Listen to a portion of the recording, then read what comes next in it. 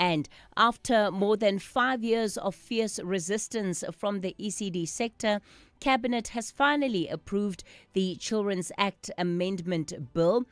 At the heart of it, a simpler registration process for early childhood programs and a possible lifeline for thousands of under-resourced creches and childminders who right now are locked out of the system. However, we currently have more than 1 million children outside formal ECD programs, and there are concerns about further delays in Parliament and questions about whether government is moving with urgency on this matter. And today is the deadline for the public to comment on South Africa's new whistleblower protection bill. Civil society organizations say the process has been rushed. Meanwhile, they're also lamenting the consultation that they believe has been inadequate and key protections that they say are still missing. We'll ask whether the bill genuinely protects whistleblowers or simply creates another legal framework without real protection. That's just part of what you can expect coming up on the show this morning. Of course, Rob is standing by. He'll have the latest traffic, Zai with your sport, and Ntaoleng with your latest market update. I'll be taking your calls on 086 000 2032. That's 086 000 2032 on the WhatsApp voice note line 0614 104 107. That's 0614 104 107. You can, of course, keep the conversation going as we get into the show as the morning unfolds.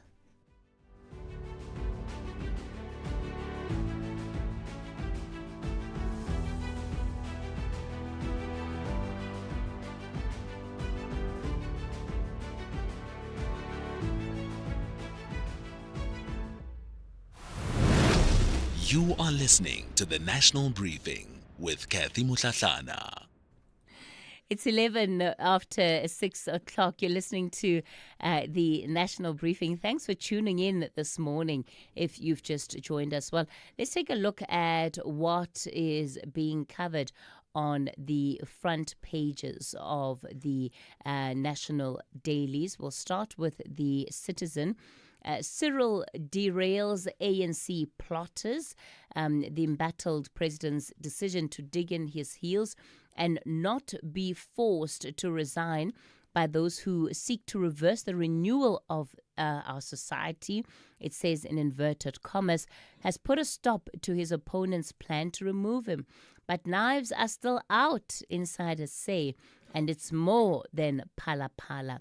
They also fear a 20 to 35% poll result. Okay. So that's on the front page of the Citizen. And of course, it comes ahead of that meeting that is scheduled between the NEC of the ANC to actually discuss this matter. The big picture on the front page of the Citizen is a picture of the suspended National Police Commissioner Fani Masemola, who appeared in the Pretoria Magistrates Court on charges linked to an irregular police tender yesterday.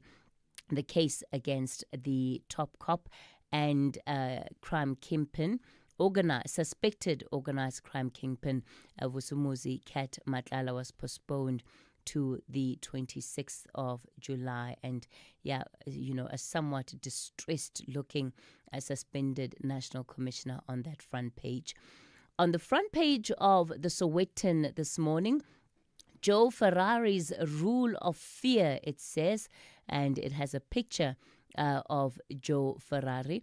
The state accuses powerful taxi boss of exerting pressure on a Mpumalanga mine owner to pay 2.2 million rand in protection fees. Imagine that. Sibanyoni and two co-accused appeared in the Kwaggafontein court to also face money laundering charge. And that story, of course, around Joe Ferrari's appearance in court yesterday. Let's see the front page of the Business Day. Farming interests, human rights clash. A report says farmers use most of Middle Letaba Dam water affecting local communities. And it's an independent report into water challenges facing communities in Limpopo that rely on the Middle Letaba Dam. And they found that 75% of the water in the area actually ends up going to the commercial farmers. And it's a situation that is now being described as a human rights violation for large parts of that area where people simply struggle to access water. Also on the front page of the Business Day this morning, a picture of the U.S. President Donald Trump and the Vice President of China, Hang Zheng. This is upon his arrival in Beijing yesterday. We'll find out more about that in the Global Brief. So that's what you can expect to find on the front pages of the country's national publications. The National Briefing on SAfm. Weekday mornings from 6 to 9. Well, let's get into your weather update for today. I must say that the fewer pages this weather report becomes, the better I know the situation is, right? The weather seems to be stabilizing somewhat. We have just one warning for today, a yellow level 2 warning, damaging waves leading to localized disruption of small harbors and ports for a short period of time, difficulty in navigation, and small vessels at risk of taking on water and capsizing in the locality are expected along the KwaZulu-Natal coast. There are no fire warnings or advisories that have been issued for today. Taking a look at your weather in Pretoria, fine, low of high and a high of 23. The expected UVB sunburn index is high. Johannesburg, fine, minimum 7, high of 21. Vereeniging, fine, a low of 6 and a high of 21. Mbombela, partly cloudy with isolated showers and rain, a low of 12 and a high of 22. In Polokwane, fine, a low of 12 and a high of 22. In Mahikeng, fine, a low of 6 and a high of 24. In Vryburg, fine, a low of 2 and a high of 22. In Bloemfontein, fine, a low of 2, a high of 18. In Kimberley, also fine, a low of 5, a high of 20. In Uppington, fine, a low of 6 and a high of 23. In Cape Town, fine, wind moderate southwesterly, a low of 11, high of 20. The expected UVB sunburn index is very high. In George, fine, wind moderate northwesterly, a low of 9 and a high of 19. In Gqeberha, fine, wind moderate to fresh southwesterly, a low of 10, a high of 20. In East London, fine, wind moderate to fresh southwesterly, a low of 11, a high of 22. In Durban, cloudy with isolated showers and rain, wind light southerly to southeasterly, a low of 16, a high of 21. The expected UVB sunburn index, very high. In Richards Bay, cloudy with isolated showers and rain, wind moderate southerly to southeasterly, a low of 17, a high of 22. And in Pietermaritzburg, morning fog, otherwise cloudy with isolated showers and rain, a low of 11 and a high of 17.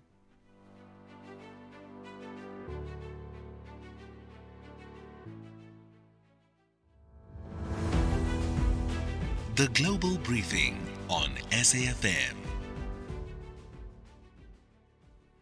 Well, let's get into our global briefing then. It's 18 after 6 o'clock. We'll start in Britain, where Lord Keir Starmer's grip is loosening. A number of names have been listed as his potential successors, at least 4 of them. However, they sit on very different ideological poles. And in China, Donald Trump arrived in Beijing along NVIDIA chief Jensen Huang for trade and AI talks that will shape the global semiconductor flows. And in Argentina, students and lecturers are marching against President Javier Milei's cuts to public university funding. The country's free tuition tradition now clearly under threat. To help us make sense of these stories, we're joined on the line by Dr. Benjamin Spatz. He's a senior lecturer at the UCT Graduate School of Business. Dr. Spatz, good morning to you. Thanks for your time. So Let's start off with the situation unfolding in Britain. We, of course, have a sitting Prime Minister who is being measured against four very different potential successors. All of this is speaking to the state of the Labour project and party right now. What does it say? Yeah, good morning, Kathy. Thank you. That's a great question. And as everyone's waking up, they're trying to read the English tea leaves this morning, in particular, Keir Starmer, who is indeed in a political battle for his life after last week's historic electoral losses for Labour. And so there's four individuals who have been mentioned among quite a number of others. And as you say, they do sit on different ends of the kind of where the Labour Party is. Now, Labour Party being a centrist, center-left party, these folks are kind of within that tradition. And the truth is that each of these folks, one of them being, the current mayor of Manchester, Andy Burnham, and others who are in current government, the health secretary, Wes Streeting, among them. These folks all have essentially the same governing philosophy as Sir Keir Starmer. So there isn't much ideological difference. And in terms of who's going to be succeeding Starmer, if indeed a vote to choose a new leader is going to be the way that this goes, the truth is that all of the individuals who are mentioned all have their own baggage. They each have certain types of scandals, and even one of the individuals who's considered a leader, the mayor of Manchester, Andy Burnham, he's not even a sitting member of parliament at the moment. So in a sense, the question isn't who will lead Labour, but it's almost whether Labour will be able to lead the UK, because it's really falling apart at the seams after the last week's elections. And you're bringing me right into my next question, Dr. Spatz, and it's about the fracturing that we're seeing of the Labour Party. What are the implications of all of this? Yeah, indeed. And that, I think, is probably the biggest takeaway from what happened last week in the UK. The center is collapsing. And this is a larger issue that we're seeing in democracies globally, just that collapse of the center of politics. So if Keir Starmer does indeed need to step down, whether he resigns or is pushed out by his own Labour party members, that will be, they'll have a seventh prime minister in 10 years. That's the most in nearly 200 years of UK history. That's an incredible amount of turnover. And so what we're seeing there is that in times of this real considerable global turmoil, right? I mean, going back to the 2016 vote in the UK around Brexit, then COVID, and now with Trump's trade war and issues related to Iran, only part of this is related to Labour's own policies and agenda or Keir Starmer's personality. There are just these larger trends that are really making it difficult to govern democracies. And we're seeing that in France, Germany, and the USA, among others. Let's move on to Beijing. So the U.S. President Donald Trump landed in China with Silicon Valley in tow. So the choice of CEOs accompanying him, what does that tell us about America's real China strategy and what is behind this visit? Yeah, this is definitely a much anticipated visit, again, given what's going on in the world. And essentially, this is a diplomatic visit about economic power. And you see that with the individuals who Trump is bringing with him among that delegation. So there's the highest profile leaders of many of US companies, Tim Cook of Apple, Jensen Huang, as you mentioned, of NVIDIA, also the leaders of US financial institutions, banks, private equity companies, MasterCard, Visa, and others as well related to agriculture. So this is really a large delegation of leading individuals and companies.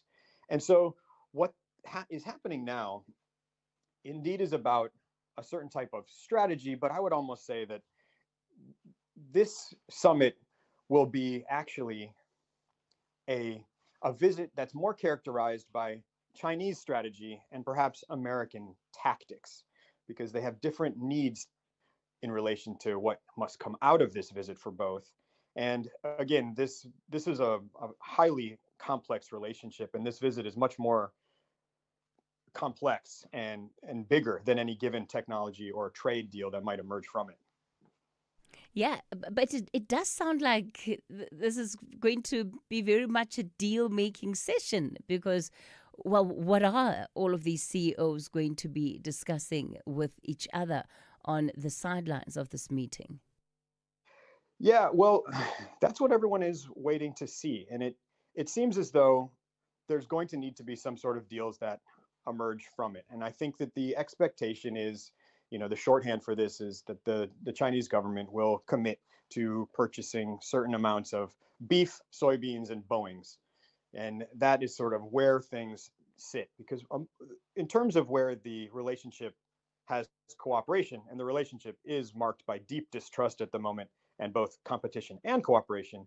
But where you see the cooperation, it's really about trying to get global economic growth back on track, especially in relation to the conflict in Iran. So I would imagine that there's going to be a strong interest from the Chinese government to have a stable relationship with the US. That's the overriding interest of China. And to that end, I think they're going to be able to make some commitments, perhaps limited, to give Donald Trump something that he can bring back to the US and show a victory from his point of view of certain types of purchases. I think that there will also be a mechanism for cooperation that probably emerges from this. And it might just be more flash than substance, but there's much discussion of a board of trade, which would help kind of manage that complex relationship over the next few years. All right. And let's wrap it up then with Argentina. The president cutting funds to public universities. It's brought tens of thousands of people onto the streets. And, we're seeing, of course, all of these different measures that are described along austerity and young people uprising, responding to it in different parts of the world. Yeah, absolutely. And I mean, the headline here really is that austerity is never popular. It's not popular now. It's not popular ever in any country, including Argentina. And it's certainly not popular at a time of global turmoil. And in fact, that's when most people look to government and turn to government for some assistance. So Javier Milei in Argentina is doing the opposite. He's doubling down on his strategy to cut. And this is less of his attack on the young per se, and more going against, it's really leaning into what for him is a culture war issue, attacking universities where it's certainly not a source of his political power. And I mean, we should remember that he kind of came into power in 2023, self-described as an anarcho-capitalist, which he meant to be essentially eliminating the role of government in state society and relying on free market capitalism. So this furthers that push of his. Dr. Benjamin Spatz, let me thank you so much for bringing us the Global Brief this morning. He's a senior lecturer at the UCT Graduate School of Business. Call SAFM now on 086 000 2032.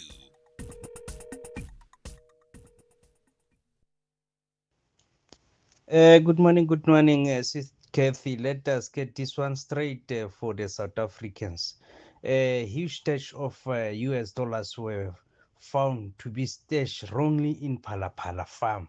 And when they were hidden, they were stashed in the wrong places like mattresses and sofa. It less to be stolen. And when they get stolen, public resources were used to recover them. People were sent out to Namibia to go and get it, police. And then when they get there, they torture people. And then you want to tell me there is no crime there? I thank you. Good morning, Sis Kathy and your team. This is Saklen Tsogwin from Gontlabyalingan. Sis Kathy, it is concerning that we always hear about contrabands in the correctional centers, but we don't hear about the management of those correctional facilities being held accountable. Thank you. Morning, Sister Keith. This is Anonymous from Sokosos. I come from that side of the Taba River, middle Taba River. That river, Sister Kathy, you'll never see it been flooded. It will never break its banks. There are so many balls in that river. you'll lose count of them. Many rivers may overflow, but that river will never overflow. It will never. So how is it possible that the whole of the region overflows its rivers, but that one never flows? Yeah, I guess it speaks to this matter then that has come under investigation and why this report exists in the first place, because the issue around how the water in the region is being distributed has been picked up on. You just cannot have a situation where commercial farmers, are using up 75% of the water that is supposed to be going to communities, while the communities themselves are struggling to get water just to get by on a day-to-day basis. So there really do need to be some measures taken to correct it. And thanks for that voice note and for giving us just insight on what you see as somebody who is from there. That's why we love to have you be part of the conversation. It's 6:30, time for your latest news headlines. And Musa is standing by. And good morning. Good morning. Thanks, Kathy. In the headlines, political parties in Parliament have been given until next week Friday to submit the names of their members that will serve on the impeachment committee. This as Parliament rolls out the steps it outlined to establish this committee. Acting Police Minister Feroz Kachalia has assured members of Parliament that he has not discussed IPID's Palapala report with President Cyril Ramaphosa, and judgment on the state's so-called Stop Stalingrad application in the corruption case of former President Jacob Zuma will be handed down today by Judge Nkosi Natkili in the Pietermaritzburg High Court. I'll have details on these and other stories at 7. SAfm, guiding you through the rush hour traffic. There's some very heavy traffic around the country for an early hour on Thursday. We started Pretoria with big backlogs, Linwood Road through to Storumful. Looks like roadworks on the M1 North approaching that Storumful exit. Joburg's N3 backed up through Edenvale, down towards Galuli's. Big queues there through Linksfield Road in towards the interchange. M12 and R24 routes under pressure coming in from Ekurhuleni side to Galuli's. And the N3 North all jammed from Elands up into the roadworks near Healthnace as well. Durban has a crash, N2 North near Clare Road Bridge. In fact, there are two. There's one near Westwood Mall. There's one after that at Clare Road Bridge. There may even be another in the mix as well. They're very heavy backlogs already pushing a queue back from the M7 highway up through Spaghetti Junction on your way towards Umgeda Road. It's wet across Durban, so not surprising that we're looking at those multiple crash scenes there in that wet weather. There's also a breakdown at Cliffdale on your way to Durban just after Hammersdale before Cliffdale. Left lane is closed, bit of traffic backlogging there. The situation in or just outside Cape Town on the N1 is one of the most confusing things I've ever dealt with in all the time I've been in this business. There's all sorts of traffic plans for Worcester through to Paarl.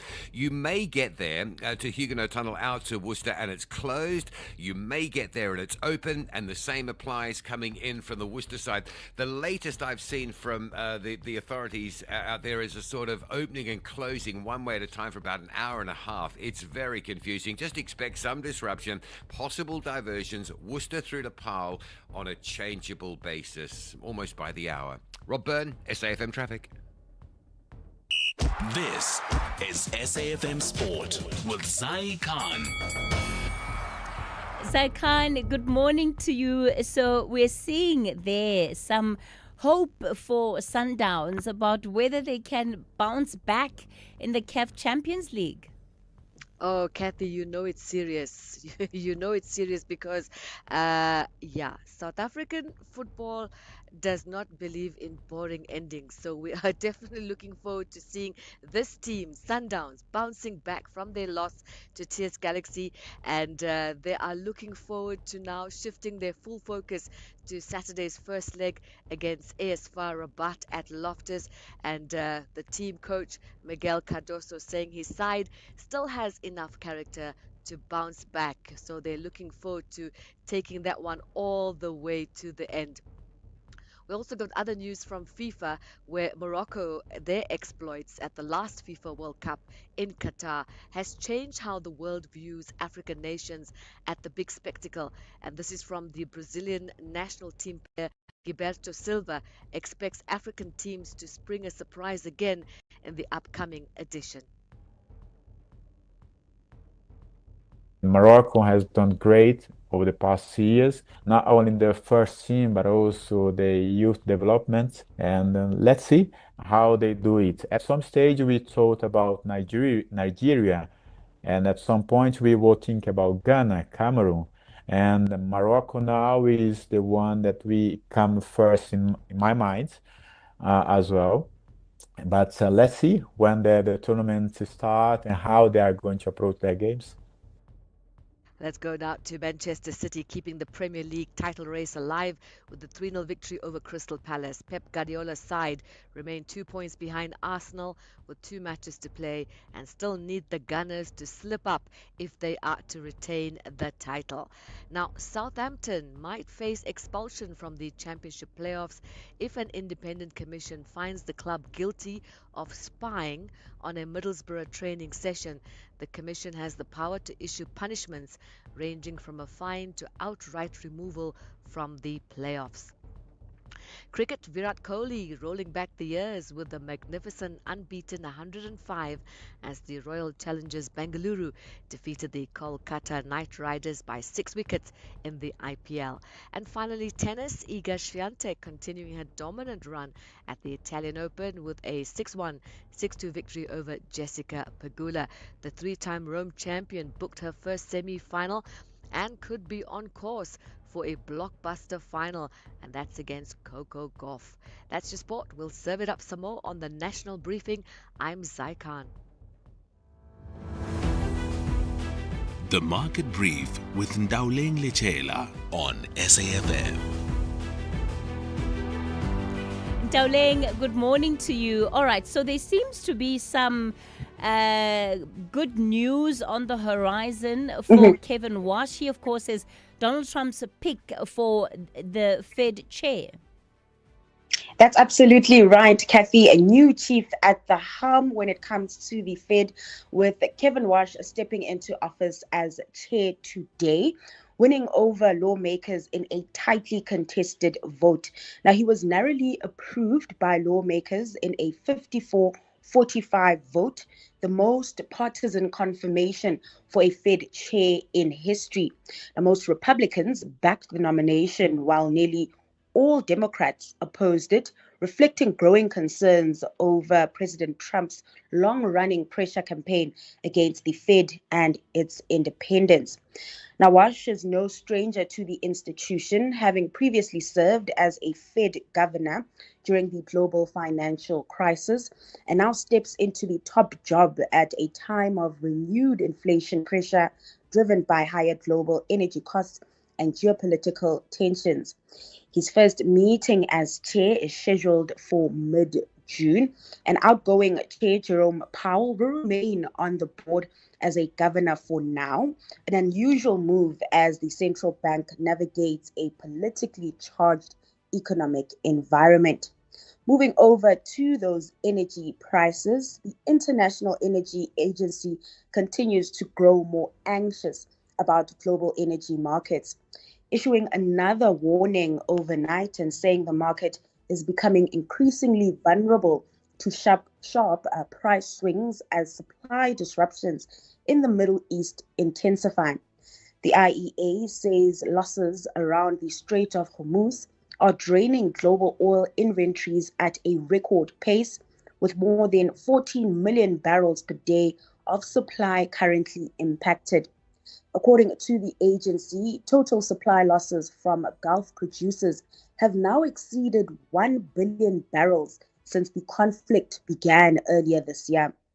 The concern is that the market is heading into peak Western summer demand with significantly tighter supply, which raises the risk of further spikes in crude oil and fuel prices if geopolitical tensions worsen.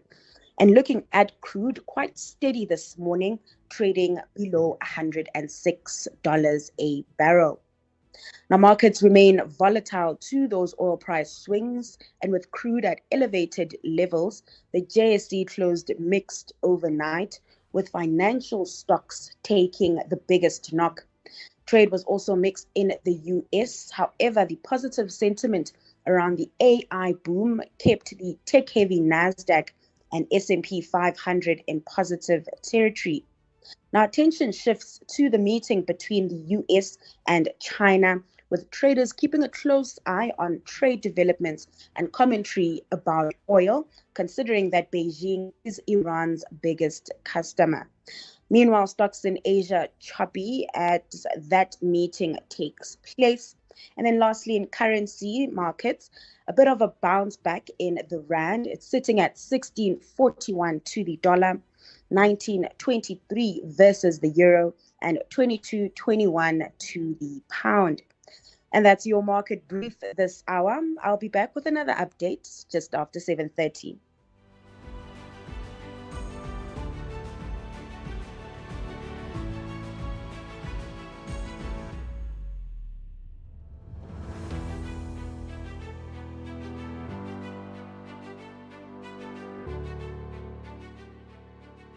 As part of Africa Month, now we are profiling Burkina Faso, West Africa.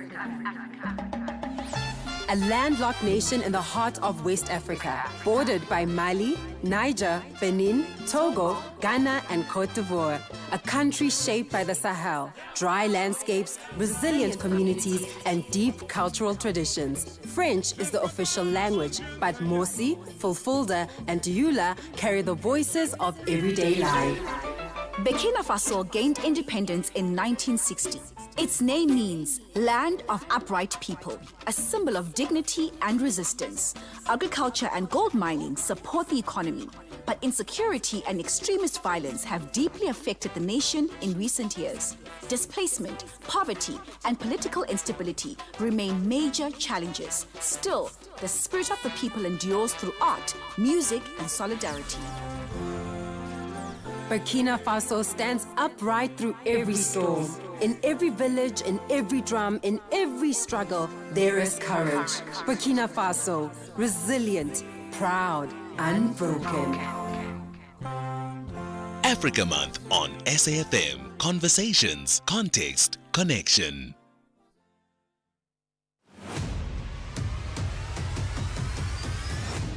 Kathy Mutlatlana is streaming live now on Facebook, YouTube, and X at SAfmRadio. You're listening to the national briefing. So we are going to be bringing you our Africa in Focus. We just have a bit of an issue with connecting to Advocate Mandula this morning. So we are standing by to cross to him as soon as the line to him has improved. In the meantime, we're going to continue with this story. On the 7th of May, Cabinet approved the Children's Amendment Bill, and it's Children's Act, Amendment Bill. It's a bill that finally moves to a single, streamlined ECD registration process. It recognizes toy libraries, mobile programs, play groups, and child minders, and it also gives government a clearer mandate to support under-resourced programs instead of forcing them to shut down or locking them out of the system. As things stand, 1.15 million children between the ages of 3 and 5 currently have no ECD program at all. Yesterday, Parliament's Social Development Committee warned that further departmental delays could push the final tabling of this amendment bill to March 2027. Dr. David Harrison is the CEO of the DG Murray Trust. He joins us this morning. So first, David, I want to start just with what it has taken to get this bill to where it is today. Good morning. Good morning, Kathy. Yes, it's taken a process of literally decades. We had civil society organizations since the 1970s, 1980s, working hard to expand access to the poorest children. But they weren't able to secure subsidies into those facilities, largely because they didn't meet the high standards. From about 2010 onwards, we've really been embarking on a process of showing that it's more important to invest in the practitioner than it is to worry about the building, as long as health and safety is protected for the children. And that's been a 15-year slow process of getting to the point where government has acknowledged that actually quality early childhood development can be rendered in a variety of settings. It's been a long process. It's involved a lot of people. And since 2022, it has been with the full endorsement and the financial support of government. Yesterday, the Portfolio Committee on Social Development raised the alarm because in as much as progress has been made in getting to this point, it seems now that the amendment bill might only get back to Cabinet for parliamentary introduction by March 2027. That really worries us.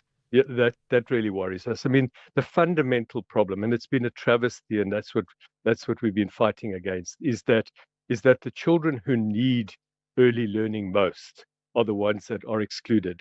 We set standards. We almost pretend as if the system has to only be concerned about those children who are wealthier.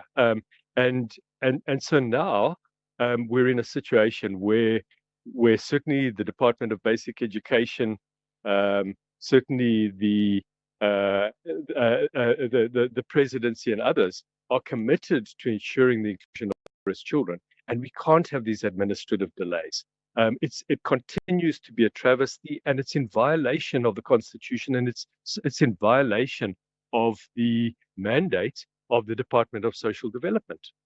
We also have a bigger issue at play here, and this is around the subsidies that are supposed to be flowing through to early childhood development.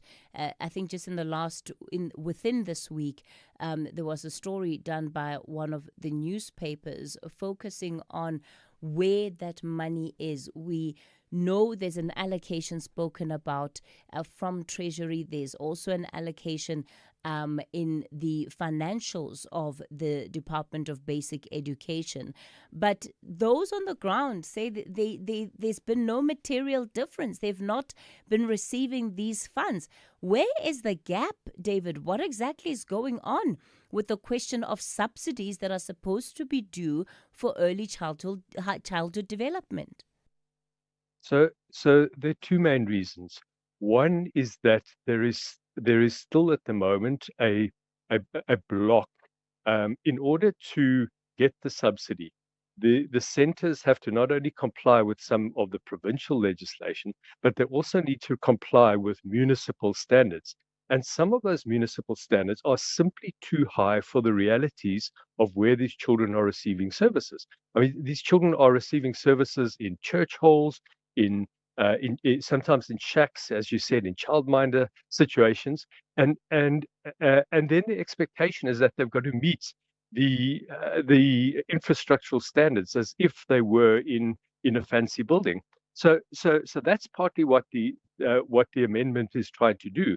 It's trying to ensure that there's an appropriate norms and standards that protect children, but understand, as I say, that the quality of the interaction with the practitioner of the child is more important. So that's the one thing that's holding it up. But the other is that there simply is not the provincial capacity at the moment. They don't have enough people on the ground to do the assessments, to do the registration. And so we've got a major bottleneck. So there's a capacitation issue and there's a legal obstacle that the Children's Amendment Act Amendment Bill is intended to overcome. Those are the two main reasons why subsidies are not flowing.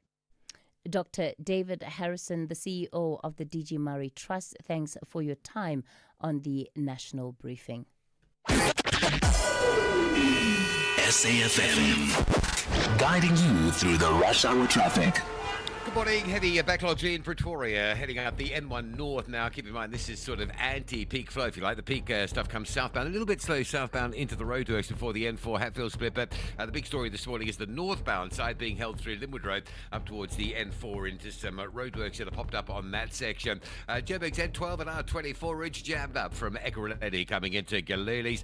Durban, a series of earlier crashes in the rain this morning on the N2 before Umgeta Road has pushed a big queue all the way back to the M7. That is super tight on that road. Umgeta Road, the crashes are being cleared, but it's very slow. And Cape Town, just a moment to understand the Worcester Parole section. I think we've got to the bottom of it. SANRAL have introduced a 90-minute at a time one-way traffic flow. So for 90 minutes, say 7 till 8:30, you can flow out through the Huguenot Tunnel towards Worcester, and then 8:30 until, what would it be, 10 for the next 90 minutes, you flow from Worcester into Cape Town. So you'll be stopped at Rawsonville if you're closed, you'll be stopped at Parle if it's closed going outbound. 90 minutes wait, and then your side will be allowed through. So just keep that in mind. That's still a long time, an hour and a half to be sitting in the vehicle or truck waiting for that road and your side to open. Rob Byrne, SAFM Traffic. You are listening to the National Briefing with Kathy Mutlatlana. It's 6:50. You're listening to the National Briefing. Let's take a look at this story now. The Protected Disclosures Bill of 2026, released by the Justice Minister Mccolo Kubai in April, that's meant to fix what the Zondo Commission flagged. And that's that South Africa's whistleblowers have been left exposed, dismissed, and many of them financially devastated, if not murdered, like Babita Deokaran. The bill introduces criminal sanctions for unmasking a whistleblower, a central database, and a mandated response timelines. But Corruption Watch and Open Secrets and a coalition of civil society organizations say the public simply has not been given enough time to meaningfully engage with this bill and therefore give the appropriate feedback. Joining us on the line is Lebogang Ramofoko, Executive Director at Corruption Watch. Lebogang, good morning. So the deadline for public commentary on this is today. What is your coalition saying about the submission window? Why do you believe it's been too short? Yeah, thank you, Kathy. First and foremost, it's just been over a month that the public had, to comment on this bill. And what we find is that there hasn't been any public-facing initiative by the Department of Justice to speak to the public and really speak about what is whistleblowing and what provisions are there, and to hear what it is that the public would like to have in the bill. But also a number of organizations like ourselves, have looked at the bill and have really identified 8 what we believe are non-negotiables that are gaps within the bill as it stands, and are willing to actually work through them with the minister and make sure that the public also understands what these gaps are and why they are important to address before this bill then goes ahead. There are a number of issues where one of them is the fact that the bill is speaking of appointing a retired judge appointed by the president, reporting to the Ministry of Justice. And we believe that this approach cannot anchor a national whistleblower protection system in circumstances where no clear and comprehensive protection strategy for whistleblowers has been developed. The other one is dismissed whistleblowers. It does not cover financial relief or support for whistleblowers who may find themselves in need of emergency income. And we have seen how whistleblowers are just removed from their jobs. And what we are calling for is mandatory interim relief for whistleblowers without protection under the current Protected Disclosures Act within 21 days, an emergency income support fund. We also believe that the bill, does not address adequately the risk of retaliation, and Section 5H strips protection from disclosures made to avoid disciplinary action. It removes financial awards for public servants, and many of the corruption that's taking place is around state institutions. Sure. And public servants are the ones that have been exposing corruption, and they are the ones that have been basically they are the ones that have been speaking out, and they are the ones that have suffered as a result, and it doesn't address any compensation. But more importantly, Kathy, you will know the effort that journalists and the media have done, but this bill remains anchored in the employment relationship. So anybody in the periphery, anybody that is a journalist who receives, a story now is not protected by this bill at all, And we have also seen how evidence gathering has been used, to punish those. So, for an example, you know that there is wrongdoing in your department, you take evidence to show and you hand it over somewhere to report corruption.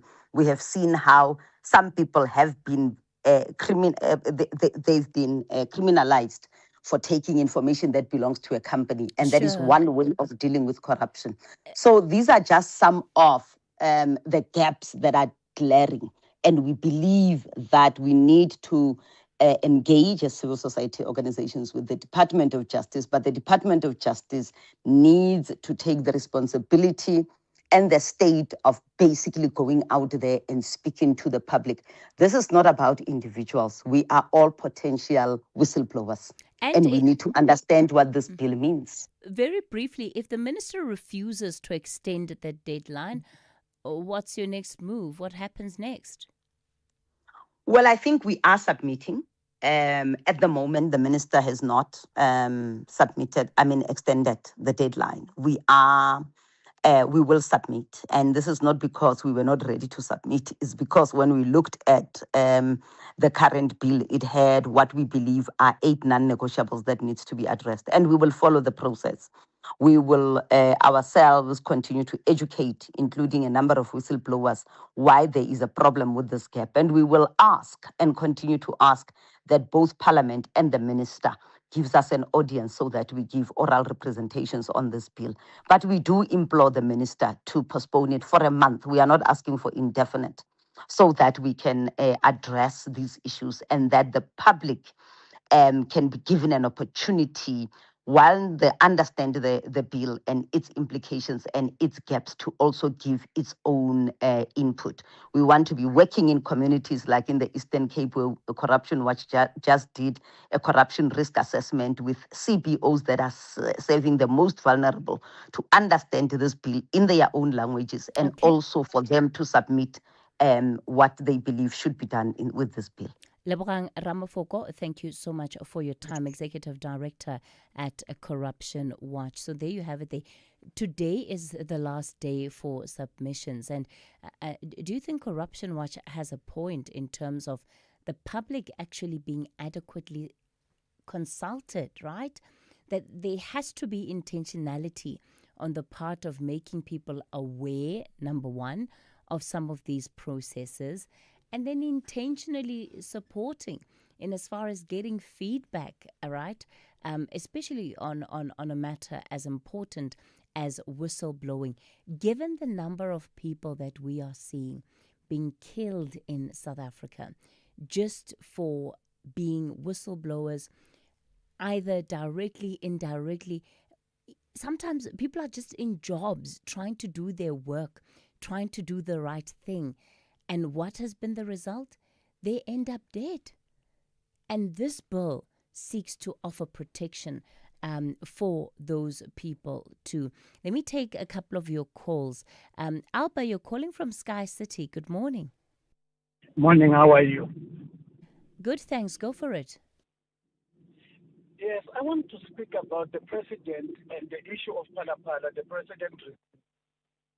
The thing is, with the ANC, when they go for elections conference, they are not strategic because they are not electing a president based on what they desire to the future to be, but they go for a winner-takes-all approach.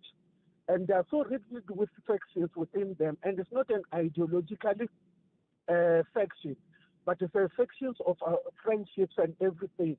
So that's where the problem is, because if the president were to resign today, it won't be easy for them to come to a consensus and say, let Paul Mashatile go on and lead the party, because there are still factions, because he has got his own people, and there are other people who believe they can do a better job than Paul Mashatile, and others will think that we're not going to benefit when Paul Mashatile leaves the party.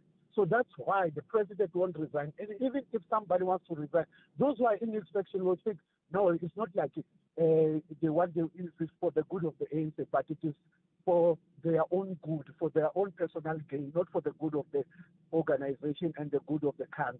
Okay, yeah, Alba, I see you've been thinking about it, right? I guess, the implications of what happens next is really something to consider deeply, not only for the ANC, but for the entire government of national unity.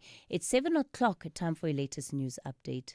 Outsurance is in the business of saving you money on your car insurance premium.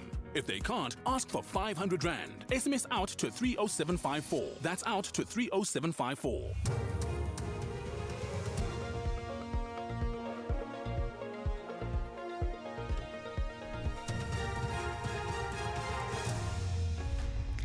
In our top stories, impeachment committee to be made up of 31 members and low water pressure disrupts Kalafong Hospital. Good morning. Political parties in Parliament have been given until next week Friday to submit the names of their members that will serve on the impeachment committee. The establishment of the committee results from the Constitutional Court judgment last Friday. The court ruled that Parliament should establish an impeachment committee for President Cyril Ramaphosa to answer to prima facie evidence about foreign currency stolen from his Palapala farm. National Assembly Speaker Toko Didiza has met with chief whips of the different political parties about the composition of the 31-member committee. Parliamentary spokesperson Muloto Mutapo. Following these engagements, the political parties will be requested by the Speaker to submit the names of members who will serve on the committee to the National Assembly Secretariat by the close of business on Friday, the 22nd of May 2026. In determining the composition of the impeachment committee, the Speaker considered not only the constitutional principle of proportional representation, but also the need for inclusivity and broad participation in this unprecedented parliamentary process. Acting Police Minister Feroz Kachalia has assured members of Parliament that he has had no discussion with President Cyril Ramaphosa about the Independent Police Investigative Directorate's Palapala report. Kachalia was speaking at the Police Portfolio Committee yesterday, where both IPID and the SAPS briefed the committee on the Directorate's Palapala report. IPID probed any possible wrongdoing on the part of SAPS officers who investigated the theft of the US dollars from Ramaphosa's farm. IPID found, among others, that the head of the Presidential Protection Unit, Wali Rhoda, and Constable Hlulane Rekhoto did not follow procedure. Kachalia says he had no communication with the President on this matter. And I've never had any communication with the President on this matter. And I think that's important because there is a lot of suspicion about political interference and so forth, both with the classification decision and then subsequently once the report was declassified and made public. Judgment on the state's so-called Stop Stalingrad application in the corruption case of former President Jacob Zuma will be handed down by Judge Nkosi Nati in the Pietermaritzburg High Court today. The state is asking the court to order that the arms deal corruption trial proceed regardless of any further applications or pending appeals. The case has been delayed for over 18 years. Kalafong Hospital in Pretoria West is experiencing low water pressure after a burst pipe near a railway station was repaired, affecting operations since Saturday. The Gauteng Health Department says the hospital is relying on backup water systems, including storage tanks and boreholes to maintain essential services. Spokesperson Steve Mabona says the disruption has impacted outpatient clinics, casualty and administrative offices, while critical units remain operational. The outpatient appointments in affected clinics are being rescheduled, and members of the public seeking non-emergency medical care are advised to visit alternative healthcare facilities until the water pressure stabilizes. The department apologizes to the patients and the public for the inconvenience caused by this service interruption. And finally, Chinese President Xi Jinping has told U.S. President Donald Trump that their countries should be partners and not rivals. He was speaking at the start of the much-anticipated talks between the two presidents.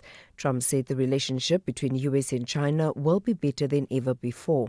Their discussions are expected to cover 10 topics, including trade, competition over technology, Taiwan, and America's war against Iran. The BBC's Stephen McDonnell has the details.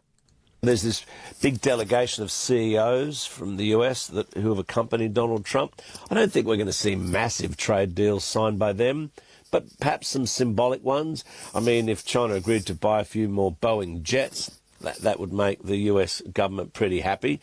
I think people should be looking out not so much for the specifics of the deals, but more the imagery associated with this and whether or not they can recast the relationship. I mean, one sign would be for them to reaffirm that the tariff war détente will continue. Recapping the top story, political parties in Parliament have been given until next week Friday to submit the names of the members that will serve on the impeachment committee. For SAFM News, I am Ann Musa. Outsurance will go out of their way to try and save you money on your car insurance. If they can't, ask for 500 Rand. SMS out to 30754. That's out to 30754.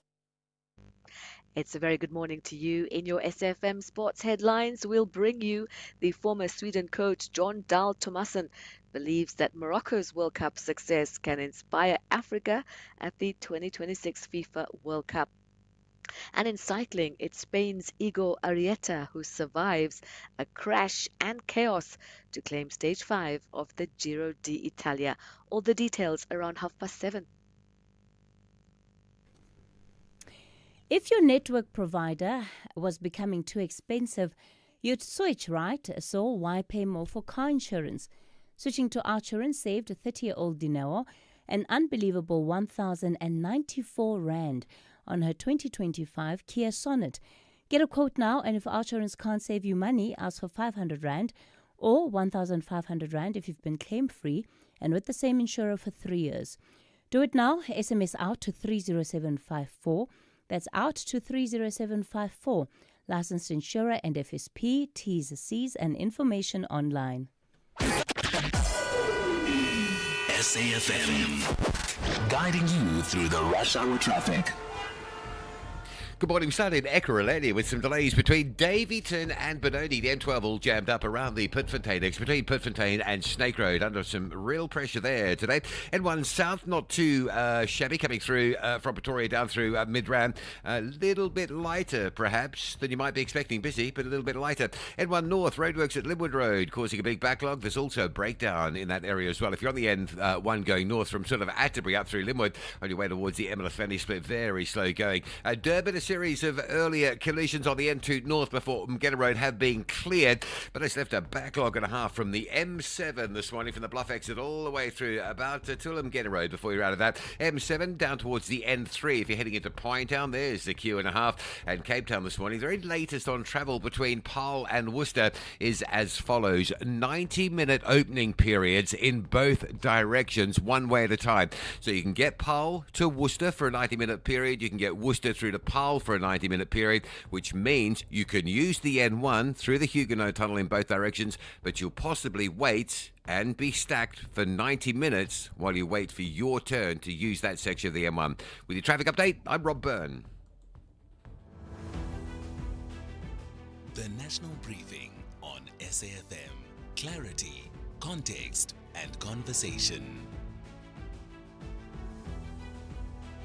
This is where the day begins with Kathy Mutlatlana on The National Briefing.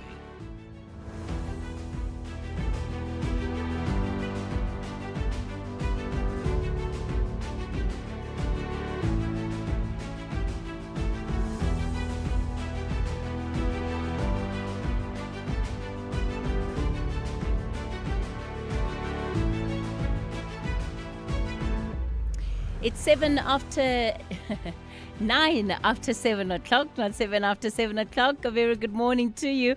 Welcome to the National Briefing. If you've just tuned in, my name is Kathy Mutlatlana. It's a pleasure to have you with us on the show this morning.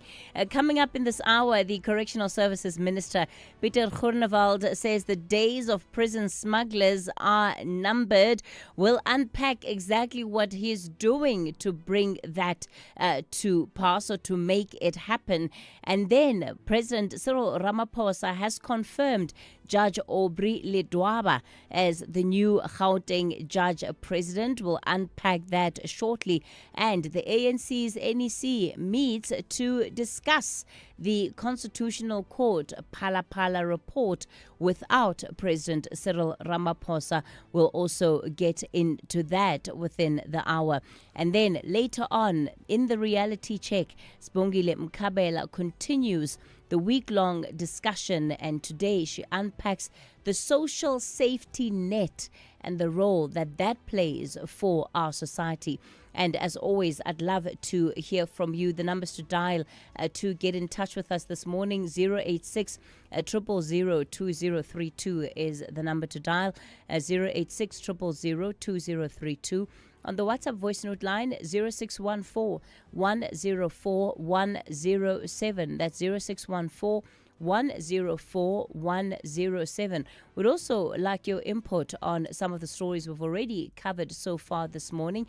If you are an ECD practitioner, what have been the challenges that have prevented you from accessing the subsidy that is available, that has been made available by government? I really would want to hear the perspective of those that are working in the sector, that are on the ground, the challenges that you're facing when it comes to early childhood development. It's 11 after 7 o'clock.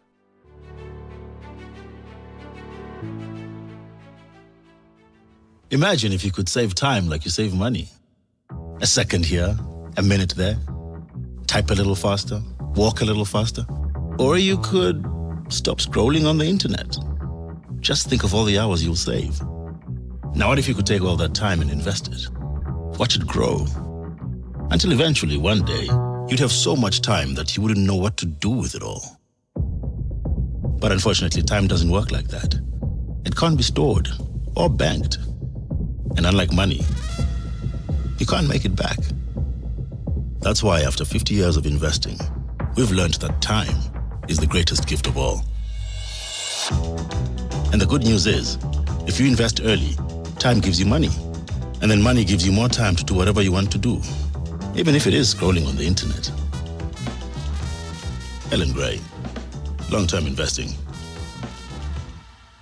Ellen Gray is an authorized FSP. Africa is more than a destination. It's unlimited. Welcome to Africa's Travel Indaba 2026, where the continent's boldest tourism experiences come alive under one powerful theme: Unlimited Africa, growing Africa's tourism economy. From the 11th to the 14th of May, the Durban ICC becomes the ultimate meeting place where connections spark, deals are made, and partnerships shape the future of tourism. Don't just witness Africa evolve, be part of it. See you at Africa's Travel Indaba, proudly brought to you by South African Tourism. This is where the day begins with Kathy Mutlatlana on the National Briefing.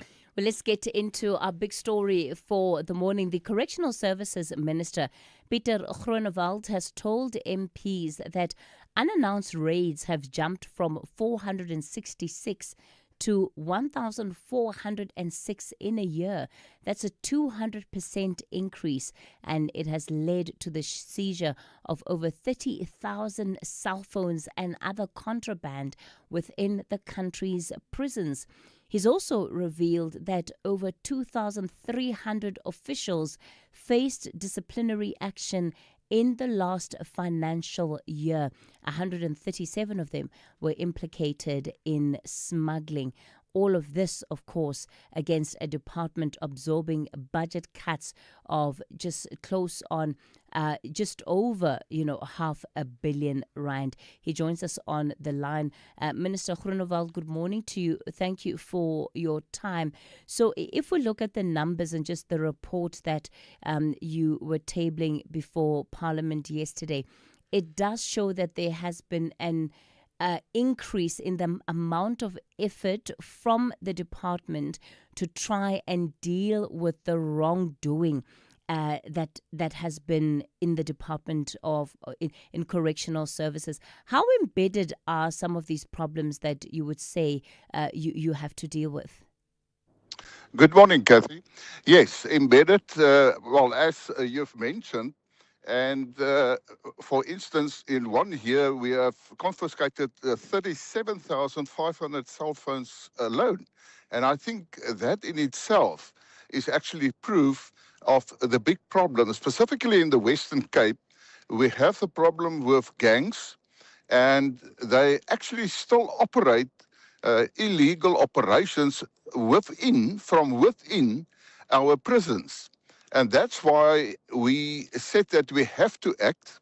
Now, can I also say to the listeners that, of course, you always have a problem with the smuggling. It is corruption. It is contravening of serious, can I say, actions. And we have dismissed 118 officials the previous financial year. Therefore, we have to continue with that. Now, what I did, and I also said it yesterday, on the cell phones, I'm going to start that each and every prison in the end in South Africa must be cell-free. That means that officials will also not be permitted to take their cell phones into these facilities. At reception, they will have a space where they can leave their cell phones, and we will do the administration if there are serious calls. But I want no cell phones. We're going back to two-way radios. It's more reliable in the first place because the smuggling of cell phones is actually taking place by means of corrupt officials. When, for instance, remand detainees go to court, yes, there are cases where they then get hold of a cell phone, but when they get back into prison, they are supposed to be properly searched and go through certain detectives, and that's where officials are in charge. But you also have quite a lot of officials in the department that is part of the smuggling of cell phones to inmates.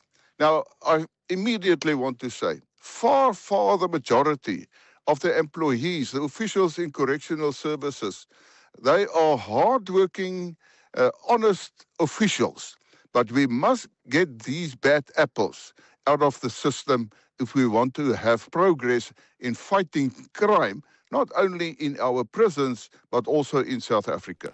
If we look at your own numbers, though, Minister, if you have over 2,000 officials that faced disciplinary action last year, but only a fraction of those have been dismissed, that means that the problems you're dealing with today are likely to keep repeating themselves because you just haven't been able to get rid of some of the rotten apples. Well, as you said, but unfortunately we must also understand that it is a whole process to go through a disciplinary process to dismiss an official. And we know some of these cases are taking long, so we are busy at it. So at least we are in the process. But when we have enough evidence and good evidence, of course, and the person is guilty, let me put it this way, then there is no choice, then such an official shall be dismissed But we have to go through those processes. I think all our listeners know the process when it comes to labor relations acts and all the processes in that. But at least we are taking steps, as you have mentioned. Let's take the rates, for instance, an increase of 200% in rates. Now, a lot of people will say, wow, 37,500 cell phones. It's a rotten situation in our prisons. Yes, it's true. That's the way I see it. But at least we have now start getting results to remove some of those illegal cell phones in the prisons. But the best way is, as I said, that it should be cell-free, and even officials are not going to be allowed to take their phones in our prisons. And we will start with, specifically in the Western Cape, with Polsmoor, for instance, because there is quite a lot of activity in terms of the gangs. Minister, one of the other issues has been around the life sentence offenders, right, and how they're getting parole and being reintegrated back into communities. There are big issues within communities around whether they have a guarantee of safety. And it seems that the Department of Correctional Services is not doing enough in that regard. And it's simply expecting communities to take this on while it's not offering adequate support for those parolees. Well, firstly, let me say this, that when we talk about lifers and the parole of lifers, it is only myself as minister who can approve or reject an application. There is a process through the case management committee, going to the parole boards, going to the National Council on Correctional Services, but they make only recommendations to me as minister. Now, as minister, I'm very strict in terms of the approval of lifers parole. And what I specifically look at is what is the risk of reoffending. The system provides for a low risk, a moderate risk, and a high risk. And if there is any risk of even low to moderate, I do not approve such parole application. There are some complaints now because people don't get parole. Because I say that I have an obligation towards the people of South Africa, the community, to protect them. You ask me, can we guarantee? You will never be able to guarantee that there will not be a reoffend by an offender. But at least we must ensure that the processes which is provided for in our legislation, that we make it applicable. When it comes to rehabilitation, it is a long process. And yes, we have budget constraints. And because of that, we don't have enough psychologists, social workers, and professional people. But we must also remember that when it comes to lifers, the act has been amended. If you get a life sentence these days, you can only can apply, or there can only be an application for parole after 25 years. That's a minimum period before there can be an application. And then you will be on parole for life. Now, I'm also working, and I want to bring in electronic bands, either on the arm or on the ankle, where you can 24/7 monitor a parolee, in the sense, and it's very, can I say, sophisticated instruments. It can immediately tell you whether the person is using alcohol or drugs, where the person is. It's a 24/7 monitoring. And that will assist also that parolees, and it's not only going to be for lifers or parolees, but unfortunately it's cost quite a lot of money, the electronic bans. But we will then also ensure that they reoffending rate will coming down. All right, Minister Groenewald, we'll leave it there for this morning. Thank you for your time. Kathy Mutlatlana is streaming live now on Facebook, YouTube, and X at SAfm Radio. All right, 24 after 7 o'clock. Let me bring in now Mbegezeli Benjamin, Research and Advocacy Officer at Judges Matters, following the appointment of Justice Aubrey Ledwaba as the new Judge President of the Gauteng Division of the High Court, and it'll take effect from the 15th of May. He was the only candidate that was interviewed by the JSC. Mbegezeli, was it pretty much a done deal, given the fact that there was no other candidate and the President works on the recommendations from the JSC? Good morning, Kathy, and good morning to the listeners. It was a done deal in the sense that for judges outside of the Constitutional Court, Section 174, subsection 6 of the Constitution says that the President appoints judges on the advice of the JSC. So, of the Supreme Court, of the High Court, or of the Labour and Land Court, the President has no choice but to appoint those judges that the JSC has put forward, which is why yesterday the President made 12 appointments, actually, of judges, and those were judges that were interviewed in April for appointment for this month in May, and some are starting in June. Are you satisfied with the rate at which the vacancies are being filled? Because I know it is an issue we raised last month, that there was simply too many vacancies. Yes, there are a number of vacancies that still remain even after the interviews last month. There was one vacancy at the Land Court. Now there are two. There are three more vacancies in the Supreme Court of Appeal. There are three more in the Western Cape High Court. Luckily, the Judicial Service Commission has already advertised those vacancies, and the application closing date is the 5th of June. And we do hope that they will move much faster to fill those vacancies because, as you rightly mentioned, Kathy, we do have low judicial capacity at the moment. So we do need those vacancies to be filled. But more importantly, we do need a general increase in the number of judges. Yesterday, the minister was speaking in Parliament that they intend to increase the posts by 50.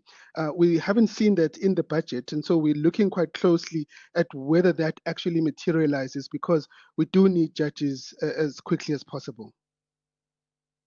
All right, Mbegezeli Benjamin, let me thank you for your time. We'll leave it there with him from Judges Matter. All right, just taking some of the reaction from you on the interviews that we've done so far this morning. In fact, I'll do that after this quick break. Call SAfm now on 086 000 2032.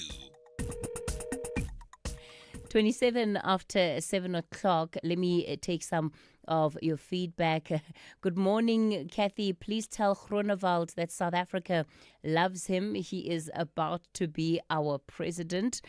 Is that because of the work that is happening at correctional services? I wonder. Please give me a bit more. 37,000 cell phones confiscated. I wonder if it's just stats or if the minister saw all of them. What happens to them? I say they must sell them and feed the hungry with that money. Somebody else says, this parole thing is not working. How do you know that a killer or a rapist has been rehabilitated? Let me go to the phone lines in the Eastern Cape. Ndlovu, good morning. Good morning, Kathy and the listeners. Kathy, I'm calling in connection with the case that we witnessed yesterday about Fazil Adams. Yes, sir. Yes. I think it is alleged that he was arrested by the PKTT because he interfered with witnesses who are incarcerated in connection with the murder of Senzo Meyiwa. Right? Did I get it right? Yes, sir. Okay. But I don't understand, Kathy. if the PKTT can be so efficient in arresting a person who allegedly went to prison to interview a potential witness, how far are they, both the SAPS or the PKTT and the NPA, in bringing to book the people who actually sent the hitmen to murder Makaka? How far are they? Because if they had done their job perfectly, we would not be sitting where we're sitting now after so many years after the murder of Makaka. And now they are busy arresting other people who have got nothing to do with the murder of Makaka. How far are they? Can you get an update as to how far are they with the arrest of the people who actually hired those hitmen? I understand that the former mayor or the late mayor of Harry Gwala, Ndobe, was alleged to have committed suicide because he was linked with that case. And he was not alone. Imagine if hitmen could be escorted all the way from Durban to Mccolo to murder Makaka. It's a complex issue involving a number of people. So how far are the PKTT as well as the NPA? How far are they with the? How soon can we see the arrest of the people who sent those hitmen? Surely they should have a line by now. All right, Ntovu, thanks for that contribution. All of them really fair questions to ask in this matter. Good morning, Grant here. Just on the prisons and the cell phones, I've been saying for a long time, I don't understand why they just don't put a jammer over the prison. 200-meter radius, all cell phone signals are jammed. Maybe you can find out about that one. And they don't have to look for cell phones. They won't work. Well, now they simply won't have them at all in prison. If the minister is able to implement what he has planned. Back to two-way radios, he says, for those officials that are working in prisons. If you were to be told no cell phones on your job, I wonder how long those shifts are, right? No communication at all. Would you be able to cope with no access to your cell phone for close on 12 hours, if that's the longest shift? That's also perhaps what we can add to the conversation. Time for your latest news headlines, and good morning. Good morning. Thanks, Kathy. In the headlines, political parties in Parliament have been given until next week Friday to submit the names of the members that will serve on the impeachment committee. The establishment of the committee results from the Constitutional Court judgment last Friday. More details about the Editon drug bust are expected to emerge as a new witness takes the stand at the Madlanga Commission this morning. The Commission has been hearing testimony relating to the 715-kilogram cocaine seizure in Johannesburg in 2021. And Human Rights Watch says it has found evidence of atrocities, including mass killings and sexual violence in the city of Uvira in the Eastern Democratic Republic of Congo. I'll have details on these and other stories at 8. SAfm, guiding you through the rush hour traffic. Very good morning. Joburg's N1 slow from Bayersdorp around to Rivonia Road. The bike one fairly heavy as well. Boyson's all the way through to Grayston Drive. If you're on your way to Sandton, another busy one getting up through there. Problems coming in from Davyton. There's a queue of traffic on the N12 around Pitfontein as you approach Benoni. Very slow this morning. The N1 North's got some roadworks up by Linwood Road. Heavy backlogs from Grasfontein up through Atterbury and in towards that work zone. Dustport Tunnel jam-packed both ways. That side of Pretoria as well. Durban, another crash on the the N2 around Umgeni Road. The N2 going north is heavy from Cement Factory. Big queues this morning. M7 from Queensborough down to Wakesley is Bel Air, and Wakesley is really bad. N3 inbound from Pavilion Mall towards that congested N2. Very heavy going as well. Cape Town, fairly busy on the highways this morning. Fairly standard, though. Just an update on the Huguenot Tunnel. You can get through between Parle and Rawsonville, but there's a 90-minute stop-go one way at a time. So you could face delays 90 minutes there or thereabouts in either direction. With your traffic update, I'm Rob Byrne. This is SAFM Sport with Zai Khan. Zaikan, good morning to you. So we've got the former Sweden coach, John Dahl Thomasson, who believes Morocco's World Cup success can inspire Africa.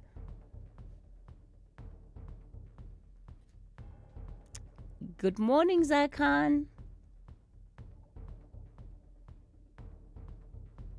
Hey, Kathy, yes, you can tell that Africa has entered its main character era because none of the teams are going to this World Cup for any sightseeing. We are there to compete, and rightly so, after Morocco's showing at the Qatar World Cup. We've even got the attention of former Sweden national team coach John Dahl Thomasson, believing that that run at Qatar changed global perceptions of African football. The Danish legend says Morocco's success shows that African nations can compete consistently against the world's best, and expects more teams from the continent to challenge strongly at this year's global showpiece. I think Morocco came quite far last time, so you shouldn't forget everything is possible in those circumstances. We all know that you have a couple of big favorites because they have been there for years. They have a very well-structured country regarding academies, great talent player. So it's always going to be a challenge for each team, but Africans, the nation, are also very, very able of playing at the highest level. Let's go to the CAF president, Patrice Motsepe, saying African football's governing body is working to restore confidence in the Africa Cup of Nations after the chaotic and controversial 2025 AFCON final in Morocco. The fallout surrounding VAR, crowd trouble, and the stripping of Senegal's title has raised major questions around governance, officiating, and the image of African football. Motsepe says CAF has now introduced new regulations and improved refereeing protocols ahead of AFCON 2027 in East Africa. In the meantime, Uganda got their CAF Under-17 Africa Cup of Nations campaign off to a flying start with a 3-0 victory over the tournament debutants DR Congo in Group B. They joined Cote d'Ivoire at the top of the group after the Ivorians beat Cameroon 2-0 earlier in the day. Meanwhile, Egypt and Ethiopia played to a goalless draw in Group A ahead of the hosts Morocco's clash against Tunisia. And Manchester City kept the Premier League title race alive with a 3-0 victory over Crystal Palace. Pep Guardiola's side remain 2 points behind Arsenal with 2 matches to play and still need the Gunners to slip up if they are to retain the title. And finally, cycling. Spain's Igor Arrieta survived wet and chaotic conditions to win stage 5 of the Giro d'Italia after an intense breakaway battle with Portugal's Afonso Eulalio. Both riders crashed heavily on the slippery roads but managed to stay ahead of the peloton, with Arrieta taking the stage victory while Eulalio claimed the overall race lead and the pink jersey. That's your sport on the National Briefing. Check back for more top of the hour. I'm Zai Khan. The Market Brief with Ndauleng Lechela on SAFM. Ndauleng, good morning. We're expecting to be seeing some developments on this particular story. It's as South Africa opens freight rail to private operators, all of it in a bid to boost economic growth. You're absolutely right there, Kathy. And this comes as government continues to aggressively push for public-private partnerships as a cornerstone strategy to overhaul the country's growth outlook. Now, this is a move that could reshape one of the country's most critical economic arteries. Transnet Freight Rail manager has confirmed it will allow 11 private operators onto the national rail network. This is an attempt to fix long-standing logistics bottlenecks that have constrained various industries like mining, manufacturing, and export competitiveness. Now, rail inefficiencies have forced greater reliance on road freight, raising costs, slowing deliveries, and accelerating damage to infrastructure. Now, analysts cheered the move, with some saying a more competitive rail system is expected to improve capacity, reduce transport costs, and strengthen the flow of goods to ports, which is vital for an export-driven economy. Over time, it could also ease congestion on highways, support industrial expansion, and restore confidence in freight logistics. Now, moving over to the macroeconomic picture, we are finally getting local economic data for April, which is the first month those steep fuel price hikes linked to the Middle East conflict filtered through to the economy. And the numbers suggest consumers are starting to feel the pressure. Now, Pay Inc.'s Economic Activity Index, which tracks the value and volume of electronic payments processed across the economy, declined by 0.5% last month as transaction activity weakened across several payment channels. Now, this data covers transactions such as EFTs, PayShap, real-time payments, and wholesale cash activity, offering a broad snapshot of consumer and business behavior. Now, the softer data points to households becoming more cautious as higher fuel and transport costs squeeze disposable income. Elise Kruger, who put the report together, warned the pressure could still intensify in the coming months as businesses pass rising costs on to consumers across the wider economy. Now, shifting focus to markets, where all eyes are on US-China talks that kicked off earlier today. Traders will be looking out for commentary around the Iran war, as well as developments around trade. As we wait all those deets, US futures and Asian markets are trading in mixed territory. Back home, expectations are for a choppy start. Not much news on the local front, so activity really being influenced by global news. Over in currency markets, the rand pretty stable as risk assets remain steady, awaiting outcomes from Presidents Trump and Xi Jinping. The rand is at 16.43 to the dollar, 22.20 versus the pound, and 19.24 to the euro. And that's all from me this morning. Catch you again tomorrow with the latest in market and business developments. I'm Ntauleng Lechala for the National Briefing.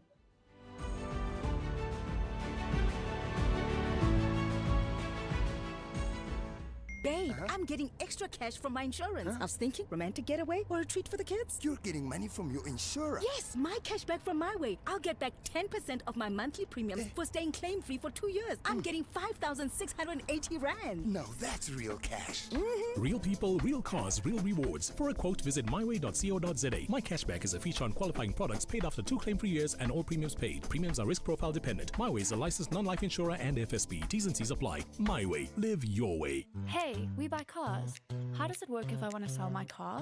We'll drive to your place. You can visit our pods. Even if you don't have space, then at the mall in a parking lot, we've got lots of depots all across the land. Contact We Buy Cars. You're in safe hands. Safe hands. Wow, that's great. We Buy Cars, the easiest way to sell your car by far. Reality check on the National Briefing. You're listening to the National Briefing, 7:42. Let's get into our reality check for this morning. Our segment that gets us to stop, reflect, and think seriously about the state of South Africa. Not just what's happening, but why it's happening, what it's costing us, and what must be done to change it. All of it to sharpen our thinking and to enhance our imagination in as far as the practical steps that are needed to build the South Africa that we want to see. As Bongile Mkabela, part of the 1976 generation, has been recognized as such nationally, is our contributor for this week. As Bongile, good morning to you. So you've really centered us, the citizenry, our agency, how we show up within the democratic state as the framing for your contribution this week. Today, you want to focus on the social safety net. What about the social safety net? Kathy, good morning, and good morning to your listeners. I remain grateful for this opportunity. Our social safety net, if you look at it, has actually been the main thing holding us together. I want to say research has shown many, many times that abogogo, old age pension, and I'm not excluding abomkhulu, but abogogo in particular, have become the last line of defense. They are the ones who are using their pensions to support families, and many, many families have one income, and that income often happens to be the income that comes from the older generation, the retirees, and so on. Of course, state machinery does not quite support this.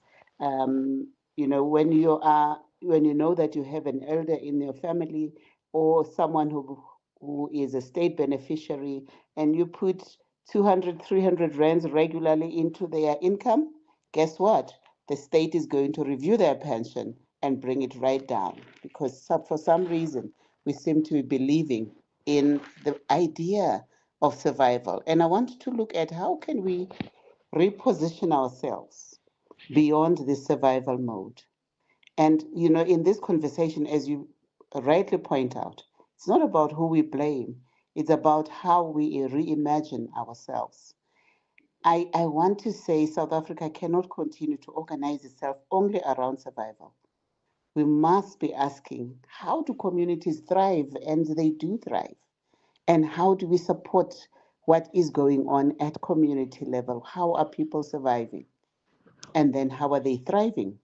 For too long, we have become obsessed with centralization, with neatness. We love neat things. South Africa loves the formal economy and formal systems. Whenever we see untidiness, we clean it up, and we have programs like Operation Chanela, when we mean we're going to sweep people and their dreams and their aspirations.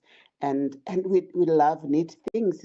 It's probably something that comes from the old. Apartheid kept our towns so neat because it kept Black people away from the towns.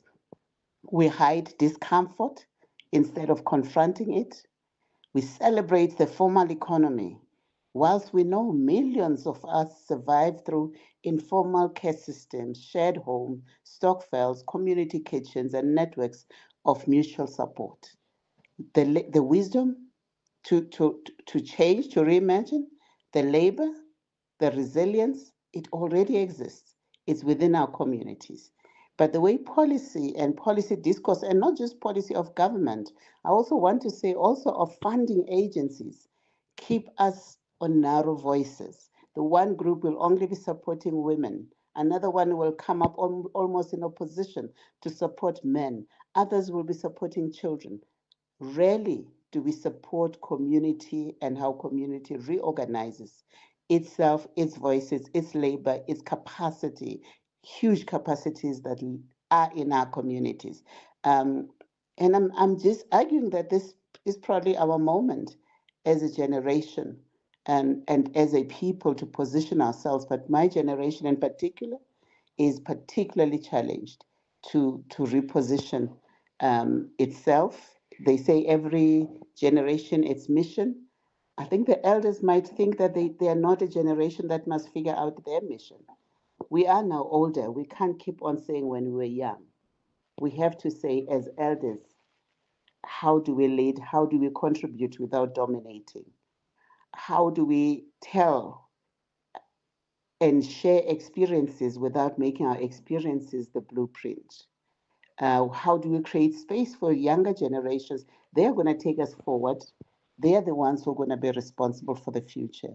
So I see also the commemorations that are coming before us, the 70s, and 70 years since the Women's March and 50 years since Soweto uprising are moments of not only moments of remembrance, they're also opportunity for us to reposition ourselves as a society as we take our roles.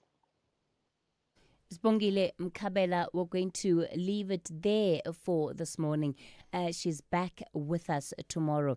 How do we get our country out of survival mode is one of the questions she asks. We are living in survival mode. How do we get out of that? Rob Byrne, good morning. SAfm, guiding you through the rush hour traffic. Yeah, good morning. Thanks, Kathy. The N1 North, just heading up through Linwood Road to Pretoria quite slow this morning. Roadworks there normally catch you out in the afternoons, but this morning just having an impact on northbound flow. Just off the highway, lights are down Pretoria East, so we've got Solomon Mccolo and Garsfontein, and then Garsfontein and Solomon Mccolo down as well. So just a lot of, actually, it's the same junction, isn't it? And then you've got and Izzy Smuts that are out, so a lot of pressure in that part of Pretoria along Garsfontein and along Solomon Mccolo. Joburg's N1 Bay is Nordia to Rivonia looking pretty slow. There is a breakdown as you come up towards Rivonia, which is not helping matters this morning. Durban's N2 has had a series of collisions before Umgeta Road this morning. 3 earlier had been cleared. Now there's another one by Westwood Mall. The N2 is heavy from around the cement factory. M4 inbound, the Southern Freeway, really busy from Jacobs up through Umbilo in towards that sort of Rick Turner Road Bridge, if you like, that run in towards the Umbilo Rossborough area, very slow. The M7 from Belleville Road at Quaysra down to Bel Air and Wakesley, quite a bit of traffic pressure there. And we're still dealing with a crash just after Hammersdale on your way down to Cliffdale, causing some delays. Just an update on the N1 outside Cape Town between Parle and Worcester. The road is effectively open, but with potentially 90-minute delays to get through. There's a 90-minute one-way at a time traffic flow around that damaged section. So you can use the Huguenot Tunnel, you can go out to Worcester, you can come into Cape Town, but at most probably 90 minutes plus 90-minute delays if you get there and they've just closed your sort of direction of the carriageway. With your traffic updates, I'm Rob Byrne. Kathy Mutlatlana is streaming live now on Facebook, YouTube, and X at SAfmRadio. If your bank was becoming too expensive, you'd switch, right? So why pay more for car insurance? Switching to Outsurance saved 32-year-old Parushka a whopping 729 Rand on her 2020 Haval H2. Get a quote now, and if Outsurance can't save you money, ask for 500 Rand or 1,500 Rand if you've been claim-free and with the same insurer for 3 years. Do it now. SMS out to 30754. That's out to 30754. Licensed insurer and FSP. T's, C's and information online. Call SAfm now on 086 000 2032. You're listening to the National Briefing 7:52. So I'm bringing in your calls. The number to dial this morning 086 000 2032. That's 086 000 2032. And on the WhatsApp voice note line 0614 104 107. You know, I just want to pick on something that Sibongile Mkabela raised, and it's the role of grandmothers. The role of grandmothers in our communities today, in our societies today. They've long played this role, but this idea of families that are surviving off the pension grants of grandmothers, that is what is keeping our families going, that is what is keeping, in some respects, even our economy going, right? Surely that deserves discussion. These are people who are in the sunset of their lives. They're supposed to be enjoying their pensions happily so. But instead, they're overburdened, right, with having to raise children in some instances. Can we pay attention to that? Can we think about that? Dario, good morning. You're in Bloem. Good morning. I will be brief. Unfortunately, I have other things to do now. Caught in a tighter moment. My comment was relating to the Minister of Communication.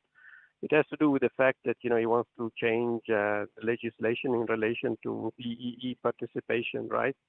But I'd like to point out that, the U.S., when the Chinese TikTok was to sort of remain in the market in the U.S., was totally blocked and had to be sold to local, the few billionaires to be able to continue to operate. I'm going to leave it there, but I mean, that's a serious conversation because now we are basically hijacked by the billionaires, and it doesn't sound right to me. Thank you very much, ma'am. Okay, Dario, yeah, it's an important story there, right? Because the minister basically is pursuing legislative amendments, and all of these could effectively pave the way for the likes of Elon Musk and his Starlink to operate in the country without being expected to actually meet the existing triple BEE ownership requirements that we know he has so vehemently opposed and rejected. Moses, you're in Bramley. Good morning. Good morning, Kathy. How are you? Good. Go for it, Moses. Yeah, man, Kathy. Before I actually make my point, with our president, by the virtue that that amount of currency were stored under the coach, Ramaphosa is guilty for the fact that money. Let us not dilly-dallying about the issue. If it was you, Kathy, or Moses Polo from Mccolo, I was supposed to have been jailed by now. But anyway, let me just leave that. But we don't sell very expensive buffalo.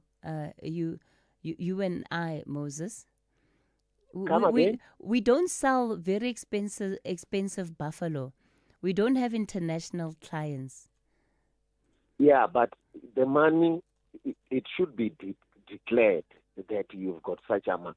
If I understand, I don't know, but there's a law that there's a certain amount of money that are not supposed to be stored in the house. So Ramaphosa, by having that money, let us not dilly-dally. Yeah, Moses, it was still going to be deposited. The transaction was not perfected. Once it was perfected, it was going to be deposited. You guys, you seem to be defending those you love. When you listen to Moses, you missed it. You missed it. What do you want to talk about? Get to it. Yeah. Let me talk about the Swartregens drug lab when these things are just mushrooming in this country, whereby illegal people are found to be working in those drug labs. The thing is, these are part of our leadership because they are cartels. When we've got leadership who are involved in cartels, this is what we will see. Drug lab mushrooming almost everywhere because people who are supposed to be looking after the interest of the country, they are also involved in those things. And with also this thing that I heard from the news this morning of cell phones in prison, it won't stop because the correctional services people are eating from those high caliber prisoners who are having money. It will continue unless maybe one day we stop this government that doesn't have no interest in the affairs of our citizenry. All right, Moses, we let's leave remove it them there. from power and we put people. Let's leave it there, Moses. Magdalene, good morning. Morning, Katie and the listeners. Katie, let's talk about this thing of the SALCA, even the meetings with the municipal managers right now. The point is that it is too late for them can organize that, because SALGA is a mother body to the local municipalities, but they managed to ignore our concerns as South Africans when we raised our concerns to them in petitions and in actions.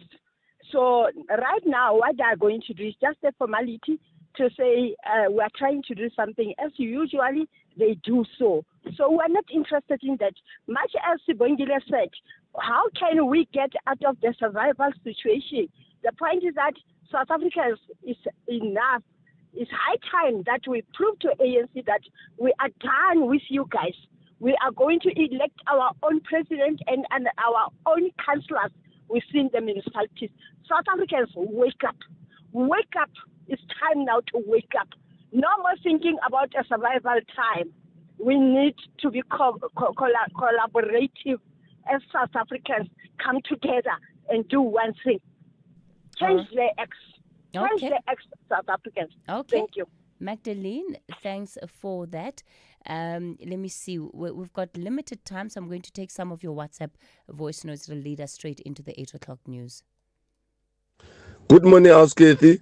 Minister Groenewald is the right person and is on the right track, and we are feeling now that there will be change actually at the end of the day in what we used to complain about regarding the correctional services and how they used to treat prisoners like they are in holiday. They must feel that they have committed a crime, and when they get out of there, they should not want to go back there ever again. This is what we've been advocating for, most of us as society. Lennon. Morning, Kathy. It's Hamilton. You're saying that there's been wrongdoings in the Department of Correctional Service, which means that the corrections which was offered by the Department of Correctional Service was wrong. Who is going to correct the Department of Correctional Service when their corrections are wrong? Outsurance Essential is made for older cars. Claims are paid in cash within 5 working days, and you choose your own panel beater. SMS CAR to 43185. That's CAR to 43185.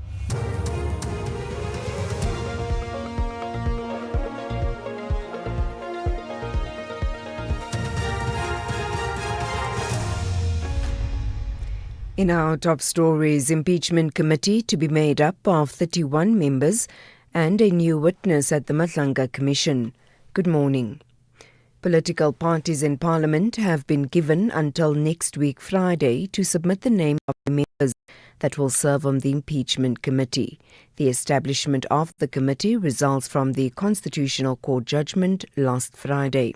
The court ruled that the National Assembly should establish an impeachment committee for President Cyril Ramaphosa to answer to prima facie evidence about foreign currency stolen from his Palapala farm in 2020. National Assembly Speaker Toko Didiza has met with chief whips of the different political parties about the composition of the 31-member committee. Parliamentary spokesperson Muloto Mutapo. Following these engagements, the political parties will be requested by the Speaker to submit the names of members who will serve on the committee to the National Assembly Secretariat by the close of business on Friday, the 22nd of May 2026. In determining the composition of the impeachment committee, the Speaker considered not only the constitutional principle of proportional representation, but also the need for inclusivity and broad participation in this unprecedented parliamentary process. Judgment on the state's so-called Stop Stalingrad application in the corruption case of former President Jacob Zuma will be handed down by Judge Nkosinathi Cili in the Pietermaritzburg High Court today. The state is asking the court to order that the arms deal corruption trial proceed regardless of any further applications or pending appeals. The case has been delayed for over 18 years. More details about the Ayrton drug bust are expected to emerge as a new witness takes to the stand at the Madlanga Commission this morning. The Commission has been hearing testimony relating to the 715-kilogram cocaine seizure in Johannesburg in 2021. So far, 3 witnesses have testified about the operation in which drugs worth more than 300 million rand were recovered. Sibahle Mota reports. The Eriton drug bust has come under intense scrutiny at the Madlanga Commission this week. Evidence before the inquiry has suggested that the police officers who first arrived at the scene lacked the necessary expertise to manage the crime scene properly.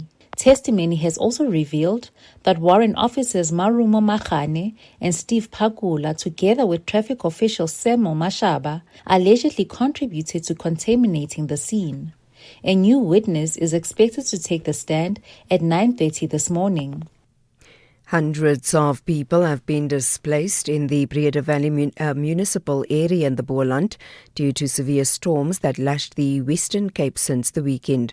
Affected families are being accommodated in 5 municipal halls. Helicopters are expected to be deployed this morning to assist those communities at Rawsonville and surrounding areas who are cut off by the flood waters. Breede Valley Deputy Mayor Juben van Walling says teams are working closely with disaster management officials and humanitarian organizations to assist affected residents. So in terms of decisions taken in the job, we have service providers who's giving 3 meals per day, and then we Gift of the Givers is also on board. And the amount of people that I just mentioned, that is the amount of people that are in our halls. But outside these halls, we still have people who also need aid. You see, we went to the vet where we assist people who slept on their roofs last night. So moving forward, we in terms of decisions taken through the job, for now we need to provide daily. Human Rights Watch says it has found evidence of atrocities, including mass killings and sexual violence, in the city of Uvira in the Eastern Democratic Republic of Congo. It says dozens of civilians have been killed. The BBC's Thomas Mukwana has the details. Tens of thousands fled when M23 seized control of Uvira last December. An investigation by Human Rights Watch sheds light on what some of those who stayed said happened next. The group's report includes accounts of executions, sexual violence, abductions, and enforced disappearances. Investigators found evidence of 3 mass graves and said 53 civilians were executed, among them 6 children. Rwanda denies backing M23 and says its troops have not crossed the border into the neighboring country. And finally, Chinese President Xi Jinping has told US President Donald Trump that their countries should be partners and not rivals. He was speaking at the start of the much-anticipated talks between the two presidents in Beijing. Trump said the relationship between the US and China will be better than ever before. Their discussions are expected to cover 10 topics, including trade, competition over technology, Taiwan, and America's war against Iran. The BBC's Stephen McDonnell has the details. There's this big delegation of CEOs from the US who have accompanied Donald Trump. I don't think we're going to see massive trade deals signed by them, but perhaps some symbolic ones. I mean, if China agreed to buy a few more Boeing jets, that would make the US government pretty happy. I think people should be looking out not so much for the specifics of the deals, but more the imagery associated with this and whether or not they can recast the relationship. I mean, one sign would be for them to reaffirm that the tariff war détente will continue. Recapping the top story, political parties in Parliament have been given until next week Friday to submit the names of the members that will serve on the impeachment committee. For SAFM News, I am Anne Musa. Theft, accident, and 1 million rand third-party cover for your older car. Outsurance Essential has it all. Get a quote. SMS CAR to 43185. That's CAR to 43185. Cutting your own grass saves money, but you could really save by switching to Outsurance Essential Car Insurance, made for older cars.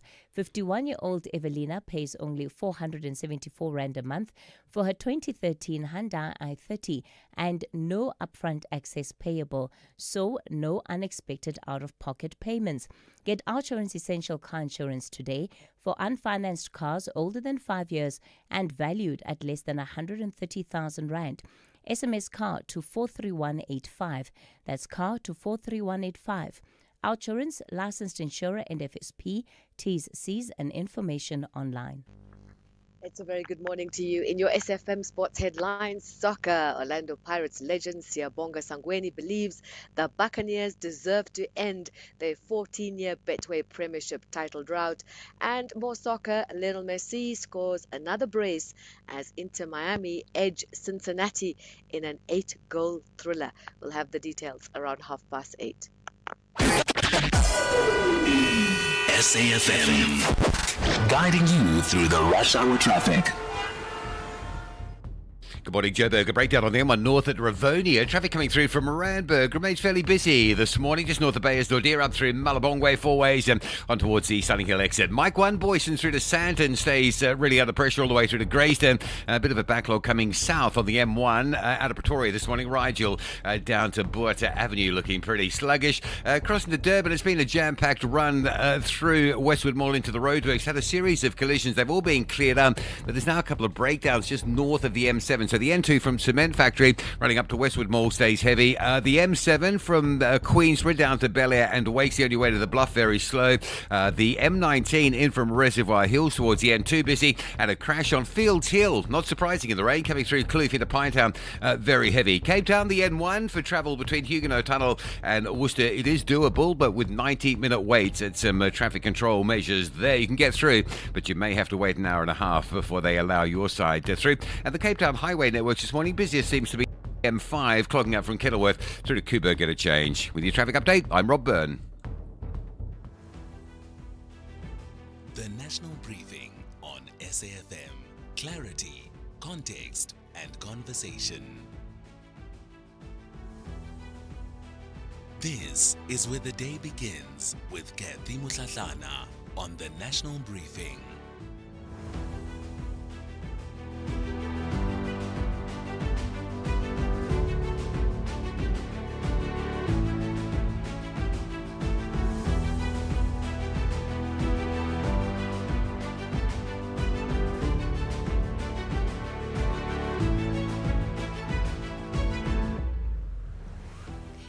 After 8 o'clock, welcome to the National Briefing. If you've just tuned in, a pleasure to have you with us as we get into the final hour of the show.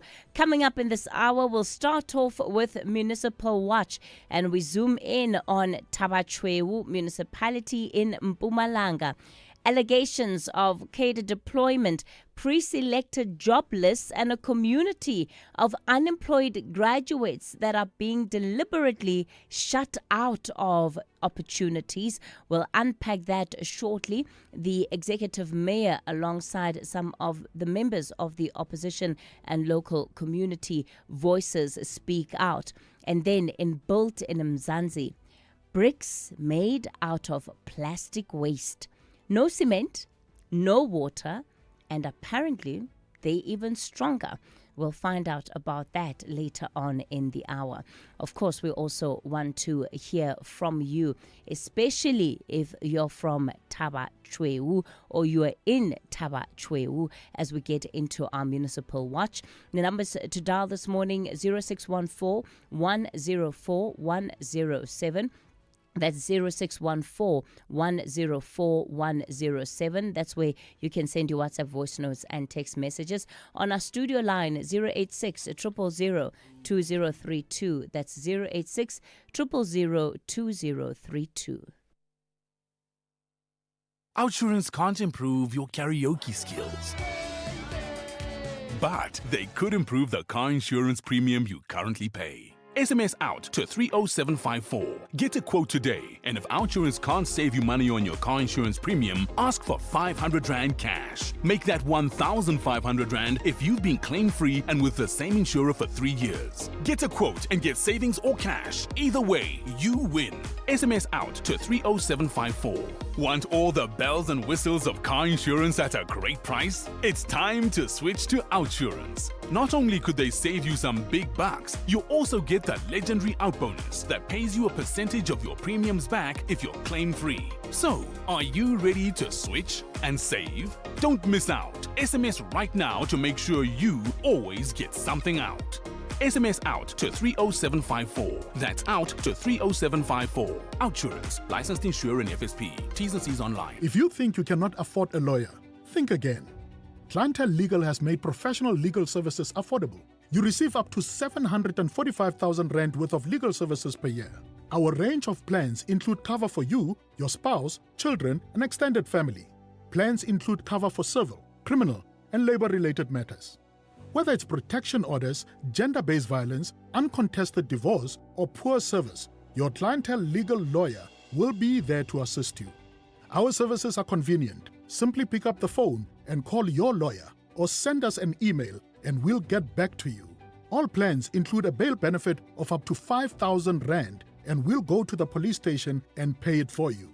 Plus, Clientele Legal offers you 24-hour telephonic legal advice. SMS SAFM to 32195. That's SAFM to 32195. Clientele General is an authorized FSP and licensed non-life insurer. T's and C's online. Standard rates apply. Get into the beautiful game with a free Spa limited edition soccer ball when you spend 650 Rand and buy any 3 participating products. Like 400ml Vaseline body lotion or cream, including argan oil, for 49.99. Save 20 Rand. Or 175-gram Protex hygiene soap. Buy any 2 for 28. Save 12 Rand. Price is valid from 11 till 24 May. While stocks last. Only at Spa. T's and C's apply.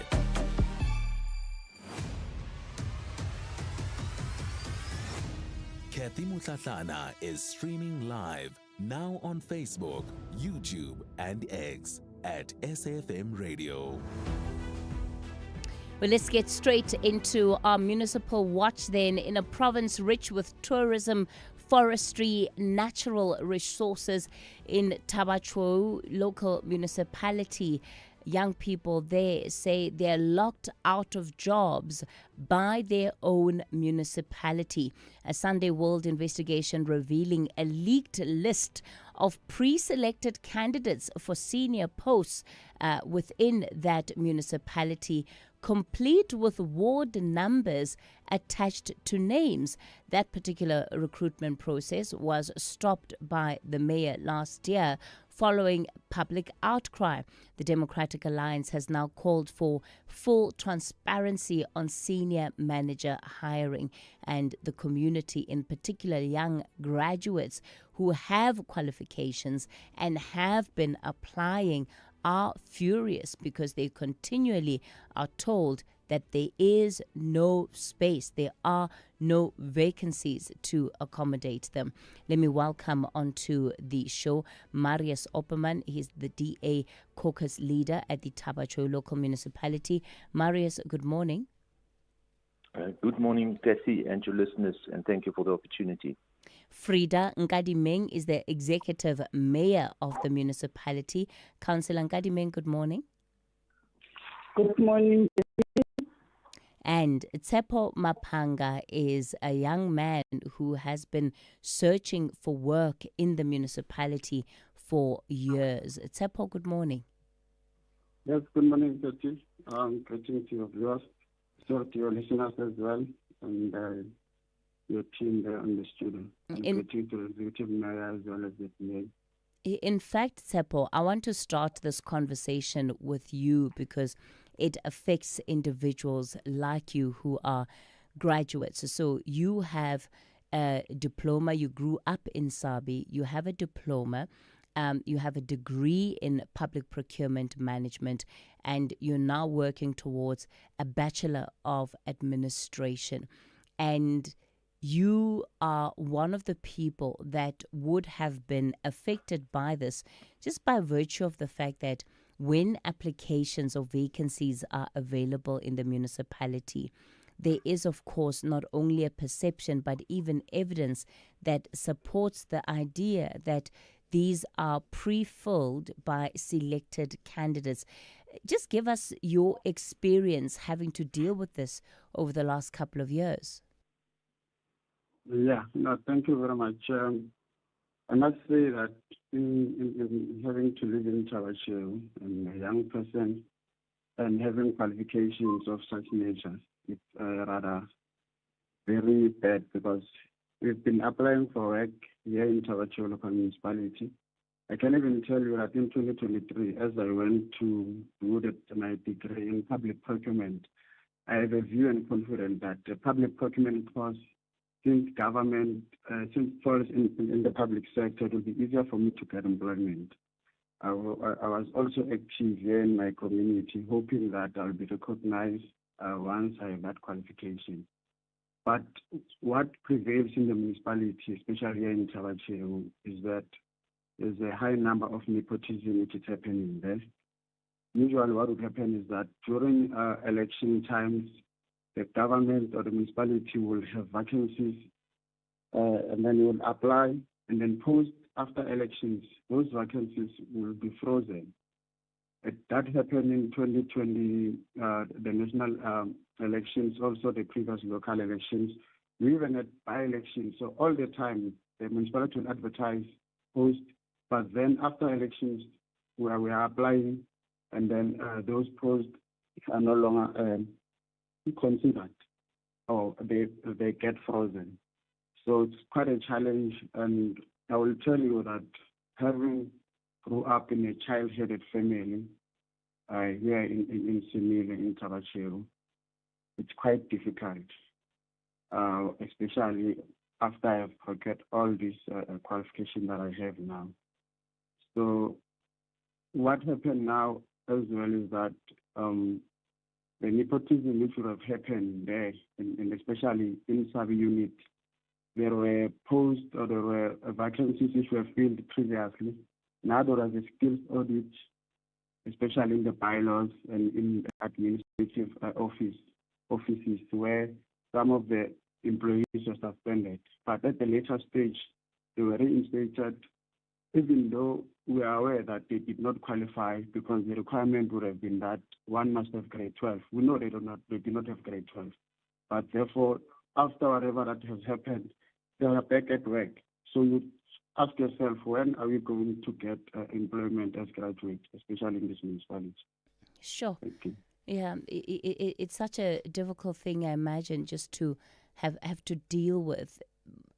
Marius, I want to bring you in here because this has moved beyond the realm of speculation, right, or perception. The fact that there was this list that was leaked of pre-selected candidates with their ward numbers attached and, just really indicating that there are other forces at play behind the recruitment of individuals. What do we know today about why that list came about, and what do we know to be the real state of affairs when it comes to how recruitment takes place in the municipality? Thank you, Kathy, for the opportunity. Regarding the list, I am aware of the list. Some of the applicants that stayed in my ward were denied access to the facility where they should have attended for the interviews at that stage. So at that stage, it was something very difficult for the people to understand why the list is going around and what is the purpose of everything behind it. Apart from the list, I would like to put the list aside for now. I serve on the corporate portfolio since 2021. And I've got the documents in front of me. Since 2021 that I started serving this portfolio, the unemployment vacancy rate for funded positions in Taba Nchu has never been under 23%. That's for all levels, but especially the low levels. And something to agree with Chepo, what he said about nepotism. We had a situation last year that we procured a grader for the municipality to assist with the daily work. The operator for that grader, it took 11 months to appoint someone in that position because they waited for the guy working at Provincial to get to retirement age so he can retire at Provincial and come work for Taba Nchu, and it's been appointed. And may his soul rest in peace. In the meantime, the poor guy passed, and now nobody's got a grader operator. That is the kind of things that we are sitting with in appointing people at Taba Nchu. Marius, I'm floored by what you're saying. To be honest, what are the steps that you have taken to raise these issues? Because you sit in council, and also to demand accountability. Accountability was demanded from the former Director Corporate Services, whose term expired at the end of February, and nothing came of it. Meeting to meeting, every quarter that we sit, then we're on a 26.4% vacancy rate, then we're on a 25.8% vacancy rate, and it just went on and on for these past 4 years. I can tell you the reason. We've got an application or a vacancy for a plumber, for instance, and the reason for not being appointed, it says the selection panel recommended for re-advert due to depicted administrative flaws. And that carried on for 4 years, almost 4 years. So nothing just happened. And there's such a poor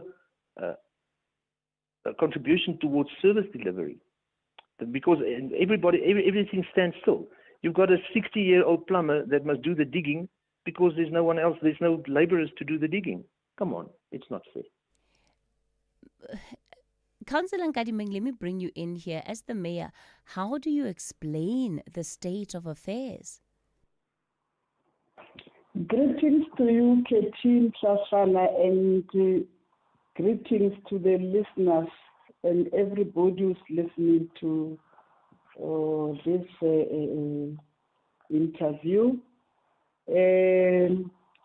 As the municipality, as Taba Nchu local municipality, we are having a recruitment policy whereby we will advertise posts and people will apply. The shortlisting will be planned, and the candidates that are equal to the position will be selected there, and then interviews will be done. So we are not aware of the situation whereby there is nepotism, because the panel that is selected there is a panel that is in select with the section 56 and 57.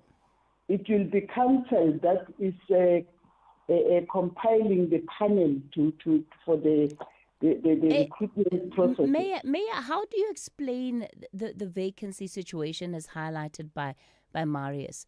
I mean, looking for a plumber for 4 years. How do you explain that? I'm not aware of the looking for a plumber for 4 years. What I know is we had plumbers, and some of them has retired. And as they have retired, we are advertising posts, and mostly they are general workers posts. They are put on adverts so that we fill those positions. And it is not only the plumbers' positions. We are looking at all the departments wherever there is vacancy, and then we advertise those posts. And yet you still have this high vacancy rate, and it doesn't help when you now have lists that are being leaked of individuals that are supposed to go into those particular positions. What did you as the mayor do when you encountered this list? You stopped the recruitment process, but did you investigate, and what did you find to have led to that situation? We indeed, when people are having complaints, we listen to them, and then we put on hold the process to check whether the whatever is said is the truth, only to find that there is nothing that we have found. The people that are laying the complaints are faceless as well. And hence we are now proceeding with the processes of recruitment of these vacancies, and they will be put on adverts, and people will apply again. We don't ignore when people are laying complaints. As the municipality, we always intervene whenever there is a problem. Darius, is the mayor being truthful about this matter? Is she telling the truth? Yes, of course. I cannot stand here and not tell the truth. Sorry, Mayor, I was asking Darius because he sits in council with you and he has a much better sense of these processes. Come again? Sorry, Marius? Yes. Is the mayor telling the truth? I cannot say the mayor is telling the truth or the mayor is not telling the truth. To my opinion, I battle to believe that she is telling the truth, because if you look at the article in the Sunday World, it was published on the 25th of June 2025. And still today, a year later, we are still sitting with a 26.4% vacancy. So what happened in the meantime, let alone the list, what happened in the meantime since the process was stopped by the mayor? No appointments were made, and service delivery is suffering because of that. Tsepo, as a graduate, Tabang, as a graduate in the area who is directly affected by this matter, what question do you want to put to the mayor this morning? Okay, no, thank you very much. The name is Tsepo Makanga, not Tabang. Thank you. I would say that, number one, I would want to know that we have a unit manager here in Tabashio, in Nsari. He's been acting. Does he qualify for that position? Because what I know is that he does not have the qualification to run that office, and he's been acting for 7 years. Number two is that there's also a unit manager in Graskop as well, whom happened to be a comrade, but currently is a unit manager, and he does not even qualify. Last time we heard that he didn't even have matric. So number three is that the mayor, do you even know we have 14 wards in Tabashio? Do you even know how many people are unemployed in Ward 1? How many people are unemployed until Ward 14? And what interventions are you taking to make sure that your people in particular get those employment opportunities? Young people are not working. We have Tabashio is rich in tourism. Tabashio is rich in natural resources. But then what are your programs, Mayor, to make sure that a graduate like myself get the opportunity? All right. Thank you. Councillor Nkadime?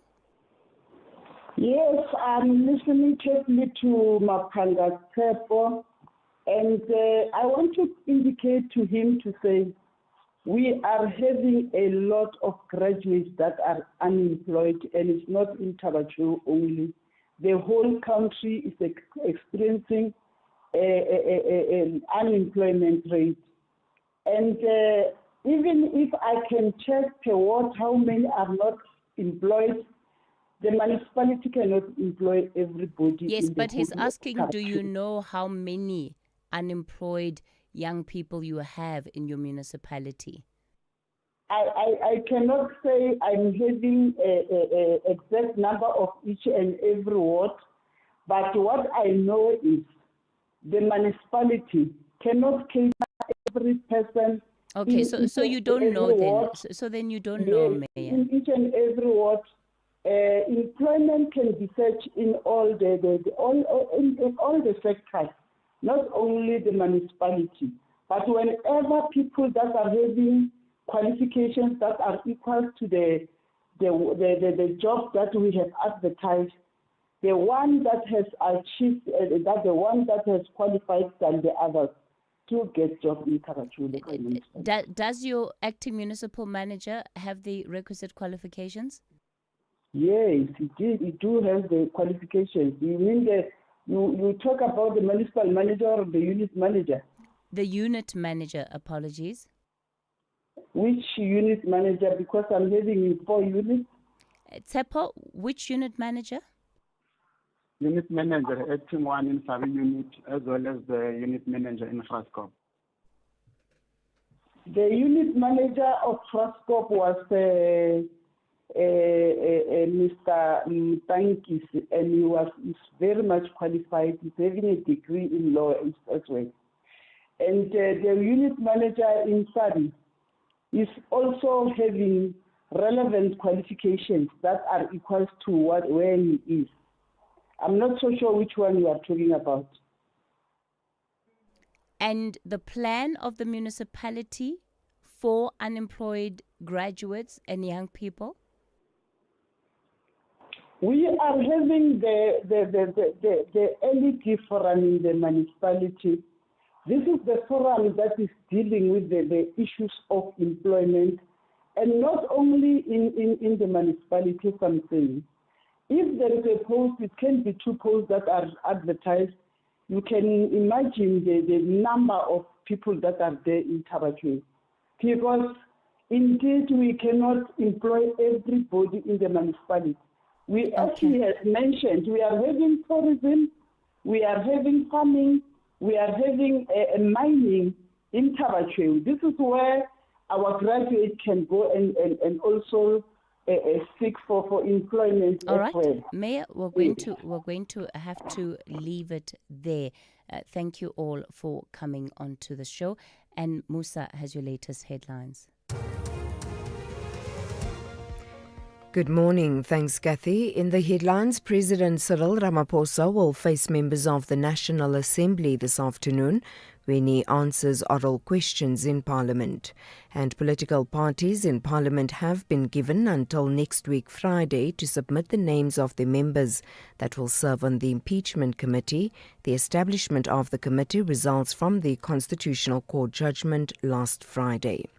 The head of the International Air Transport Association has warned that higher ticket prices for flights in Europe are inevitable due to the high cost of jet fuel caused by the Iran war. I'll have details on these and other stories at 9. SAfm, guiding you through the rush hour traffic. Well, interesting traffic flows around Joburg's all eased up pretty quickly this morning. The one sort of exception straight through the middle, Parktown through to Sandton, very busy. And of course the N3 queuing up into Heldnace as you always do with those lane restrictions there. Even the M1 coming out of Pretoria down through Midrand, not too bad today. Durban's N2 North has been a really busy run through towards Mgeta Road. Things are just starting to calm down as the volumes ease up there. M7 still very slow towards Bel Air and Wakesley if you are Bluff bound. Pietermaritzburg side, a crash on the N3 North after New England, still causing a bit of a slowdown as you get into that Pietermaritzburg bypass section. Cape Town jam-packed today on the M5 from Kenilworth all the way to the Coburg interchange, and the N1 driving into Cape Town fairly solid still from N1 City through to the city centre. With your traffic update, I'm Rob Byrne. This is SAfm Sport with Zai Khan. Oh, Zaikai, let's go to the Orlando Pirates camp where legend Siyabonga Sangweni believes the Buccaneers deserve to end their 14-year Betway Premiership title drought. You can feel it, Kathy. There are people who are saying that they might need extra security at Orlando this weekend. Yeah, let's just wait for it to happen. Can we celebrate things that have happened, Patong? Yeah, that's true. We must be careful not to celebrate too early. But I can tell you, Kathy, the drums are definitely getting louder. We are here to beat those drums as well. So is legend of Orlando Pirates Siyabonga Sangweni believing the Buccaneers deserve to end their 14-year Betway Premiership title drought after a season built on consistency and discipline, as well as stability within the squad. Pirates can seal the league title on Saturday against Durban City after rivals Mamelodi Sundowns slipped up against TX Galaxy earlier this week. Sangweni also praised goalkeeper Sipho Chain and the team's communication at the back, saying their defensive unit has been key to the club's impressive campaign. On to women's soccer now. Mamelodi Sundowns ladies captain Lebohang Ramalepe believes the newly introduced Hollywood Bet Super League amplified format will bring fresh challenges. The league unveiled a new two-stream structure consisting of 8 teams in each division, with Division 1 named the Super Era and Division 2 called the Super Rise. Let's hear from Captain Lebohang Ramalepe. It's not going to be easy. I think it's just a matter of, as a team, what is it that we want. It's not going to be easy. I think let the format the way changing, I think there will be so many surprises. But as a club, we know what we want to achieve at the end of the day. And we just need to take one game at a go and make sure when we get there, at least we would have achieved what we want to achieve by the end of the season. Yeah, and also the new teams that came in the Hollywood Bets, I would say to them all the best. They must just make sure they give us a run for our money. So, yeah, we're ready for the league to kickstart. There we go. That's Mamelodi Sundowns ladies captain Lebohang Ramalepe on the national briefing. Now, Manchester United executives are reportedly preparing to recommend Michael Carrick as the club's permanent manager to Sir Jim Ratcliffe. The former United midfielder has guided the Red Devils from 7th to 3rd in the Premier League, collecting 10 wins from 15 matches while securing Champions League qualification. And Lionel Messi continues his sensational build-up to the FIFA World Cup, scoring twice as Inter Miami fought back to beat Cincinnati 5-3 in a Major League Soccer overnight clash. The 38-year-old now has 11 goals in 12 league matches this season, helping Miami climb to 2nd in the Eastern Conference. And finally, rugby. Former England coach Eddie Jones has been suspended for 6 weeks and fined by the Japanese Rugby Football Union after verbally abusing match officials during an under-23 tour of Australia. Jones will miss Japan's next 4 matches, including their Nations Championship opener against Italy in June, and he's also received a salary reduction. That's your sport on the national briefing. We'll tackle some more around 12:30. That's with John Hediker. I'm Zai Khan. You can become a victim of a legal problem: wrongful arrest, assault, uncontested divorce, rental disputes, maintenance matters, or labor problems. It can happen to you. Clientele Legal provides tough professional lawyers for an affordable monthly premium. Our legal team is standing by to assist you 24 hours a day. Join today. SMS SAFM to 32195. That's SAFM to 32195. Clientele General is an authorized FSP and licensed non-life insurer. T's and C's online. Standard rates apply. Call SAFM now on 086 000 2032. You're listening to the National Briefing. It's 8:40. Let's bring in some of your calls and WhatsApp voice notes. Remember the studio number 086 000 2032. That's 086 000 2032. On the WhatsApp voice note line 0614 104 107. Let me start off in Mthatha. Felix, good morning. Good morning, Catherine. How are you? And morning to all the listeners on SAfmRadio. Catherine, I want to actually talk about the senior citizens, like grant beneficiaries. First of all, I would like to ask from the President and all the ministers, the GNU ministers, the deputy ministers, whatever, the members of parliament, what do they think the elderly or the senior citizens of South Africa can do with 2,000 when they pick up their tax every month? What do they think they give the elderly, the senior citizens of this country? Do they even respect the senior citizens of this country? Are you still there, Felix, Kathy? how much do you think they should be giving? Kathy, what if I say to you 2.5% from their wages? What they earn. These people that control our money, because it's our money that they controlling.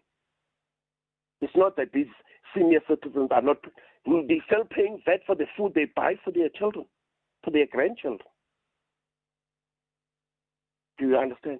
The benefits these people get, Kathy, just take their benefits they get, compare it to the 2,000 rand they give to the senior citizens of this country. And secondly, all our children are not working. Would you think you let your child starve and your grandchildren as a senior citizen or as an elderly? Let me put it that way. What do they think of themselves? They got so much to say on television and on radio stations.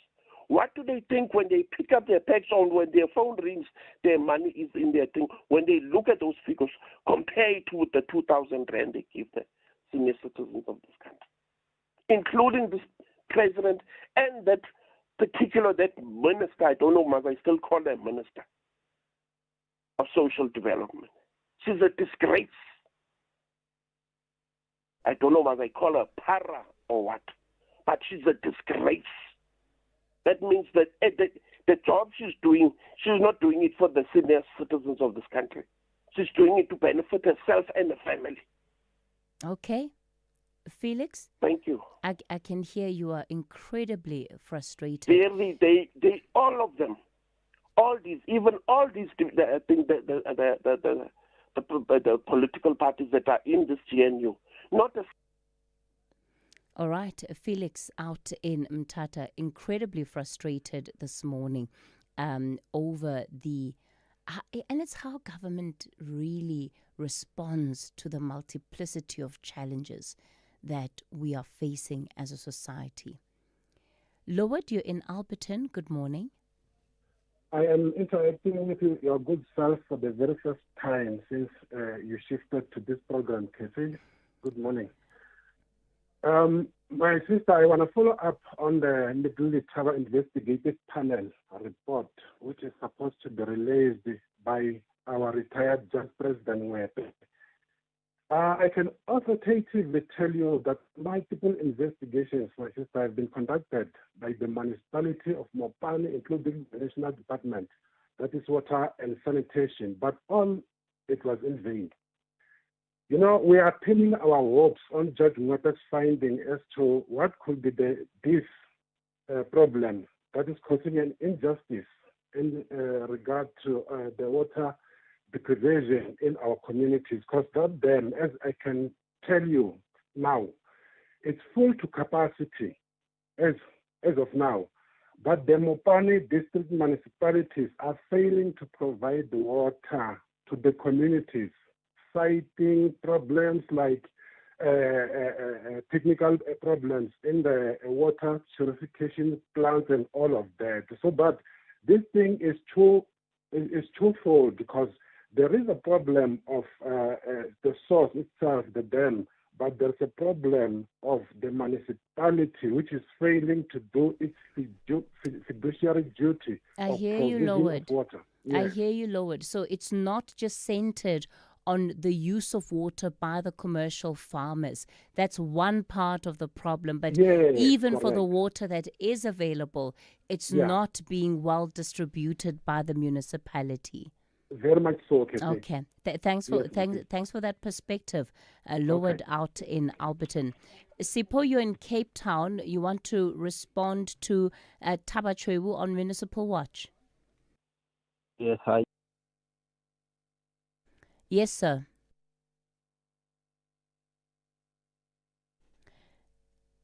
Sipho, Yes, can you hear me? you're live on the radio. Hello, can you hear me? Sipho, we're live. Yes, can you hear me? Loud and clear. Yes. No, I'd just want to comment on this problem that continues to plague our country.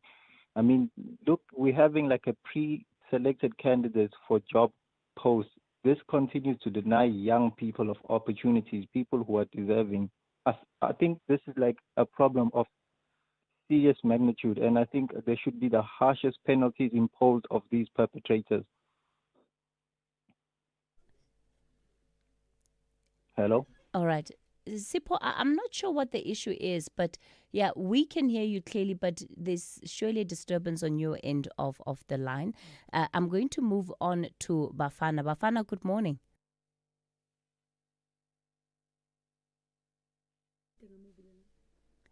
Good morning, Bafana.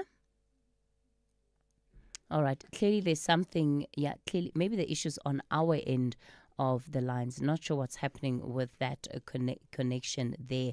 But let's bring in some of your reflections on the WhatsApp line. Morning, Sister Kathy. Listening from the mayor there from Taba Nchu, she doesn't really give us a confidence that she knows what is really happening in her municipality. You know, I will just quote the proper opinion and say, that one is a raya, that one is a raying, that one is a raying.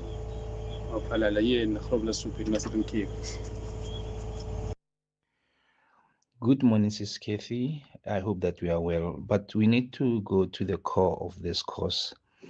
I mean, ANC has been in power for the last 32 years in Mpumalanga or in Limpopo.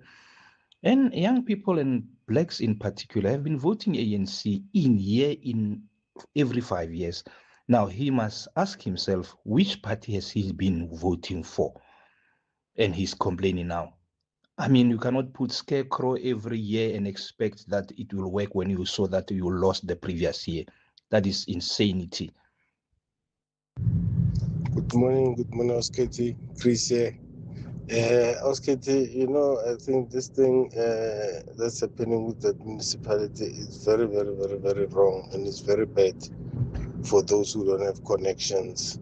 Nepotism is a disease in South Africa. So I want you to ask the mayor that she must put it on record that if you were to do investigation, there's no member of her family either way, from whether if she's married, from the husband's side, there's no one linked to her relative that is working in the municipality, so that we can see if there's no nepotism there. Thanks, Oscar. All right, thanks for those WhatsApp voice notes. Rob Byrne is standing by with your traffic. Rob, good morning. SAfm, guiding you through the rush hour traffic.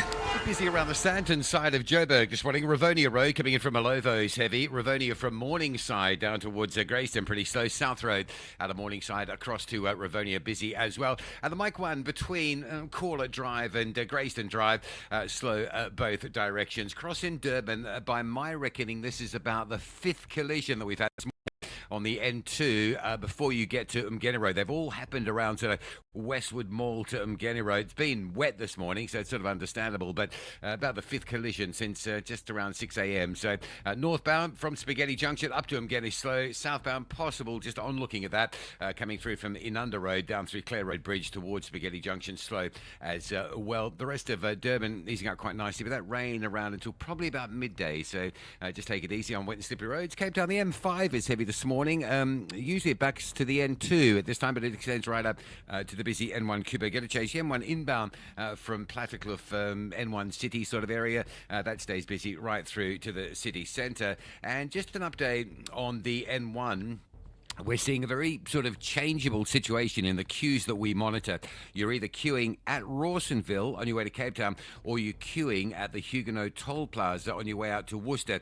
That's because that section of roadway between Parle and Worcester, the N1, has a 90-minute, one-way at a time traffic flow. So you'll go out of Parle. If you get there at the close, you'll wait for 90 minutes, wait for them to let the Worcester traffic through, and then they'll open the Worcester bound side. So 90 minutes.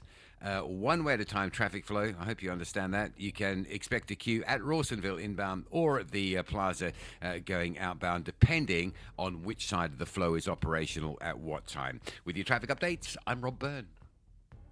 Did you know the moonwalk was first performed in slippers? Now, we can't prove this fuzzy fact. But we can promise that when you show support for Slipper Day, you help fulfill dreams for children with life-threatening illnesses. And that's a fact. Do it for the dreamers and wear your slippers on Friday, 29 May. Visit reachforadream.org.za to find out more. This is an SABC-supported initiative. Built in Mzansi on the National Briefing. All right, we'll get to Built in Mzansi shortly. Let me just take just one or two other callers before we get there. Musa, you're calling from Richards Bay. Good morning. Morning. I just want to put my view according to the pensioners. Firstly, they get their money very late. When if you check even in where they buy food, you find that those food now, if it been a sale or so what, that sale has already go past. Coming to that money as such, it's very, very, very small. Like if you can check the living wage, if I'm not mistaken, it's 4,500. But the government is giving the old people around 2,300 and something. So I'm asking myself, he thinks where do they buy food with such a small amount? Because it is said that everybody who is in here, if he's going to make a grocer, the money at least must be 4,500, which is the living wage.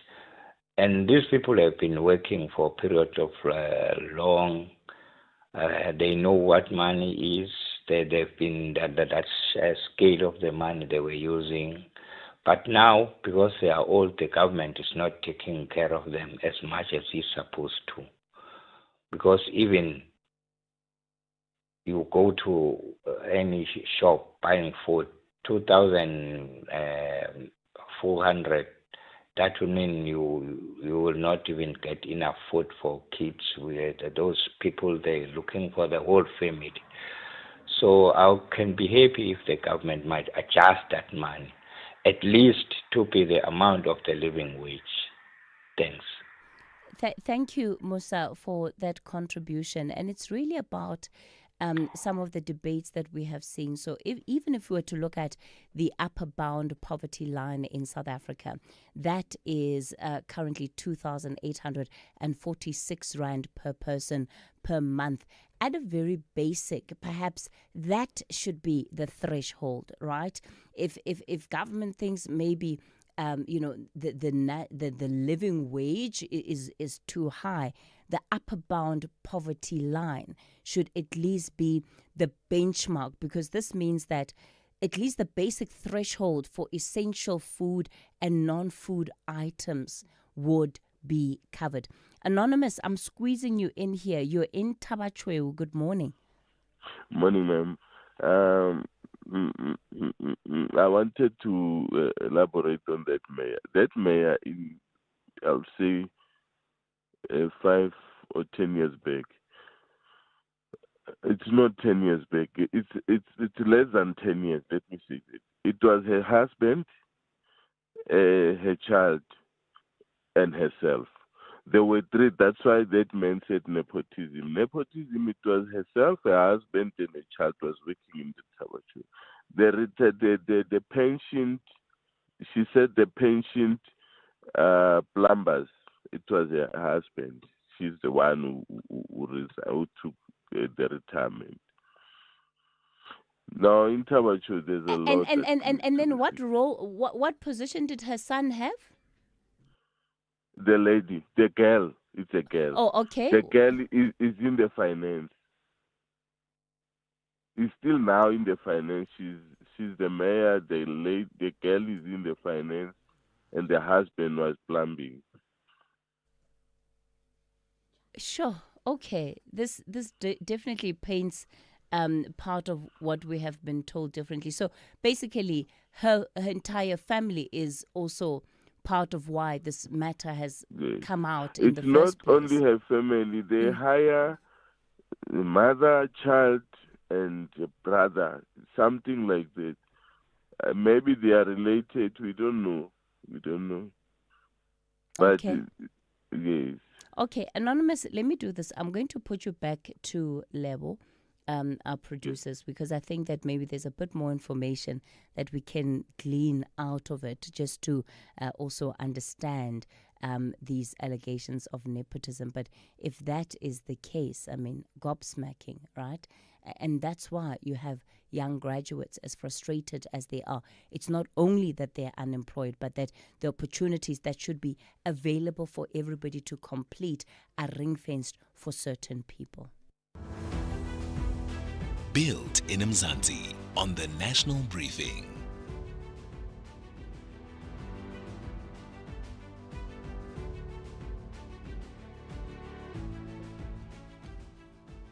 Our guest for Built in Mzansi today is Kekelezo Chilwane, co-founder of Ramzilo Manufacturing and Construction.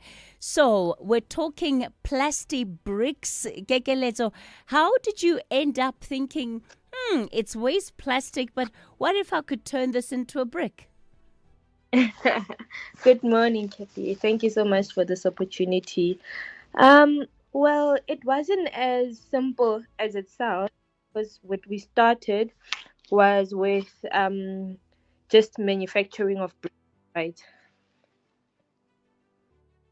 Hello, can you hear me? Yes, you were manufacturing what? We are manufacturing traditional bricks because we started a construction company, but then we struggled to find female-owned, specifically in the Free State, brick manufacturing companies. So that's when we started prototyping and making these bricks ourselves. But I always had this OCD nature towards waste. So I had to do something relating to waste. That's when I started inquiring about waste from our local waste pickers, our trolley men and women. Those people not only helped to clean the environment, but they also helped to educate me on the biggest pollutant, which was plastic. And with that, that's when we thought, how can we solve plastic waste and also create something that we're comfortable with, which is manufacturing of bricks. And that's how the brick came to be, with a lot of prototyping, a lot of playing around. And I think after a year or two, we had something that had the same look and feel as a brick, which we were shocked by. But we were actually very, very pleased when we took it to testing. So your normal testing places like your SABS, your Agreement South Africa, to actually test the strength of the brick, the water absorbability, thermal rating of it. And that's when we got really great results. And that's how the plastic brick came to be. So, what did you study? How did you? How does one end up where you are being as innovative, creative? Sure. So I actually had to halt my studies, but I started with mechanical engineering at an FET college, and then I moved on to civil engineering at an FET college as well. But because of funding or financial constraints, I had to stop. And that's when I said to myself, I need to be a problem solver and identify business. And that's how I went into entrepreneurship. But as for being inquisitive, as for learning, as for innovation, it's something that's there because you want to solve a problem. It's a niche that's there because you want to solve a problem, and you do it to your best capabilities. For me, the biggest problems that I identified was plastic pollution, was water scarcity that has already become a reality for us in South Africa. And then it's also the state, especially in our townships, because that's where we come from, the state that they were in, landfills, parks that used to be recreational centers were now landfills. There was dirt everywhere, and I had to then say that I need to do something with that. And that's how the spark came to be for the plastic bricks. Very briefly, Kekeletso, what are you building with these bricks? So so I understand when people put plastic and bricks, they don't go together, but we try to make it as plug and play as possible, so it has the same look and feel as a traditional cement brick. So it acts the same way as a traditional cement brick. You still use it with your normal cement and daga mix. You just use less water because of the plastic element, and then you still cut and chase it like your normal brick. So it has built houses, it has built homes. We actually had a ESD center that we built in the Vaal as well. So this product is used like a traditional brick, and it's in the market already. Kekeletso, all I can say is, wow, you are the reason why there is a reason to believe in South Africa and to believe in the young people of this country. Congratulations to you. What a story. Kekeletso Tsilwane, co-founder of Ramsilo Manufacturing and Construction. We need to get out of here. The Daily Discourse with Joy and Joseph up next.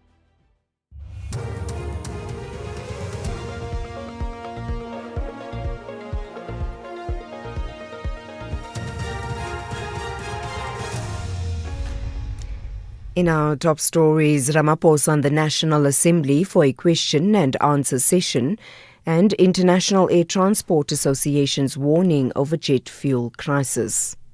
Good morning. President Cyril Ramaphosa will face members of the National Assembly this afternoon when he answers oral questions in Parliament. Questions about last Friday's Constitutional Court ruling are not on the list, but MPs may try to sneak the matter in during follow-up questions. The rules dictate that follow-up questions must relate to the original question. The ConCourt ruled that the National Assembly should establish an impeachment committee for him to answer to prima facie evidence about foreign currency stolen from his Palapala farm in 2020. Among others, he will have to answer questions about the deployment of the SANDF to crime-ridden areas and the procedure he followed to place National Police Commissioner Fani Masemola on precautionary suspension. Meanwhile, political parties in Parliament have been given until next week Friday to submit the names of their members that will serve on the impeachment committee. Parliamentary spokesperson Moloto Mutapo. Following these engagements, the political parties will be requested by the Speaker to submit the names of members who will serve on the committee to the National Assembly Secretariat by the close of business on Friday, the 22nd of May 2026. In determining the composition of the impeachment committee, the Speaker considered not only the constitutional principle of proportional representation, but also the need for inclusivity and broad participation in this unprecedented parliamentary process.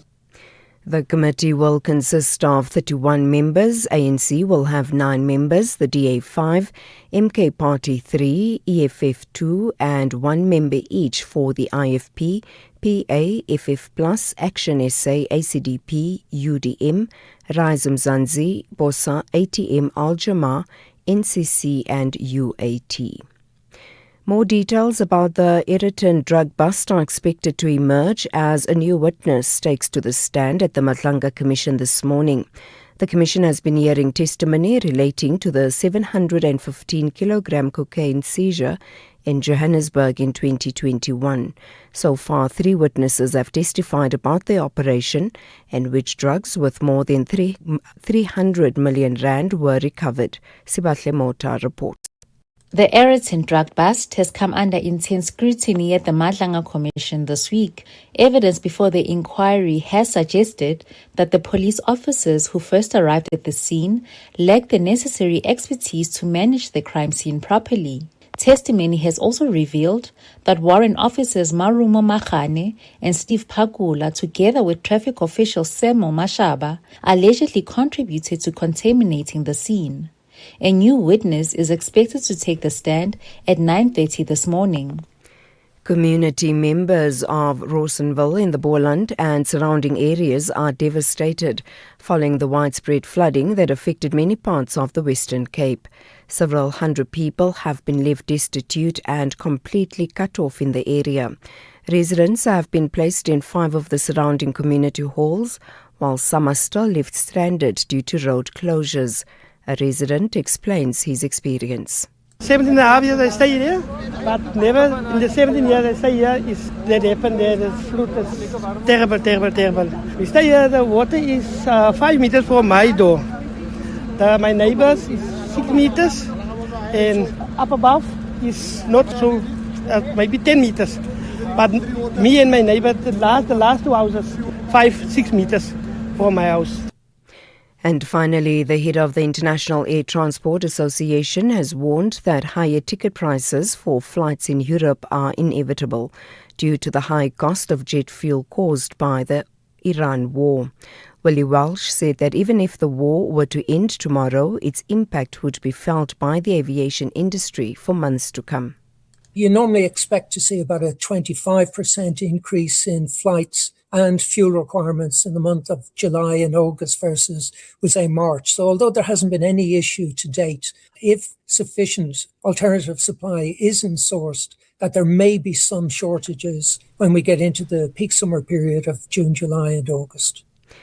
Recapping the top story, President Cyril Ramaphosa will face members of the National Assembly this afternoon when he answers oral questions in Parliament. For SAFM News, I am Anne Musa. As part of Africa Month, now we are profiling Seychelles, East Africa. An island nation in the Indian Ocean, northeast of Madagascar, scattered across turquoise waters and coral islands, a country of breathtaking beauty, white sand beaches, granite cliffs, and rich marine life known across the world. Creole, English, and French shape the nation's identity. A blend of African, European, and Asian heritage woven into island life. Seychelles gained independence in 1976. A small nation with a global tourism reputation, tourism and fishing drive the economy. One of Africa's highest income countries per capita. But challenges remain: climate change, rising sea levels, and economic dependence on tourism. Still, Seychelles protects its natural environment with pride and purpose. Seychelles guards a paradise for generations to come. In every island, in every reef, in every breeze, there is beauty. Seychelles, peaceful, pristine, unforgettable. Africa Month on SAfm. Conversations, context, connection.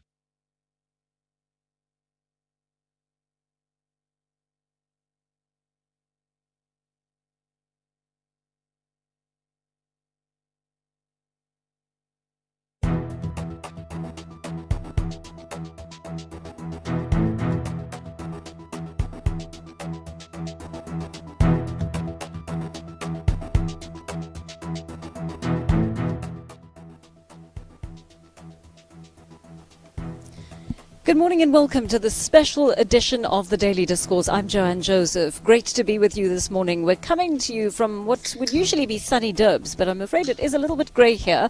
Still exciting nonetheless. I've spent a bit of time defrosting since we arrived yesterday afternoon, and a very, very beautiful environment indeed. We're at the Durban Exhibition Centre, close to the city centre, and we're attending Africa's Travel Indaba 2026. Welcome to it. The theme is Unlimited Africa, growing Africa's tourism economy. So you'll definitely see that reflected in our show today. Melissa is holding the fort in Auckland Park. Geneo is producing here from Durban. We've got Musa on the ground doing your audio. Mark in studio keeping it all together from an audio point of view. And of course, we're still taking your calls. Do remember that you can listen to the show by streaming our audio from the SAFM website or going to DSTV channel 814. And of course, you can also listen on your radio if you prefer. The open line kicks off at this hour. Dial 086 000 2032 to chat to me, or send a voice note or a text to our WhatsApp line on 0614 104 107. Please keep your calls and your voice notes short because we want to hear from as many of you as possible. Coming up over the course of the show, and this is something that we are looking at in our first hour, Parliament decides it's going ahead with the formation of the impeachment committee looking into the prima facie evidence related to the presidential Palapala scandal. A legal expert Richard Calland told us on this program the other day that it was very likely the parliamentary process of impeachment against the president would be put on hold now that President Cyril Ramaphosa says he's taking the Section 89 report on review.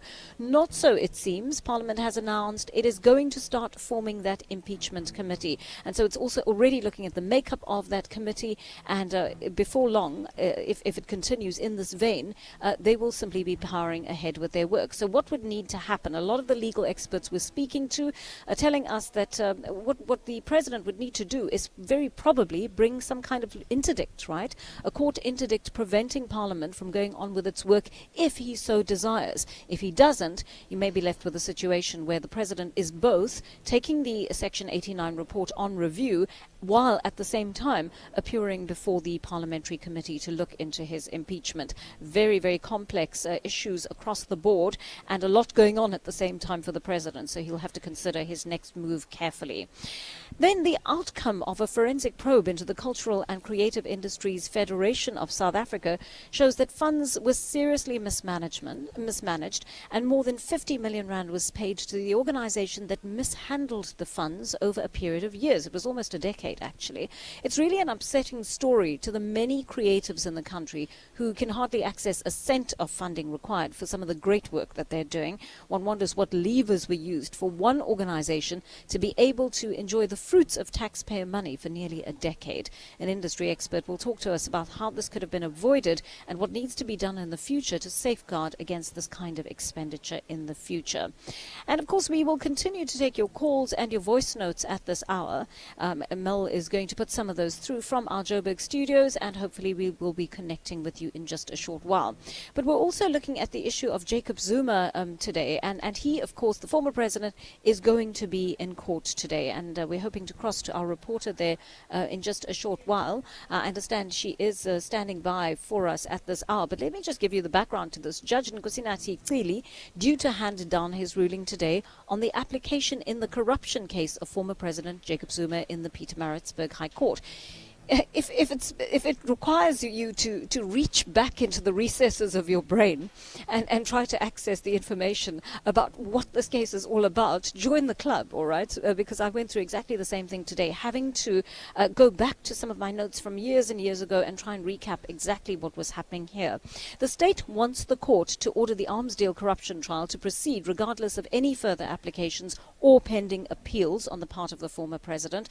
And we know this case has been delayed for over 18 years, which is why we're having to remind ourselves of the facts of it. Our SABC reporter Nonhlakanipo Magwaza is at the Pietermaritzburg High Court for us this morning. Good morning to you, Nonhlakanipo. Lovely to be with you and connect with you. Please just take us back to the crux of what this trial is about. Good morning, Joanne, and to the SAFM listeners. As you've said, that it has been going on for about 18 years, if not more, and because it has been going on for so long now, the state is saying that they want the Judge Cili to make a judgment and say that they must proceed with the trial, because since the start of the case, you'd remember that in 2017 the charges were dropped, Joanne, and then in 2017, 2018 he was charged again, and since then he has never or has not gone to trial because of the arms deal. And last year, the company Thales put in an application saying that they want the case to be dropped or to struck off the roll because some of their key witnesses have since passed away. However, I do believe it was in January, if not February. I can't remember properly, but I was here when Judge Cili handed down his judgment on that application, and he dismissed that application back then. However, he withheld the judgment on the state's application to proceed with the trial, saying that he wanted to look at another case, a similar case that was going to be a ruling that was going to be handed down by the Supreme Court of Appeal in, I think it was in March, if not April, because it was then postponed to today. So today we are going to hear whether or not Judge Cili will grant the state their application to proceed with the trial. All right. Just remind us of exactly who Thales is as an entity. Thales is a French arms company that was allegedly linked to a corruption case with the former President Jacob Zuma. That case, it involved an arms deal worth millions, if not billions, Joanne. And since then, the trial has, or the case has been here at the Pietermaritzburg court, and Zuma or his a legal team has been trying to delay the case from going to trial. And tell me this, what's the reason there have been so many delays in this case? I mean, 18 years is a staggering amount of time for a case not to have been concluded. You remember, Joanne, that Zuma's legal team, it started off with his previous advocate Kent, saying that because this whole Stalingrad strategy started off with him, saying that they will oppose the state at every turn, and indeed they have been doing that. They have been putting on applications after applications, and of course, all those applications, they have not been successful. You remember that he also put in an application before court to have the state advocate, Billy Downer, removed from the case, saying that it was he was compromised.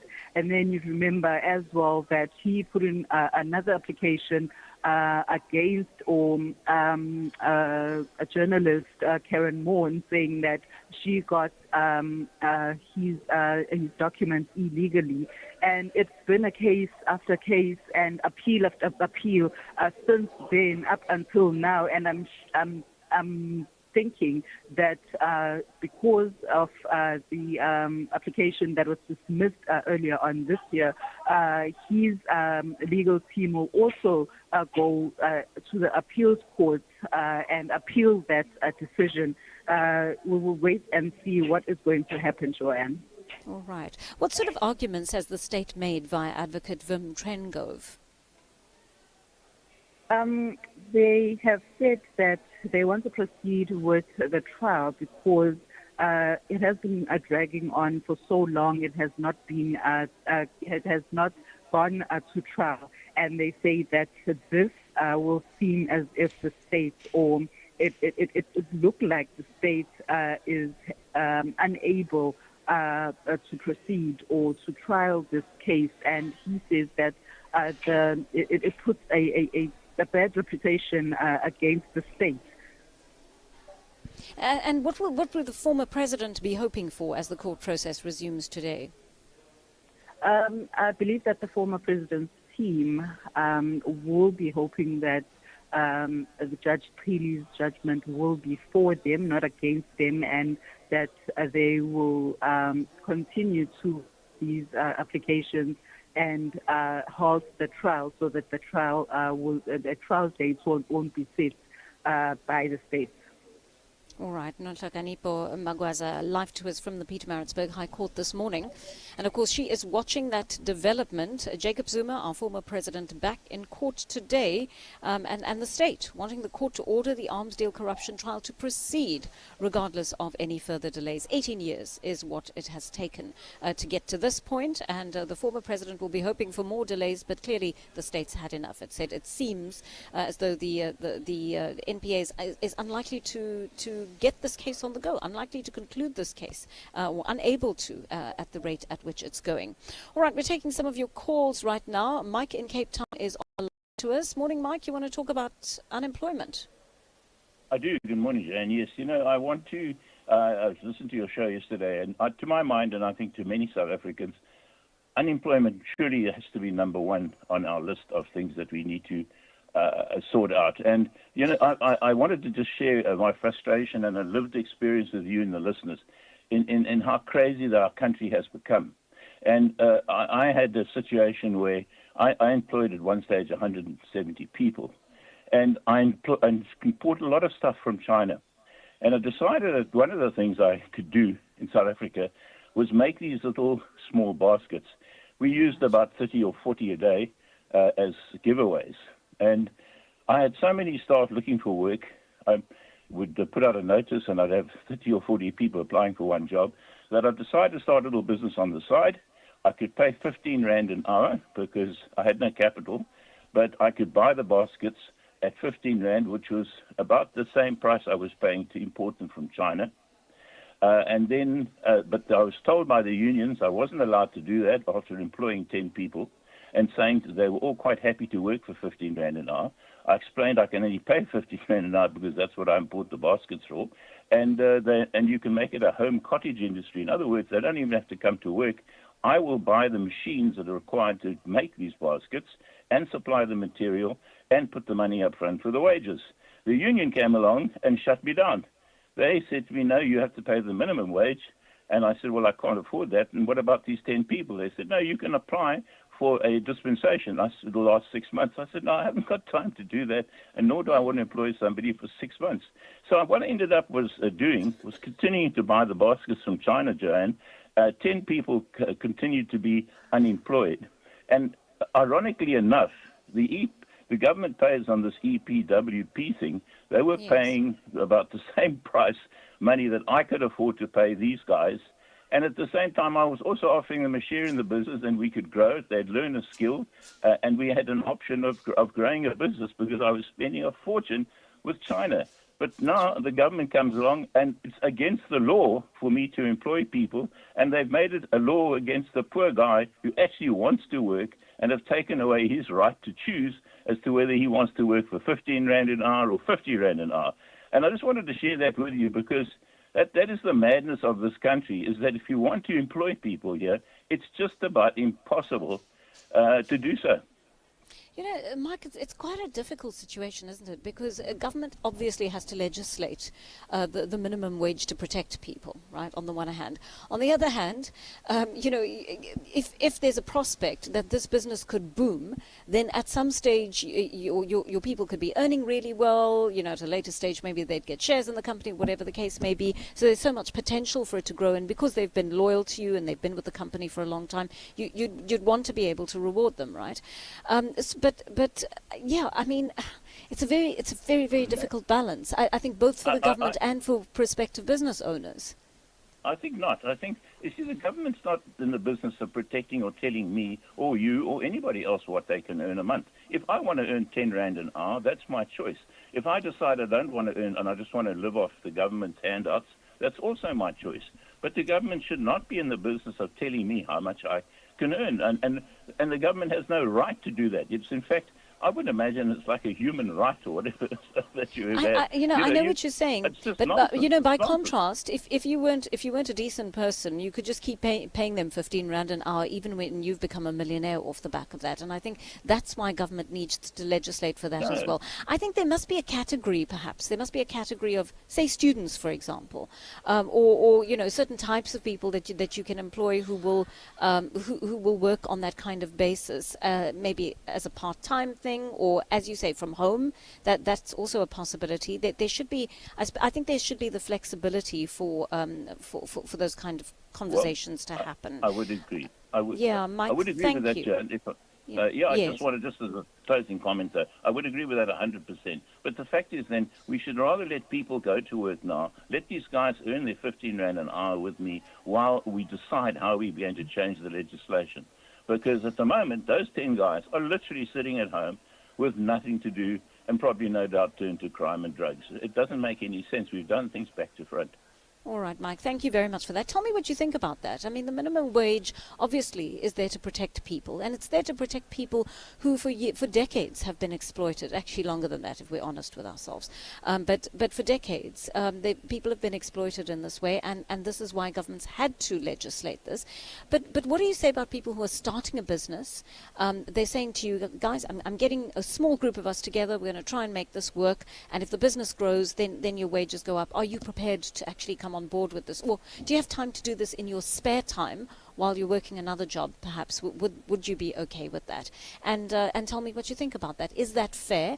Is government protecting you the way it ought to be as a worker?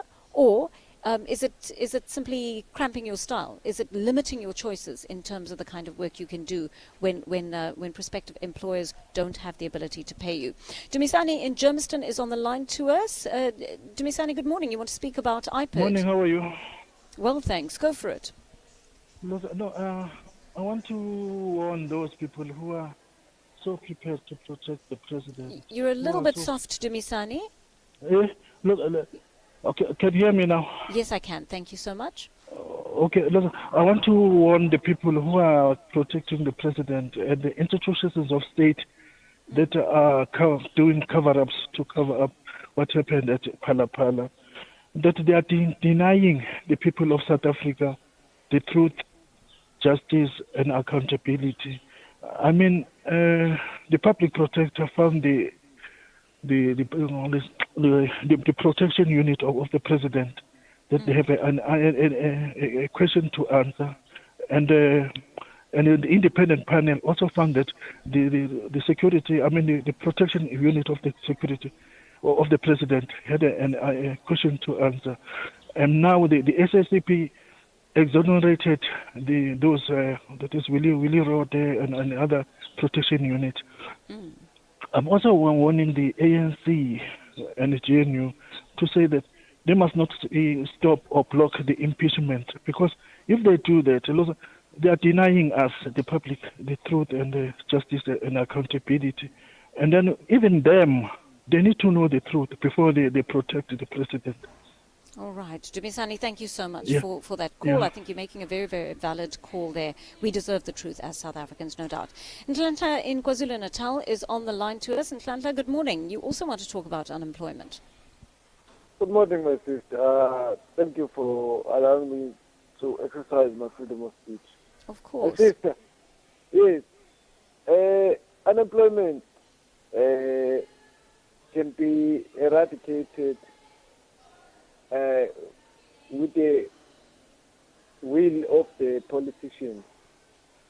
At the moment, we've got politicians who have got no will. They only have got the will to come to us and ask us to vote for them. And then after that, they are nowhere to be found. Currently, hospitals are not don't have enough staff.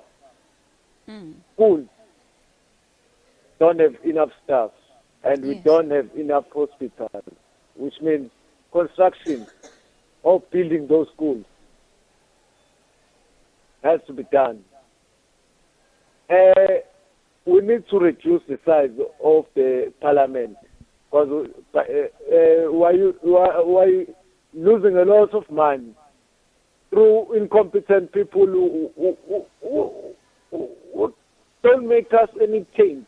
Year in, year out, to get to complain, where to get to spend a lot of money paying useless people. And by reducing the size of the parliament, a lot of money can be accumulated. Yeah, And no, I agree with you. I agree with you. We've got a very very bloated cabinet, Dumisani, and of course all the costs that come with looking after them, their perks, their travel, their accommodation, everything that comes with being a minister. There's really no need for us to have such an enormous cabinet. Sometimes you wonder also when you look at them, why do we need such an enormous cabinet if we're not going to see the kind of results we expect as citizens? It really is astonishing that you have such a big cabinet and you still battle to get things done from an administrative point of view. So that definitely is a very real thing. And the other issue is many cabinet ministers are travelling in and out of different locations. Some of them live in Pretoria, some of them are based in Cape Town, but there's a lot of back and forth travel between the capitals. And at some stage, there was the thought that perhaps one might centralise the parliament in some other place other than Cape Town. So perhaps Pretoria, Bloemfontein is the other capitals. We've got too many places from which parliamentarians are working as well. So that also becomes an issue. 9:30, it is on the Daily Discourse. Let's get your latest news headlines with Anne Musa. Good morning. Thanks, Joanne. In the headlines, President Cyril Ramaphosa will face members of the National Assembly this afternoon when he answers oral questions in Parliament. The N2 between Bishu and Kukompo City in the Eastern Cape is currently closed due to a protest at the Breitbach interchange. Protesters have used burning tyres and other objects to barricade the roadway. And the City of Johannesburg says it has collected close to 100 million rand in a few months after clamping down on illegal outdoor advertising. I'll have details on these and other stories at 10. The Daily Discourse. More than talk, real understanding.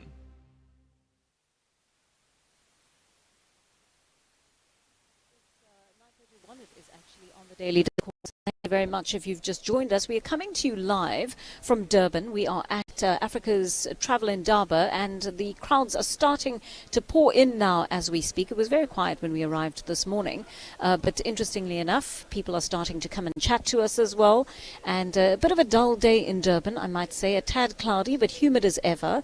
And it is such a lovely, cool environment in which to be working this morning in more ways than one, I must tell you. We walked past some fantastic stands here. There are lots of people who are exhibiting. And of course, KwaZulu-Natal is one of those provinces provinces it's one of the only provinces, actually, I think the only province that created jobs in the last quarter. We spoke about the issue of unemployment. Sadly, most provinces have seen a drop in employment in the last quarter. KwaZulu-Natal created 6,000 jobs. It's not a heck of a huge number. That much I concede, but at least there are some jobs being created here. And when you come to the city of Durban, when you travel to KwaZulu-Natal and surrounding areas of Durban, you start to see, the industry, the opportunities that exist. It's a slightly slower city in terms of the pulse of it, right? It's slower than Johannesburg, for example, which is our country's commercial capital.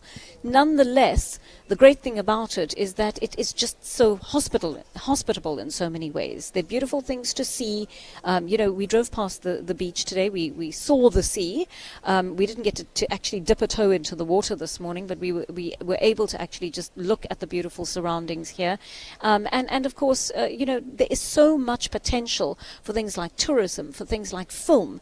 These aspects become so important to job creation in our country, which is really vital. And during the 10 o'clock hour, we're going to be having that conversation about the issue of job creation here, and all the various. We'll be chatting to all the various players who are assisting with trying to grow jobs in this province, which is really essential. Something else we are looking at when we talk about the creative industries as well is the issue of dishonesty here. One firm in particular has been flagged as a problem. It was the Cultural and Creative Industries Federation of South Africa. We'll be speaking to Jack Devnarine in the next half hour about the issue of how this company managed to get the contract that it did. It was a 50 million rand contract, just over that, 51 million actually, and this continued over the space of a number of years. The money was diverted to several different things. It's believed that the PFMA was contravened in the process of the way this money was handled. And if you are a creative, particularly if you are working in a sector where you're working in theatre, you're working in music, you're working in film, dance, whatever it is, give us a sense of how easy it is for you to access funding. What are the funding sources you go to? Do you get funding from these sources? How much do you get? How long does the process of applying take? What are the kind of hoops you have to jump through to get the kind of funding that you want to secure? These are important questions because it's the creatives, it's really the creatives, and it's the tourism industry that is going to start building provinces like KwaZulu-Natal and others all over the country. So I'm really looking forward to having those conversations with you. One of your voice notes coming in as well, and this is about the president essentially trying to make sure that the president is honest about what he tells us, so that we are able to subscribe to whatever he and his ministers say.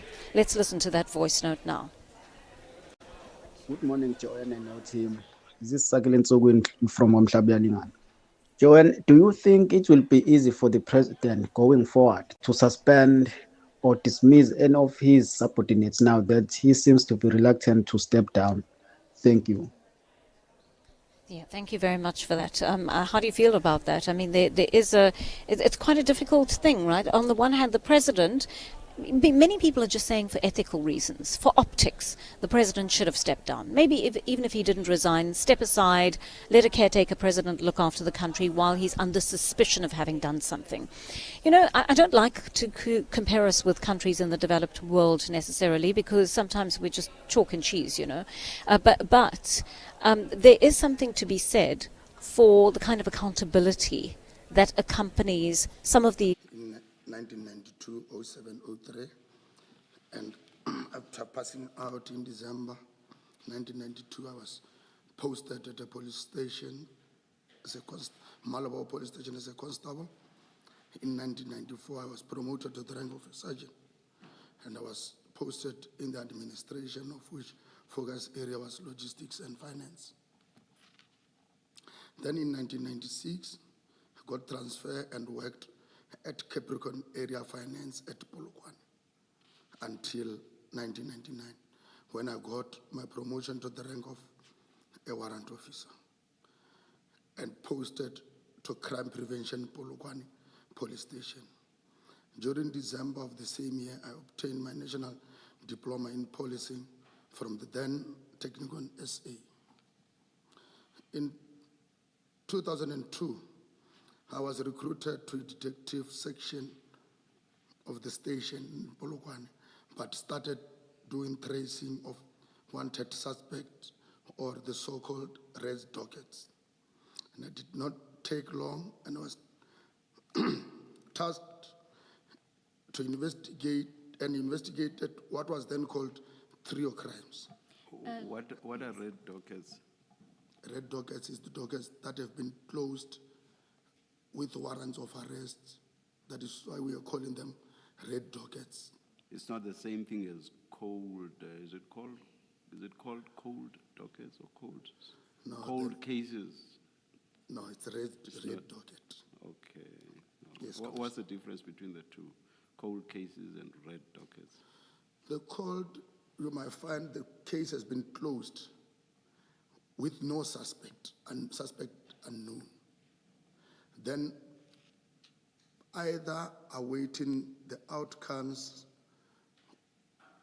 it can either be the DNA, the fingerprints, any other thing that may identify the person. Then those dockets were the cold dockets.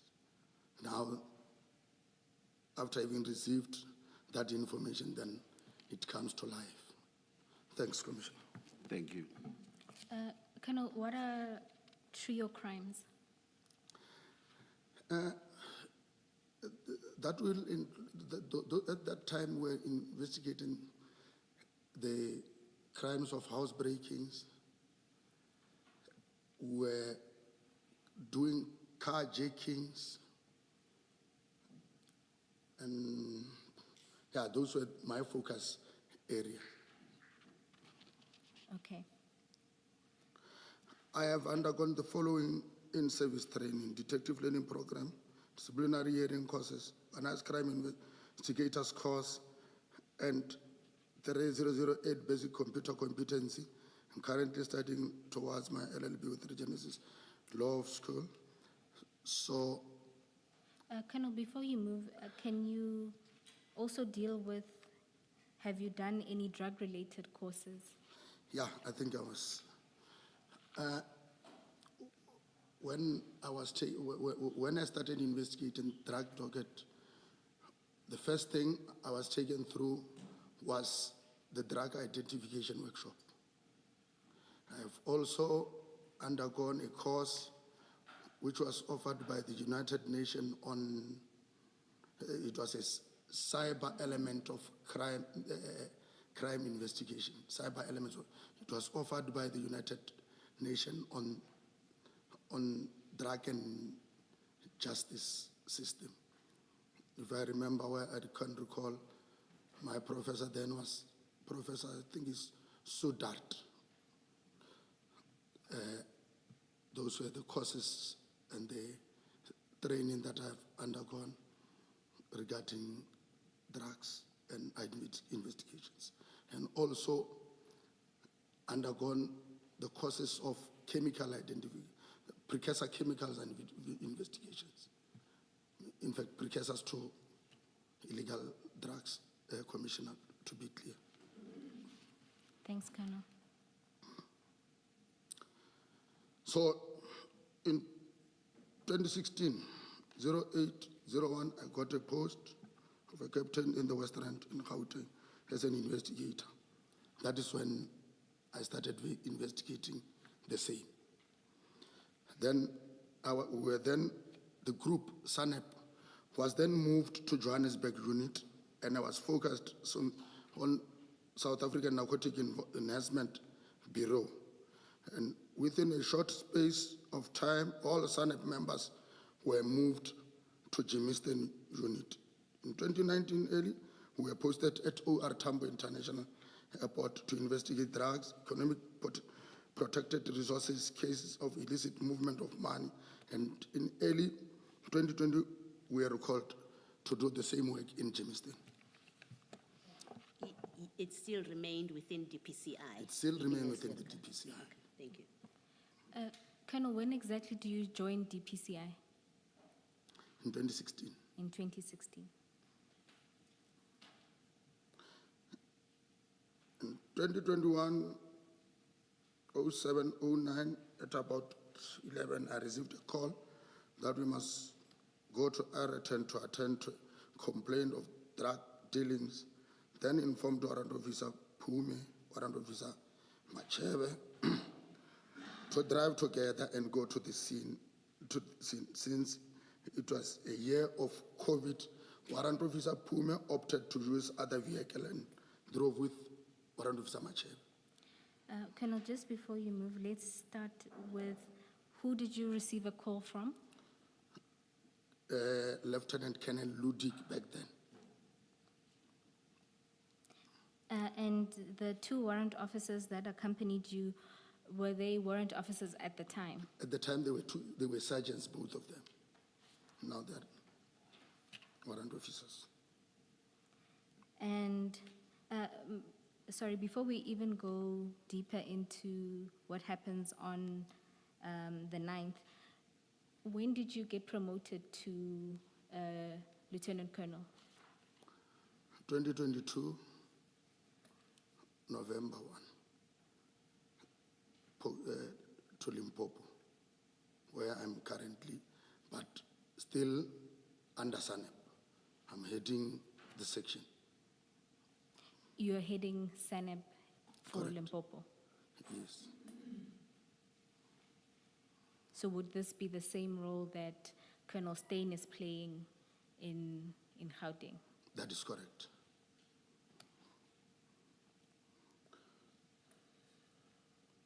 Okay, you can continue. We, together with Pume, arrived at the scene within 30 minutes after receiving the complaint.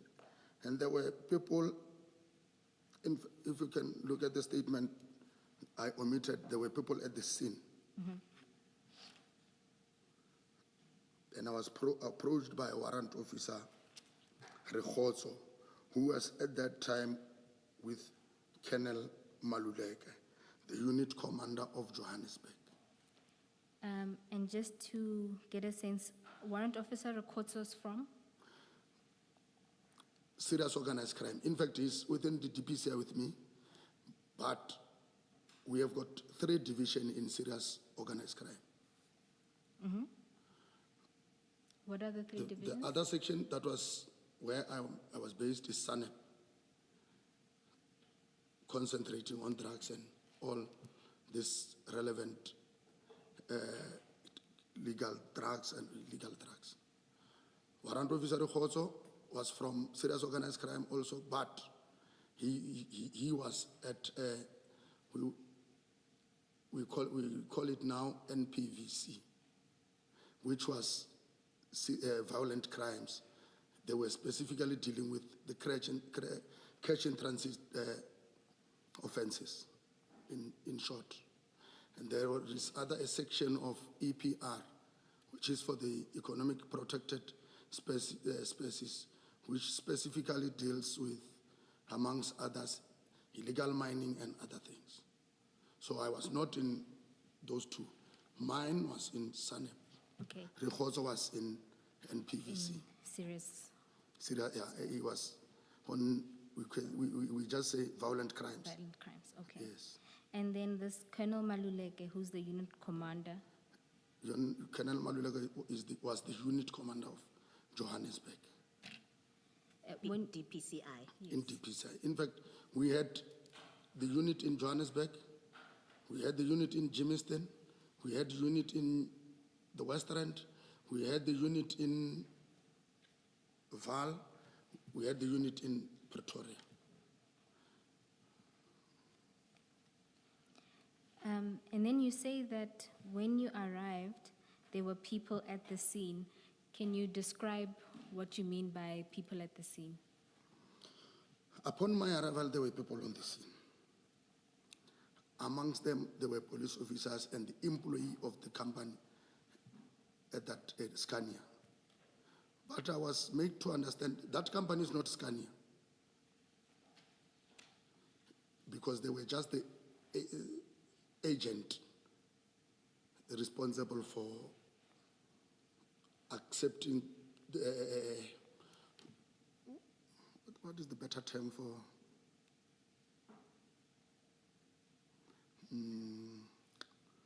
there is Cargo. We call them what agent? Shipping. Shipping Transport. agent. In fact, They are just receiving any items on behalf of their clients.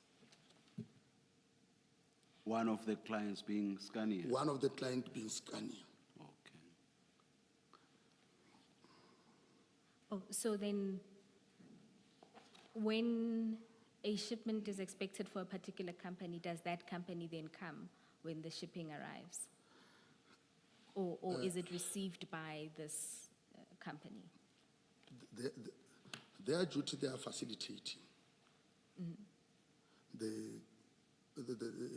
Whatever consignment need to be brought to the company.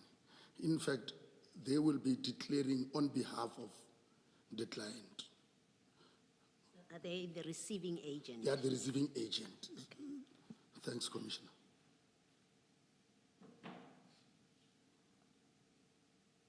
Just to understand, as the receiving agent, like in this instance, we know that Scania employees were at the premises. Was that normal? Let us put it clear. Those employees there, they are not employed by Scania. Okay. Let's talk specifics. There was Miss Wenzel. I think another surname is Jolene. Also used. Jolene, I think. Jolene Wenzel. Yes. She's working for the shipping agent. Not for Scania. Not for Scania. There was also a man, I forget his name completely. The one who cut open the container. I know. Maybe if you mention the name, I'll remember. What's the name? It doesn't matter. So he too worked for this receiving. They are working for that clearing agent. Okay, all right. The clearing agent. All right, thank you. So Elias Mosetla and Mtungwa were also, so they are all employed for this receiving. According to the information I received, those people I was informed they are working for the clearing agent. All right. So, and the police officers, on your arrival, where did they come from? Or could you identify the various police at the scene? There were various police officers. Yes. And then there were others. I can't remember the vehicle, but they were driving marked car. One of them that I've identified, there was Captain Optov, who was in uniform. I think that's from the flying squad. And then they are from the flying squad. Yes.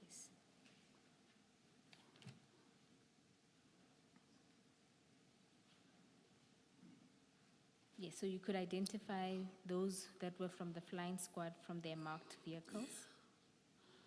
And later on, as and when we were progressing, there were others that I have identified, but they were just onlookers.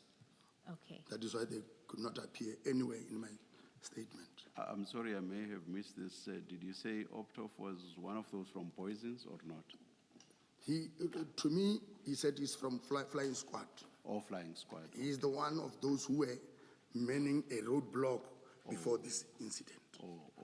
Yes, Commissioner. He was not in the marked vehicle that parked in front of the black. No, he was not. No, not. All right. Thank you. And how many people approximately do you think were around the scene, in and around the scene? Commissioner, to be precise, they might be over 20 or more. There were a lot. There were people, a lot of people.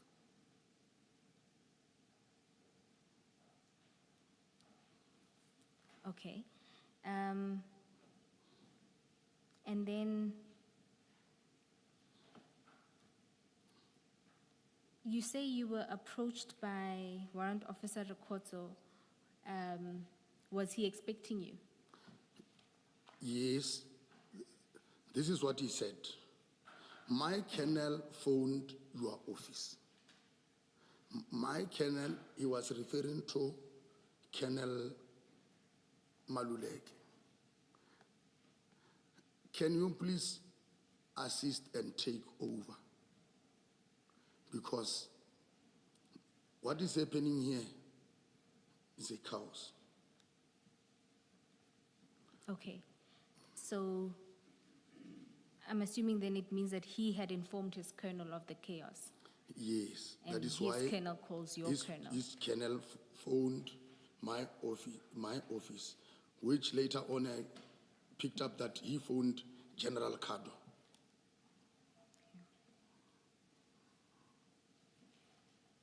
Okay. Then we can go to paragraph 8. Warrant officer also pointed to me marked Boysen's police vehicle, and he said to me he was contacted by his nephew, who is the police sergeant driving that marked Boysen's vehicle that blocked the black Nissan buggy, with which the driver wanted to drive away. That was the first information that I got.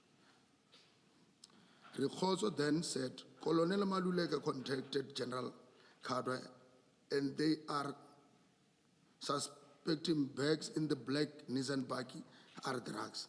They could not take over the scene, and therefore I must talk to driver of the marked Boysen's buggy, to whom I introduced myself, and he became known to me as Sergeant Ndo. Okay. Colonel, just so that we can see a better picture of what you were looking at, can we go to that exhibit bundle and let's go to page 19. Yes, 19. Yes, 19.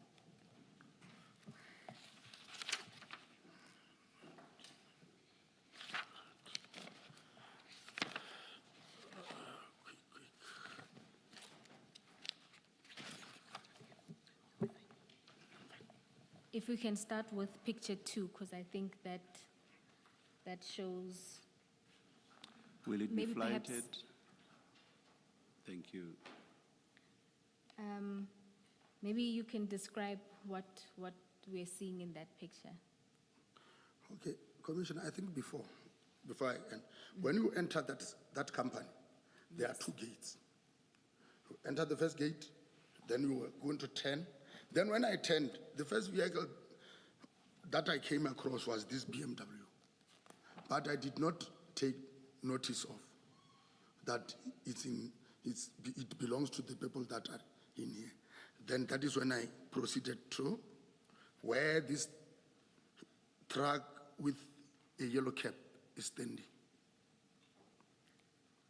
Okay, so when you say warrant officer Rikhoso pointed you to a marked Boysen's police vehicle, what was he pointing you to? Next to that truck, there is a white marked police buggy, just standing in front of the black Nissan. But on this picture, it's not that much clearly visible. But how I know the scene, it is standing in front of the black buggy.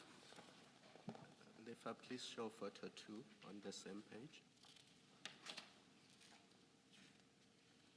Is it that one there? That is correct, Commissioner.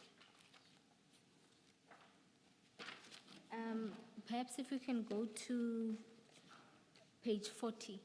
40.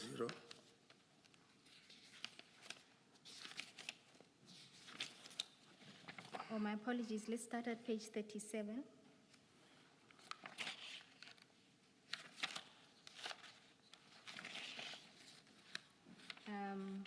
Picture 33.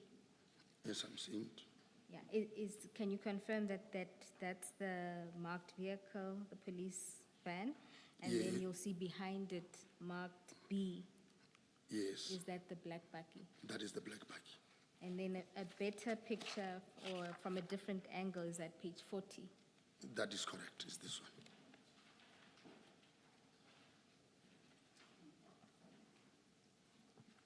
Page 41, photo 40. Yes. If you can go to page 41. Yes. Photo 40. Yes, it's the one. All right. Then you say that he told you that the marked police vehicle was blocking the black Nissan because the driver wanted to drive away. He wanted to drive away. This is now conveyed to you by Rekotso from the nephew. Yes. All right. Okay. Then we can proceed to. You then introduced yourself to the person that you knew as Sergeant Doe. Can I just get some clarification before you move on? You say that Colonel Maluleke said they couldn't take over the scene. No, I did not speak to Colonel Maluleke. This is the communication between me and Warrant Officer Rekotso, who was saying, Colonel Maluleke contacted your office, of which I realized that he contacted General Kadu. And where you say, now if you look at that page 2, still at paragraph 8, Rekotso then said Maluleke contacted General Kadwa and they are suspecting the bags in the Nissan Baki are drugs. They could not take over the scene. It is that part that I'm just wanting to clarify. Yes, we You were told by Rekotso. I was told by Rekotso. Okay. Then we as SANEP we have to take over the scene. Yes, that was going to be my question, that how does it work, this taking over the scene from people that you found there? So, as in Rekotso and Maluleke could not take over the scene because they are not in SANEP? Is that what it means? And I ask the question because with the past witnesses, there's been a discussion about taking over the scene from the original person who arrived at the scene, and you eventually take over the scene. Yes. But we had another witness yesterday saying the scene was handed over to them by the original, I think the first responder. So I just want to understand the practice, how in fact it works. If you arrive at a scene, what informs one officer taking a scene over from another? Is it seniority? Is it specialty? What exactly happens? The reason why we were called to the scene first, we are specializing in drugs.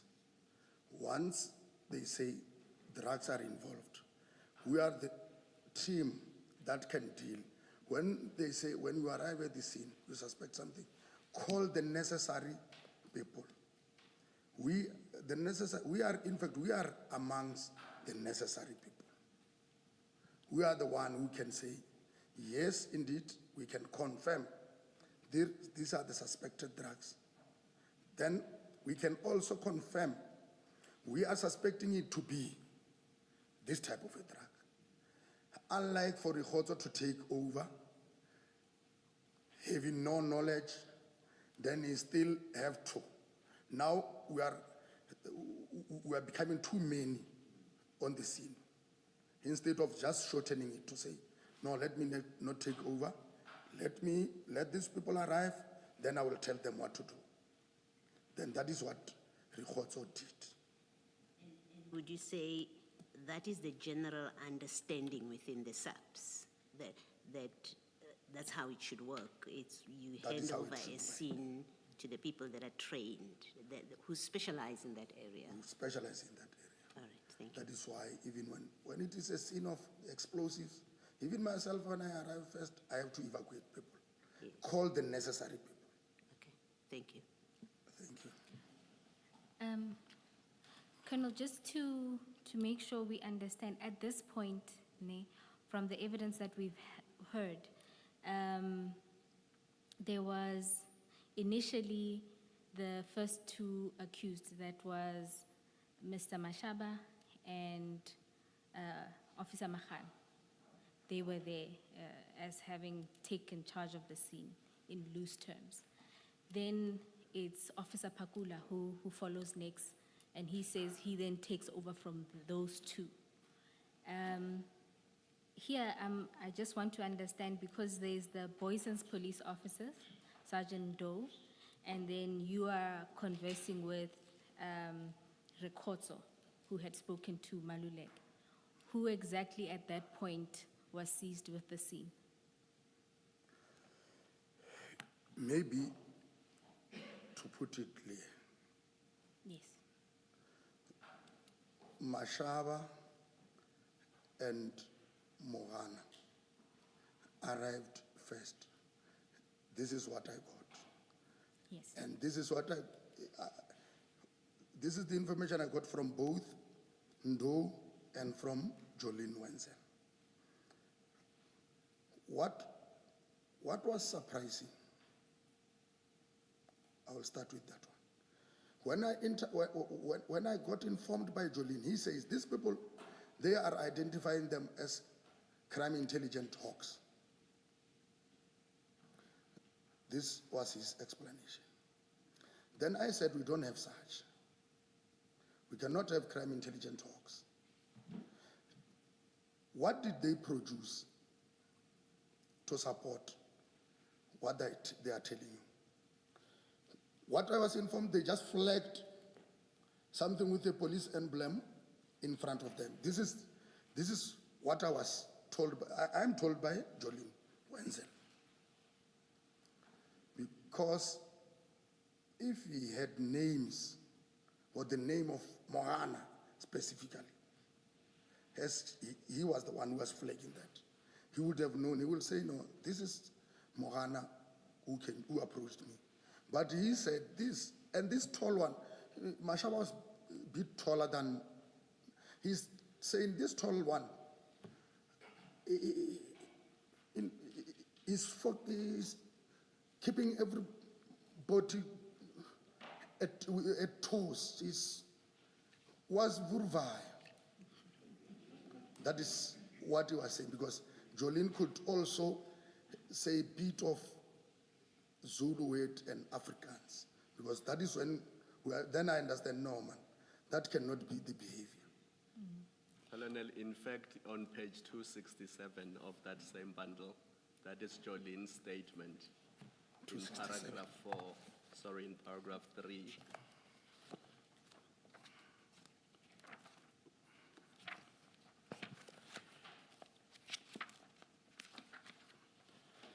Yes, I got it. Yes, so maybe just read paragraph 3 and then it confirms what you've just said to the commission. He was with two African males who were driving a grey VW Golf, and they have introduced themselves as police officers from crime intelligence. He said this gentleman produced cards, and he asked them if they have the SAPS container stop form, because this is normally the procedure followed when stopping a container. Maybe you can stop there. I just wanted to confirm that Jolene does confirm what you are just telling us now. That is correct. Thank you. Kind of before you run away from me, what I was just trying to establish before we get to all of the things that happen is, because there's the sergeants from Boysons and there's now Warrant Officer Rekhotso, who was seized with the scene at the time that you are then told to take over. Is it the Boysons police officers, or was it Officer Rekhotso? Who did what? Who had the scene, was the custodian of the scene at the time? At the time, yes. The person who still has the custodian of the scene is Sergeant Ndo. All right. Okay. Thank you. So then that then informs your decision to speak to Sergeant Ndo as the... As he is the person who is in charge. All right. Then you proceed to talk about your approach to...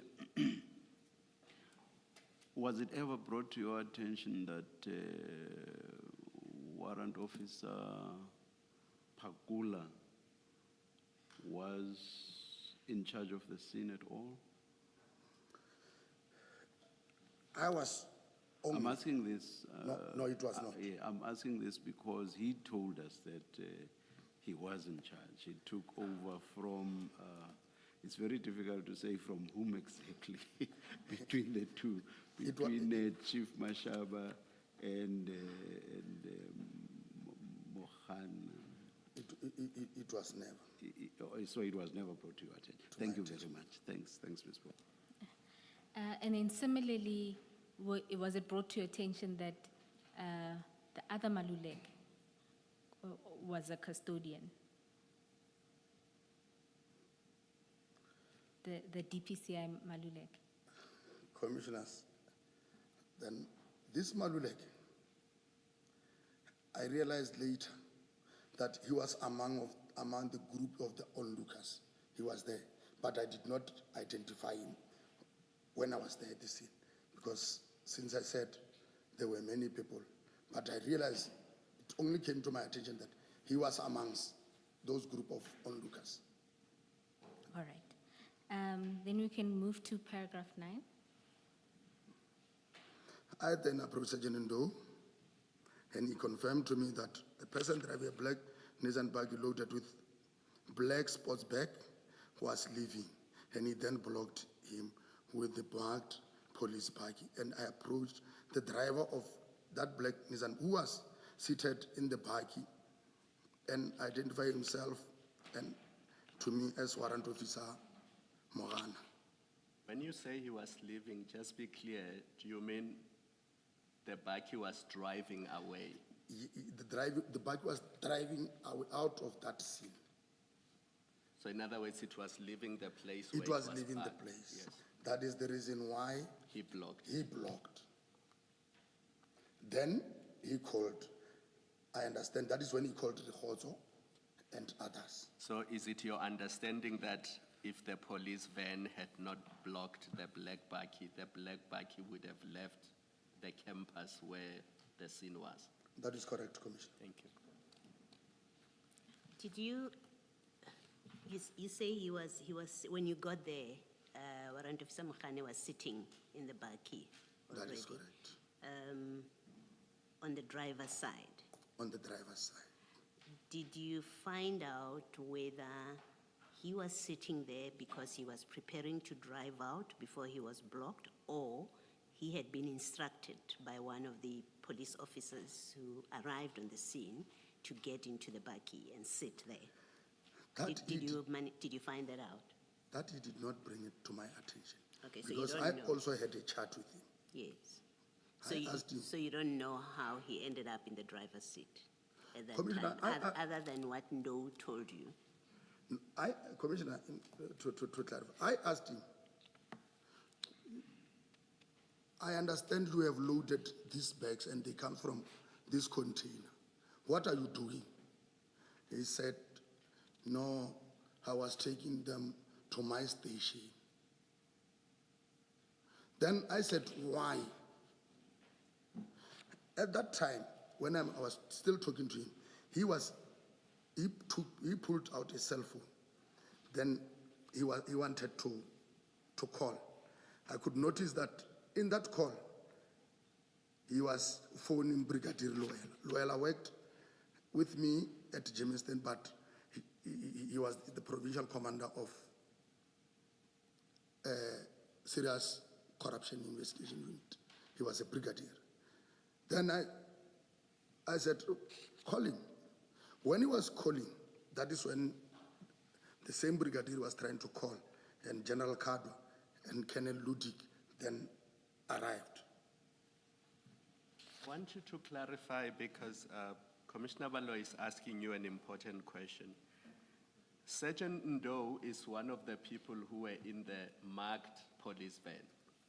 Correct, Commissioner. So they were the first police proper to arrive at the scene. There were no other police other than Mkhane and Mashaba.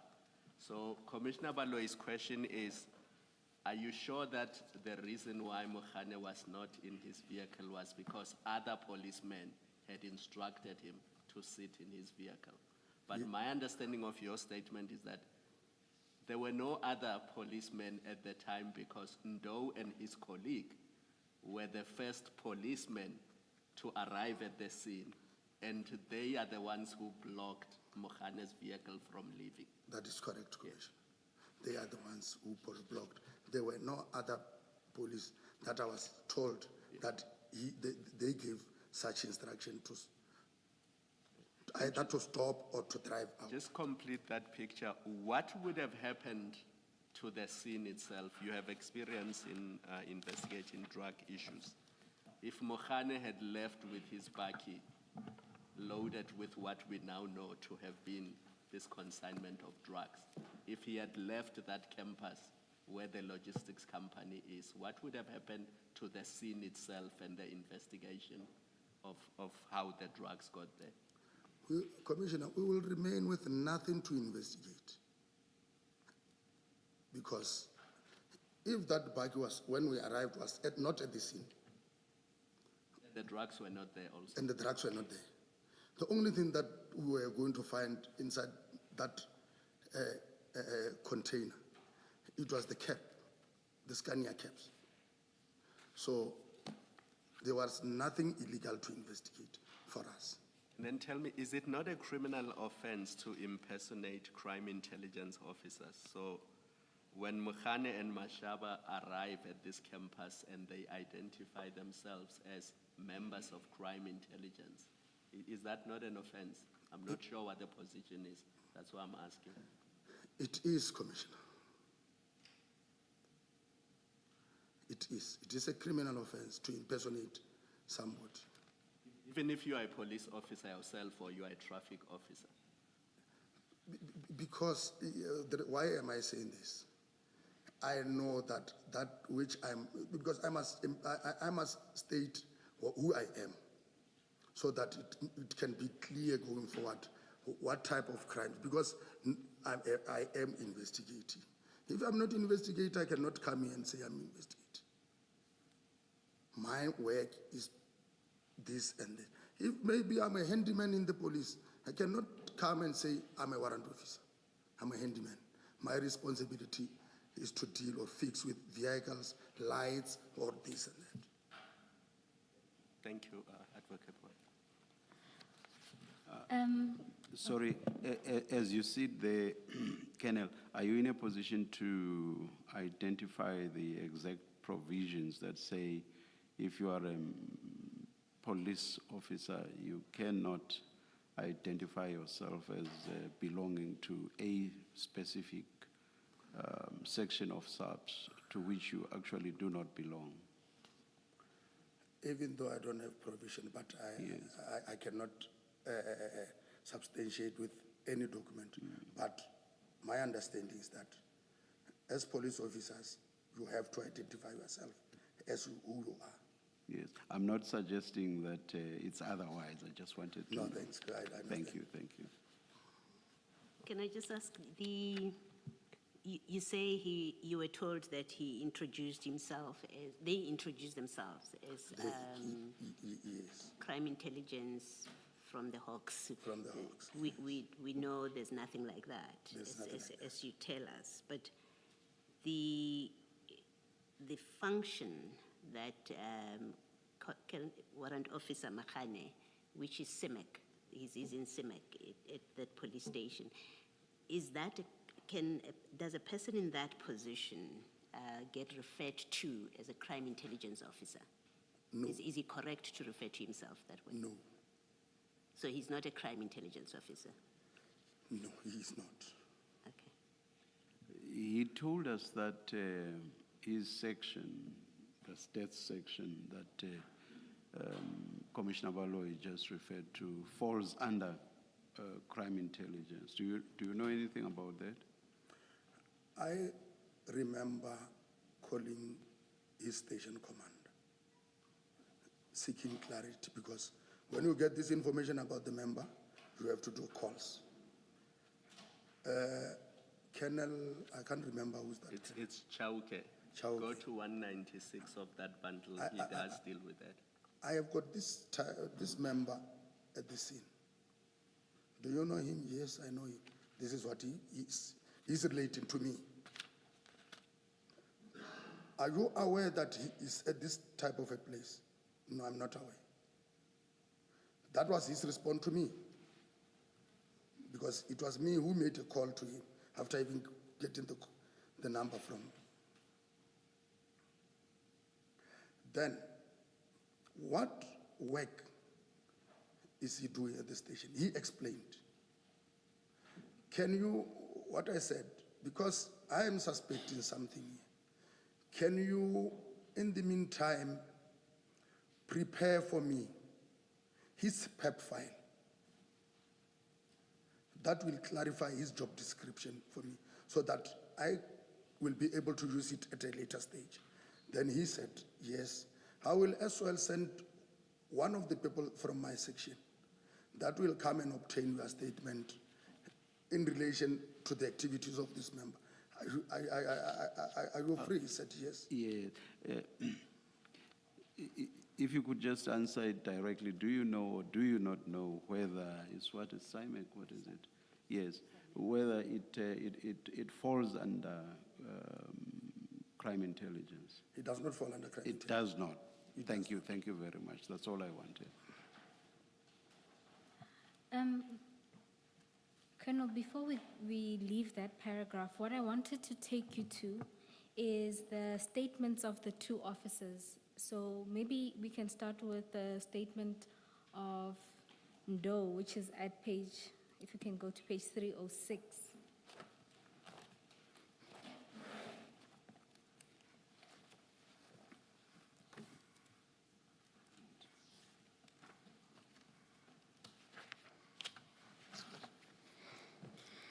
Yes, I got the statement. Yes, and if you then go to paragraph 4, he deals with his arrival at Scania. Can you see that at paragraph 4? Yes. Can we just go through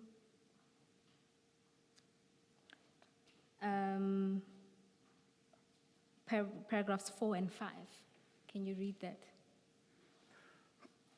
On our arrival at Scania Ira 10, at the gate, we were met by a security officer at the gate and was escorted to the reception area where we found a black Nissan buggy with registration number with this next to the buggy and yellow.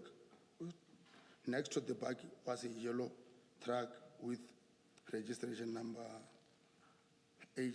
No need to reach the registration. And then paragraph 5. Whilst I got out of the vehicle, I was approached by Warrant Officer Mohana by showing his appointment card and who introduced a traffic officer named Mashava and followed me that they were told me that they were following information in regard to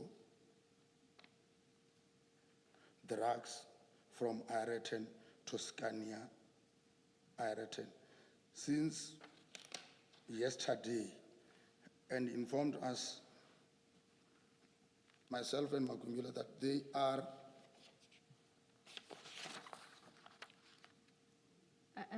going to... They are going to arrest the drug driver for possession of drugs. Because they informed the bags, loaded. No, is it loaded? The bags loaded. But it seems they intend. Loaded at the back of they the loaded the bags. Drugs. Can you see that? The bags loaded at the back of the Scania drugs, and that they are going to book the bags at Subs Alberton. At Subs Alberton. Then the suspect, the drug driver, he informed them that the bags, as well as the suspect, should be booked.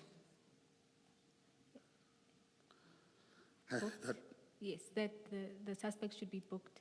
should be booked and detained at SAPS Boysen. Should be booked and detained at Subsidies because the drugs were recovered at Subsidies area. Yes. So that's fine. What I want you to perhaps comment on is he goes on in that paragraph to talk about their argument between themselves and officers Mccolo and Mashaba regarding where the exhibits and the suspects should go. But if you see his account of when he arrives and what happens, he doesn't include there the crucial information related to their attempt to leave. And it's an important thing because that's the basis upon which everybody else is radioed out because they are police trying to leave with exhibits. That point is not highlighted in here. Yes.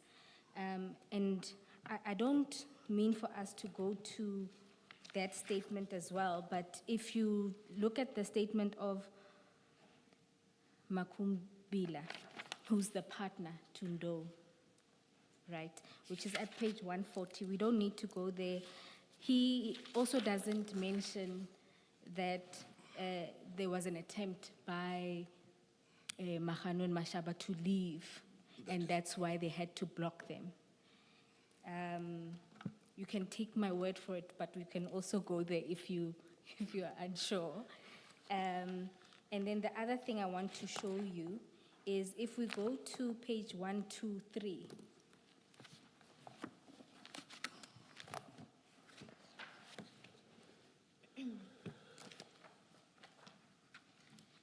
And at page 123, oh sorry, let me just wait for you to get there. Yes, I'm at 123. That's the access to information request that you made to get the transcript of the radio conversation between the 10111 desk and Sergeant Doe. Correct. And just for good measure, you'll see in Sergeant Doe's statement, he confirms that he is BS12. Things like Bravo Sierra 12. Yes. He says so in his statement. And if you look at this conversation that he's having, where he's having to report back to the 10111 desk, if you look at 2.30, at the bottom of the page, that's where the report back happens. At 123. Yes, oh, sorry, my apologies. The next page, 124. Yes, 124, yes. The report back is at 2.30. Yes. Where the controller is asking them for an update. And he responds there at 11:23:22 a.m. Can you read that? At 11:23:22 a.m. BS12. Yes. Yes, BS12. At that complaint, I written truck hijacking. The truck was not hijacked. The truck was being escorted by the police. They suspected that there was something wrong under the truck, and the truck was opened and found drugs inside the truck. The driver will be arrested. There is only one suspect. Yes. Now, again, just to point out that even when Sergeant Doe gives a report back to the 10111 desk, he doesn't mention that there's a crime happening, i.e. police officers trying to leave with the drugs. Instead, it looks like he's reporting back that there's an operation happening where police have discovered drugs and that the truck driver has been arrested. That is correct. That is that way. Yes.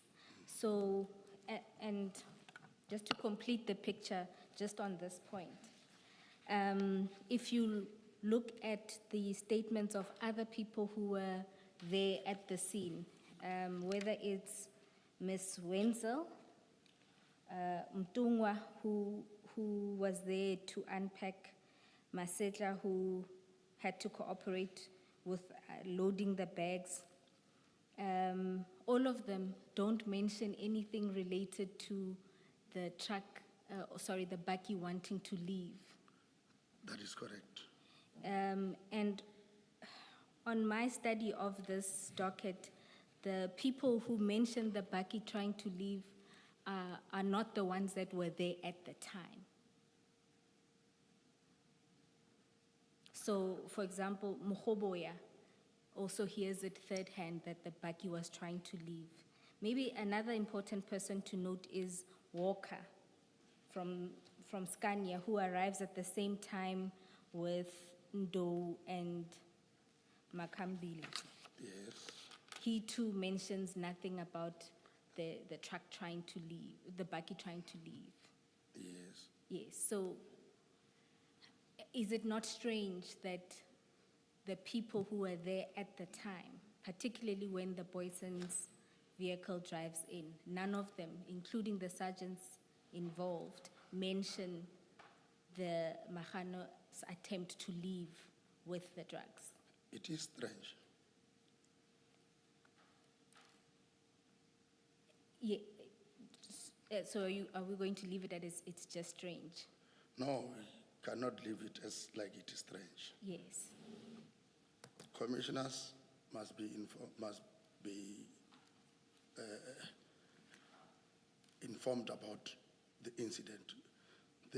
When we are the first member at the scene, the people that you called to the scene, or one should say, if indeed there was a legitimate operation, normally, after this feedback by Sergeant Ndo to 10-1, what should have happened was for Ndo to say, all those who were called to the scene can cancel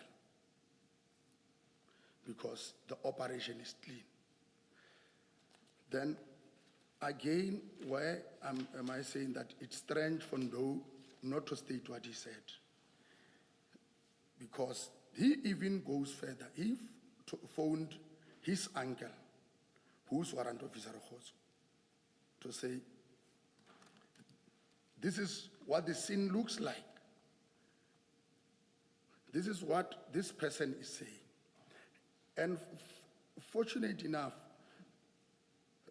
Johannesburg unit is not far from Ireton.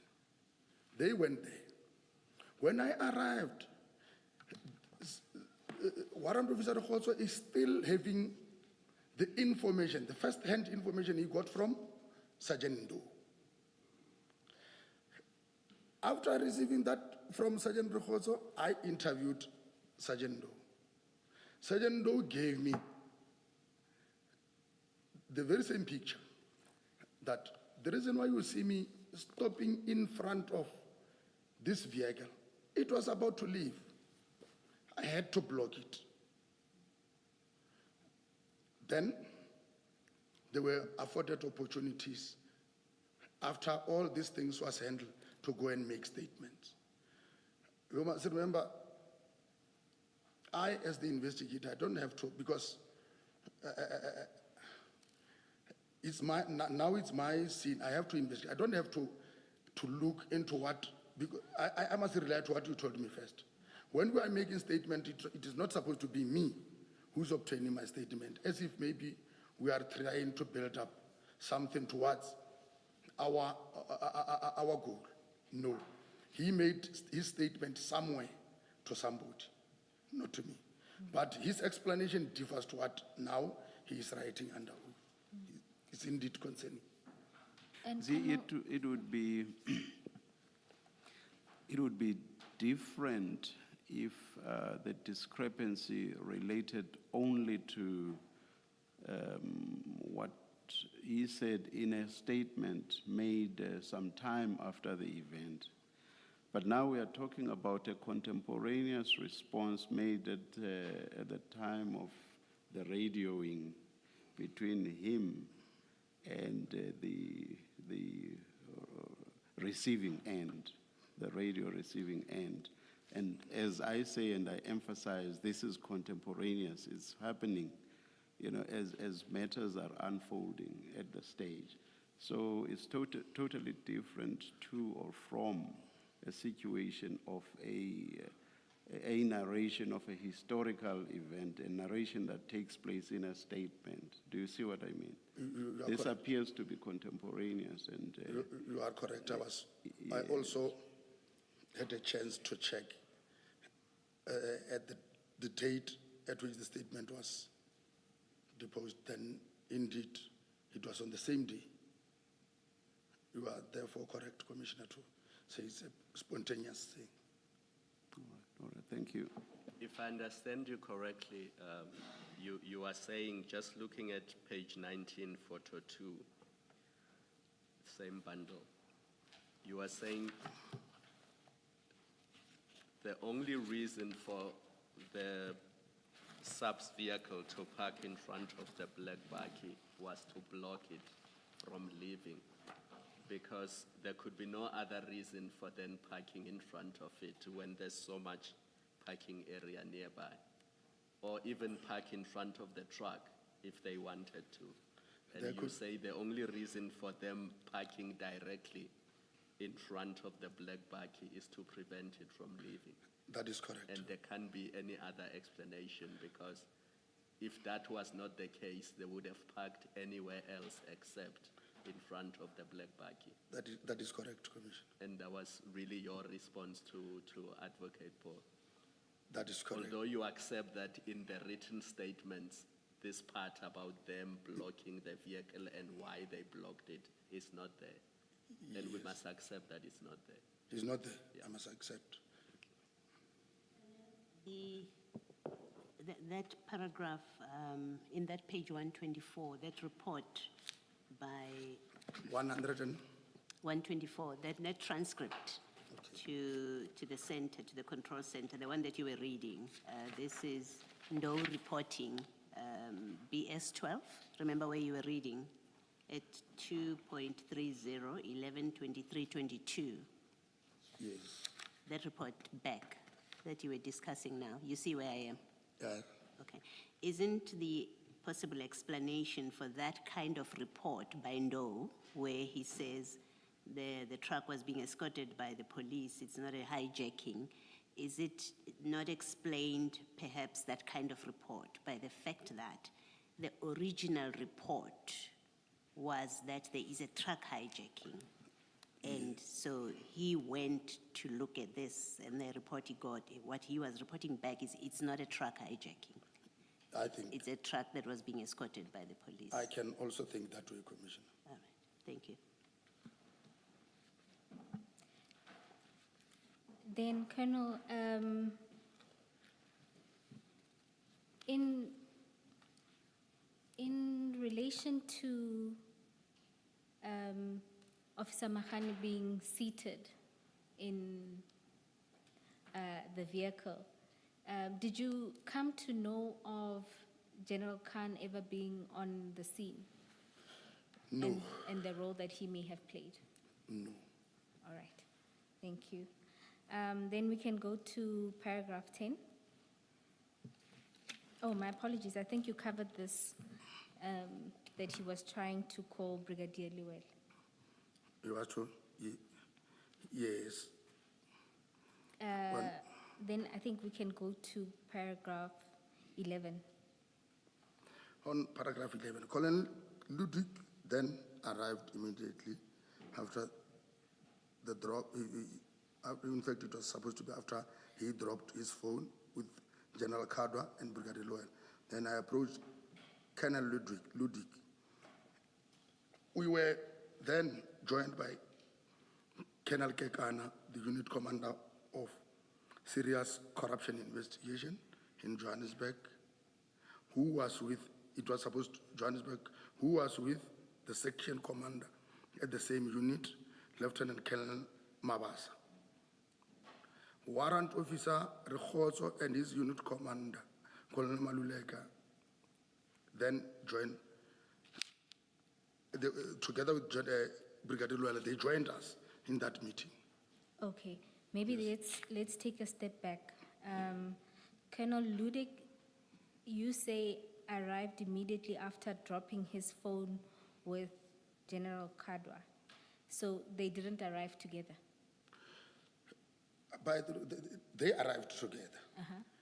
But after having arrived together, because already at that time,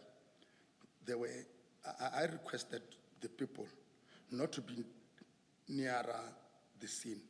They stopped where other members of the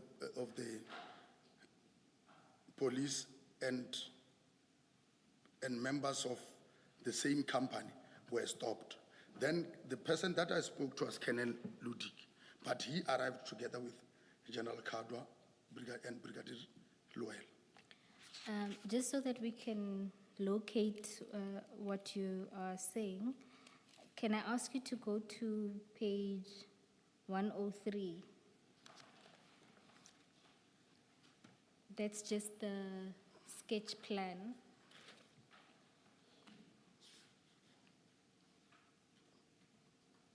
That was drawn by Warrant Officer Woods. It seems to be showing us a kind of an aerial view. Yes. So when you say, when did Colonel Ludik and Kadwa arrive? Do you recall? Commissioners, if I can, in fact, at that scene, it did not take, in fact, we were arriving in drips and drabs. It was not taking, like to say, 10, 20 minutes to arrive.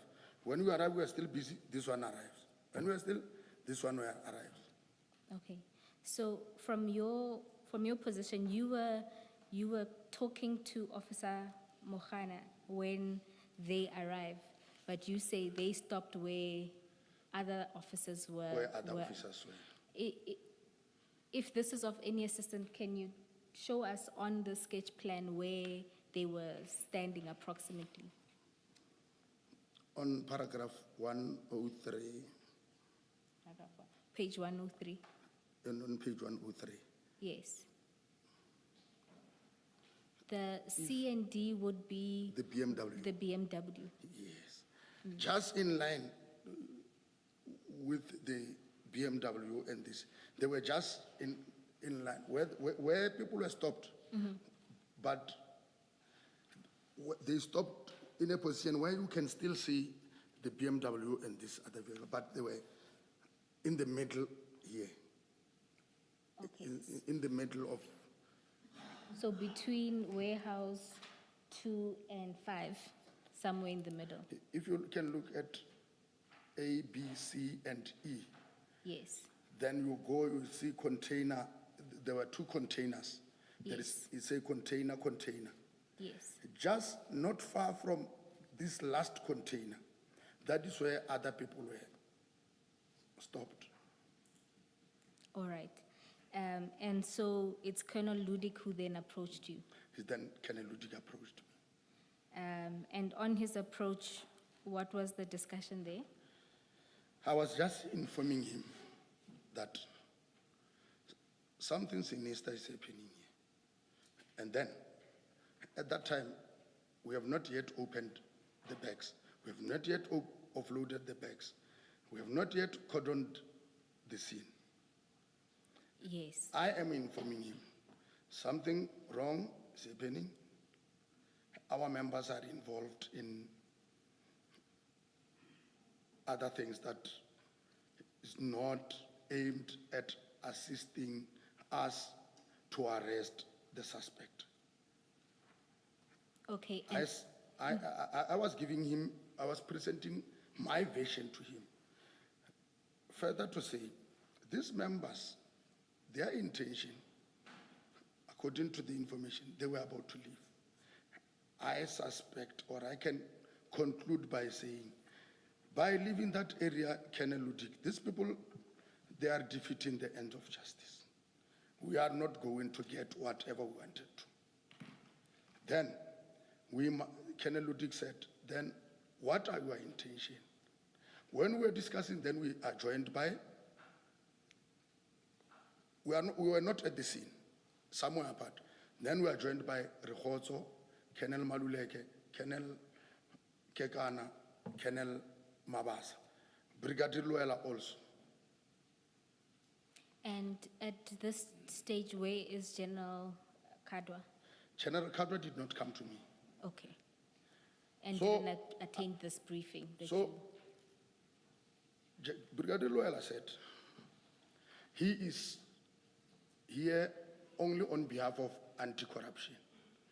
But by the explanation, the people cannot be charged for anti-corruption if they are defeating the end of justice.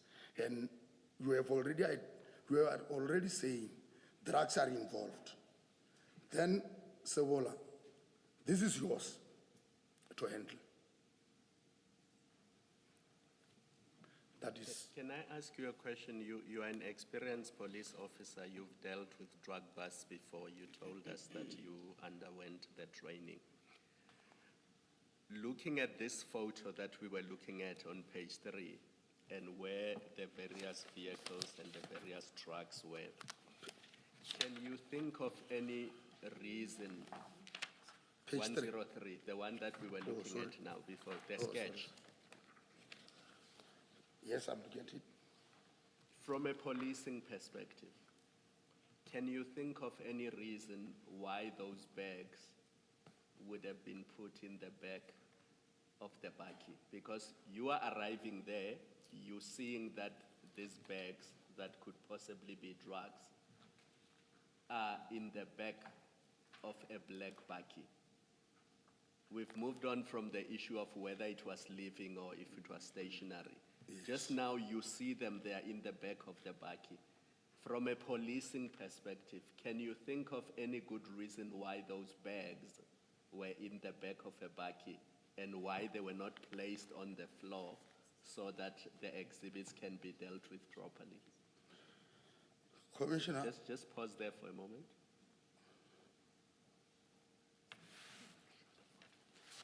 All right, you remember the question? Yes, yes. Commissioner, what I can tell the Commission is that in the first instance, the person who loaded those bags was not supposed to load them in his bag. That is the first thing. And the second, he should even not have offloaded them from the container if he wanted to maintain, to retain the integrity of the same consignment we are investigating. That was also put to him by myself to say, looking at these bags, none of it has been opened to substantiate what we are saying, your allegation of saying these are drugs. Can't you see that we are putting your life in danger? Let me assume that the same bags that we have loaded are explosives. We were going to be faced with a very serious sin of if those explosives exploded here. Then he did not have an answer, and of which I'm still saying he should have maintained the scene as is. As is does not mean that the drugs should have been in the bags, not drugs. The bags shouldn't have been in his bag. That is incorrect. That was incorrect of him to do that. But is there a reasonable explanation? I mean, because he would have explained to you why they were loaded in the back of his bakkie. I mean, based on what he told you, is that reason acceptable or it's just complete nonsense? Thus, there was no reasonable explanation. Everything that that was, in fact, to say that was indeed complete nonsense that he was explaining. Don't use my language, please. I couldn't find a better word, and okay, no, just okay. On the spot I had to. His action there were not supposed to be that. I can even substantiate to say he did not know. He explained to me, do you know drugs? I interviewed him. Do you know drugs? He said no. Then why do you loot the bags? He can't explain. Well, I was going to say maybe he smelled the drugs, and from that he knew it was cocaine or drugs. Commissioner, having knowledge of drugs, having knowledge of drugs, more especially cocaine, and the state at which that bags were sealed, it will be difficult for one that even myself, I cannot say I smelled drugs. With my experience, with my knowledge, there is something that I did to substantiate to say, this might be cocaine. The only thing to arrive at that point was to at least open one of the bags. Acquaint yourself with what was in the bag. And still, with regard to issue of smell, you cannot, the bags are sealed with that black masking tape, wrapped. When you go inside the bag, you open, those bricks have been wrapped with this plastic that normally used to wrap foods. In fact, there is a process because they wrap with something, another something, they put their emblem on top, then which will be visible when you look at the brick, so that the intended recipient must know, identify it with the branding, that this comes from this. I don't know whether should I use, this comes from this cartel, or drug cartel. There were some with Red Bulls signs, some with, there were different things, which means where they were packaged. And where they are coming, people should identify them with whoever is sending them. Maybe I might as well ask this question now, just to get it out of the way on the back of something that you've said now.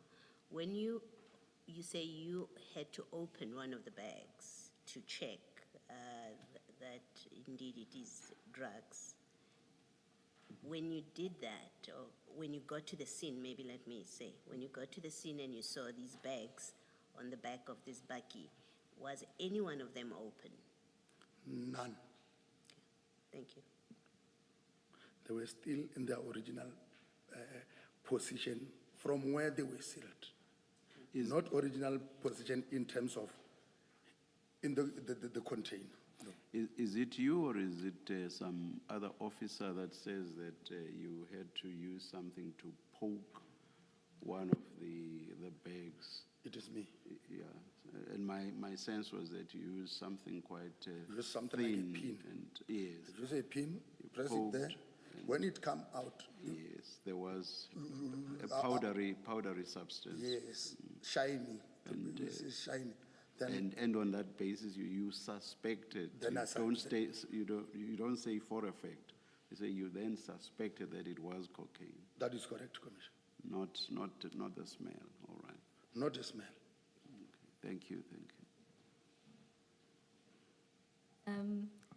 Colonel, then assume that the briefing ended and you were then assigned by Colonel Ludik as the investigating officer. Is that correct? That is correct. Thereafter, you then say Warrant Officer Rakotso pointed you to the BMW. Can you deal with that? At paragraph 13.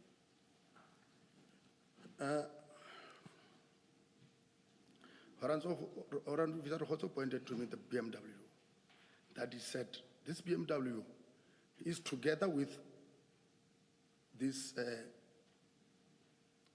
police officers. Yes. Then,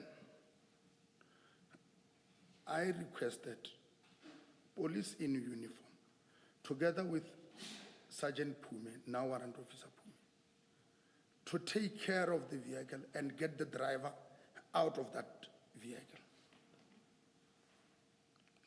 When you say get the driver out of that vehicle, was that for purpose of interview or what was happening? For the purpose of interview, his presence on the scene. And then you also say that he pointed out a red Kia? He also pointed out the red Kia, which was driven by Warrant Officer Pakula. And then you say Captain Optoff. Also then pointed to a VW Golf. Captain Optoff explained this to me. Yes. The driver of this BMW is the one who was chasing us from the scene. Captain Optov, at that time, was dressed in full police uniform. Then I asked him, who is that driver? Then he showed me the person that now is known to me, is Mashaba, who is a traffic officer. That he is the one that is said they are not needed at the scene. It's not their scene, it's his.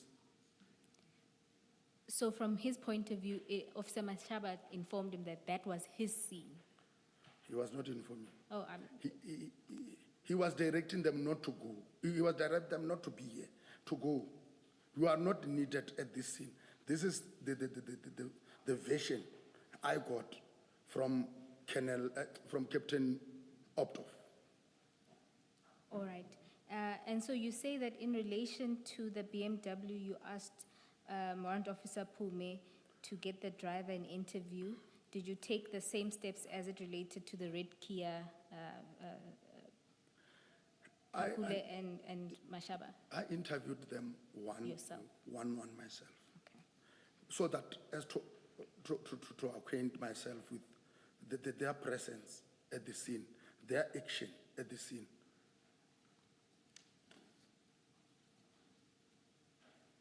Okay, and can you give us just a summary, a snapshot of the 3 interviews?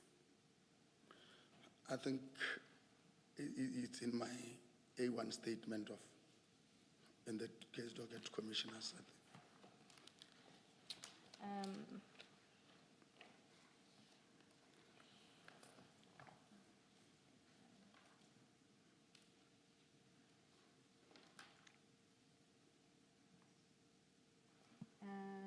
Just trying to find it quickly. Paragraphs 14 maybe.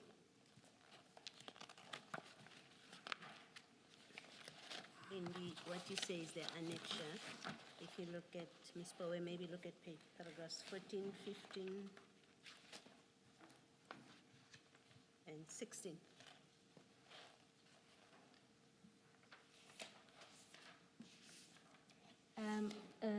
Commissioner Baloyi, when Colonel is saying his A1, he's directed me to it, so it's page 254 of the bundle.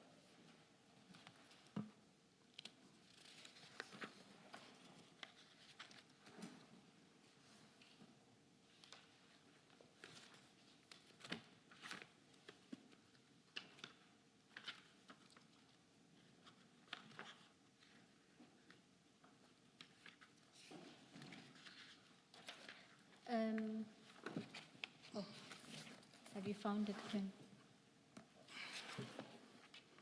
You can, I think paragraph 8 is where you start to deal with the 3 interviews. Correct? Can you just give us a summary of the 3? After all the introduction, I started with Warrant Officer Mohana, who alleged that he got the information from his informer. He followed up on the information together with Traffic Officer Mashaba. And later on, he requested Warrant Officer Pakula, who is based in Pretoria, to come assist. Asked him if he tried to get back from his own station, since he is stationed at Zongezizwe SAPS, and his answer, he did not think of contacting his own station. I asked him as to why he did not mention his own station to Sergeant Doe, than lying that he is from Hawks, and still he could not give reasons why. And on the question of why were they chasing uniformed police officers on the scene, and his answer was that he was thinking it was his scene. I asked him if he does know drugs, and his answer was no. And on why was he loading what he does not know, his answer was he suspected the consignment to be drugs. Colonel, before you move to the next interview, because then you go to the Kia. Given his answers, what was your sense of Makgane's role in this? In my own view, when I was looking and checking on what he was explaining, I could see his intention there was not to do police job. And what was his intention? His intention was to assist those who requested him to remove those drugs from wherever they were to wherever those two, Mashaba and Nku, wanted them to be. So are you saying he told the people that he's also from DPCI? Why are you mentioning the Hawks there? He said DPCI Hawks. Thanks. And in relation to him calling Pagula and... Sorry, Commissioner. Oh. He said crime intelligent Hawks. Sorry. And in relation to, is it strange for an officer attending to a scene not to call their own station? It is strange. Is it not more than just strange? I thought there's a protocol that requires you to identify yourself properly. So it's strange. It is an operating procedure to say, wherever you go, the first thing that you do, if I'm leaving my office, one, I inform those I left behind that I've arrived. Yes. Two, identify yourself properly to the people that you are, because we are not working in uniform. It's difficult for anyone to identify. Even if I say I'm a police officer, there is a tool that one must use to confirm or to substantiate me saying that I'm a police officer. That is why we are being provided with police identification card. Thank you. Thanks, Commissioner. Colonel, maybe just mine was related to whether perhaps maybe is it standard operating procedure for him to have called his station for backup, because this was in response to you asking him, saying he called Pagula, who's based in Pretoria, and he didn't think of calling his own station.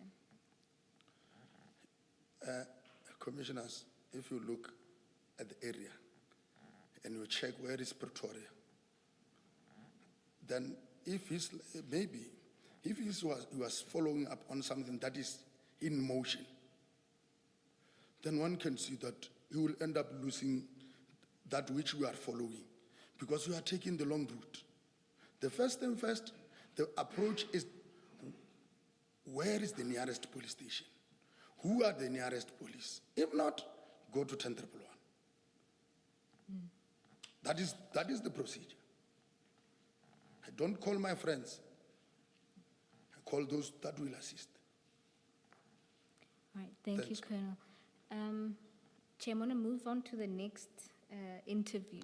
Perhaps let's adjourn and resume at 11:25. Let's adjourn.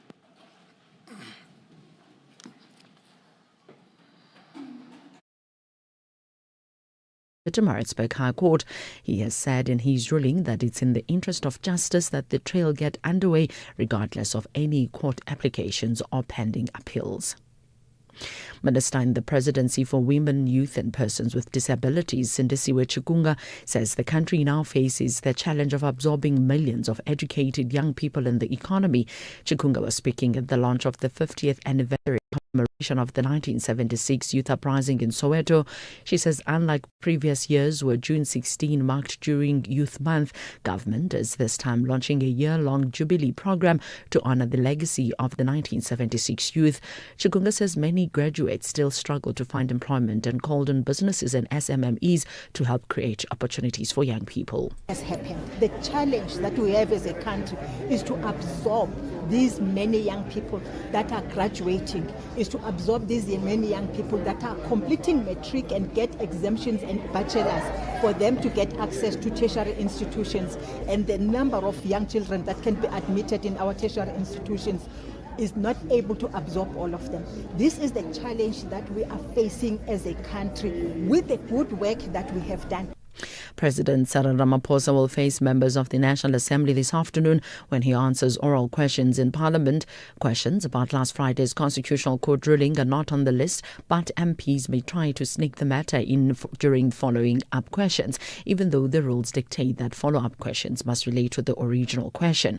The Court ruled that Parliament should establish an impeachment committee for him to answer to prima facie evidence about foreign currency stolen from his Palapala farm in 2020. Among others, he will have to answer questions about the deployment of the SANDF to crime-ridden areas and the procedure he followed to place National Police Commissioner Fandi Masemula on precautionary suspension. The Nelson Mandela Bay Metro in the Eastern Cape says it's still assessing the extensive damage caused by destructive rains and strong winds that wreaked havoc across the metro last week. The disruptive rains topped the agenda during the special council meeting held in Gqeberha yesterday.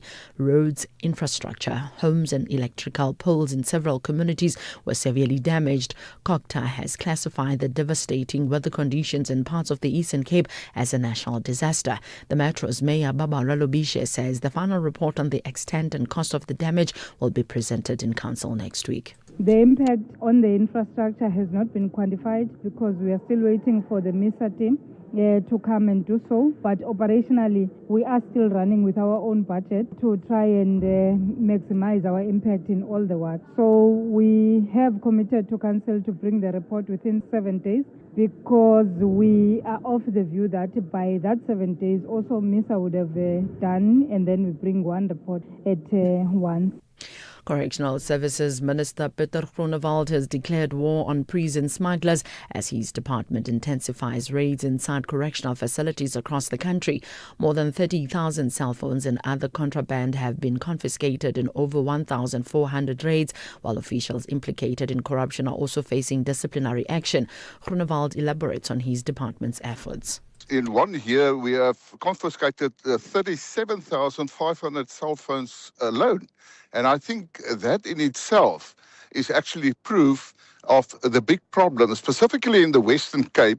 We have a problem with gangs, and they actually still operate illegal operations from within our prisons.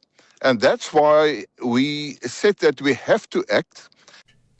The Western Cape Department of Mobility says both lanes at the Huguenot Tunnel to Worcester in the Barland have been reopened. Provincial Traffic Chief Maxine Bezuidenhout says SANRAL has opened one lane on the carriageway from Worcester to Cape Town and one lane on the carriageway from Cape Town to Worcester. Bezuidenhout also says the Dutoitskloof Pass is now open for vehicles transporting materials. Recapping the top story, Judge Nkosinathi Cili has granted the state's so-called Stop Stalingrad application in former Jacob Zuma's arms deal corruption case in the Pietermaritzburg High Court. I'm on the Lambana for SAFM News Headlines at 11:30.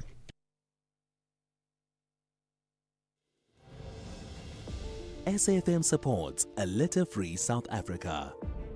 Play your part in keeping our surroundings and environment clean. SAFM, leading the conversation.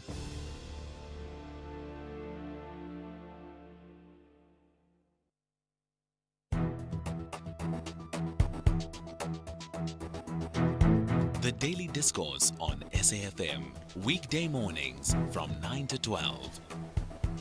5 minutes past 11 here on the Daily Discourse. Thank you for joining us. Our outside broadcast today in Durban at the Travel and Dharma, brought to you by South African Tourism. It's been a series of exciting competitions, conversations, competitions, you name it. It's all happening here in Durban over the last few days, and it continues.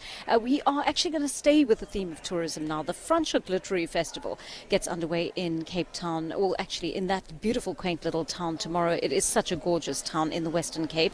And every year the festival draws book lovers from all over the country and authors from home and abroad. But there's also something quite special about something else that happens on the sidelines of the festival. There is a wonderful children's program that runs over the course of the year but culminates in the week leading up to the festival itself. And one aspect of that is the Pendulani quiz, which respected educationist Marge Brown runs. She joins us now. Marge, I know you're in a hurry to get going this morning, but thank you for making the time to speak to us. I know the quiz is something the children look forward to every year. Please tell us how it came about. Marge, are you able to hear me? Right, we're struggling to hear Marge. Marge, are you able to hear me? No, we're going to try and put Marge back to Mel, and let's see if we can get her back on a better line when we can hear her. But this becomes really important in terms of how the festival impacts on this community. The fact that children are actually being centered in the conversation, and one doesn't quite realize that. You land there usually on a Friday, and you attend all the wonderful book sessions, and some people drink a lot of wine because it is that area, and read a lot of books and meet a lot of authors, but preceding that is an important week of children's activities, right? They arrive, they are bussed in, and they're really important conversations that are held about books in the life of children's education. So I want to bring into the conversation now one of our guests who's actually in charge of that program, and I understand that she runs this the year round. Her name is Candice Kirchhoff, and she's with us now. Candice, good morning to you, and thank you for making the time to speak to us today. It really is wonderful to hear that this children's program precedes the festival itself. Tell us a little bit about what this week looks like if you're a child who is bussed in from different areas to arrive at the festival. Hi, Jan. It's lovely to be on the call. Thank you so much. I hope that you can hear me because the signal is falling in Soundcheck at the moment. Fantastic. Thank you for the opportunity to talk about our children's program. We actually made a very bold decision last year to change from the week ahead format to an all-round, all-year program for our kids. The Pendulani quiz, as you mentioned, run by Marge Brown, is one aspect of it, and our schools are massively excited about that. But we also run library activities in the school throughout the year. So we introduce the concept of a book review, how to do them, and we offer competitions and prizes for that, and we run a range of other activities as well. Scavenger hunt, bingo, all kinds of things to make reading exciting. The focus of the program really is to make learning fun and enjoyable and make reading exciting to kids. We want them to love to read before they are forced to learn to read by the school and tasks and homework and that kind of thing. Yeah.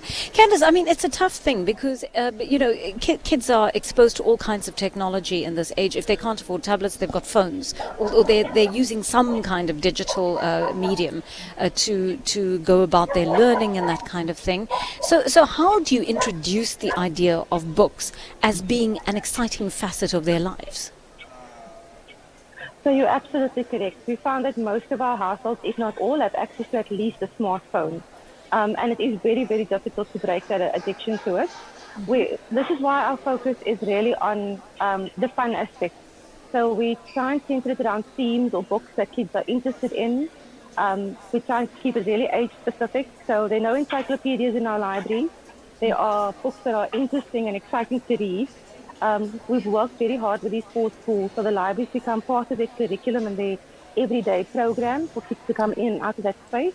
Right. And then we invite authors and other sort of members of the public to come and speak to the kids in that space. You know, we've had a local winemaker here, Forty Cooper, go out and address the kids. Just chatting about his passion for reading and the impact it had on his life and his trajectory, and that really resonated with our kids. So Paul goes out once a year to go and do that for the festival, and we have a host of other authors that do the same. Yeah. It's amazing. I mean, when we were growing up, the kind of authors we were reading were completely inaccessible to us, right? And I think often I thought when I was a child of how wonderful it would be to be able to meet those authors. But because I wasn't able to, I had the sense that authors were these kinds of deities, that you couldn't reach. They sat on another continent. They sat on a pedestal that even if they were in your country, you simply could not reach them that way. How important a message does it send send out to these young people? Firstly, that authors are accessible, real people, and also that if they wanted to become writers one day and tell the stories of their lives and of South Africa, that absolutely is a possibility. I think it's absolutely critical. You know, the authors have got to be relatable. And we had, an example was we had Sipokazi Jonas last year at the Pendulani quiz. Yes. You know, Wonderful. she got down in between the kids, was asking them questions. She had them jumping up with their hands in the air to try and give her answers. And she really opened up their eyes to the possibilities that writing presents and that reading presents. You know, she spoke about her journey, being able to travel the world because of her writing. And it was the first time that any of those kids had encountered a poet. So it's those kinds of small things that maybe a lot of us take for granted, but it's so impactful for these kids. And to know that people are prepared to make that kind of effort and, you know, they matter and got to come out there and do the work, that's really important, I think. Yeah, and I mean, there is something you do notice about Franschhoek when you go there, right? It draws a lot of privileged people who can afford to buy books in a country where books are so expensive. And where the vast majority of people cannot afford to do that and to own their own books. They may go to libraries or access books through other means, but owning books is not necessarily part of the lives of people in our country, especially children, let's be honest. I mean, how important is it to balance the privilege of an event like that with the important work that you are doing that brings the element of social responsibility into it? Jan, you know, I think it's critical. It was the reason that the festival was started 19 years ago. Sheena Tyler and a few other ladies got together because they wanted to open up a library in the Groendal area. And so they thought the festival would bring in income and authors for them to do that. And they were the first people to open up a container library in that area, which we're very grateful now the municipality has built a fully fledged brick building as a library in Groendal. But that's how important it is. We've got to balance the scales. And it's important that we nurture the next generation of readers. Absolutely. And Candice, thank you for the great work that you're doing at the Franschhoek Festival. It's interesting that has moved out of the format of just the just the weekly the weekly culmination of the project before the actual festival takes place, and it's now happening around the year. So we're hoping that we're going to see more evidence of children in the area being drawn into this habit of reading, right? We really want to get them into the habit of reading. And Candice, on that note, do you find that that children are taking to books? They are more likely to read, or is it a losing battle on that front? And I don't think it's a losing battle, and actually I'm not prepared to accept it as a losing battle. We will make inroads, and we are making a difference. I've got a grade 2 child that couldn't read last year, and she's reading fluently now with emphasis and imagination. So we had a little boy at Alabusle Primary who won the poetry competition for the WCB last year. So we are making inroads, we are making a difference, even if it's just one child at a time. And it's critical that we do the work. So I am not prepared to accept that it's a losing battle. Part of the Pendulani quiz is that we give each child a book. So we put a book into our household, which most people may not bat an eyelid at, but you know, most of these kids don't have books in their house. They don't relate to it that way. So through doing that, we teach them the value of the book. We teach them to find a safe haven in that story. And it's something that they can keep and take home for themselves. That really is wonderful. And thank you, Candice Kirchhoff, so much for telling us exactly about the work that you are doing in terms of the schools program and to develop reading and literacy in that part of the country. Candice Kirchhoff is part of the Franschhoek Literary Festival, dedicated to looking at schools and the education of children in terms of that. So before we take a short break, I want to just tell you that we were hoping to speak to Marge Brown, who is the one who runs the Pendulani quiz. She has been absolutely wonderful, and let me just tell you, because we haven't been able to get her on the line, let me just tell you about my experience with her. So she's actually she's been a history teacher by profession. She's got a wonderful background in the Black Sash, and so that's brought history alive for all the students that she's taught over the years. But she's had a particular passion for books and for imparting the knowledge in books to children, and for literally imparting copies of books to children, because these are the prizes they take home. And she works with a sponsor every year, and this sponsor is kind enough to provide books for the children who participate in this quiz. And let me tell you, the competition is stiff. right? The children study their books for weeks and months before they go to the Pendulani quiz because they want to win. They have this incredibly competitive streak, and they get there and they really excel. And these are children from communities that people have unfairly written off in many ways. They've said, oh, these children can't read with understanding, oh, these children come from areas where poverty is the norm, and therefore they'll never be at the level that other children are. And yes, they're dealing with deep disadvantage, profound disadvantage in some of the areas from which they come. But having said that, they are still making that leap, and they are using books to make that leap. So if you want to tell us about that, maybe your child has been the beneficiary of having access to books. Perhaps you've made it part of your life's work to make sure your child is a reader, despite the fact that they want to sit with the phone all day, or want to sit in front of the TV all day, or sit in front of a tablet all day, whatever it is. You have managed to stem that and ensure that reading is part of the knowledge gathering in which they are engaged. Let us know if you've been able to do that successfully and what difference reading has made to your children's lives. We'll take a short break now. We'll have more of these conversations when we come back. Life is full of surprises, but your insurance premiums shouldn't be. Savings on your car insurance is a sure thing with MyWay. Leaving your wallet smiling every month. Switch to MyWay and save up to 40% on your car insurance premiums today to live your way. Real people, real cars, real savings. For a quote, visit myway.co.za. Premiums are risk profile dependent. MyWay is a licensed non-life insurer and FSP. T's and C's apply. MyWay. Live your way. Is your business struggling with cash flow, job losses, or low productivity? You're not alone. Productivity SA's Business Turnaround and Recovery Program provides expert turnaround strategies to restructure operations, save jobs, and boost growth. Get practical tools like early warning systems, performance improvement plans, and access to productivity champions. Visit productivitysa.co.za or call 011-848-5318 to apply now. Your recovery starts here. As part of Africa Month, now we are profiling Uganda, East Africa. East Africa's pearl, a nation rich in lakes, forests, and fertile land, bordered by Kenya, Tanzania, Rwanda, South Sudan, and the Democratic Republic of Congo, home to the source of the Nile River, one of the world's greatest waterways. Over 40 languages are spoken. English and Swahili connect a nation of diverse cultures and traditions.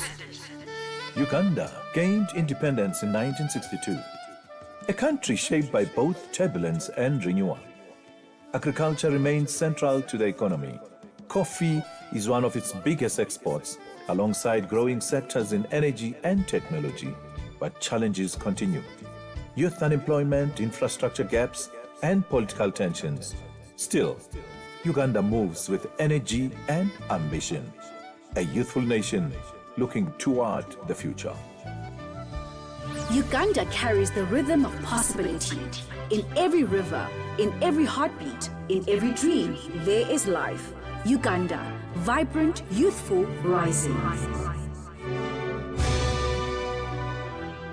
Africa Month on SAFM. Conversations, context, connection. The Daily Discourse. More than talk, real understanding. All right, we are heading for 20 minutes past 11 here on the Daily Discourse. We are in Durban, as you know, and just taking the temperature around here. People are very excited to have been at the Indaba over the last few days. It is the Travel Indaba, of course, and SA Tourism has been front and center, telling the story of South Africa and trying to make those connections both on the continent and abroad. And it's not just about the large hotel chains or, you know, the established businesses.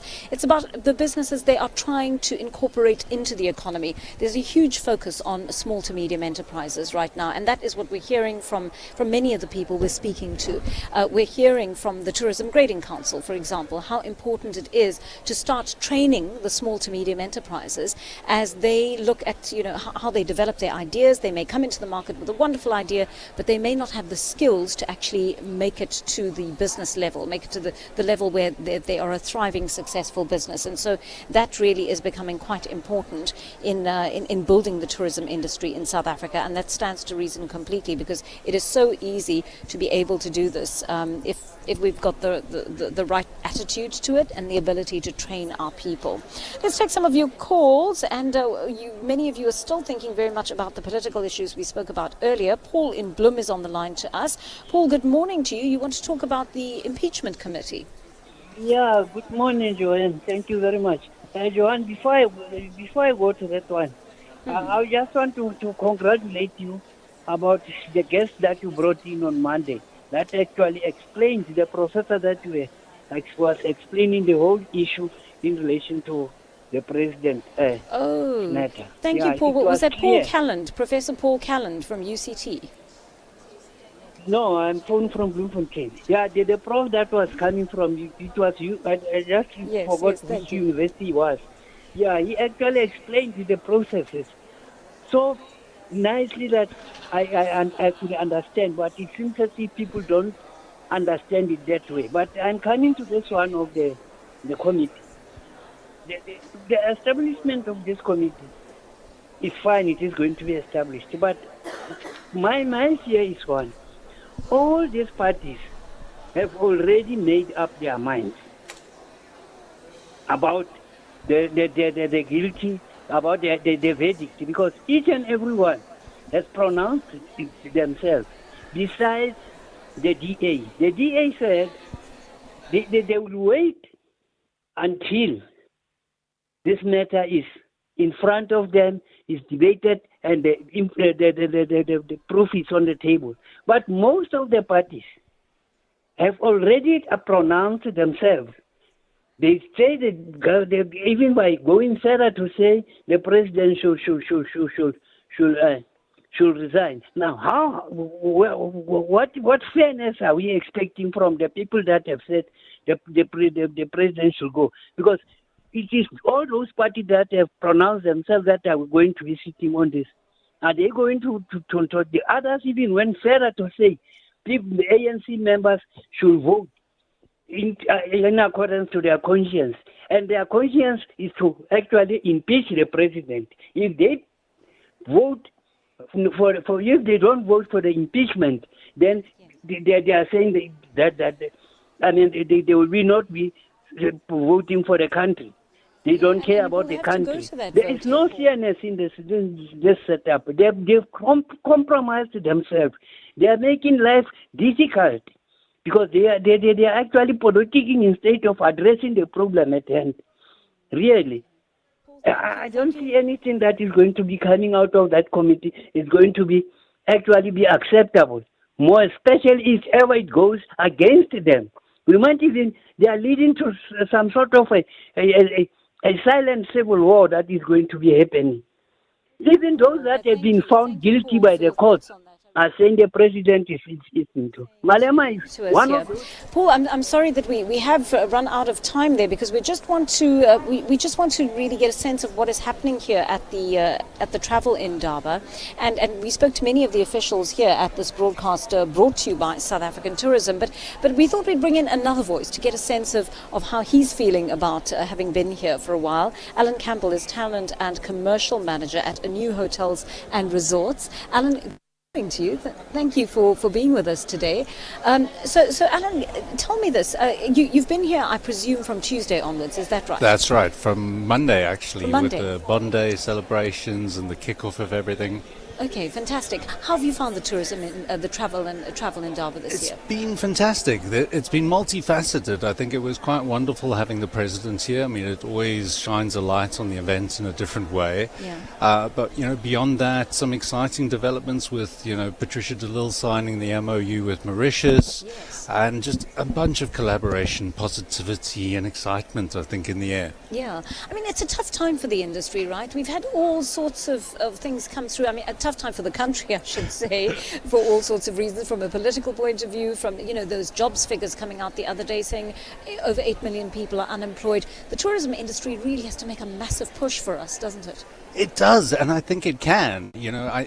There's always something going on, it feels like, these days, but South Africans are resilient by nature, and I think tourism is such an incredible gateway for employment in our country.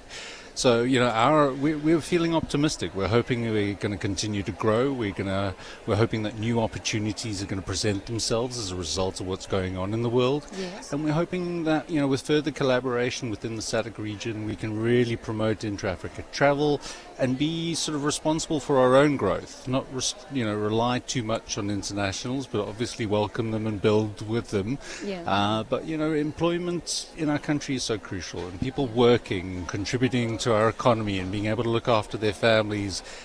And I think tourism has such a big role to play in that. And that's what kind of excites me about where we're at the moment. I mean, we've had so many arrivals in the country this year, which is wonderful news. I think in some ways we're capitalizing on what's happening in other parts of the world right now.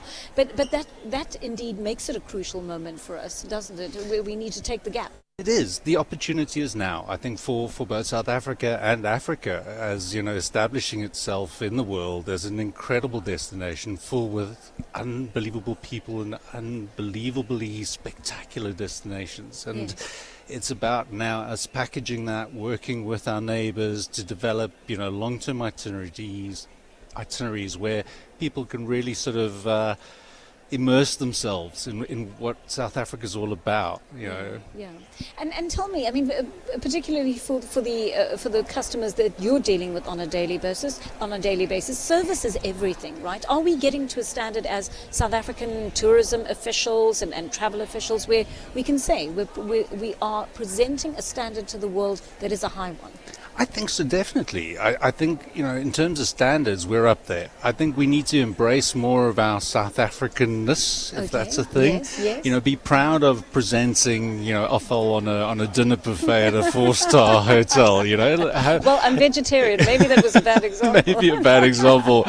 Or quarter, or, really allowing people to experience, everything from our cuisine to our music to the vibrant things that make South Africa just a very exciting place to visit. I was asking Corné Koch from SA Tourism earlier on if we have the imagination to do it. Do you think we are lacking in that aspect, or is it something that we really are tapping into to be able to imagine what we can do? I think South Africans are creative by default. I think we're a very imaginative people. As an industry, I think we still have some legacy sort of to let go of in terms of the way things have always been done. Right. But new technology, new way of doing things is sort of forcing a lot of innovation in South Africa, well, in the world at the moment. And I think we're really at the forefront of taking advantage of that. So tell me a little bit about that. As somebody who's working actively in the hotel sector, how do you jump on those opportunities as soon as they become available? Sure, in a very measured way. It is a global marketplace and it's exciting to see what's going on. Technology right now is all about guest impact. It's the ability to provide personalized services and, things that really connect with the expectations of quite varied travelers from across the world. Yeah. So South Africa, I think, is doing incredible jobs working with global technology partners to really try and customize, if you can call it that, technology impacts for the South African market. On further engagement, even though it's not noted here, I asked him, you are not a police officer. You don't even, do you know what drugs, have you undergone any drug course or anything that can suggest to say you can handle this sin? He said, that is why I'm calling these officers to come and assist. Then that also pushed me to say, then, okay, you are calling this one. To me, seated here, I'm seeing them as your friends. Then here, the marked police vehicles, they are coming here to assist upon getting that information or complaint. Why can't you accept them to the scene? Acquaint them with the scene, because that is their area of operation, not yours. And what was his response to that? He said he don't even think that way. As long as he got information, because he used to do the arrest, then he still have to.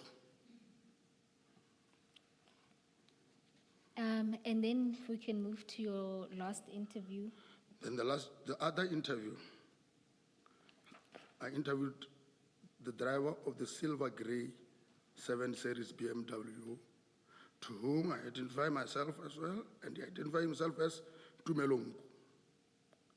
His explanation about his involvement was that he was there on his private capacity, and further that he once worked for Transnet before he ventured into business.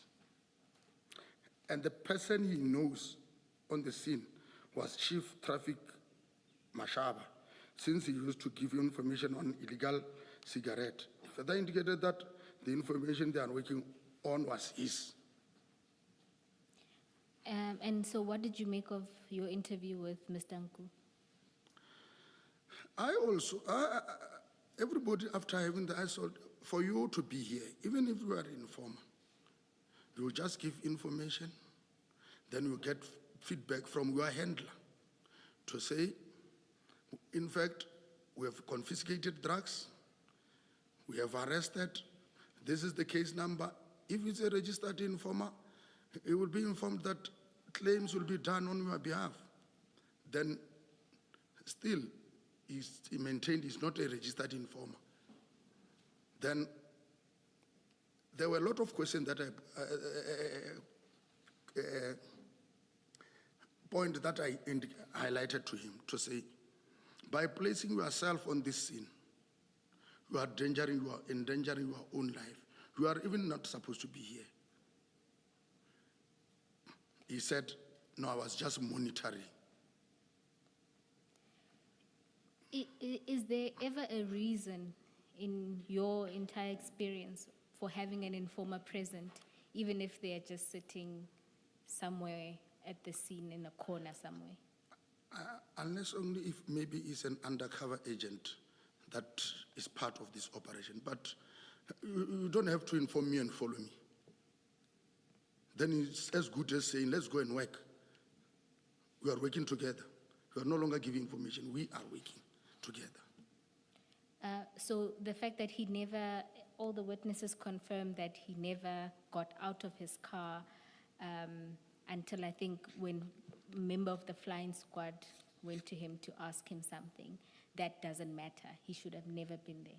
He should never have been there. Again, if you look at that car, also, to me it looked suspicious because I also investigated the issue of the permit. Oh, perhaps to give proper context to that, the car that Mr. Nchu was driving, what was suspicious about it, you say? If you look, the permit, when I checked on that permit, I could see that was the second permit on it. Because there's a time frame for the first permit to be placed on that vehicle. If it's not registered within that time frame, then they can reapply for the second permit. Then I asked him, because when I was checking on that permit, there were a lot of some discrepancies that I found, but they were investigated later, not on the scene. Okay, we'll deal with those discrepancies later in your investigations there. One thing I wanted to ask in relation to Mr. Nchu, so he's not supposed to be there, he's an informer, but he doesn't participate in a sense that he just sits in the car. Is that then an offense that he could be arrested for? I guess I'm trying to understand what... He is part of them. He is part of the three. So he is working with them. He is admitting that he's their informer, he's with them, he's monitoring. Then there was no way for me to say, let me deal with this three and leave this one. Because I wanted to see, these police are misbehaving, are defeating in the present. And to my belief, they wanted to accomplish what he wanted them to do. So your suspicion was that he's basically have instructed them to do something, and he's monitoring that that is done. That is correct. He was monitoring. Okay.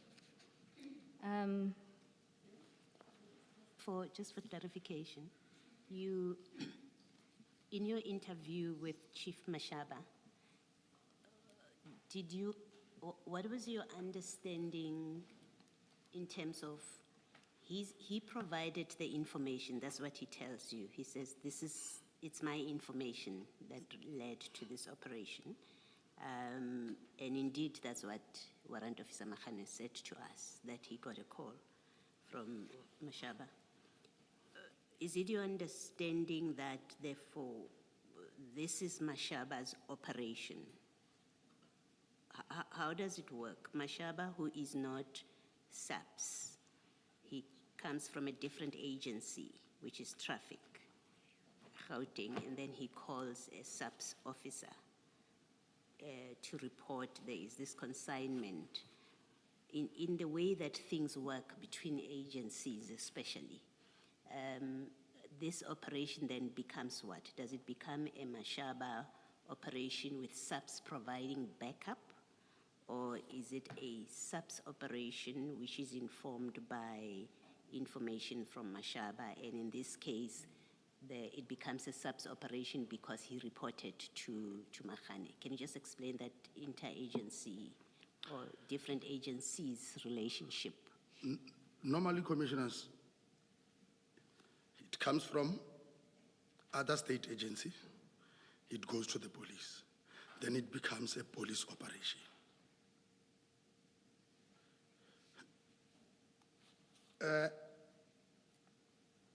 It is as good as like you get it from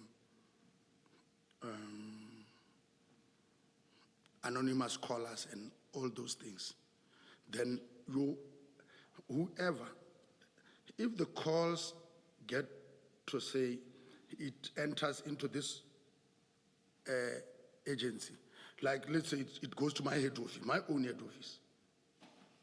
I'm based in Gauteng. Theirs is to say who is based on that area. Then they dispatch the information to whoever should be in that area. Then once I have done everything, I have to submit an information note to the people that gave me that information. If I open inquiry, I'll quickly open up inquiry, because every action must be based on documents to say,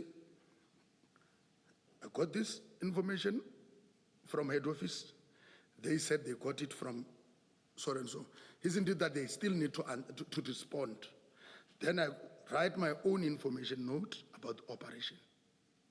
That this is what happened, this is what we found, this was the end product of your information, so that they can communicate with whoever submitted the information. In this case, the information note that you are describing would have gone to Gauteng traffic, because that's the source of the information. That is the source of information. Okay, thank you.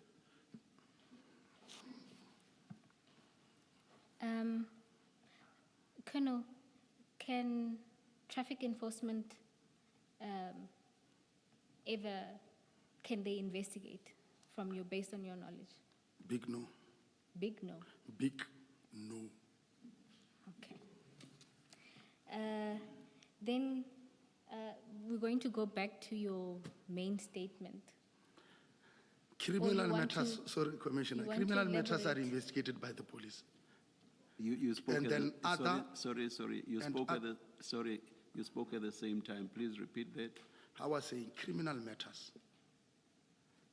are investigated by the police, unless, not the traffic officer, unless other investigative agencies have been mandated to do so. But not the traffic police. They've got their own responsibilities. No case will ever be referred to them, a criminal matter, for investigation. That's a big no. Thank you, Commissioner. But they cannot conduct a drug bust. Let's just be specific, because we are dealing here with a drug bust at Aeroton. or at Roykop, you're saying under no circumstances can Mashaba lead a drug bust? He cannot, Commissioner.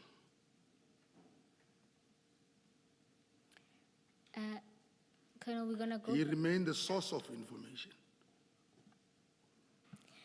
Thank you, Colonel, Commissioner. I struggle sometimes when you pause for effect. Sorry. But I'll take my cue when you say thank you, and then I'll proceed. Thank you. If we can then go back to your statement, we were at paragraph 14.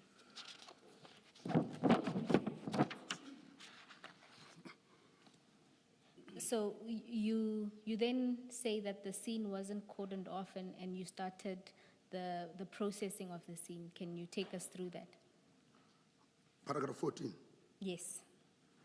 I was also approached by Captain Optoff. My apologies. Paragraph 14 of your main statement, the one before the commission. Okay. So file 1. Because you'll see in the one that you were reading, after you deal with the interviews, you then Which deal with says, processing. So we are... all this time, the scene, Yes. all this time, the scene was not cordoned, and with the assistance of Warrant Officer Pume and Warrant Officer Machebe, we cordoned the scene, and Colonel Stein arrived at about 12 o'clock. He asked if, spell check, that was supposed to be, if there will be any other assistance that I will be needing.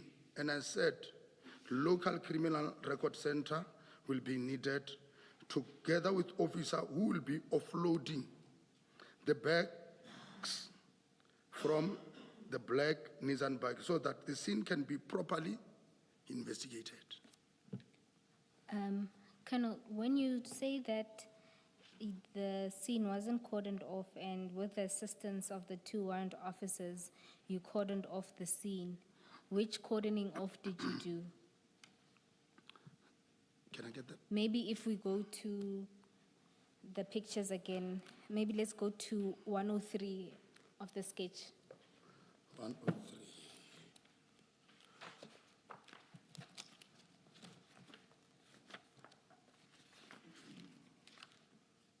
Are you able to, oh, my apologies. Yes, I'm still there.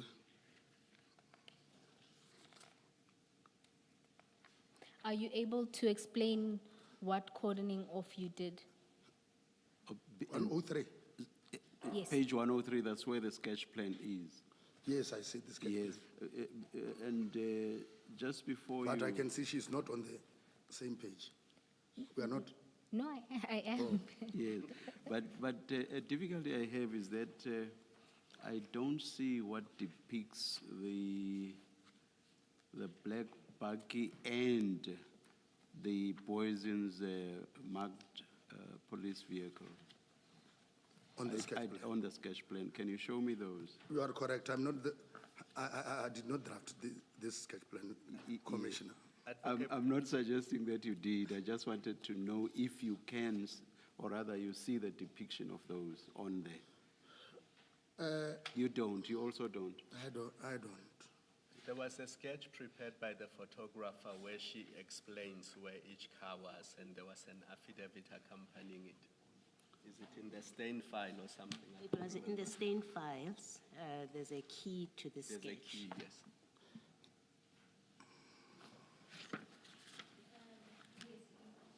My apologies. Thank you, Commissioner Khumalo. It's also in this file. It's just that because the pictures come before, there's an interruption between the sketch plan, and it's on page 18. 180, yes. 118. No, 18. 18.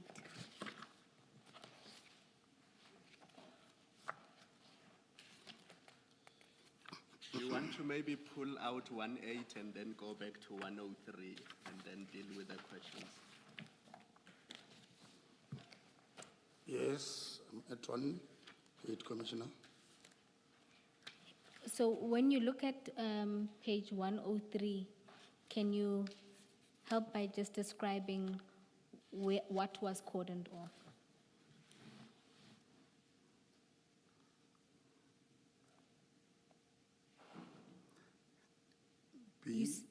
You see from that page with the key, it will show you that point E was the red car, which was parked in front of a container. B was the black bakkie where the drugs were loaded, and A was the truck.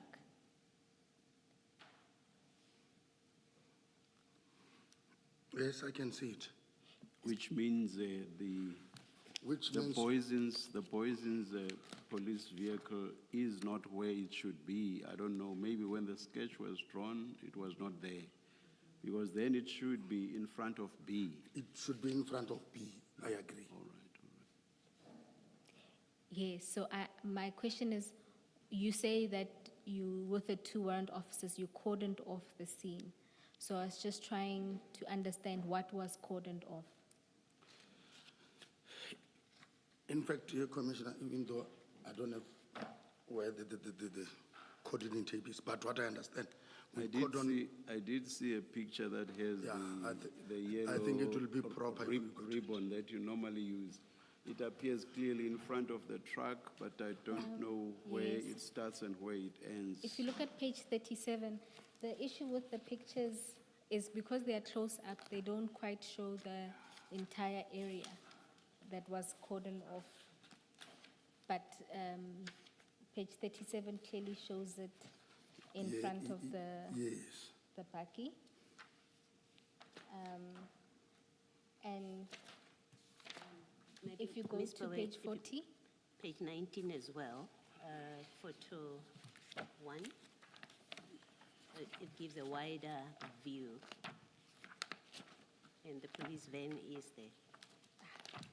So maybe look at that as well, in addition to the sketch and the other pictures. Yes, so, yes, thank you, Commissioner Balo. At page 19,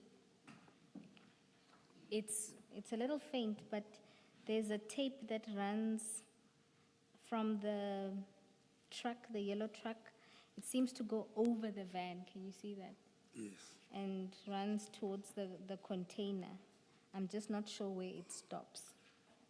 I believe, because if you can see on page 19, it must be starting at the cap of the parked truck, go through the bakkie, then up to this other container that is in front of the red Kia. Because between these 2 trucks, there is a black bakkie in there. Yes. That is where the drugs, that is where we cordon for those drugs that are in between the truck and the truck with a container on top. And then again, if you look at page 40, it should show you the other side.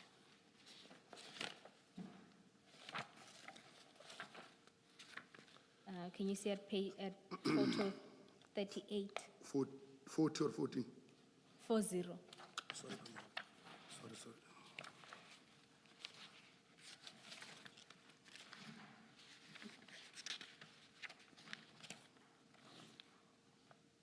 Can you see there's a tape? Yes. That also runs behind what looks like behind the. Yes. Okay. So is it fair to say that the truck and the container, and obviously the contents in between were what was cordoned off? Correct. That is correct. And we've learned from testimony that there's an inner and an outer cordoning off. Was this an inner cordoning off of the scene? This is the inner. And did you then do the outer? No. All right.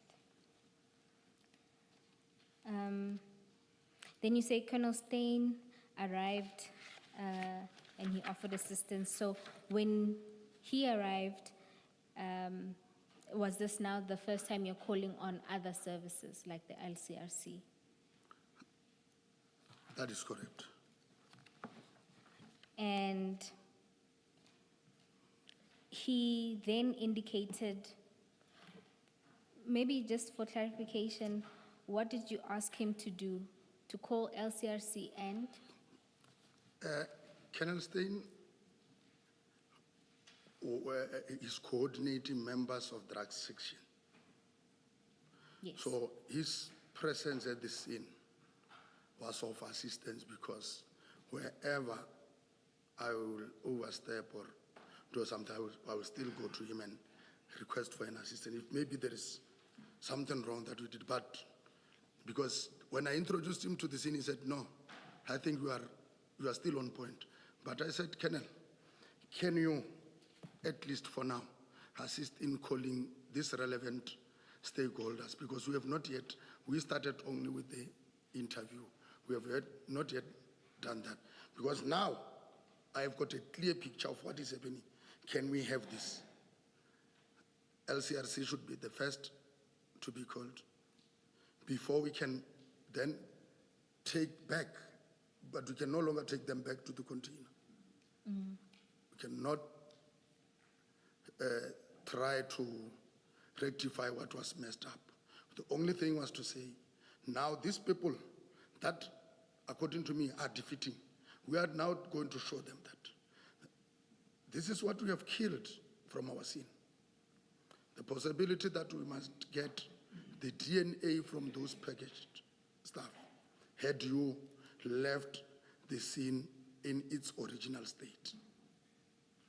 Now that everybody's involved, taken it, then the chances of us getting the DNA, the fingerprints, are very slim, because we will find a lot of them. Then the direction to take, it will be, we have to do the elimination of fingerprints, to say, we have to, have you touched this bag? You remember, nobody will ever say, this is the one that was touched by me.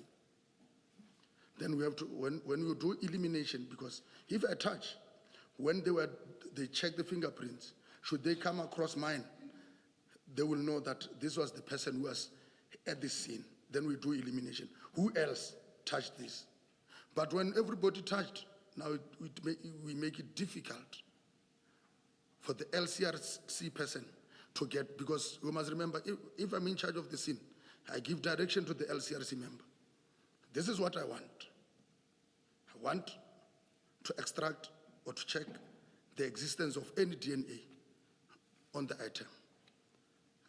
Fingerprints that can link to origin, to the origin of the person who packaged, because Maruma and others never packaged those things.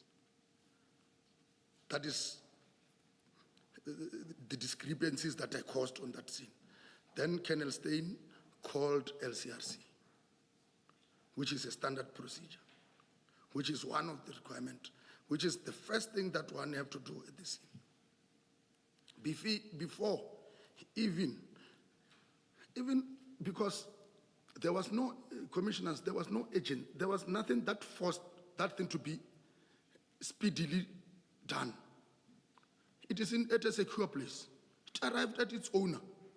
You just tell the owner, let this container and this truck remain as is. There is something that I want to check.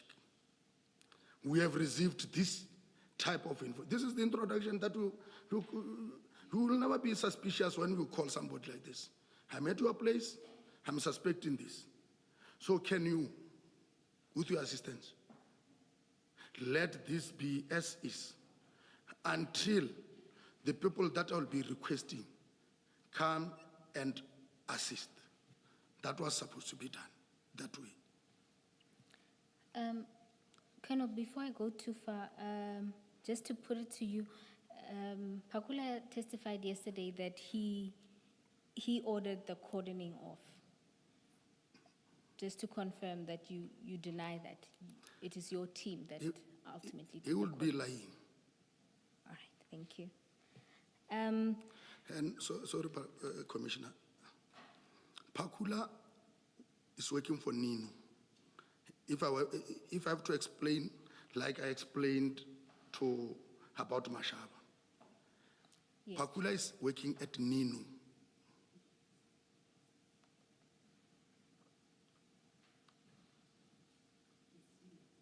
Okay, sorry. Pakula is working at Nino because we engaged during the interview. He's working at Nino, and there was a point that I even showed to him that you only investigate cases that have been referred to your office. You don't initiate investigations. Certain cases that are referred to head office are investigated by them. Physical investigation, not to involve on the scene. That is his role and the part of investigation. I can even further to say he knows nothing about drugs, unless if maybe he said he knows. They investigate complaints.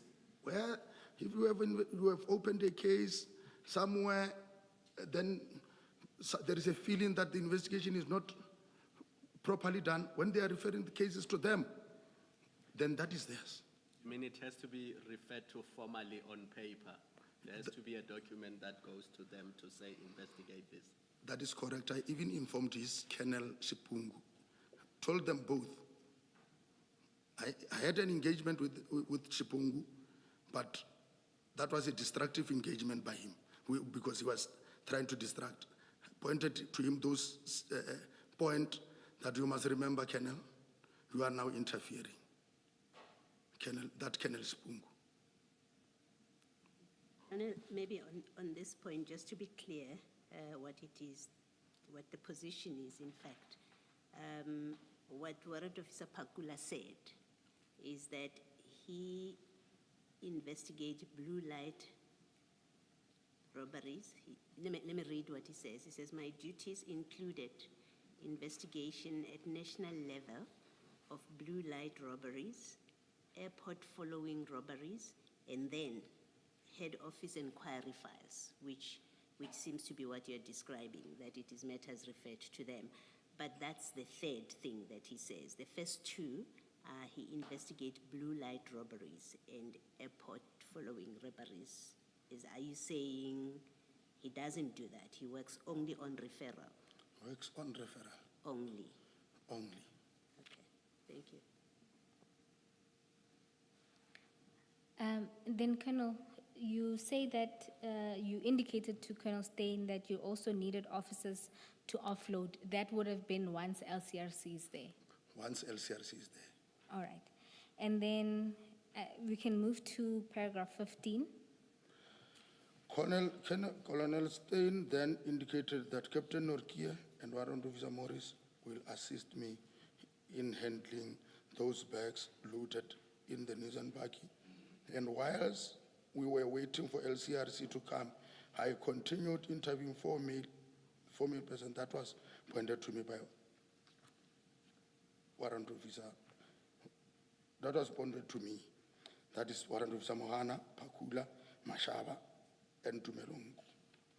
The outcome of the interview led to the arrest of Warrant Officer. Of the four? Of the four I mentioned, details contained in the police case docket, Boyson's Case 98 of 7/2021, which I therefore refer to NJS1, which is my A1 statement in that Boyson's case, Commissioners. Okay. Warrant Officer Woods. Wait, my apologies, Colonel. Before you move on to that paragraph, just to understand,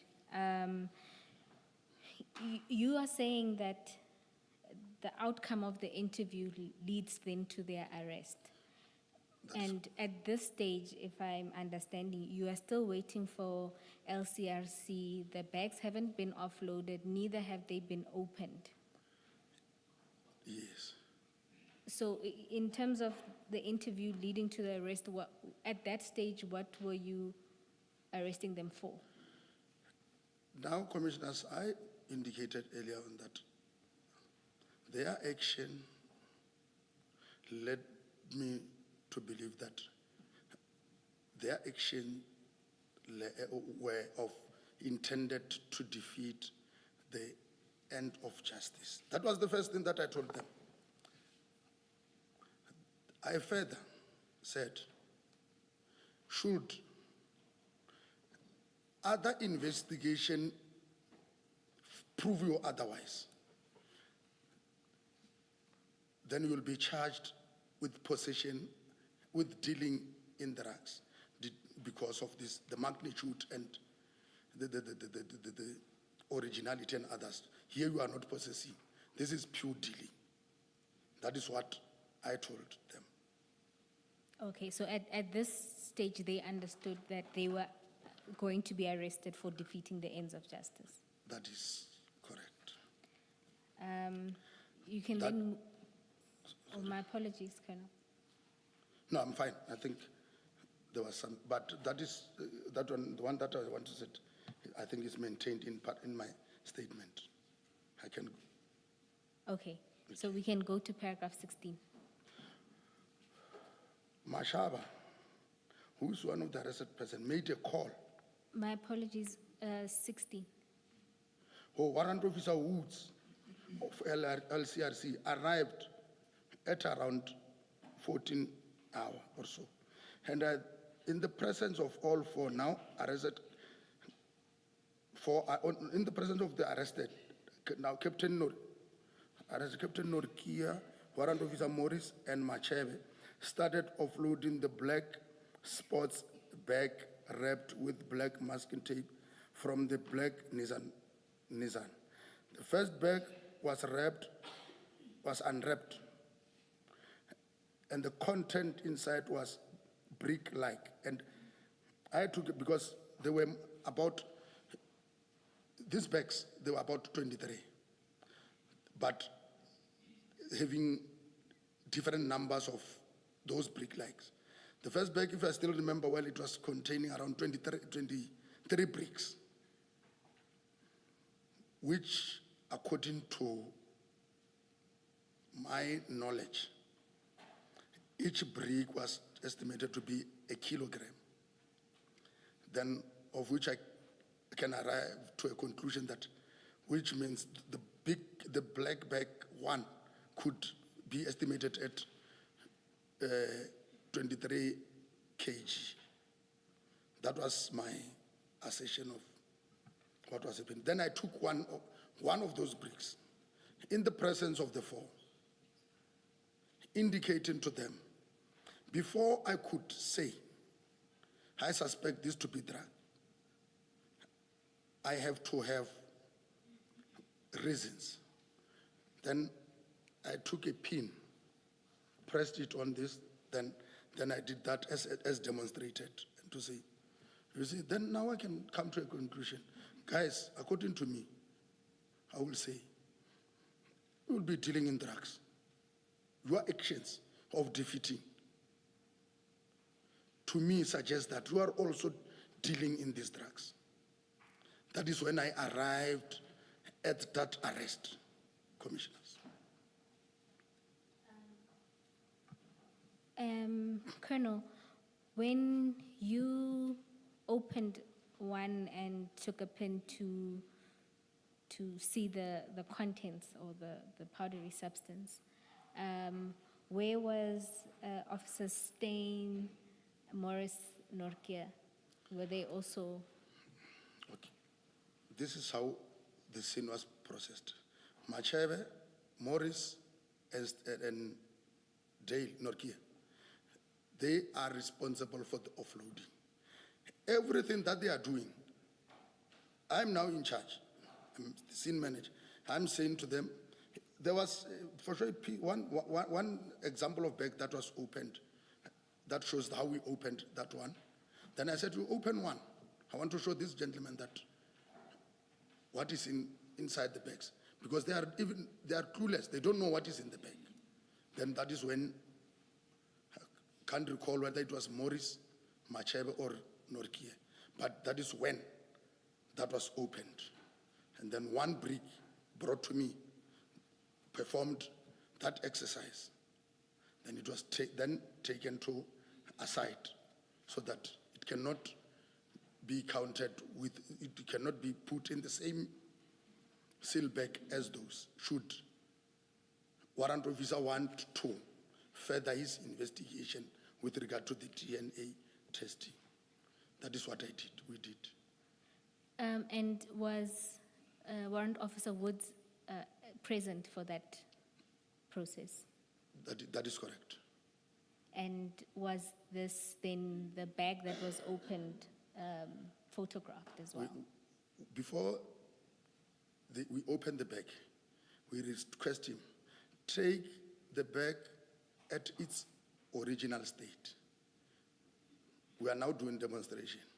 Open, take it, then we are opening it. He open, then we are counting. We count, he put them aside. After counting, he took photograph of those. So if we can go to page, maybe from 56. That's an earlier one. Okay, it's a suggestion and you can reject it if it doesn't make sense, because these photos are not very clear. In the stain file 109 and 111, where we have better color photos, I don't know if that will help or if you're confident that this one will show us what we need to see. No, I'm trying to glance at the site because I had asked for the stain file to be loaded. I'm just checking if it's ready. I think stain 109 and 111 maybe gives us a better picture of.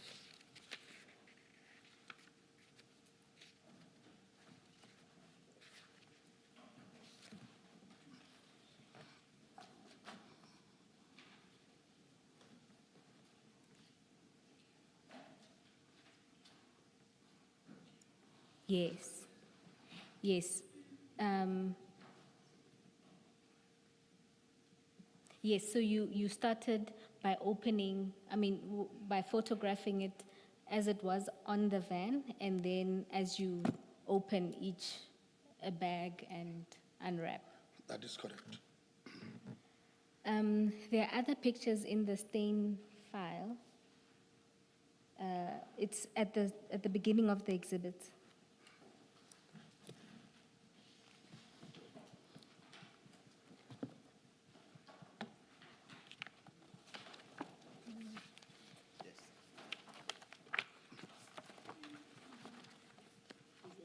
Page 4 and 5.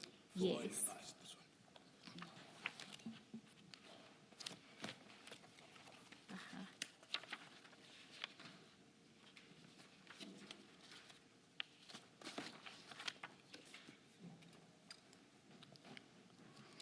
Colonel, can you confirm that that's a representation?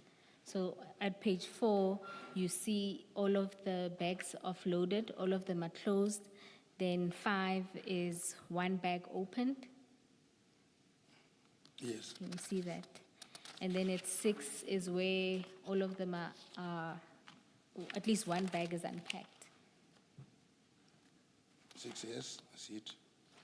No, I just wanted you to confirm that's what you were describing. Yes, this is what I was describing, Commissioner. And then also, you say there were there are clearly images on the bricks themselves.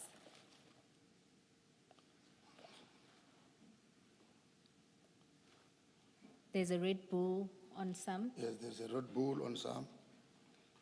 And others you can see there are eagle. It's an at eagle page line. 8. A seagull, we were told. Sorry? Seagull. At page 8? Yes. And just to get a sense, had you seen these pictures before, or this kind of marking before? Yeah, before this incident? Yes. Yes, I came across a lot. These very ones? This branding are common in my investigation of drugs. I've come across them before. I've worked at the airport, intercepted some of these. All right.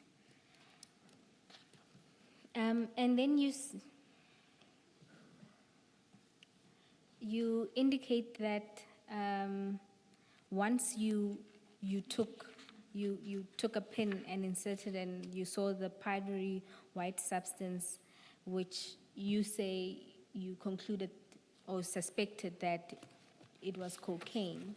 Correct. You then informed the four that they were arrested for now defeating the ends of justice and an additional charge of dealing in drugs. That is correct.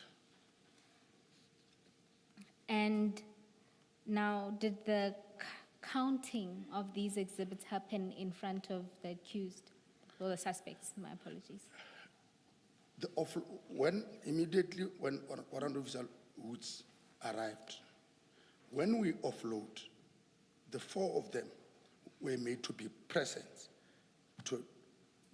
to see, so that they must not come at a later stage and claim that one of the bag was moved in a suspicious manner, might be missing. So the counting, everything, offloading back, because they were not counting when they were loading. That is what I have detected when on my interview with Mohana, because I wanted to know how many bags are in this bag. He could not state. So in the process of offloading, unwrapping, and counting, what of it did they witness? What? Which aspects of it did they witness? Just the offloading and the one bag being opened, or the entire process of processing the bag? They have to see the entire process. Offloading, opening, counting, sealing. Because after counting, after having done everything, now we have to put them on our own forensic bag, not the sports bag. On our own forensic bag. Okay. Officer Mahan testified that he only witnessed some and not the entire process of counting. I will say that was his selective way of wanting to admit certain and leaving others. He was present at all times. And in fact, I think it's all of them who denied being part of the entire process. But I'll just put that to you. And just to take a step back, when you said you've seen the insignia before, the seagull and the bull, was that ever linked to any cases that you can recall?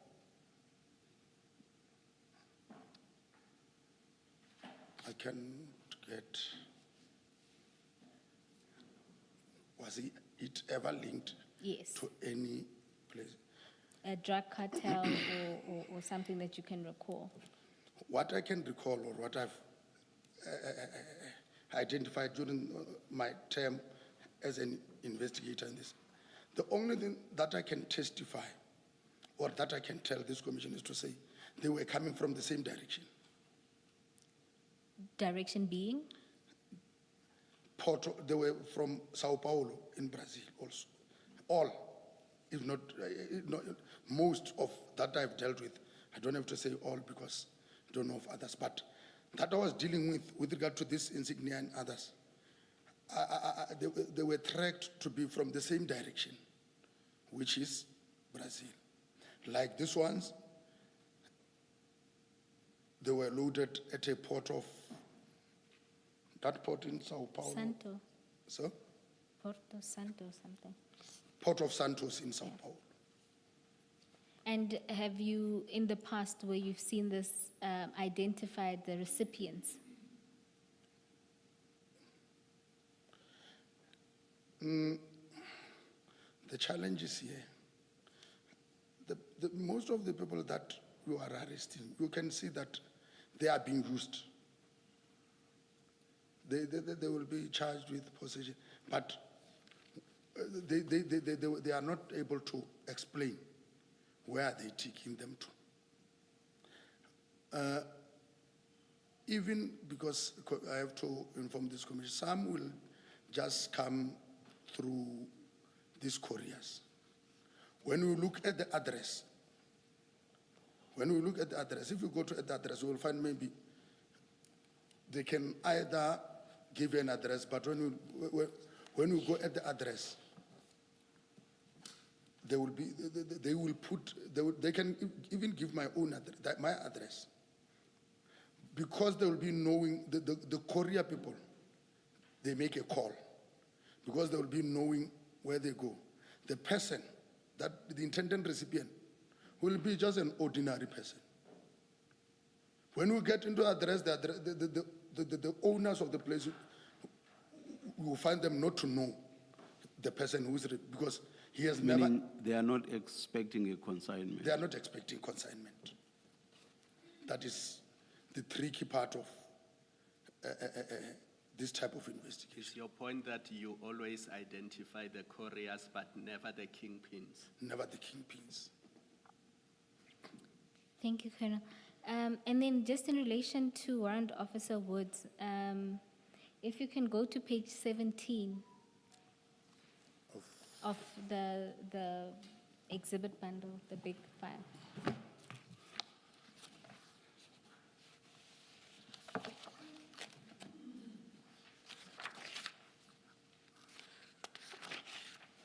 Yes, I'm on 17, Commissioner.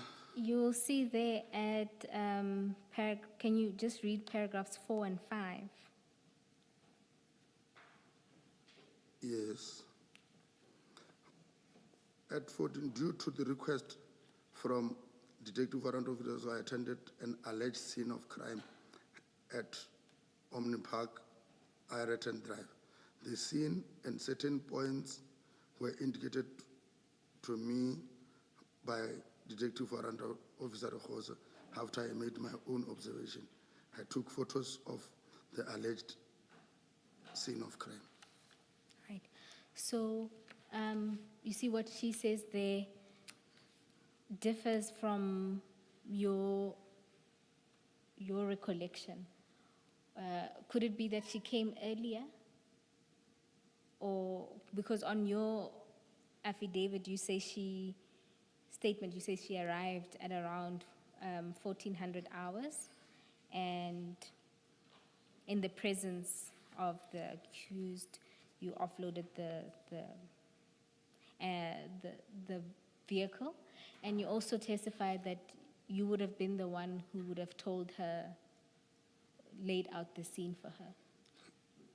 When she arrived at the scene, I personally spoke to her. Yes. Or maybe, I don't know, when she was drafting this, the person that she knows there was Rehozo or others. But I remember explaining to her what was happening. But I cannot dispute what she's saying. Reason being, she wanted to know what was, I don't know, because she has got a format of completing the people, like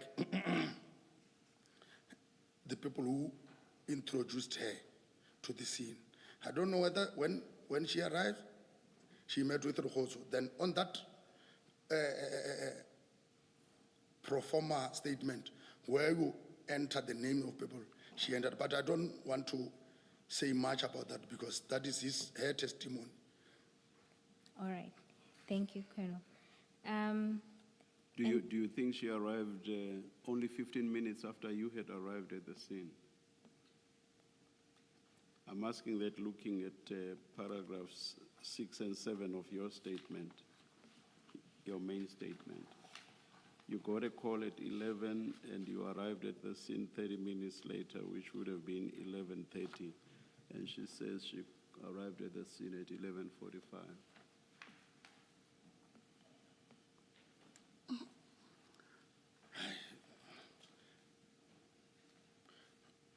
With regard to her arrival, but I remember everything was done at around 2. Yeah, all right. So for the sake of not trying to be lost on the issue of the time of the arrival time, maybe, I will say maybe, but the whole scene, when it was started to be processed, it was around that time of 2 o'clock. Thank you. Thanks, Commissioner. And I see the arrests, if you just go to the Section 35 certificates, the arrest of these 4 people was at around 1:15. So it's possible that Officer Wood is correct that all these things were happening around 12 o'clock and not at 2 o'clock, as you suggest. That is correct, Commissioner. Because all 4 people signed their Section 35 rights certificate at 13:50. That might be correct, Commissioner. Thank you, Colonel. Then can we go to paragraph 17? Mashaba, who is one of the arrested person, made a call on his cell phone, and he wanted me to speak to the person he was calling.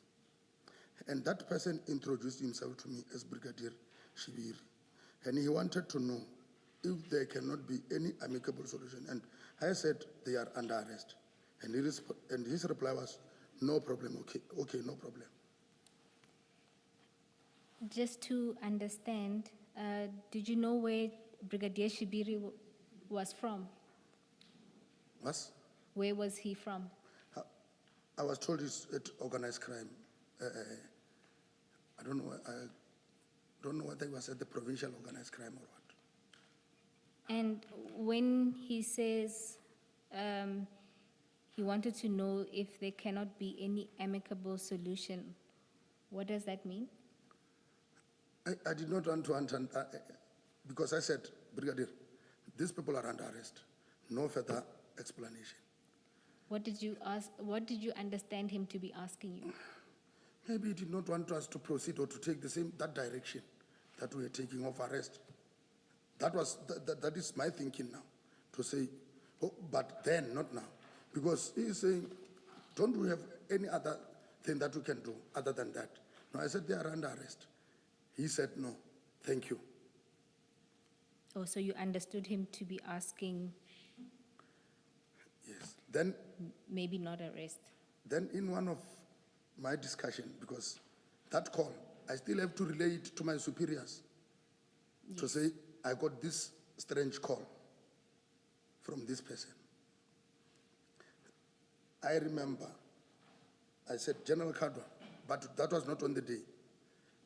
In one of I said, on that day I got, when we were doing the presentation now on the cell phone records, I was saying, General Kadwa, I got a call from a person identified himself as Shibiri, whilst we were still there at the scene. He said, no, he also phoned me. He wanted to know. Because when he was calling me, I said, just bear in mind, I'm working this with my general. He is here. He dropped. That is when he said, okay, he dropped. Then when I'm relaying the incident to General Kadwa, I say, I got this call, which is, to me, it was strange, from Brigadier Shibiri. Then he said, he also phoned me. I said, what did he say? He said, no, arrest them. On that call, General Kadwa said, he received, if the record, the cell phone records could state, it will show that it was Mashaba and then General Kadwa, because he did not call me on my phone. He was phoned by Mashaba. After dropping the call, then he called General Kadwa. That is what I got as and when I was presenting on what looked suspicious. Who called Kadwa? Shibiri or Shibiri. Mashaba? Shibiri. Okay. And just to make sure I follow, to you he asked about amicable solution. To General Kadwa he said arrest. Arrest. All right. Then you can proceed to paragraph 18. We continued to process the scene, and Captain Norkia and Morris were recording the exhibit, and as part of my investigation, I confiscated all the cell phones of the arrested person. Okay. Can we stop here? Just to understand, Captain Norkia and Warrant Officer Morris were processing the exhibits. Did you play any part in the recorder of that process? I must at all times be present when they are doing those. In the counting, in their entering those exhibits, because Colonel Stein also what he did, he arranged for the book, the SAP-13 book, to be brought to the scene so that everything can be recorded at the scene. And well, to understand the answer. Ms. Powe asks, did you play any part?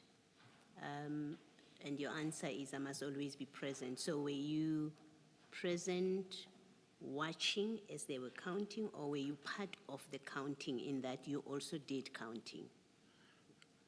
They were counting in my presence. I was not. You were not counting? I was not physically counting. And you were not putting into I was not exhibit putting bags. them in the evidence bag, Commissioner. Thank you. So while you were watching, did they tell you about the final numbers? Yes. Do you recall? But I think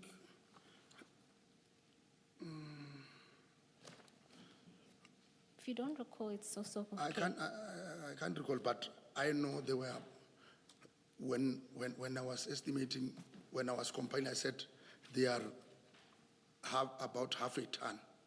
That was my conclusion, to say those kilograms, as long as they are above 500, which means they are above a ton. There's a record somewhere. No, even because if you don't recall off the top of your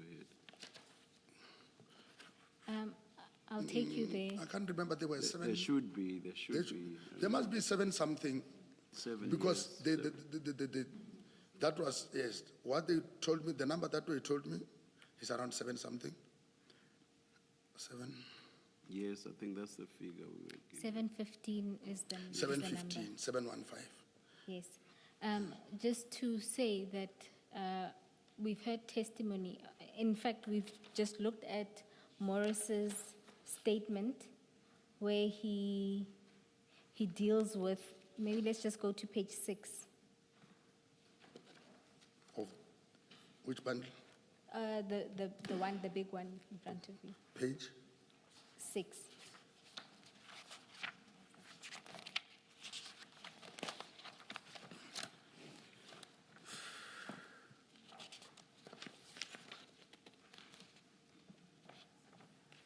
Can you see it's a statement.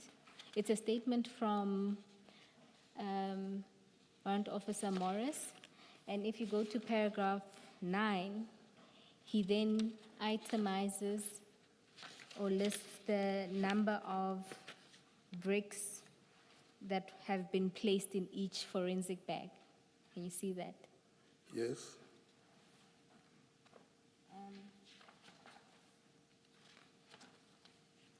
And when you count, so the number that he's listed as 16 packages, if you add all of those numbers together, you only get to 700.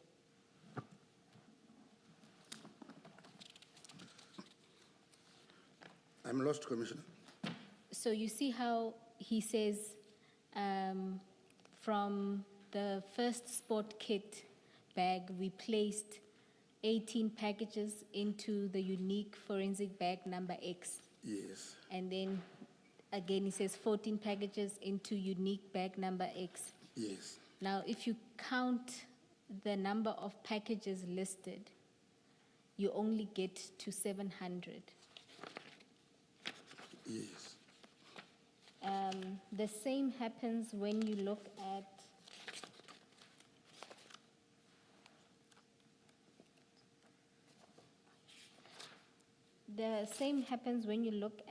the 13 register. I'm just trying to find it. Which is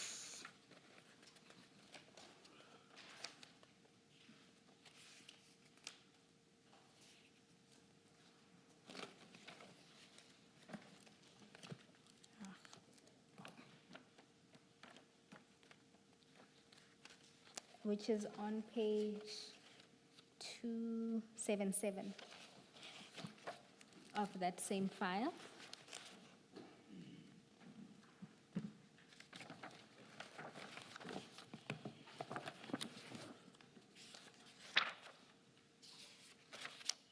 Are you there? Yes, I'm on 277. Yeah, you'll see there again, it will list the evidence bag number, and then it will describe how many packages were in that evidence bag. That is correct.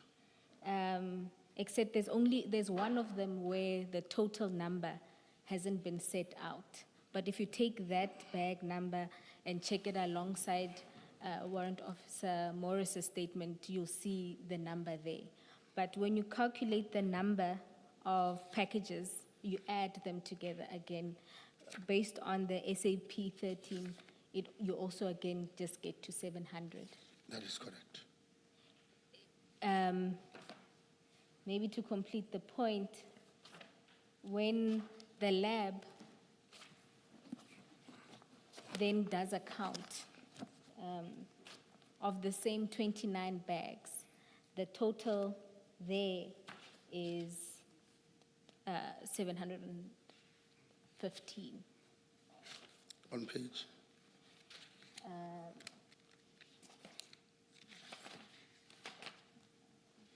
If you go to page 313, my apologies.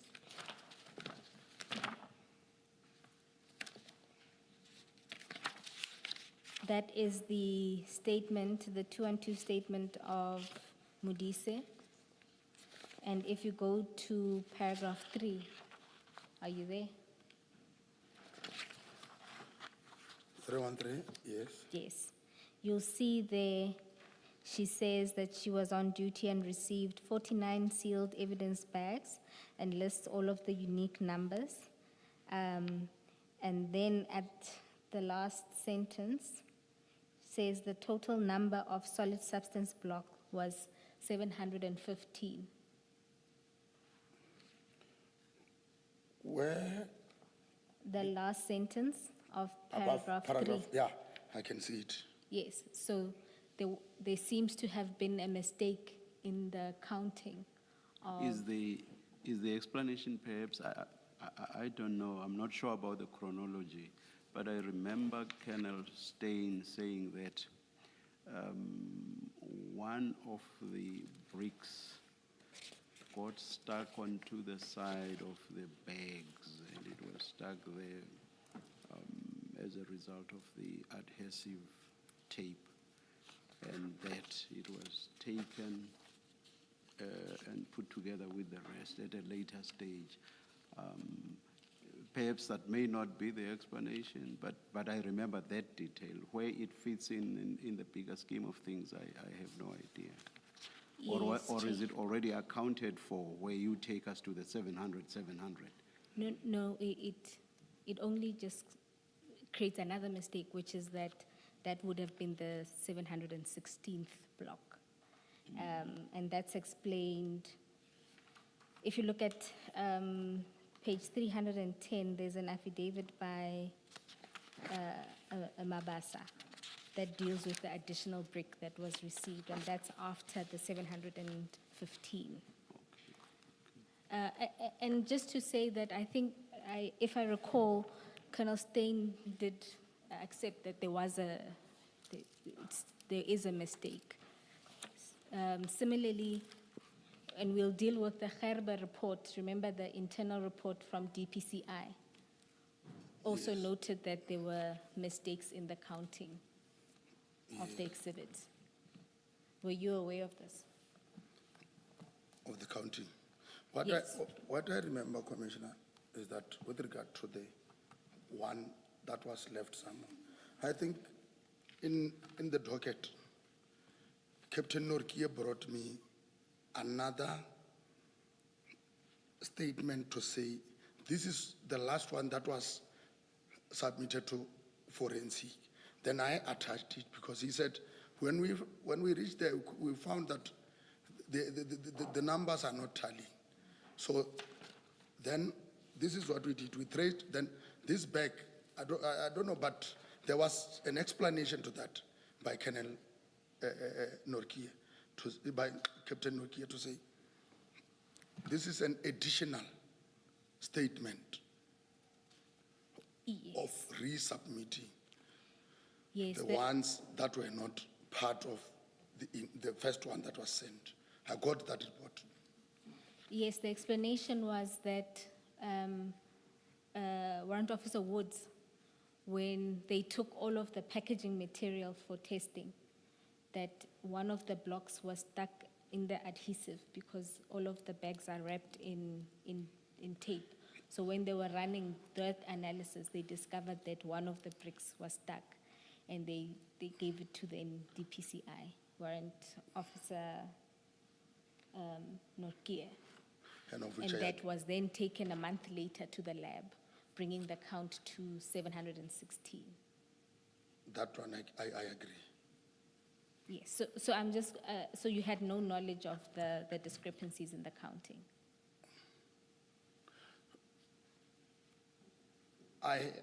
When Captain Norkie was giving me this second statement, that is when I became aware that not all bricks were submitted at the same time there.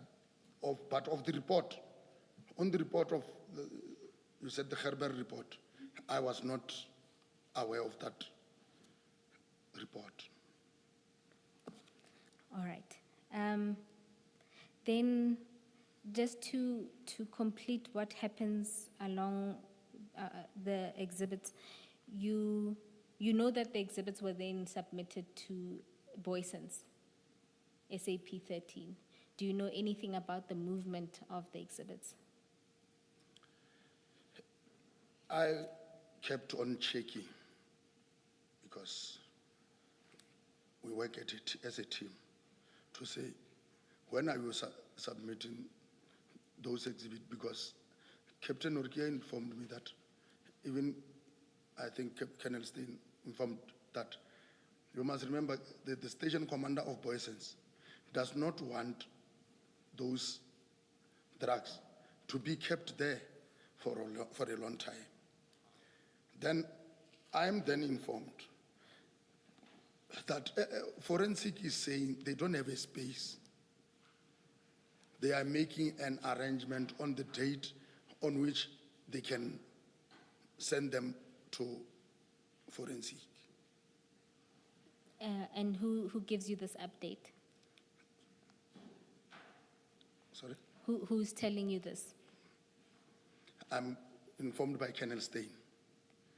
Okay, and then you know that Boyson's doesn't want them, and the lab is saying that they'll give you a date on which to give them. What happens in that intervening period? What do you know of what happens?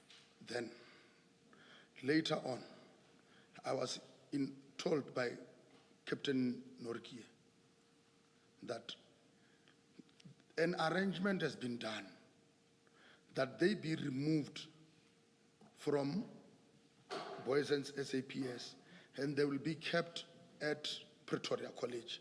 There is a good space, there is a safe there that they can lock them there. And from your knowledge and experience, was that appropriate? I will say any movement or any chain should be substantiated by a statement. If they say Pretoria College has got a safe, one will have to submit a statement to say, because that chain must not be broken. The continuous possession of those drugs must have a clear passage to say they've went, then and it must also be stated, their originality, referring to after the packaging, when forensic receives them, they must receive them in the state at which they were packaged. So that is why I'm saying any movement, any person who will be coming across that exhibit must submit the statement. If, like I was told by Captain Norkia, they said there was an arrangement that they be kept at Pretoria College. I don't know whether the Pretoria College, they were referring to the Pretoria Police Training College or what, but the indication to me was they will be kept at Pretoria College. Now we know from testimony that the college or the area in which the exhibits were kept is not a SAP safe. There's no, the check-ins that are usually done at SAP registers, so, and a clerk and all of that, that doesn't exist at a college. It's essentially a strong room. That I was not aware of. And that I was not part of that arrangement. And is it appropriate though, based on your knowledge?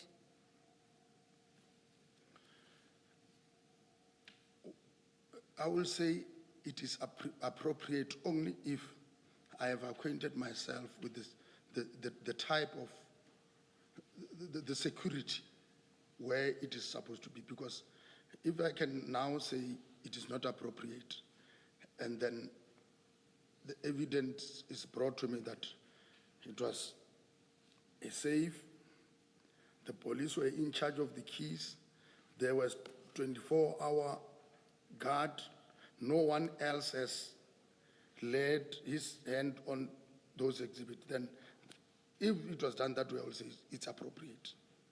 But if it was just dropped or taken to a place where the security is questionable, that I won't accept to be appropriate. You were no longer personally responsible for the custody of the substance or substances? No. Colonel, if I remember the testimony of Colonel Steyn correctly, he had testified that there were no cameras and that there wasn't a guard directly in front of where it was kept. There are, of course, guards around the college. Does that in any way change your answer? It can't change my answer. All right. And then just to complete this, we also heard testimony that when the exhibits arrived at the labs, the lab noted that there were small tears in the exhibit bags, necessitating Norkia and Morris to put 8 of the bags into new evidence bags. Were you aware of this? That is a common practice, but I was not aware of this one. All right. And just generally, as an investigating officer, how far does your oversight of these processes go? So, at the scene, you are very clear that you witnessed everything and they did it, but you were there, it was in your presence. After that, when it comes to the movement of your exhibits, what exactly is your role? Or is it very limited? That is why I'm saying there were some taskings to say you will be assisted. In terms of movement, once there is a team that has taken the custody of the exhibit, that remains with them. Mine is just to get each and every statement of the movement to say this is what we did, so that it can still maintain the integrity of my evidence. So, but if certain facts are not disclosed to me, then that I can say that can be questionable. And just to complete the picture of what happens with the exhibits, I do note that by 2022, you were no longer in this investigation. Am I correct? Correct. We know from testimony that sometime in 2024, the lab discovers that 136 kilograms in 2024? is unaccounted for, yes. What happened? Sorry. 136 kilograms is unaccounted for in what remains with the lab. That is news to me. All right, thank you. Colonel, then let's move to paragraph 19. I have noticed in the downloading record of all accused that Mashaba did not know Mohana before 09/07/2021, and they were introduced to each other by a person stored as Police Albertine, who became to be known to me as Warrant Officer Pokungwana, who at the time was hospitalized for COVID. Thank you.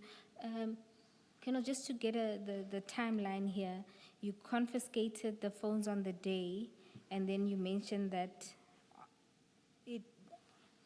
when you noticed something in the downloading. When did the downloading happen?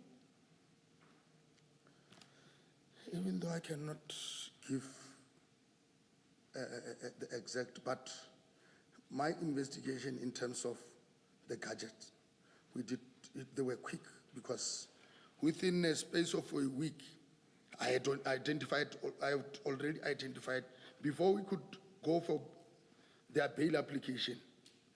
That is when I identified through when they were checking, because I kept in contact with the people doing downloading. They said, there you are having a strong case. There is this communication. Then I went and checked, because that thing must be completely done. I just needed something at the initial part of my investigation to say, no, with this, now I'm armed with the charge of dealing in drugs. Based on the first communication chart that I got from Mku's phone. Because the reason why I requested it to be done, his presence at the scene was created a lot of doubt. I wanted to know, this person is here. This person is here, an informer. But maybe I can get something on him. That is when I was called to say, no, there is this suspicious communication. So are you saying that within the space of a week, at least a preliminary assessment had been done, analysis had been done? And some sort of preliminary analysis had been done? Yes. But that you were still undertaking further? It was not yet compiled to me to say, now you can use it as a complete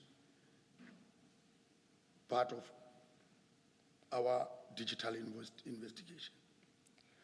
Okay, so you were given some information about it, but the complete analysis wasn't done yet? No, it wasn't done yet. Okay. And then you say that you noticed that Mashaba didn't know Mohana, and that they met each other through Pokungwani, which seems like it's on that day. What did you make of this? The issue of Warrant Officer Pokungwani, it was detected on the cell phone records. This communication says, if I still remember, it says, we are not happy about our consignment being intercepted at Isipingo on the 22 of June, 2021. You remember, mine is done on the 9th. Then this part of communication speaks to the thing that happened a month earlier, which is June, on the 22nd of June. This is that communication says. Now the police get people who will secure and make sure that the police does not intercept this. This is the instruction given to Nku. Nku now is forwarding this message to Mashaba. General, organize members. The people are not happy. This communication on itself now brought conclusion to me. Now I'm now in the case to say the people now that are brought, which is Mohana and Pakula, because they wanted the real soldiers. These are the real soldiers. Can you please take us step by step through everything you are saying now? If you are saying it based on the statement of somebody, please take us there. No, based on, this is only based. Everything that you are saying now. Okay. Step by step, take us there, please. Okay. Thanks, Commissioner. Cell phones were seized. They were taken for downloading. Then evidence that came out of the downloading, which I cannot all explain now because we have to do the presentation. I remember I even did the presentation to different head of the provinces. Then that evidence came through that communication. Then it was speaking to Pokungwa. In fact, the people that I can... Are you talking about WhatsApp chats? What are you talking about? Sorry, ma'am? Sorry? Are you talking about WhatsApp chats? What are you talking about? The WhatsApp chats that were obtained in the download. They were speaking about Warrant Officer Pokungwa. Pokungwa said, I will get you somebody. Then there was, after that, there was WhatsApp calls. Then it shows that these people called each other, Pokungwa and Mashaba. The calls lasted for, I cannot now, but it lasted, it shows that is when he was submitting the telephone number of Nku. Because on the WhatsApp chat he said, you will get one. Then after that call, Mashaba is making a call to. Just a minute.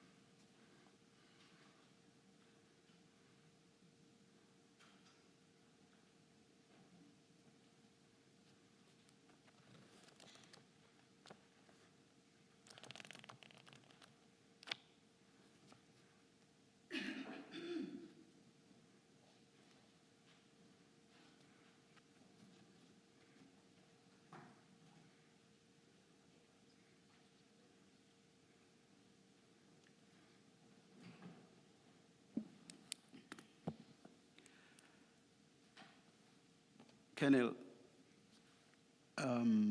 we feel that you are not giving us sufficient detail. You seem to be proceeding from the premise that the information is available somewhere there. Yes, it is, but for purposes of our own record, because we will have to make our own findings, We want the detail for ourselves. Perhaps we should take the lunch adjournment at this stage, come back at 2 p.m. And if you want to lay your hands on the presentation you are referring to, please do so over the lunch break. We want details. What did the chat say? Who said what to whom? And you must take us through that step by step for the narrative to make sense to us. We don't want to read between the lines. Am I making sense? It makes sense, Commissioner, but Yes. now the problem is because I'm trying to, I even may try to make an arrangement to say those who are now having the docket and those who were having, because I think that was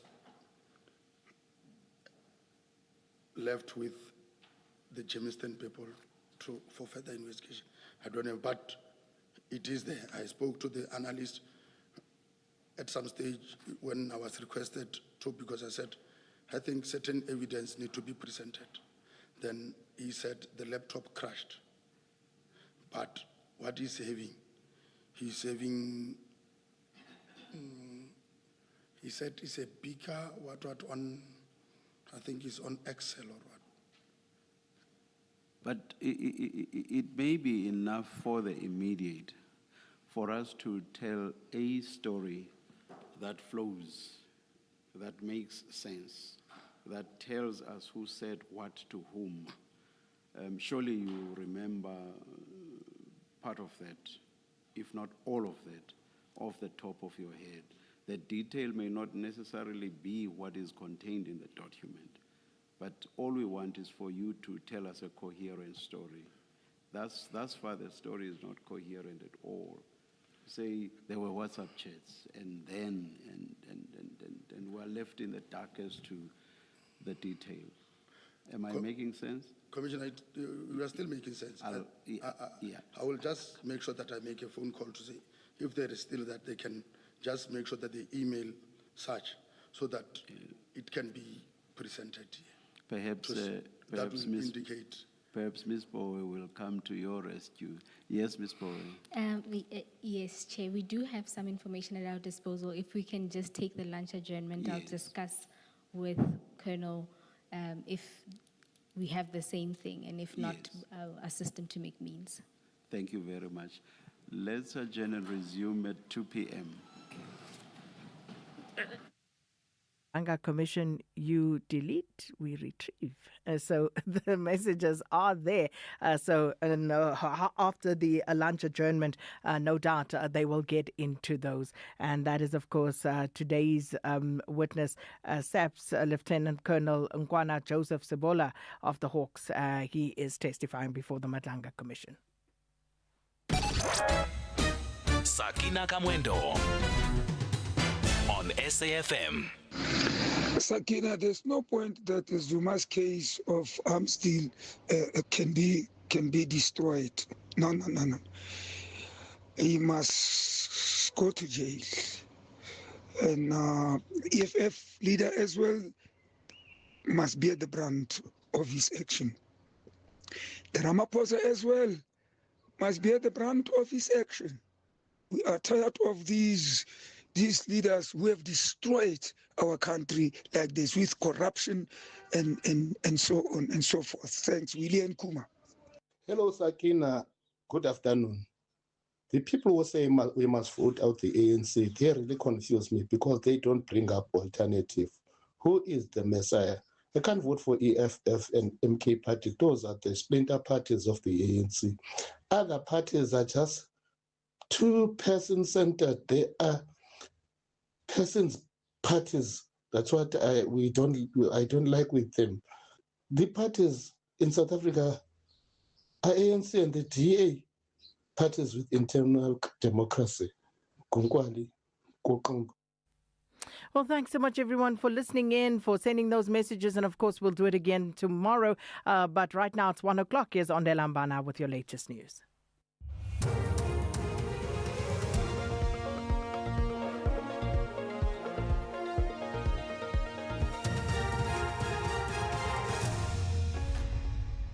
Thank you, Sakina, and the team. On the top story, Zuma's arms deal trial to resume next year, and DA calls for the removal of Minister Sisisi Dolashe from the cabinet.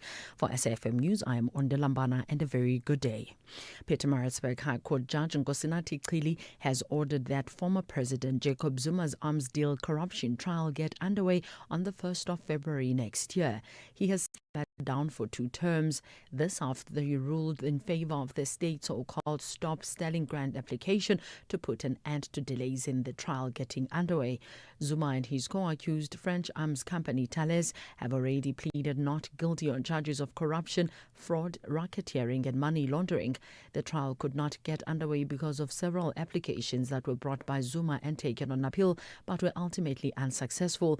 Judge Cili elaborated on his reasons for his order. In my view, the interests of justice demand that an order be made directing the commencement of the trial, regardless of the order dismissing Thales's and Mr. Zuma's applications for leave to appeal this court's dismissal of their applications to have charges against them quashed. Without this court's intervention, that there is a likelihood of grave injustice or the administration of justice being brought into disrepute.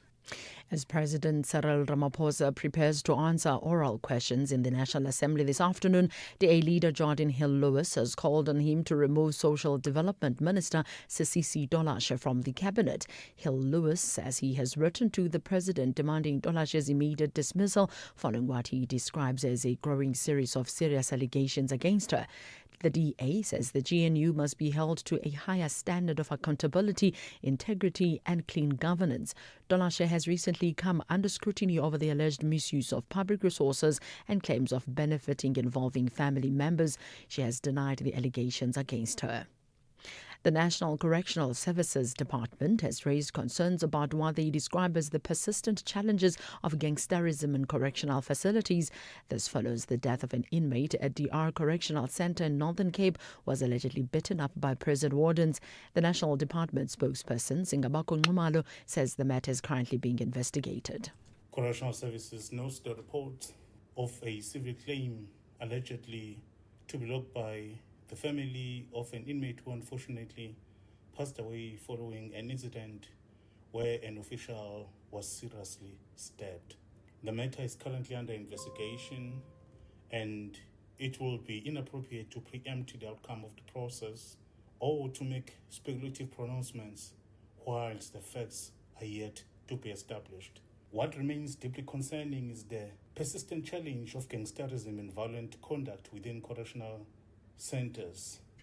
Corruption Watch is calling for government engagement and an extension to public submissions for the Protected Disclosures Bill.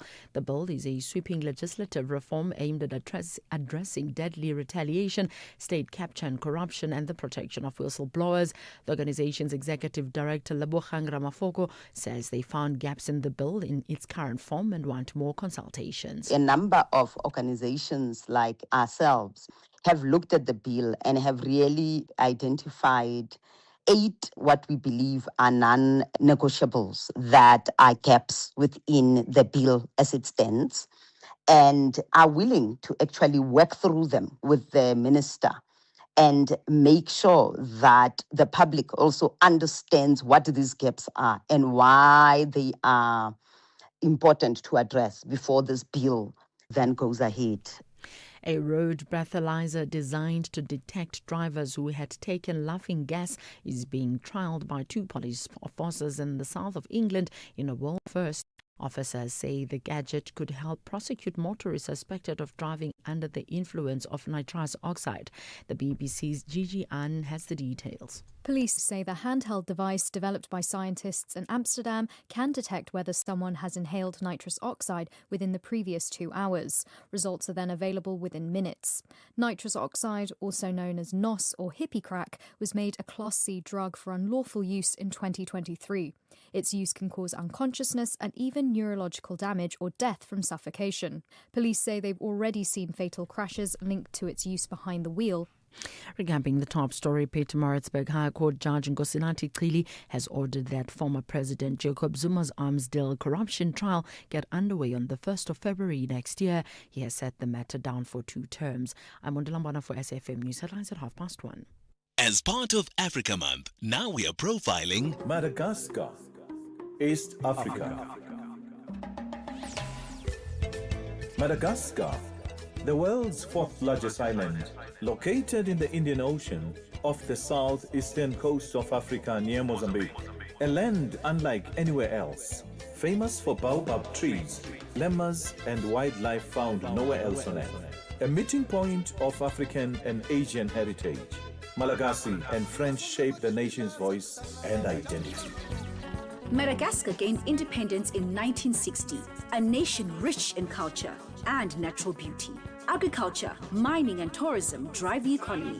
Vanilla remains one of its most valuable exports. But challenges continue: poverty, deforestation, and climate vulnerability. Still, the people preserve deep traditions. Music, storytelling, and community remain at the heart of everyday life. Madagascar protects a world found nowhere else. In every forest, in every coastline, in every rhythm, there is uniqueness. Madagascar, rare, vibrant, unforgettable. Africa Month on SAfm. Conversations, context, connection. The Full Circle with Bridget Masinga, Monday to Friday, 1 to 3 p.m.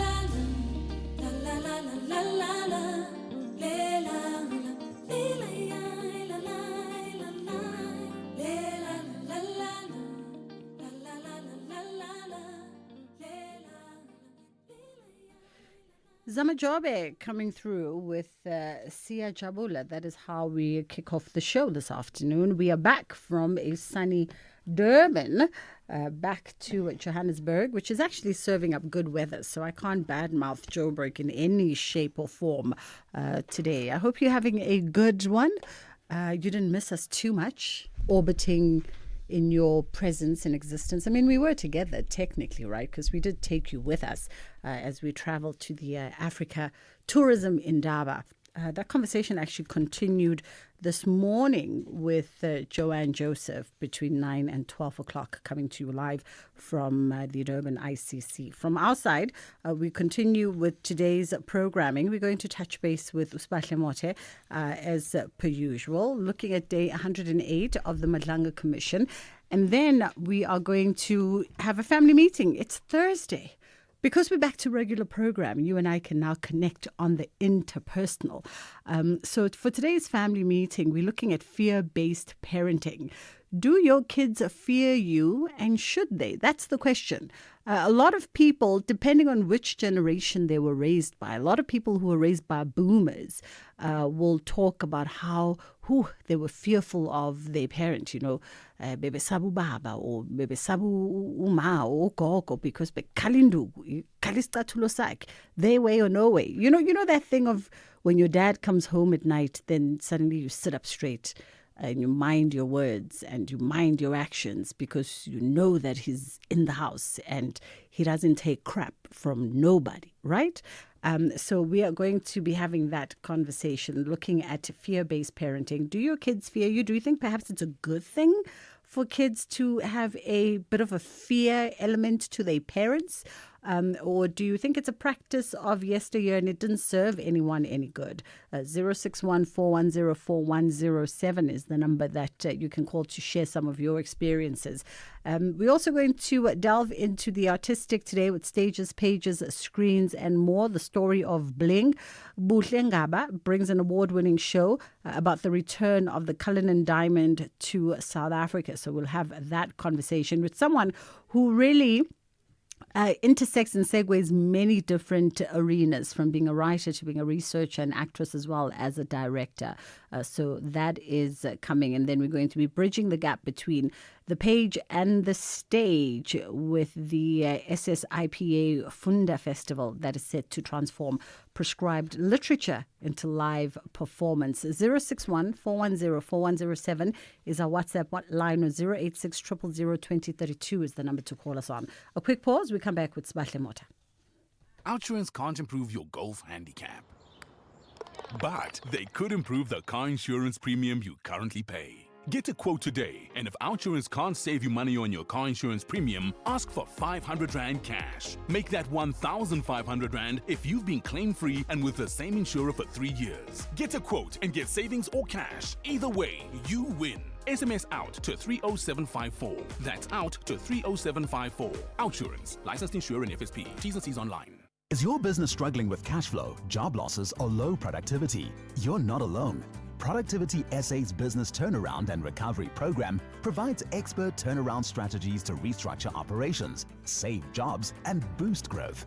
Get practical tools like early warning systems, performance improvement plans, and access to productivity champions. Visit productivitysa.co.za or call 011-848-5318 to apply now. Your recovery starts here. You are listening to The Full Circle. Subsidies Mota joins us now, SABC News reporter, as we touch base on what's happening at the Madlanga Commission out at the Bridget Mabandla Justice College in Tshwane. Subsidies, how are you doing today?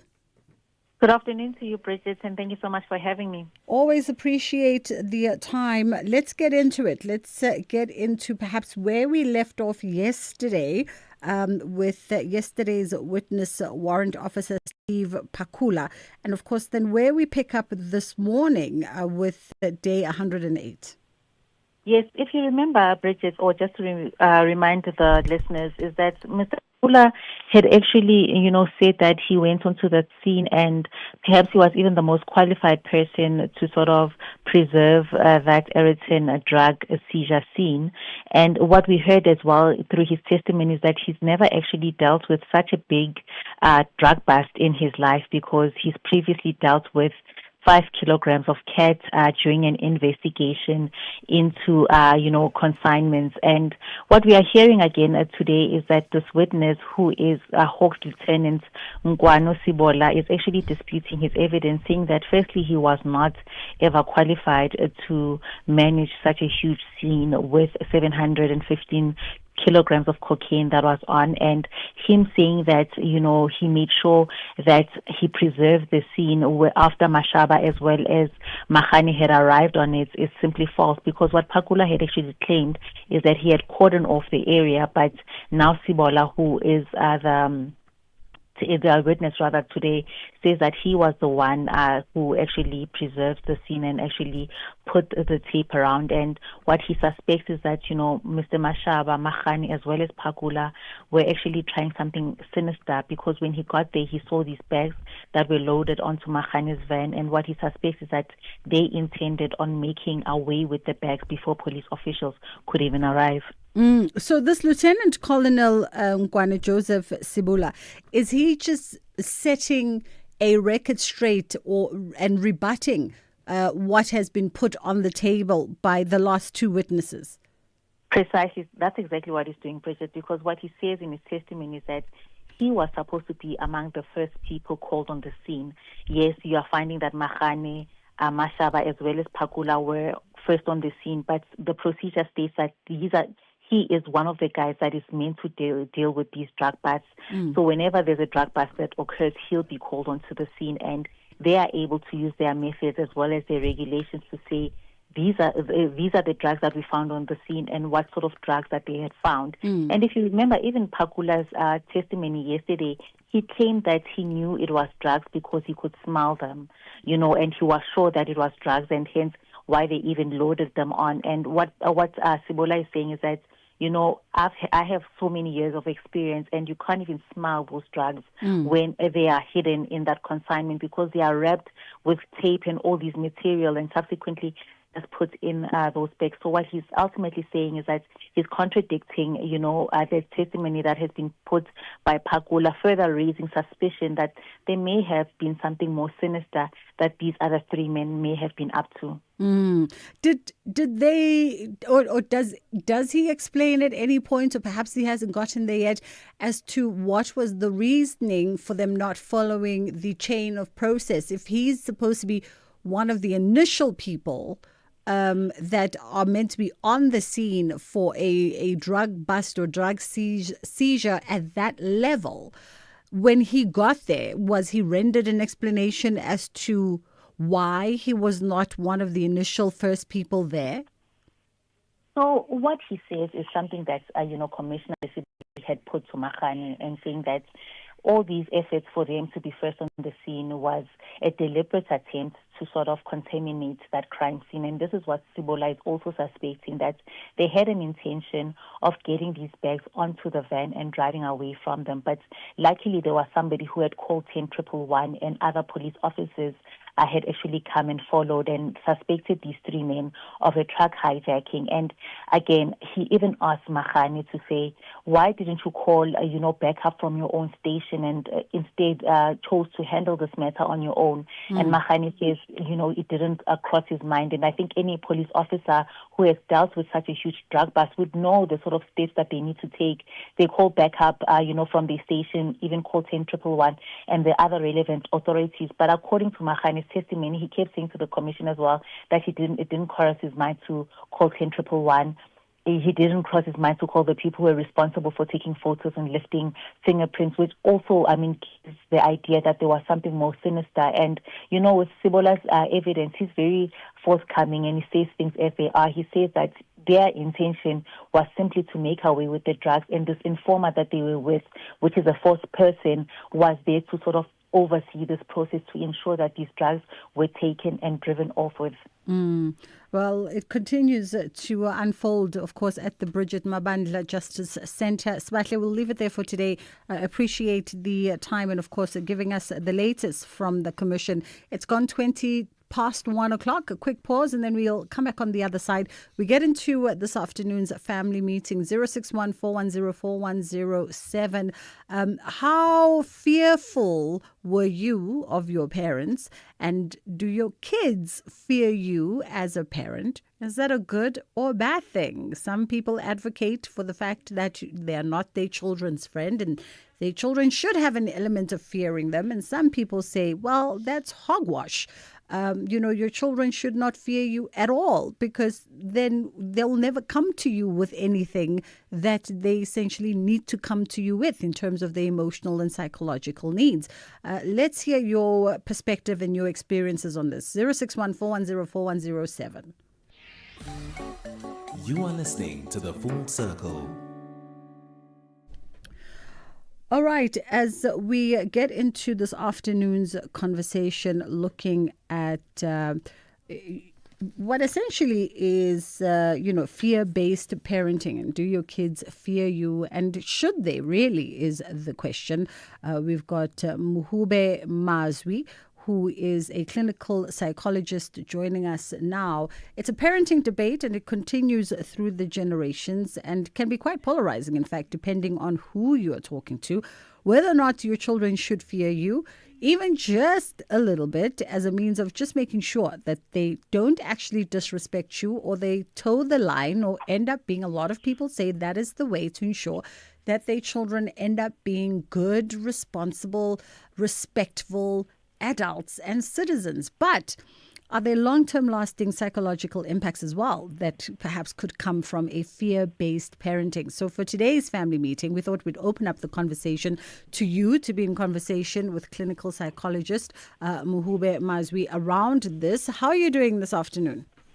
Good afternoon, Bridget. I'm well, and yourself? I'm great. Thank you so much for the time. We appreciate it. I mean, from your perspective as a clinical psychologist, where do you fare? I guess it's not fair to phrase the question as, do you believe that children should fear their parents or caregivers?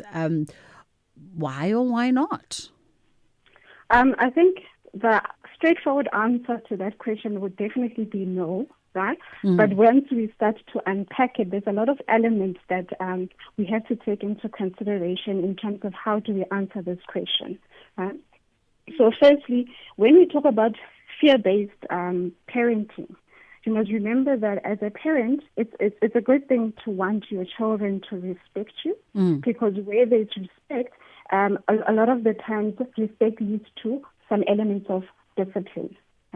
So if the child is fearful of the parent, it creates a lot of consequences for the relationship. If you look at the times that we live in, it's not a very safe environment that our children find themselves in.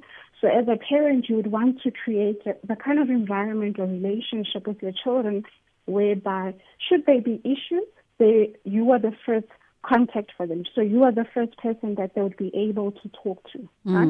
And then another thing to take into consideration is that if a child is constantly fearful of their parent, it means that this child has a very high levels of anxiety most of the time when it comes to how they do things, how they make decisions. So the fear-based parenting, it leads to a lot of psychological consequences for the child. And parents need to take into consideration that when you are raising a child, you are raising a future adult. So sometimes the experiences that a person has in their childhood will have a significant impact in terms of the kind of adult they become. So one has to take into consideration all of these elements to be able to answer the question. Right? So I think the important thing is being able to have a kind of parenting whereby there is structure, there is elements, there is discipline, there is discipline. However, there's also open communication and nurturing. And those things, those elements that you speak of, structure, discipline, respect, those don't necessarily come from instilling fear, right? Because I'm thinking if you have a look at perhaps my mother's generation of parenting, which my mom's in her late 60s now. You get the ones, it's a mixture, right? It's either they're really strong-handed or there's a balance. I can be your friend to a certain degree. And when I change my face, I've changed my face, and you must know that this is it. There's no arguing. There's no back-chatting. You are now getting, the fear is now coming through where I'm instilling fear in you as a parent. And then they were parented by parents, our grandparents, who really were about umthetho wam, umuzi wam, umthetho wam.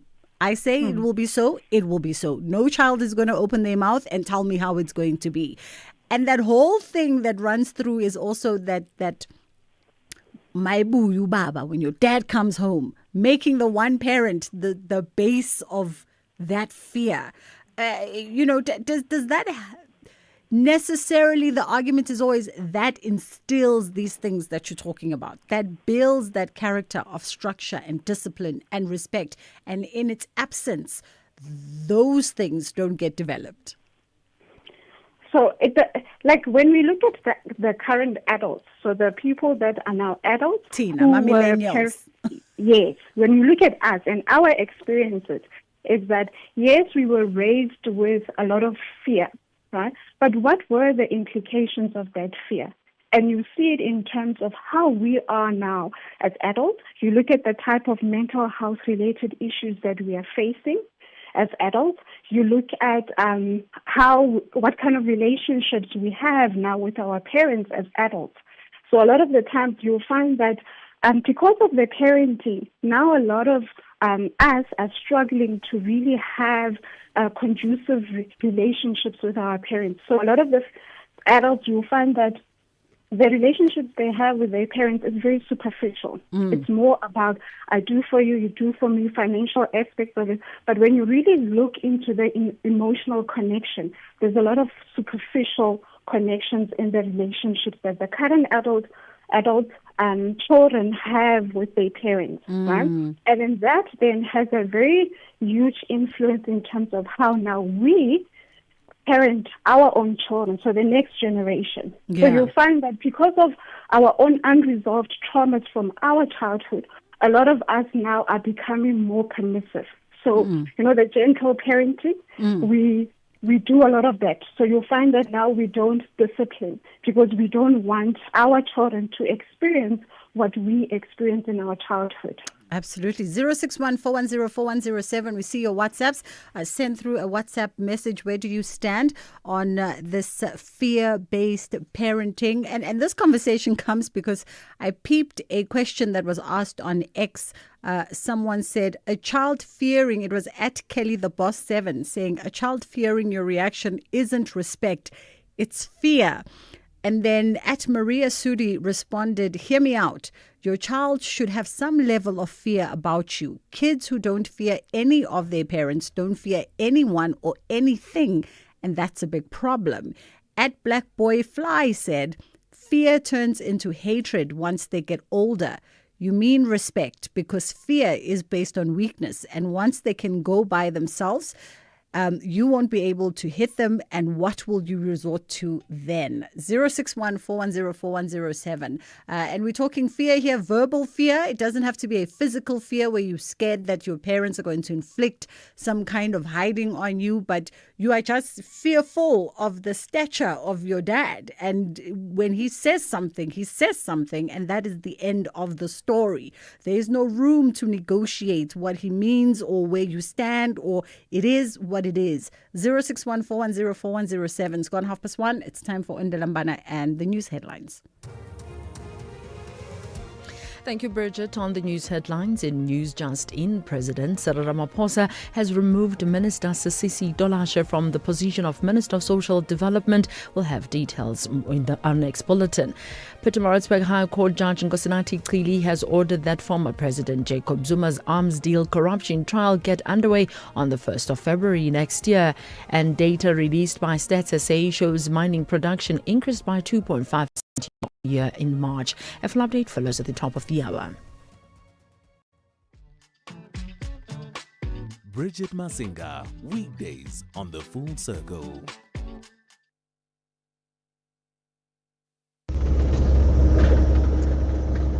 of Bridget. Me, I was fierce of my mother. That lady, she used to give us a hiding a lot. So, hey, but I think now my kids, they're like, when I'm at home, because normally I'm a truck driver, when I'm at home, my last born, he asked his mother because they say like I'm quite loud when I'm telling them to do something. Hi man, ungathethi this ngane seziyabuza ukuthi hey mama ubaba uhamba nini. But I'm not that harsh on them. I just tell them to do the right thing at the right time. Thank you, Sipom the Tracker. Bridget, no, they must not be afraid of me. They must respect me so that they can share their challenges of this cruel world. And you always say to them, I love you, but I don't want to spoil you. Thank you, Bridget. Hello, it's me, Patrick here. Speaking from my own point of parenting, I'm a very good father to get along with. Even if the children ask something from their mom and the mom denies it to them, they said, no, if dad was here, she would have given me this thing I'm asking about. So I will better wait for my dad. When he comes back, I know he will give it to me. Mom, we are very difficult than my dad. You know what I'm saying? Well, it sounds like they've got dad wrapped around their little fingers, which can be a good and a bad thing as well. Muhube, this entire time, ngibizing fagu Z in your surname. Gandhi, it's Maz, Swi, not Maz. My apologies for that. Clinical psychologist joins us now. Let me ask you this as well. You know, how do we, or what are some of the common reasons that children will develop this fear towards parents and guardians, or anyone in that sort of authoritative figure in the family? And what do we watch for as well? Because perhaps you're a parent and it's only now clicking that, wait a minute, the reason that maybe my child doesn't come to me in their moments of, in their moments of weakness, in their moments of hurt is because there is that fear disconnect that was not intentional. But now I'm introspecting and I'm thinking, maybe let me see what it is I'm doing that could be somehow doing that. So I think the main thing is always having open communication with your children. But before we even get to that, I think it's very important for parents to be on the same page when it comes to how they discipline their children, right? Because you must remember also with children, they can be a little bit manipulative. So if they see that the one parent is a little bit more strict and the other one is a little bit more permissive, they will play the parent. So it's very important for parents themselves to have the communication regarding how are we going to discipline our children. A lot of the times we don't talk about these important topics. We just expect things to unfold. And then we address them as they unfold, which then sometimes leads to conflicts. So having open communication with your kids, and it starts from a very young age. Most parents wait until the child is a teenager, then they want to build the relationships, right? So, and another thing as well is that we have such busy lives. So a lot of households, the mom and the dad, they are both working. There isn't really much enough time, but it's very important for parents to actually make time for their children, one-on-one time. So what we do as parents, especially if we have more than one child, we turn to parent our children in a group. So we don't really separate them. We don't see them as individuals. We just see them as children. So it's very important. Yes, you must teach them how to relate with each other as siblings, but also each child that you have is different. They have very different personalities. You have to create different boundaries and discipline with each child. And it's very important to be able to also have one-on-one time with each child to have an understanding of how do I parent this specific child? And all of these rules and issues around discipline, we also take into consideration the stage of life where the child is at. So if the child is a toddler, there's different rules that you would apply in comparison to a child who is a teenager. So most parents, they just create rules to accommodate all the children in the house without really considering the fact that there might be at different stages of life. Right? But having that open communication, and I think also just setting very clear, consistent expectations. So as parents, we expect our children to behave or be disciplined in certain ways, but do we really communicate these expectations to our children in a very clear way so that they know what their responsibilities are, what is expected of them within this household and outside of the household? 061-410-4107. Let's jump back to WhatsApp. Good afternoon, Bridget. Lennon Khwedie. Bridget, our children should not fear us. They should respect us. Actually, if once they fear you, they will never go to come to you or confront you when they've got a problem because they're fearing you. But when they respect you, they will come with respect to you and sit down with you with a problem. So, like when we were brought up, we were taught that any elderly person is your parent. You could not kiss your girlfriend in front of an elderly person, like what our children are doing now. Good afternoon, ladies. I think it's very important to mention the following. You can raise your child properly, but then you divorce and then everything's changed. Divorce might play a critical role when you raise your children. Afternoon, Sister Bridget. The style of a parent I am, whatever that I didn't like as a child, I don't do it for my kids, I'm quite flexible, although I command much of respect. I play with my kids, I do all this crazy stuff, I don't shout at them, I talk to them, because I hated being shouted at because my mother used to shout a lot, so I'm that kind of a father, but also I pick a thing or two from my late brother-in-law, Macolo. May his soul rest in peace. Thanks. It's interesting that there's a lot of dads that are sending us voice notes, because I think whenever we talk about fear parenting, it does get gendered, and dads oftentimes on the receiving end, even though there are moms and makulus and gogos, but I think more often dads are on the receiving side of that sort of negative connotation around being feared as parents. 22 at 2 o'clock. We're going to take a quick ad break and then we come back. 061-410-4107. You can become a victim of a legal problem: wrongful arrest, assault, uncontested divorce, rental disputes, maintenance matters, or labor problems. It can happen to you. Clientele Legal provides tough professional lawyers for an affordable monthly premium. Our legal team is standing by to assist you 24 hours a day. Join today. SMS SAFM to 32195. That's SAFM to 32195. Clientele General is an authorized FSP and licensed non-life insurer. T's and C's online. Standard rates apply. Africa is more than a destination, it's unlimited. Welcome to Africa's Travel Indaba 2026, where the continent's boldest tourism experiences come alive under one powerful theme: Unlimited Africa, growing Africa's tourism economy. From the 11th to the 14th of May, the Durban ICC becomes the ultimate meeting place where connections spark, deals are made, and partnerships shape the future of tourism. Don't just witness Africa evolve, be part of it. See you at Africa's Travel Indaba, proudly brought to you by South African Tourism. Bridget Masinga on SAFM. Greetings, Sis Bridgie. How are you today? I'm good. Let me tell you one thing, my sister. I've got a beautiful child. She's 13 years old. That child, she does not fear me, but she respects me a lot.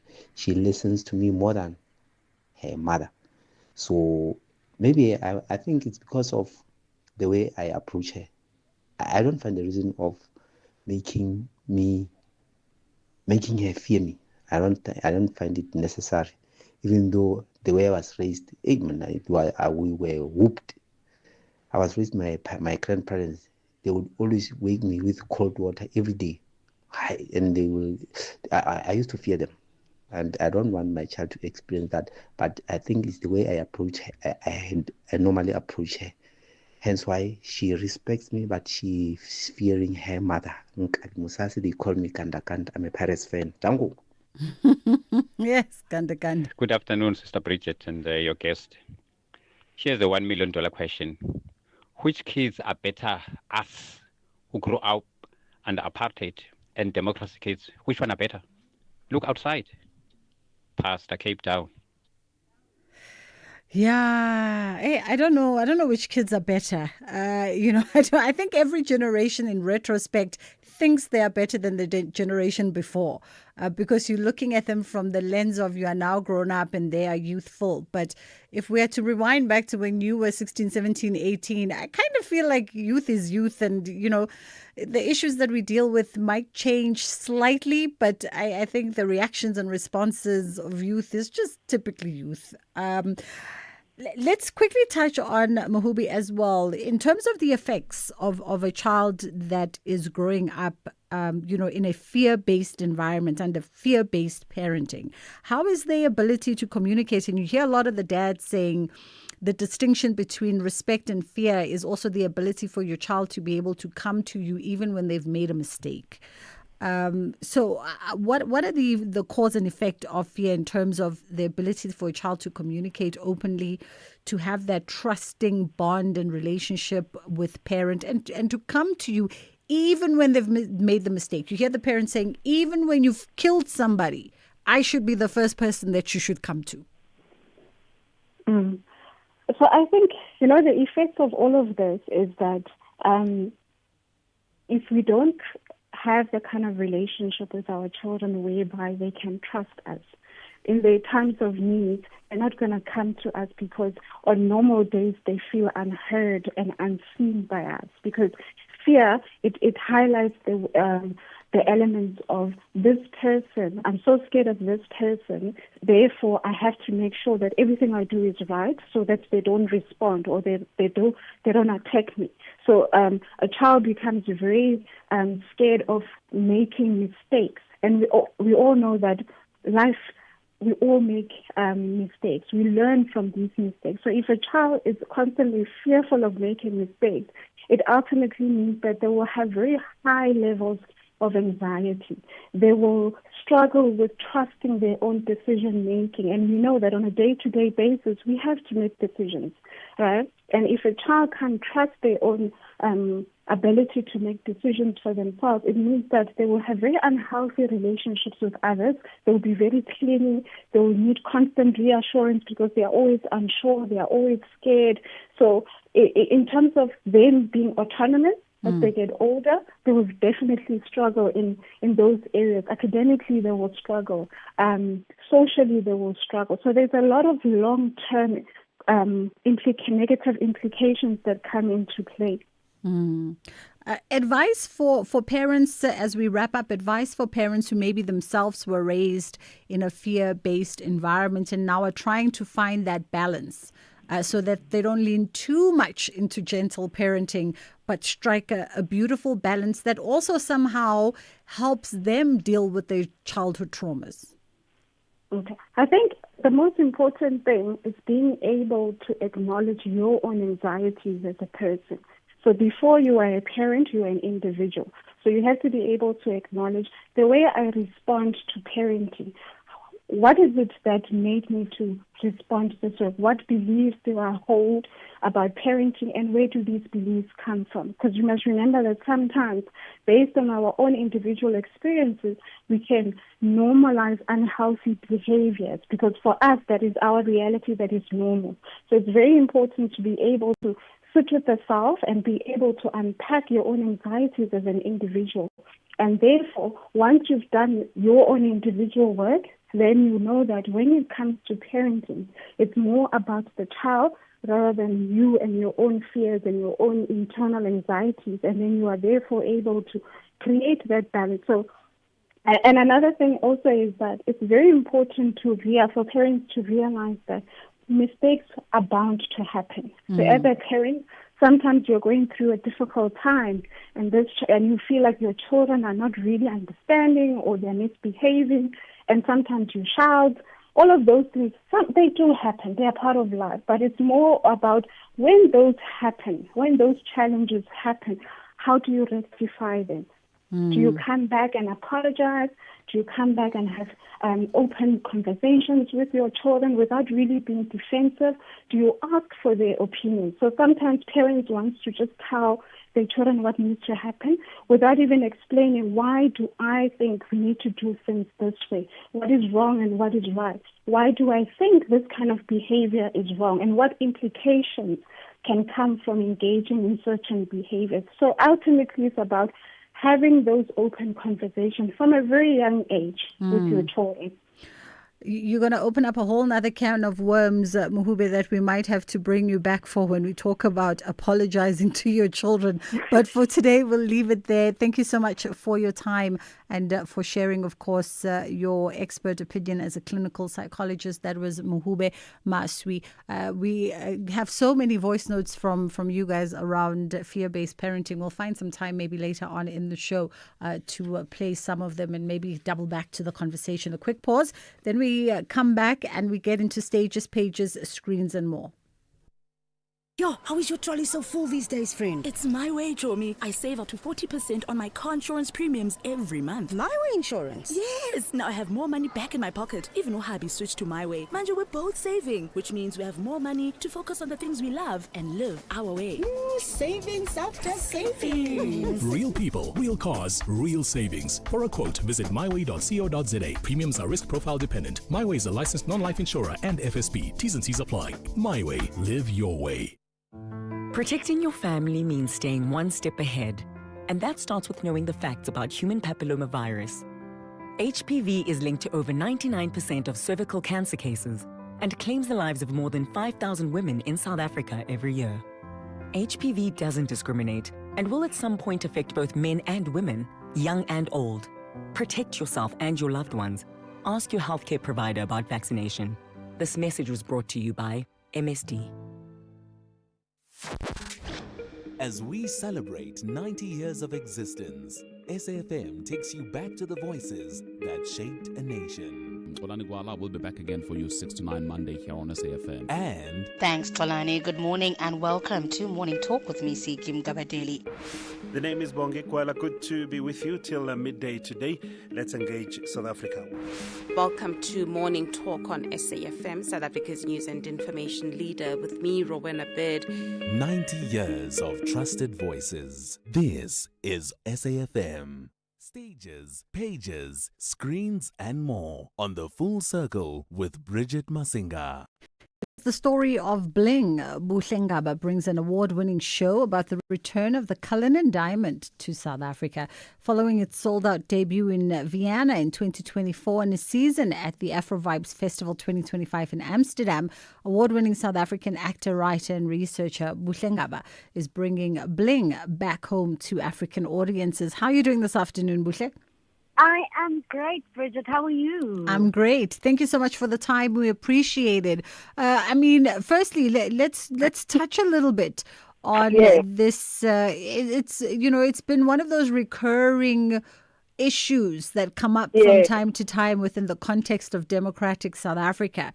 The call for the Cullinan Diamond, which is still held in British possession, the call for it to be repatriated back home, to be given back to its people.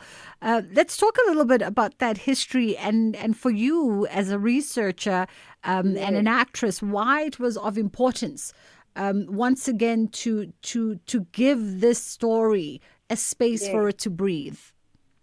You know, Bridget, I think the very first thing that's important is that as you mentioned, I am a researcher and I'm an actor. And one of the things that I'm really interested in is going into the archive reimagining or reinventing the stories in some way in order to make them accessible for our people now.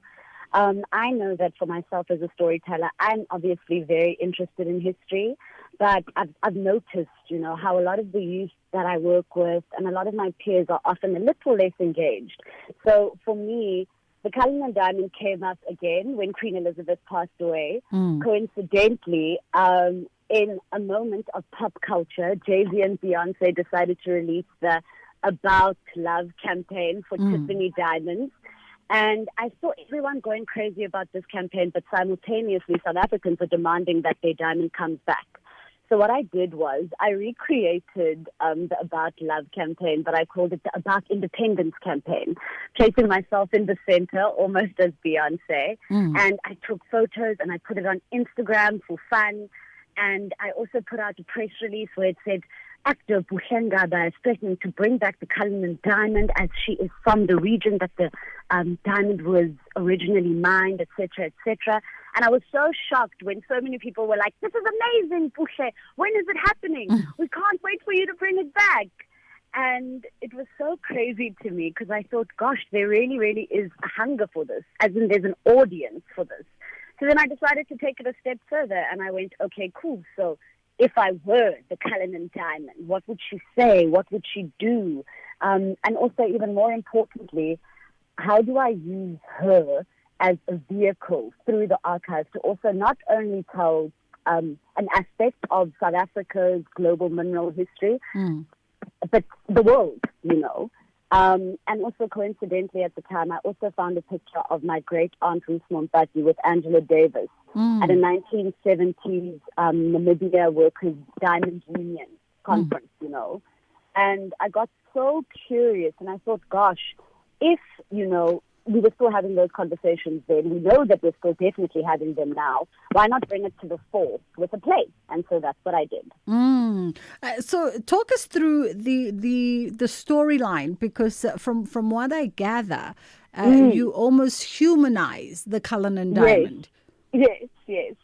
That's exactly what I've done. So the very first thing that I did actually before I started writing a script, because I did actually develop it when I was awarded the Barney Simon residency at the Market Theatre. So I started developing it then, but even before I started writing a script, and I think that this is one of the most important aspects, is that I immediately took on her persona, as in I took an outfit, I said, I think this is what a diamond would wear. Of course, that's changed. And I went out into the public, I had printed headshots of my own, along with titles from Time, for example, saying South Africans are demanding the Cullinan Diamond back, etc., etc. And I went out into the world and I said, okay, South Africans, she's back. What do you think? Because again, what I really wanted to see was if the audience would connect with what I was doing, and also if everyone actually felt as strongly as the media was saying, And I think what I loved so much is the audience received her immediately. South Africa received her immediately. I mean, I stood outside the Checkers with a microphone announcing myself as the Cullinan Diamond, telling everyone my story, telling them how I really struggled to get out of the sector and to be back. And so many people welcomed me. They were so excited. People bought me flowers. It was crazy. So with all of that, it really did just make sense to take it a step further and to make it a show. Yeah. And coming back to South Africa, I've actually done the same thing again, as in I've been out into the world again, particularly in Cape Town, in town. I did a little diamond heritage tour with Cape Town Heritage Tours, and, we walked around. We went past the Kimberley Hotel. We went past the Cecil John Rhodes statue, which we know also who had a significant role to play also in our mineral history. And to connect with all of these sites and all of these people was just really incredible. And in that way, what I'm also doing actually is I'm opening up the theatre, I just feel like it's really important that we understand that quite literally, Shakespeare, I know he said it, but it's the truth. The world really is your stage. And I really think it's about time that we figure out ways to bring our people into the theatre. Absolutely. Not just that we assume are going to come. No, absolutely. A very important part of any conversation is that aspect as well. As I was saying at the beginning of our chat, that the showcase has been put on in Europe, and of course it is received quite warmly. You now are here home. Your aim, obviously, get butts in theatres, but also get the conversation going. What has been the response from South Africans ahead of this season that is geared from the 15th to the 20th of May in Cape Town? Oh, man, it's actually been so fantastic. But I think a lot of that has got to do with the fact that I'm actually working with, as an independent theatre making company myself, I'm working with another independent company, Letterhead, and, you know, together we've created this fantastic campaign called I Want to Sell Out. And that's obviously a double entendre, and, you know, me being a black woman artist as well as the diamond, it says a lot, you know. And I've just found that people are so excited to get themselves to the theatre because we've made it about something bigger, you know. It's not just about the Cullinan Diamond also. The conversation that I'm opening up is a global one. You know, all of us, we want many things back. We want our stories back. We want our objects back. There are many, many things. So this is just one of many, and I'm really proud and so excited to be, adding to that. Absolutely. So the show is opening tomorrow, 15th of May in Cape Town at the Homecoming Theatre, and you're running until the 20th of May. And then you head to Johannesburg's Market Theatre from the 28th until the 31st of May.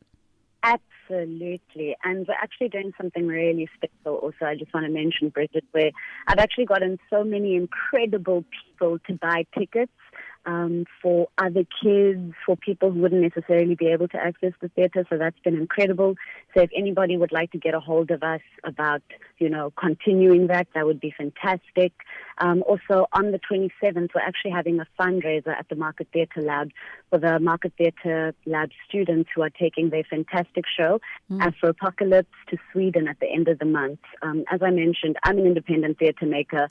Even getting this show to Vienna, the Netherlands, etc., was really, it takes a lot of work. So to be able to do this for a younger generation feels really, really important, because I just feel like if we're not going to do it for ourselves, you know, then what? Absolutely. Buhle Ngaba, thank you so much for the time. buhlengaba.com is where you can go and have a look at all of Buhle's endeavors. And of course, those dates opening tomorrow until the 20th of May at the Homecoming Centre in Cape Town. And you can come through to the Market Theatre from the 28th and 31st of May with that show happening, as well as a fundraiser for the Market Lab. A lot of, several actually European nations, including the likes of Germany, as France and the Netherlands, have officially returned a lot of looted artifacts to African nations in recent years. And key amongst those were things like Nigeria's Benin bronzes from Germany and the Netherlands, and Benin receiving 26 royal treasures from France. So the conversation continues. Bring back the Cullinan is the call from all South Africans. It's approaching 2 o'clock. Ondelambana is standing by with the top of the hour news.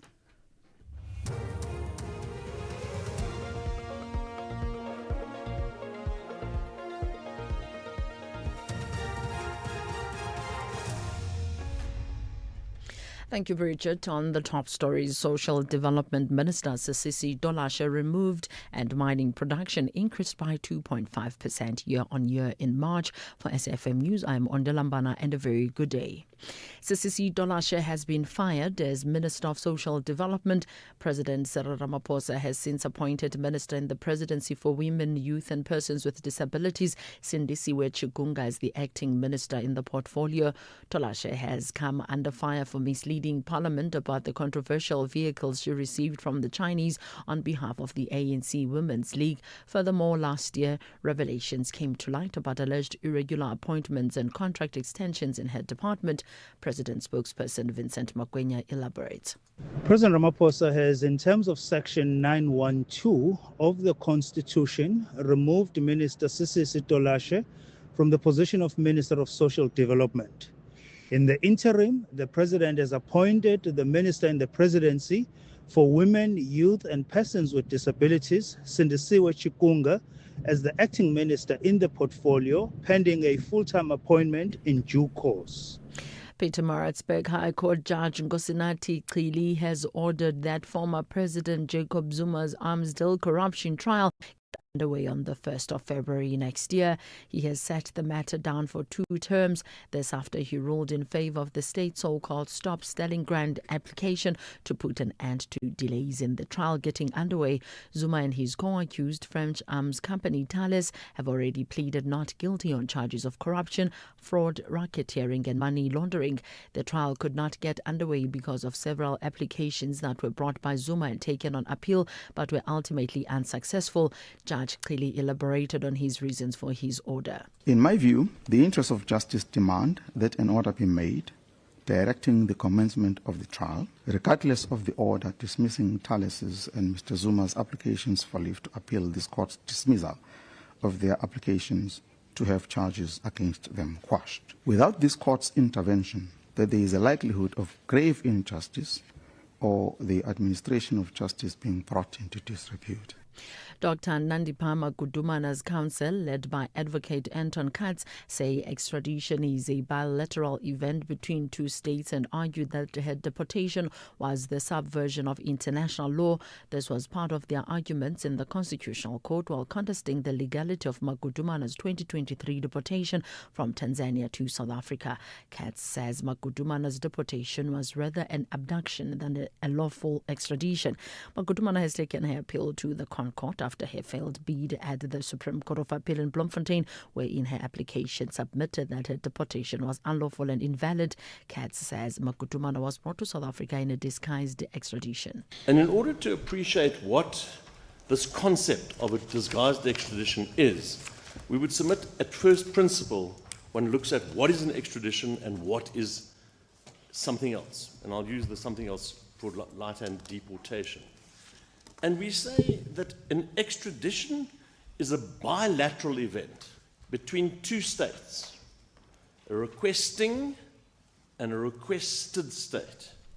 Data released by Stats SA shows mining production increased by 2.5% year-on-year in March, while the rise in output was still positive. It is slower than the 9.7% jump recorded in February.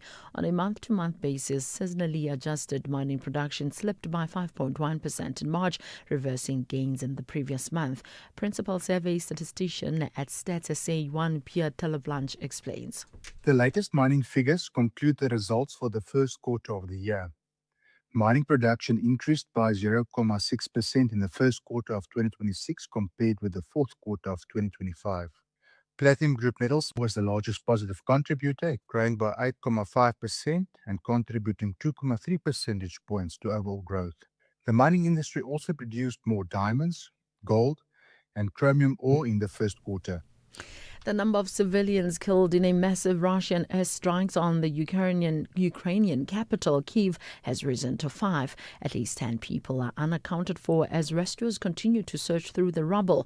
The mayor of Kyiv said the missile and drone attack, one of the biggest since the start of Russia's full-scale invasion, had targeted several apartment buildings. The BBC's Abdulal Abduralsov has more details. The emergency operation is continuing. The first responders are cutting wood and trying to clear the debris, hoping to find anyone who managed to survive the attack. They already pulled out more than 24 residents who were trapped under the rubble here. According to the Ukrainian Air Force, Russia launched more than 700 drones and missiles, including ballistic missiles. And Ukraine has only one weapon to stop these missiles, and that's American-made Patriot air defense systems. And Ukraine has a massive shortage of this kind of weapon here. Recapping the top stories, Sisi Dolashe has been fired as Minister of Social Development. President Cyril Ramaphosa has since appointed Minister in the Presidency for Women, Youth and Persons with Disabilities, Sindisiwe Chikunga, as the acting minister in the portfolio. I am Ondelambana for SAFM News Headlines at 2:30. Clientele is here to safeguard you and your family with compassion because life happens. Be part of a family that truly cares. Our funeral dignity plans have helped South Africans bury their loved ones with dignity for more than 30 years. Let us help you create a meaningful tribute that honors your life and those of your loved ones. We pay out within 24 hours and you will get double accident cover with a clientele funeral plan. Our plans are affordable. Pick the option that suits your needs. Easy to apply, no medical examinations, and no paperwork. SMS SAFM to 48031. That's 48031. Clientele Life is an authorized FSP and licensed life insurer. T's and C's online. Standard rates apply. As part of Africa Month, now we are profiling Comoros, East Africa. An island nation in the Indian Ocean, located between Mozambique and Madagascar, a crossroads of Africa, Arabia, and the Indian Ocean world. Volcanic islands surrounded by turquoise waters, known for cloves, vanilla, ilang ilang, the scent behind many of the world's perfumes. Comorian, French, and Arabic shape the nation's identity, a blend of African roots and Islamic heritage. Comoros gained independence in 1975, but political instability and coups shaped much of its early journey. Fishing, agriculture, and remittances support the economy. Yet, unemployment and limited resources remain major challenges. Still, culture remains rich. Family, faith, and tradition hold communities together. A small nation with a powerful sense of identity. Comoros may be small, but its spirit travels far. In every island, in every tide, in every voice, there is pride. Comoros, island spirit, deeply rooted. Africa Month on SAFM. Conversations, context, connection. The Full Circle with Bridget Masinga. Monday to Friday, 1 to 3 p.m.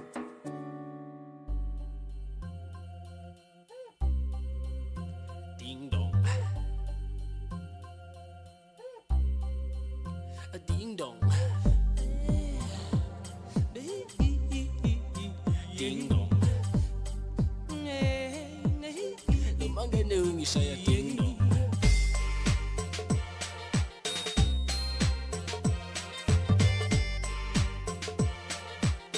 Lo babe sung saya ding dong.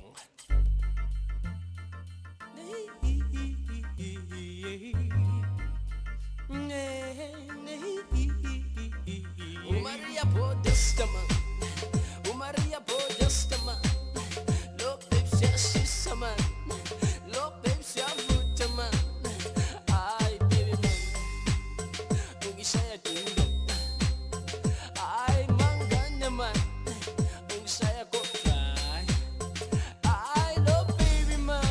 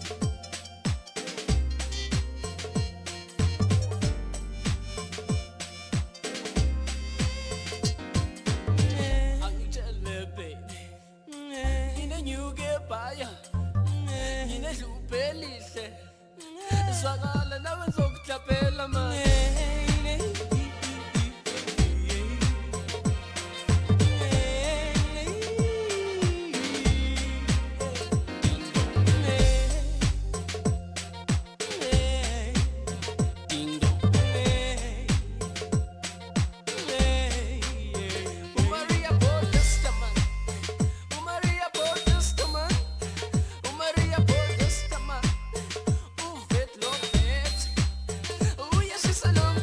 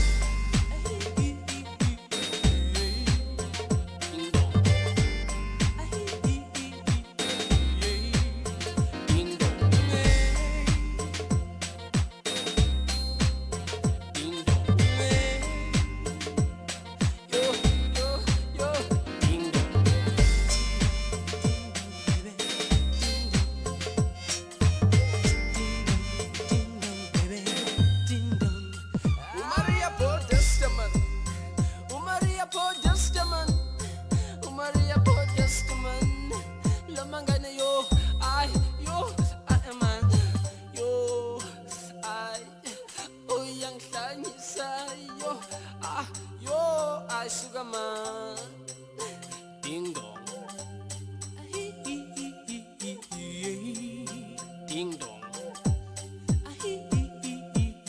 Noma ngane ungishaya ding dong. Emergency man, mamelani man, ngiyantshela man, kulo baby yo, ngibulala umuntu man. Yo, ding dong. Ding dong. Shesa, ding dong.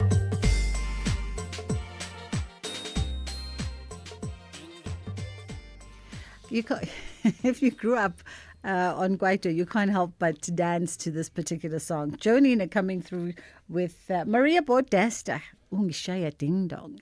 And we're playing this song as we honor and celebrate the wonderfully vibrant and colorful life of Maria Mccolo. Yesterday, as we made our way to Durban with my team for that broadcast, first thing in the morning, we were woken up to the heartbreaking news that the South African creative industry had suffered a very sudden loss. And we were mourning the passing of probably one of the most influential cultural and creative figures, somebody who really just embodied the essence of what it was to be an artist, to be creative, to be African, and who truly, truly, truly just loved and embraced this city of ours, Johannesburg, Maria Mccolo. According to the official statement that was released by her family, she passed on Tuesday evening, the 12th of May, at Mel Park Hospital in Johannesburg following heart failure. And for anyone who knows Maria, and weirdly, looking at social media over the last 24 hours with individuals, with artists, with creatives, with, organizations, publications, platforms, print, radio, TV, everyone sharing their Maria story. You realize just the impact and the influence that she's had in the creative and artistic sector in South Africa. And a lot of people don't know Maria. A lot of our listeners, a lot of readers, a lot of viewers don't know Maria. So they're probably wondering, who is this Maria Mccolo? Who is this lady that is covering all of their social media platforms right now? And those who proactively Googled, suddenly realized that they've crossed paths with Maria so many times in so many different ways. They just didn't know that they were engaging with the voice, the perspective, the view of Maria Mccolo. For more than 3 decades, she stood at the center of South Africa's entertainment, fashion and music industries, not always in front of the spotlight, but oftentimes shaping who entered it, who stayed, whose story was told, whose narrative was archived. She was a publicist, she was a DJ, she was a creative strategist, she was a tastemaker, she was a connector, and her fingerprints really can be found across generations of South African pop culture. And this very city where we are headquartered as SABC really held her heart. It was a place that she truly, truly embodied, and a place that she honestly honored and celebrated. And for her 50th birthday, which was just a few short weeks ago, her sisters and friends surprised her with Jonina performing Ding Dong, because for years she's went with the moniker of Maria, aka Maria Bodesta. So R.I.P. Maria Mccolo. We will miss you. She was a contributor to the show. 80% of the conversations we held on the show with artists and creators were people whom Maria had connected us with in one form or another.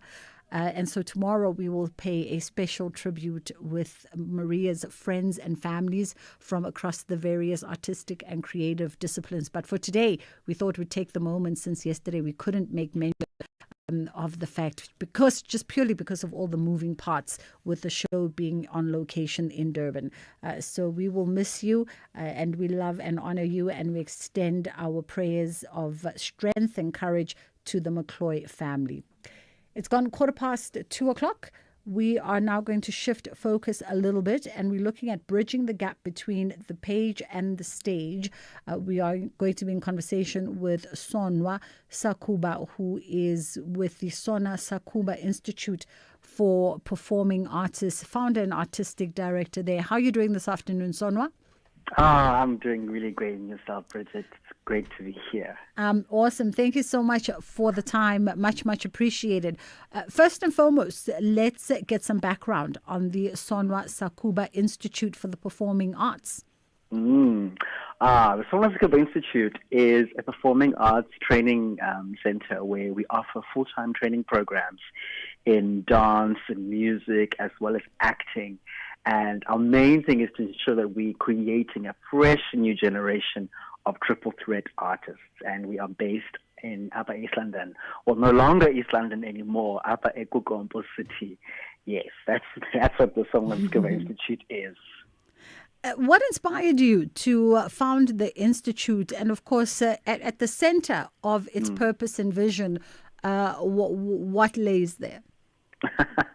It actually started just after COVID, and I had just finished the contract that I was doing as I was performing myself. And, I got to a point where I started realizing that there's a big gap for our own young African young artists who don't actually have access to educational performing arts training institutions. And I saw that gap, and I was like, you know what, let me actually take the time and do my research. How do I open a school? How do I go about in trying to bridge that gap and allowing education to be accessible to almost everybody that has an interest, specifically and especially within the arts. Because, the arts are, South Africa is alive because of the arts. It's that extra little thing that makes us wake up each day, and it puts a smile on your face, whether it's a film or some kind of a song on the radio. In some way, it's brought such a magical change to the way in which we look at our country. Absolutely. I want us to just take a quick ad break here. We'll come back on the other side and continue our conversation. Whether it is a CCMA referral, problems with a mechanic, unfair blacklisting, or an uncontested divorce, Clientele Legal offers professional legal services to all South Africans. Our plans are affordable, and you receive up to 745,000 Rand worth of legal services per year. We cover civil, criminal, and labor-related matters.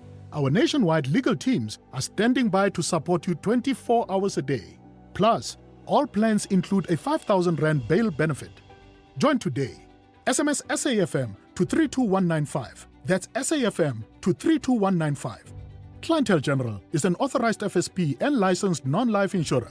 T's and C's online. Standard rates apply. Bridget Masinga on SAFM.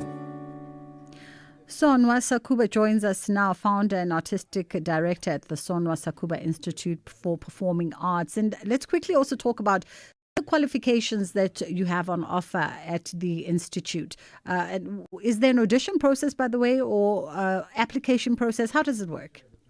Yes, so we have an audition and an application process. So applicants for each year, for each enrollment, can visit our website, which is www.sonwasakuba.co.za. They apply, and then following that, they're then directed to then attend an audition, whether it's live or whether it's a digital submission. So that's how we bring in students each and every single year. And we've been doing that since 2021 now. In terms of some of the qualifications there? Yes. So all of our qualifications are internationally recognized. We follow the Trinity College of London speech and drama, that's for music and dance, as well as our singing as well. Yeah, that's what we're following in terms of our qualifications. Funda Festival, it's a 5-day arts and education initiative, and it kicked off on the 13th. It's running until the 17th, so until this weekend. Tell us about that. That is the new program that we introduced this year. It is where we take what the students are studying at school and we put it on stage. That is essentially all of the set workbooks. That is the creative arts. That is the English, the drama, it's Xhosa, and we take those prescribed works and we put them on stage. We take productions like The Merchant of Venice and we put them on stage because we realized that there was a gap there as well when we did a production last year of Ubuzani Kubawo, and which is a set workbook for matric students. And we got such great responses from the students and the teachers where they were saying to us that it's actually really, really great that we are we had that initiative last year to take on that production, and they would like to see more productions like that are aimed at allowing the students to see the work that they're studying in a different way, so that rather than them just imagining it, they can actually see it. Portrayed on stage. How important is that actually, Sonwa, for educational theatre to come off the pages and really be embodied and allow the students to immerse themselves in the text that they study and that they read, but immerse themselves in it on stage in performance? Yeah, it's so important. Here's an example. A prime example is the fact that some of our students that are performing the work studied the work when they were in high school. They now look at it from a different perspective, and they have a much, much deeper understanding of it because they now have to portray the characters.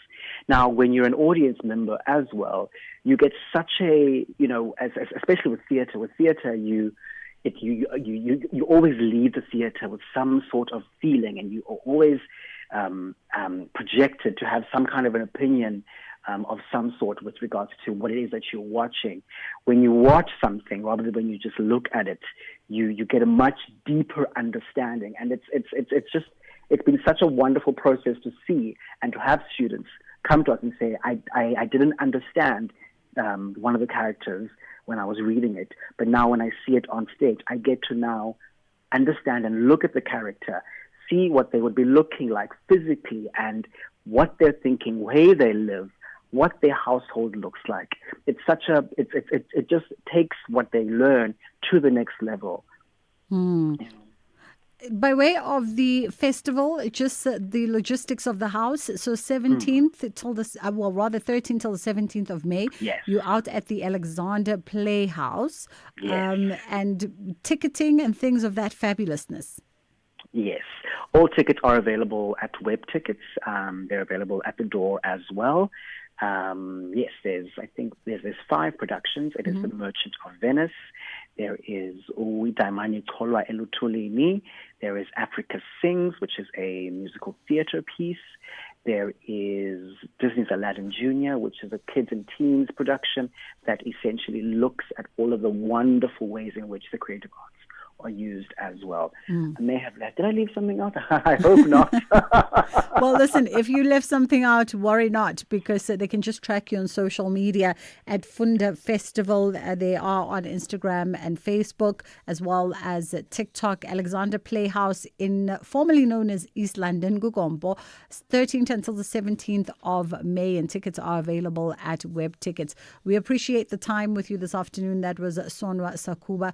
It's approaching 2:30. We're going to double back to our WhatsApp regarding fear-based parenting, 061-410-4107. We had a message earlier that said, hey, Bridget, there are 2 types of fear, fear of respect and fear of terror. Biblically, it says that the fear of the Lord, an unpleasant, often intense emotion caused by the anticipation or awareness of danger, pain, or threats, whether they're physical, emotional, psychological, real, or imagined. And the reverence of God, feeling or attitude of profound respect, admiration, better bring up children in reverence rather than fear. And this was from Metari in GP, who's a regular listener of the show. Let's go to WhatsApp. Good day, Bridget. Hope everything is well. The only thing I want to say on this topic is we must just be able to discern between fear or respect. I think the new generation will see this as driven fear into your children, while it's actually supposed to be only a respect. So you must be able to make that discern between, is it fear or are we talking about the respect? Thank you. Have a nice day.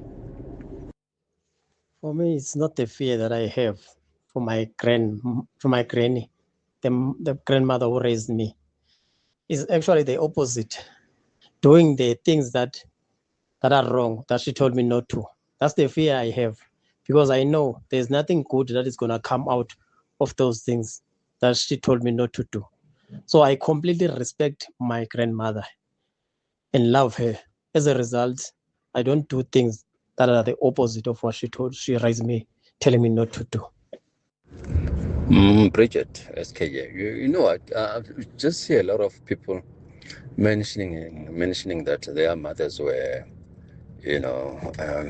very, very, very strict, and they're the ones who will shout a lot, and that will be okay. But the problem is that, remember, in the olden days, mothers did not have that freedom in their marriage. So they were suppressed, and they knew that, but they did not have a vehicle through which they can release that anger, So when the dad is around and the dad is always demanding and all of that, so that puts a lot of pressure on mamas. Hence, you find that maybe they were not really that friendly most of the time because they were under pressure. That's the reason why they were acting the way they were acting. Good day, good day. My take on the kids. The kids should love us and respect us. I think where love and respect governs, everything is smoother because you are able to guide them with love, and they are able to approach you where there is confusion and trouble.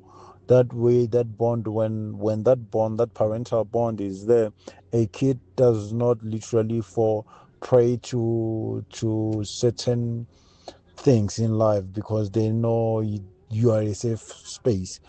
And we cannot say which youth was better because we are living in different dispensation of time and different times and advancement. So it's only how one is grown, the discipline from the parents and the bonds and everything that shapes a person and their minds and brings forth a certain character. So I think it's good. Good afternoon, Bridget, and the fellow listeners and your guest. I mean, let us not confuse things here. We cannot keep on adopting the British way and the Dutch way of raising children. We are Africans. There is a pecking order. There is a mom and there is a child. Even in the ancestral land, in the spiritual realm, there is a child and there is a parent. That's how things work. Look at these kids that are being soft parented with democracy. No, man, that's not how things work. That's why majority of these kids, even in the place of work, they cannot meet the standards because they've been soft parented. We need to raise our children the African way, and we must just stop saying that it's a fearing and putting all these ugly names on it. There is a pecking order. You are a child, and there is a parent, even in the spiritual realm. Okay. Very strong views there from all of our listeners. But, it opens another conversation around what is respect given or is respect earned? And we'll have that conversation on a different day. 2:30, it's time for Ondela to bring us the news headlines, and then we'll get into our kids programming with Kids Corner. Thank you, Bridget. On the news headlines, Action SA says they want their criminal case and complaint to the Office of the Public Protector against the now sacked Social Development Minister Sisisi Dolashe to run its course. South Africa's tourism industry says travel demand remains strong despite rising global travel costs and economic pressure. And the White House says Presidents Donald Trump and Xi Jinping, who are meeting in Beijing, have agreed that Iran should never have a nuclear weapon and that the Strait of Hormuz must be opened. A full update follows at the top of the hour. This program is brought to you by SABC Education. And if you miss any of our programs, you can catch up anytime on the SABC Plus app or on the SABC Plus website, www.sabcplus.com. Brought to you by SABC Education. Enriching minds, enriching lives.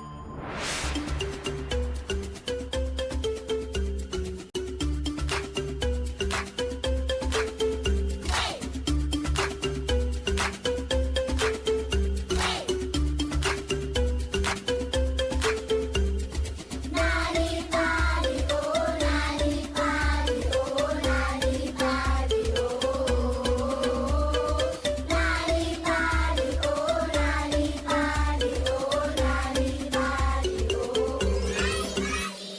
Hello, friends, and welcome to Nalibali. Have you ever helped in the kitchen before? Maybe you stirred the pot, washed some veggies, set the table, or even helped bake something delicious? Learning to cook or even just helping can be so much fun. Cooking is not just about the food. It's about learning new skills, working together, and showing love to your family. When you help in the kitchen, you also learn patience, responsibility, and the joy of creating something tasty that everyone can enjoy. And guess what? You don't have to be a grown-up to start learning. Even small things like passing ingredients, mixing, or helping to clean up make a big difference. So today, let's remember that cooking and helping in the kitchen isn't just about food. It's about caring, sharing, learning, and being part of a team at home. Now let's listen to today's story called The Food Whisperer, written by Phumla Mavimbela. But before we listen to today's story, let's all get up and...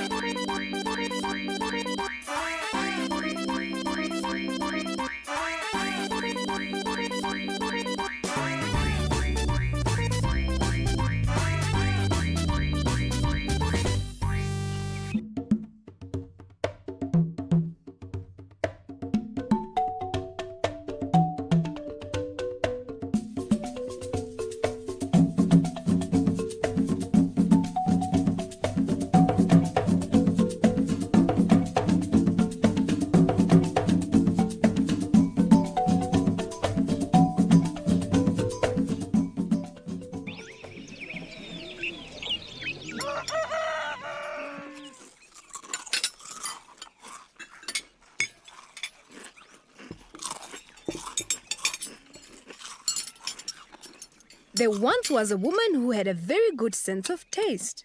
She knew exactly what ingredients were in a dish and how the dish had been prepared. She was known as the Food Whisperer.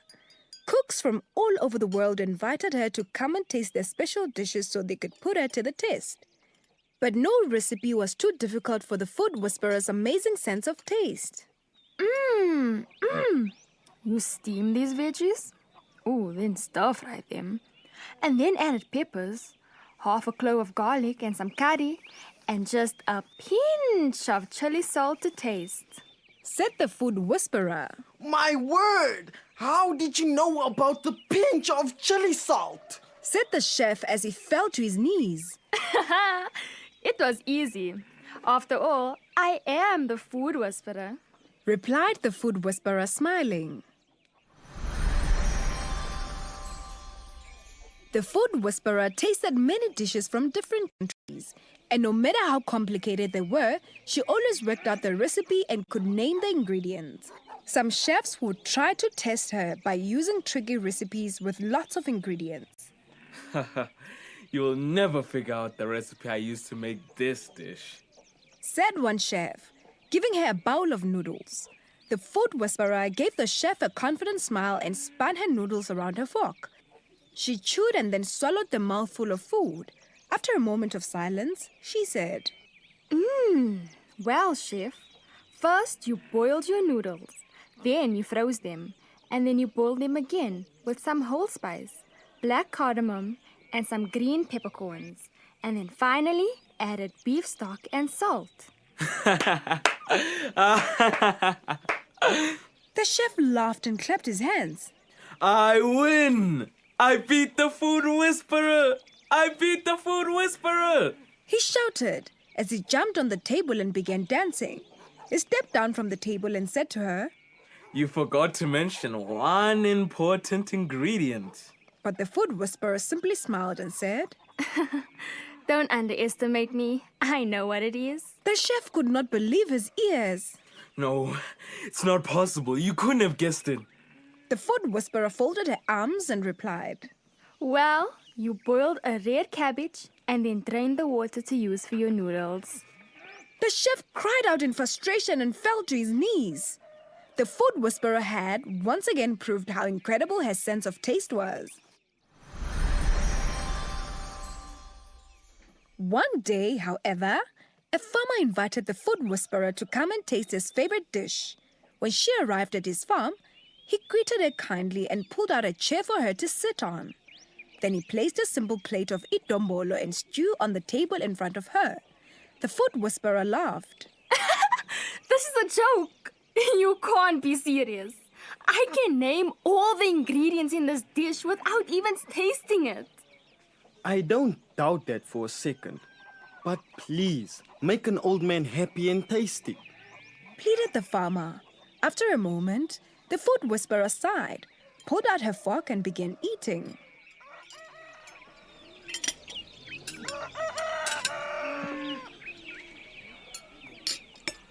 The idombolo was soft and delicious, but she couldn't tell what ingredient made it so sweet. One bite was not enough to solve the mystery, so she scooped up more, and more, and some more. This time, the flavor was different. She threw her fork to one side and dug in with her hands. What? I don't understand. She murmured as she chewed some more. Oh my word, the taste just keeps getting better. Eventually, the food whisperer picked up the plate and started licking it clean. And how was it? Asked the farmer. Oh, it was amazing. But I'm still not sure about all the ingredients you used. I really can't understand why my famous sense of taste has let me down today. Admitted the food whisperer. It's actually quite simple, said the farmer with a smile. When you allow yourself to enjoy food that has been prepared for you, you can't think about the recipe and ingredients, and that's the way it should be. The food whisperer then did something she had never done before. With tears in her eyes, she stood up and bowed to the farmer. Then she said, Thank you for the delicious meal, and especially for your wise words. I'm not going to worry about recipes and ingredients anymore. I'm rather going to use my amazing sense of taste to enjoy my food from now on. And so we come to the end of another Nalibali story time. Today's story was called The Food Whisperer, written by Pumla Mavimbela.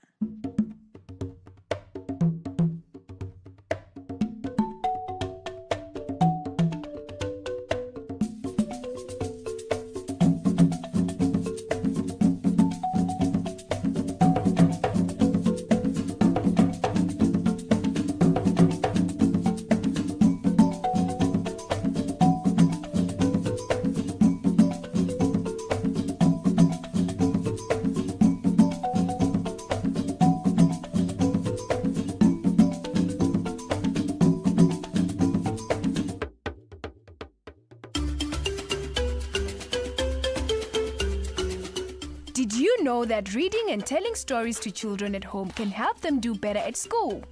If you want free stories to read to your children or for your children to enjoy on their own, visit the Nalibali website www.nalibali.org or Mobi site www.nalibali.mobi. You will find stories in 11 South African languages, as well as tips for reading and sharing stories with your children to grow their potential. Also look out for the bilingual Nalibali Reading for Enjoyment supplement with great children's stories and activities, available in newspapers. Nalibali, it starts with a story.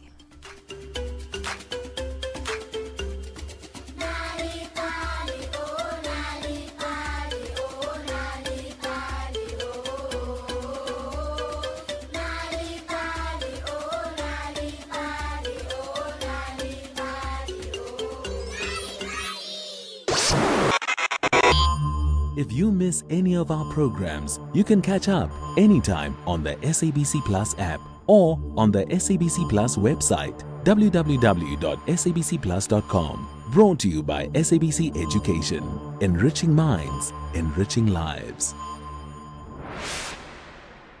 You can become a victim of a legal problem: wrongful arrest, assault, uncontested divorce, rental disputes, maintenance matters, or labor problems. It can happen to you. Clientele Legal provides tough professional lawyers for an affordable monthly premium. Our legal team is standing by to assist you 24 hours a day. Join today. SMS SAFM to 32195. That's SAFM to 32195. Clientele General is an authorized FSP and licensed non-life insurer. T's and C's online. Standard rates apply. With the ever-changing financial landscape, it can be difficult to make sense of all the moves at times. Join me, Jimmy Moyaha, on the SAFM Market Update with MoneyWeb, Mondays to Thursdays, 6 to 7 p.m, as we break down the key market trends, top financial stories, and smart investment insights, all in one place. It's everything you need to stay financially informed and ahead of the curve. You are listening to The Full Circle. All right, in our final few moments of the show, we are going to unpack an opinion piece that was penned by Professor Armand Bam, Head of Social Impact and PG DIP NPO Leadership Development at Stellenbosch Business School at Stellenbosch University. And the question on the table was, is South Africa's economy designed for inequality? It's BAM, my apologies, Professor. Whilst South Africa recently celebrated Workers' Day on the 1st of May, recent unemployment numbers painted a dire picture, with South Africa's unemployment rate having risen from 32.7% in the 3 months of 2026, according to the latest quarterly labour force survey from Stats SA. So we're going to have this conversation now around structural inequality, which continues creating issues such as access to opportunity and, of course, a struggling economy, amongst other things that have been highlighted. How are you doing this afternoon, Professor Bam? I am well, thank you, and good afternoon to the listeners. Thank you so much for the time. We appreciate it. In your piece, you open up by saying that South Africa does not lack capability. It operates within a system designed, governed, and sustained that produces inequality as an outcome. Let's expand on that and how you think South Africa is designed to inevitably produce inequality. I think what we have to accept is that South Africa's inequality is not accidental.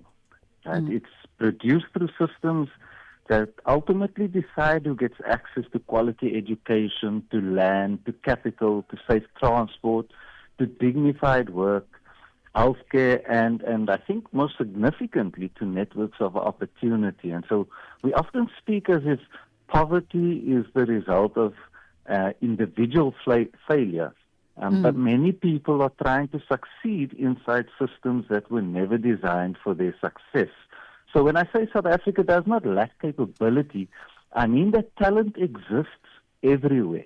What is unequal is the infrastructure around that talent. So some children inherit resource schools, there's safety, networks, and with that comes confidence, while others tend to have to absorb debt, overcrowding, poor services, and exclusion. And so the outcome then looks natural, but it's actually designed. So if inequality in SA is not accidental, and I think a lot of people will be in agreement with you, why then do we not recognize that as truth? Why are we so scared, as Maya Angelou once said, to call a thing a thing? Yeah, I think we look at this issue of apathy towards real change. And I wouldn't think that it's only apathy. I think there's also a high level of comfort that people have. Many South Africans benefit from the current arrangements. So even they would never openly defend inequality, right? And so the real change here requires giving up some of this convenience, some of the privilege, and some of the control. And when I say giving up, I mean sharing it. So there's also this fatigue. South Africans have heard the language of transformation for over 30 years, but often without any sort of real material change in their lives. So we've become cynical, and the danger then is that transformation becomes the slogan rather than just what I would hope is the restructuring of opportunity, who owns land, and the decision-making and dignity that accompanies it. But inevitably, though, we can't afford to continue on the same sentiment, right? If we are really to try and address the situations that we find ourselves in and curb what is inevitably a generational curse, a self-inflicted, self-imposed and designed generational curse, we cannot continue business as usual. That's correct. And I think one of the major role players here is corporate South Africa and how it is that they go about making decisions. And so we see the markets are moving, but markets don't make moral decisions. People do. The boards, the executives, how they procure, the funders, the shareholders, they are the ones that make choices when we look at employment around issues of wages. Who are the suppliers? How pricing is structured, where they invest, which communities, which products they invest in, how they outsource. And, you know, when you look at the top C-suite, the bonuses that these executives arrive at, and then ultimately the impact into communities. You speak quite a well. You focus a bit on exactly that, corporate South Africa in your piece, and the role that they play in the continued economic disparities that we see in the country. And you say corporate South Africa presents itself as operating within market constraints, but markets do not determine outcomes; decisions do. What do you believe are the underlying driving forces behind that decision making, and how do you begin to think we can start to undo that, and start working towards making decisions that positively impact the quality of the life of South Africans? I think the driving force is often short-term protection. Organizations, companies want to protect their margins. They want to protect their shareholder returns. They want to protect the executive comforts. They want to protect their networks.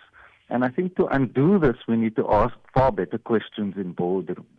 Like, who's benefiting from the decisions that get made? Ultimately, who is carrying the cost?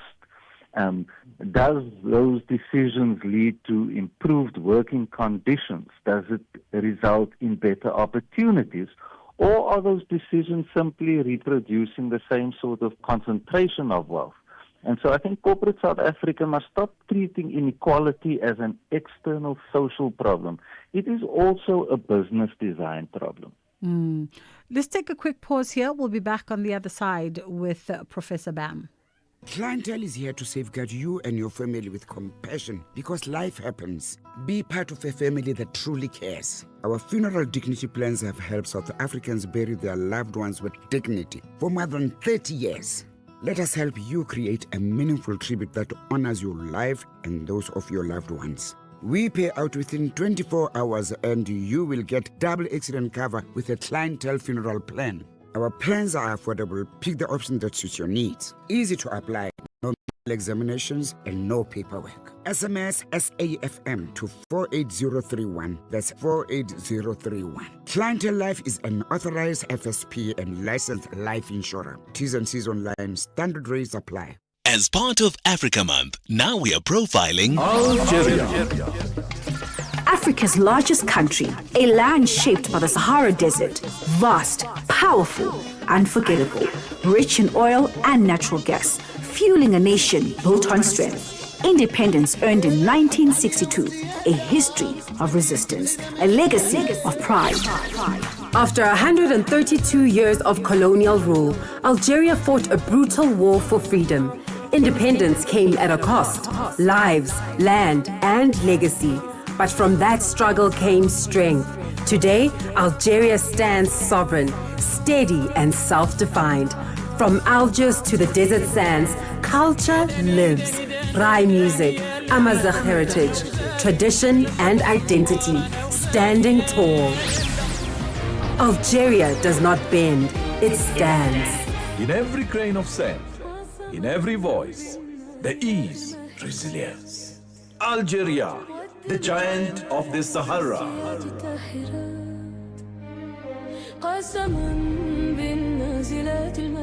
Africa Month on SAFM. Conversations, context, connection.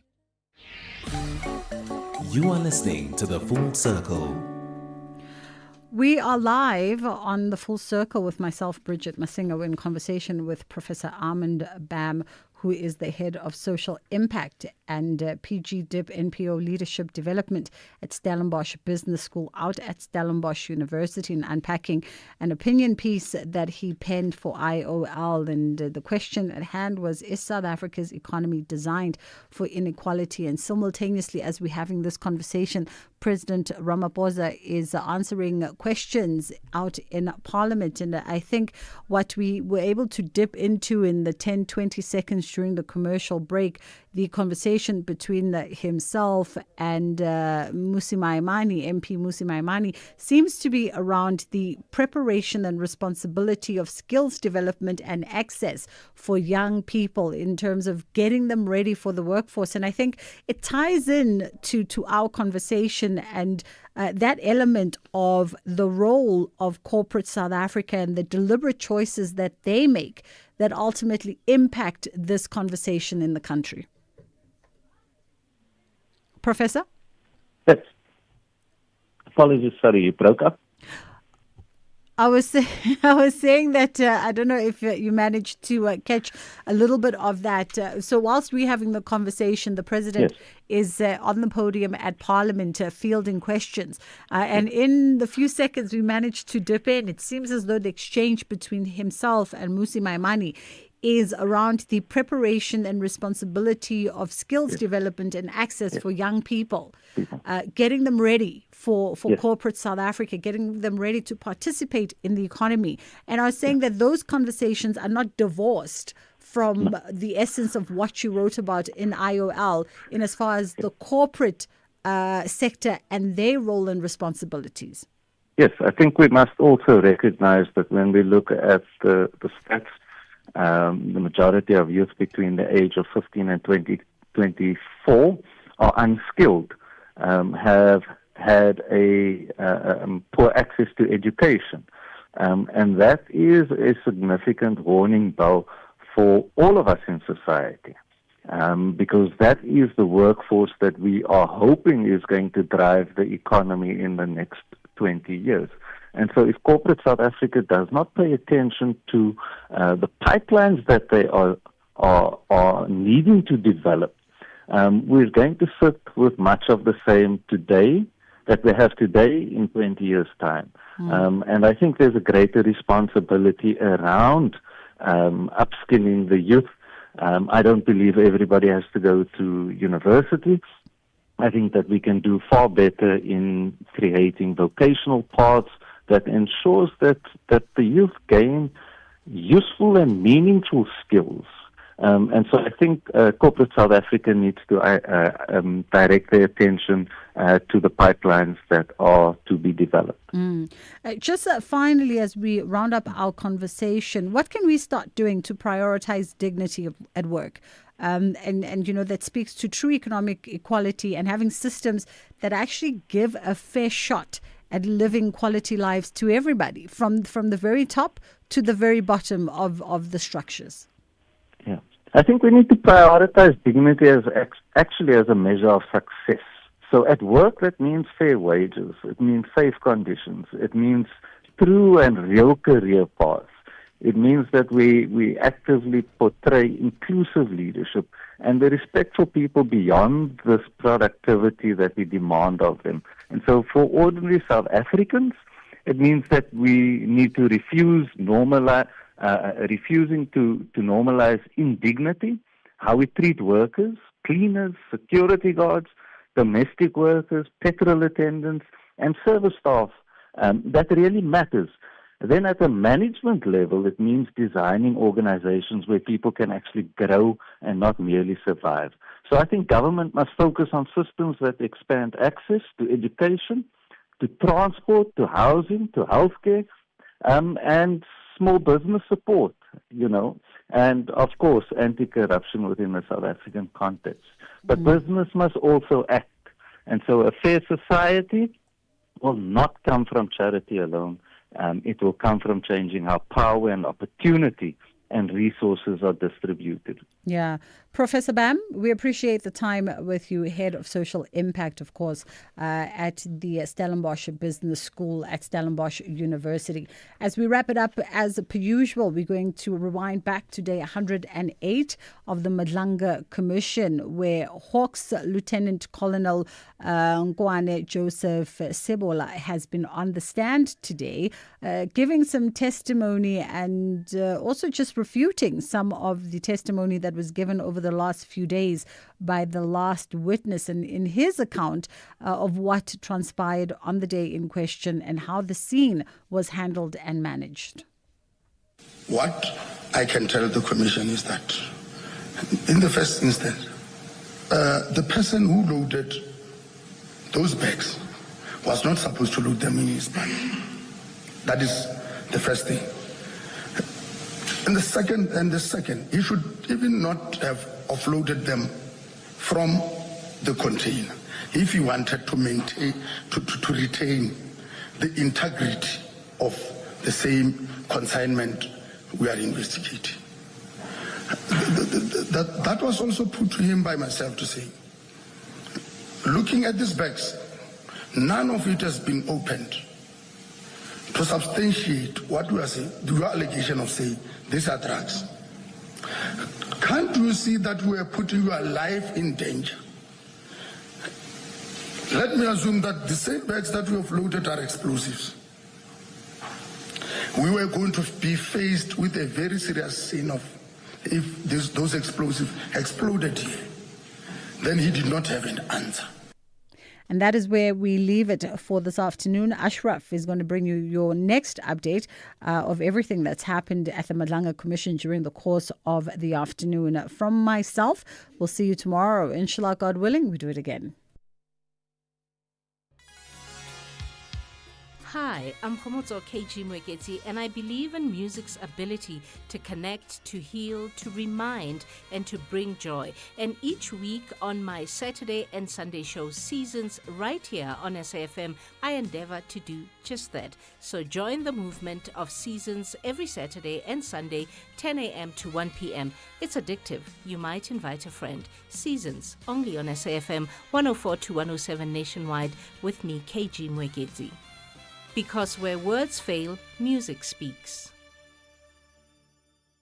With the ever-changing financial landscape, it can be difficult to make sense of all the moves at times.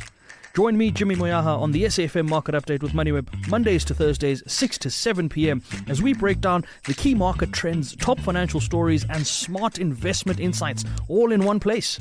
It's everything you need to stay financially informed and ahead of the curve. SAFM Music. Good times, good memories. I'm just like somebody Old school sounding so good.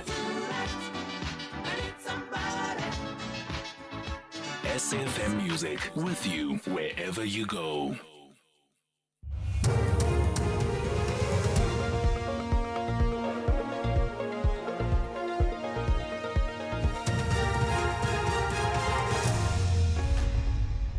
On the top stories, Action SA want their case against Dolashe to continue, and Ramaphosa sends condolences to families of flood victims. For SAFM News, I'm Ondalambana, and a very good afternoon.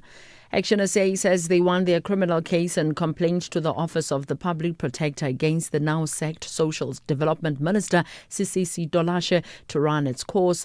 In a statement, President Cyril Ramaphosa has announced that Dolashe has been removed. She will be replaced by Minister in the Presidency for Women, Youth and Persons with Disabilities, Sindisiwe Chukunga, to act in the portfolio. Dolashe has come under fire recently for allegedly misleading Parliament about the controversial vehicles she received from the Chinese embassy on behalf of the ANC women, and as well as revelations about alleged irregular appointments and contract extensions in her department. Action SA was one of the parties who laid a criminal complaint against Dolashe relating to fraud and corruption. Sterling James says they are happy to hear the dismissal. We absolutely welcome the decision by the president to fire the minister. Action SA exposed the first of the series of scandals pertaining to cars for cadres. We also want our criminal complaint and our public protector complaint to take its course. All monies must be paid back with those cooked CVs. We are really, really happy about the decision today. President Cyril Ramaphosa has extended his condolences to the families who have lost loved ones to the recent floods. Ramaphosa is appearing at the National Assembly to answer oral questions. Before starting, the MKP, EFF and ATM registered their displeasure that Ramaphosa is addressing the House while having the cloud of impeachment over him. The members of these parties walked out of the House. When he approached the podium, Ramaphosa sympathized with the victims of the floods. We remember those who have lost their lives, their homes and their livelihoods to the severe flooding that our country has been facing in the past week. At least 10 lives have been lost and thousands of people have now been displaced. And with the owners of businesses that have also been destroyed, we pay our respects to those who have lost their lives. Former National Director of Public Prosecutions, Sean Abrahams, says systemic obstacles prevented the investigation and prosecution of TRC cases by the NPA's Priority Crimes Litigation Unit. He says this was prior to and during his brief time as the unit's head of the PCLU. Abrahams was testifying at the TRC cases inquiry's public hearings in Newtown, Johannesburg today. Abrahams served as head of the PCLU from March 2014 to July 2014 before being appointed as National Director of Public Prosecutions between June 2015 and August 2018. In his statement to the Judicial inquiry headed by Justice Sisi Khampempe, he said he cannot be blamed for whatever lack of progress happened on the cases during his short tenure. I would probably attribute that to the issue around investigations in the main and the lack of support from the investigating authorities in the matter. That's what I would in the main attribute it to. And of course the other issues that are raised around the tracing of witnesses, the unavailability of witnesses, witnesses that may have since passed on, evidence that has been destroyed. But in the main, I would have to settle on the issue of challenges around the investigations. South Africa's tourism industry says travel demand remains strong despite rising global travel costs and economic pressure. And new hotels and resorts talent and commercial director Alan Campbell says travelers are becoming more intentional about where they spend their money. He says South Africa continues to stand out for offering world-class experiences and strong value for international visitors. Campbell adds that growing tourism across provinces like KwaZulu-Natal could help strengthen local economies and create wider opportunities. The recovery is something that the whole industry should feel genuinely proud of. You know, to see South Africa at 95.2% of pre-pandemic levels is a reflection of a whole lot of work, coordination, and sustained effort across the sector. But arrival numbers are just the starting point and not the destination. And we need tourists to stay longer, travel further, and spend more locally. You know, that's what the impact is. The White House says Presidents Donald Trump and Xi Jinping, who are meeting in Beijing, have agreed that Iran should never have a nuclear weapon and that the Strait of Hormuz must be opened. A U.S. statement said the talks had been good and the two leaders were working on enhancing economic cooperation.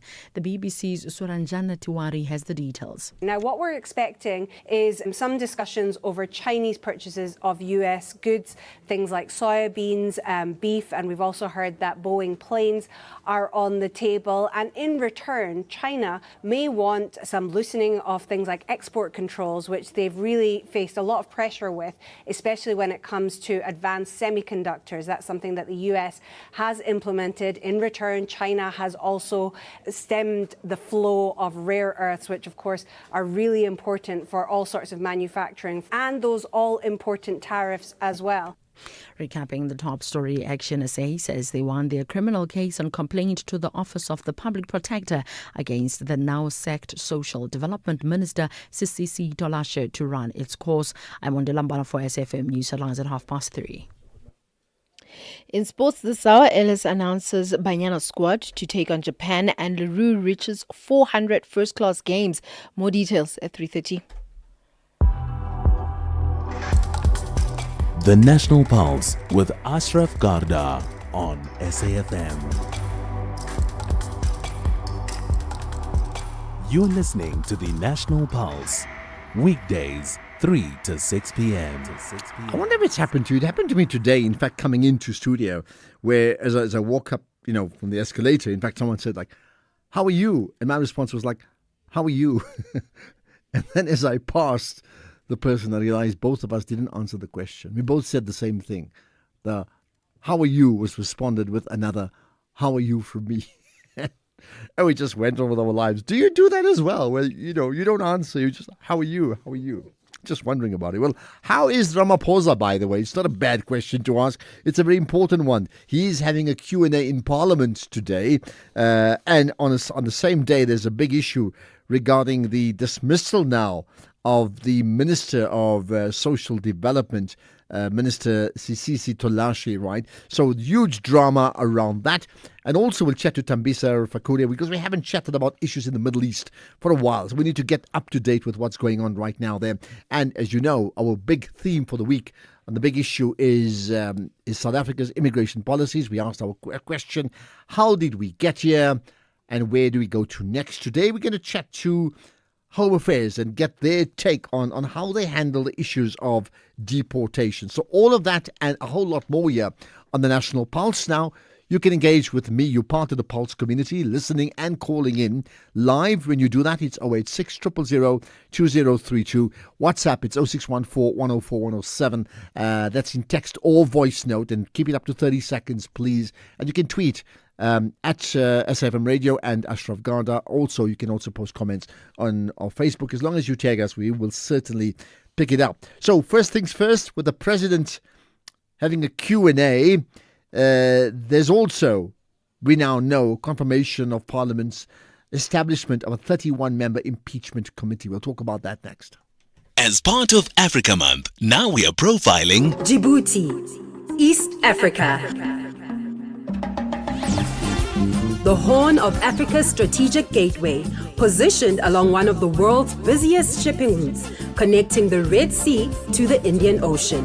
Bordered by Eritrea, Ethiopia, and Somalia, a land of desert landscapes, salt lakes, and volcanic terrain. Home to Lake Assal, one of the lowest points in Africa. French and Arabic are official languages. Afar and Somali cultures shape the nation's identity and daily life. Djibouti gained independence in 1977, a young nation with global strategic importance. Its economy is driven by ports, trade, and international logistics, a key connection point between Africa and the Middle East and beyond. But challenges remain: water scarcity, unemployment, and heavy dependence on imports. Still, Djibouti continues to grow as a regional hub. Djibouti stands where continents connect. In every port, in every desert, in every horizon, there is movement. Djibouti, strategic, resilient, connected.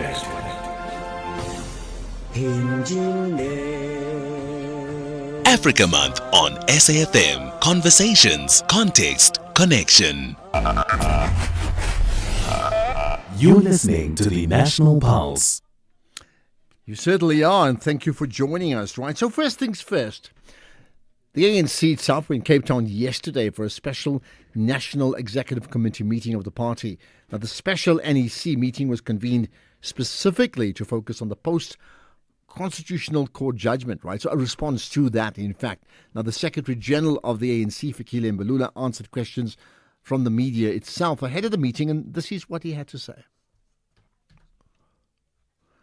Okay, in fact, we will hopefully play that some other time. Around the same time, the NEC meeting was, well, as that was happening, the Speaker of the National Assembly, Toko Didiza, confirmed what we were waiting for, the next step in the National Assembly process regarding the composition of the impeachment committee in accordance with Section 89 of the Constitution. Now, we do know we now have a confirmation of the composition of the committee very much with ANC dominated, according to the votes you get, I would think.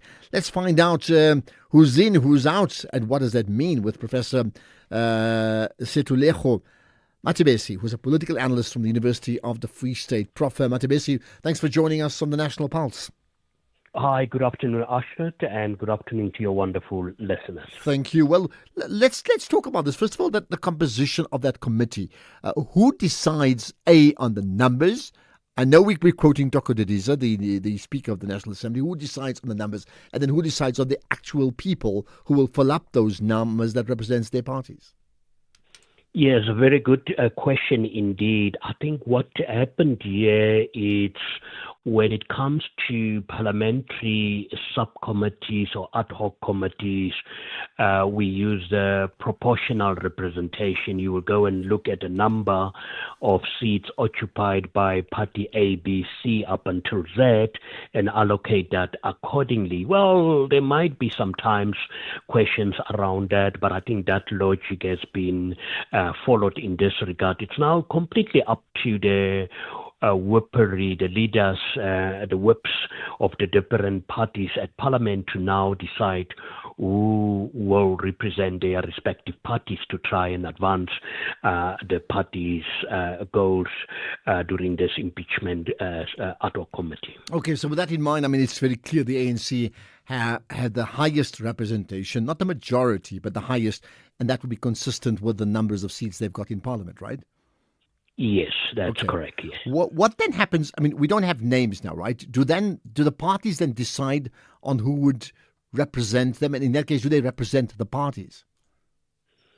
Yes, it's up to the parties now, so there will be deliberations within the party whippery structures as to who will at least be the speaker or the main will lead proceedings in this particular sub-hoc or ad hoc committee. And yes, it's entirely up to the parties. But there might even be, I think outside of party instructions. There might also be one instructions to say, please, whenever you need to reach out to other parties, this will be our approach. But that will be taken centrally by perhaps the leadership of the party to say, even if it comes to a push, we would not want to even agree with party X, Y, Z. And I think this will be some of the permutations when those decisions are taken by the party. So help us understand then, when this group comes together, just so that there's no ambiguity, what then do they do? What would they be tasked to do?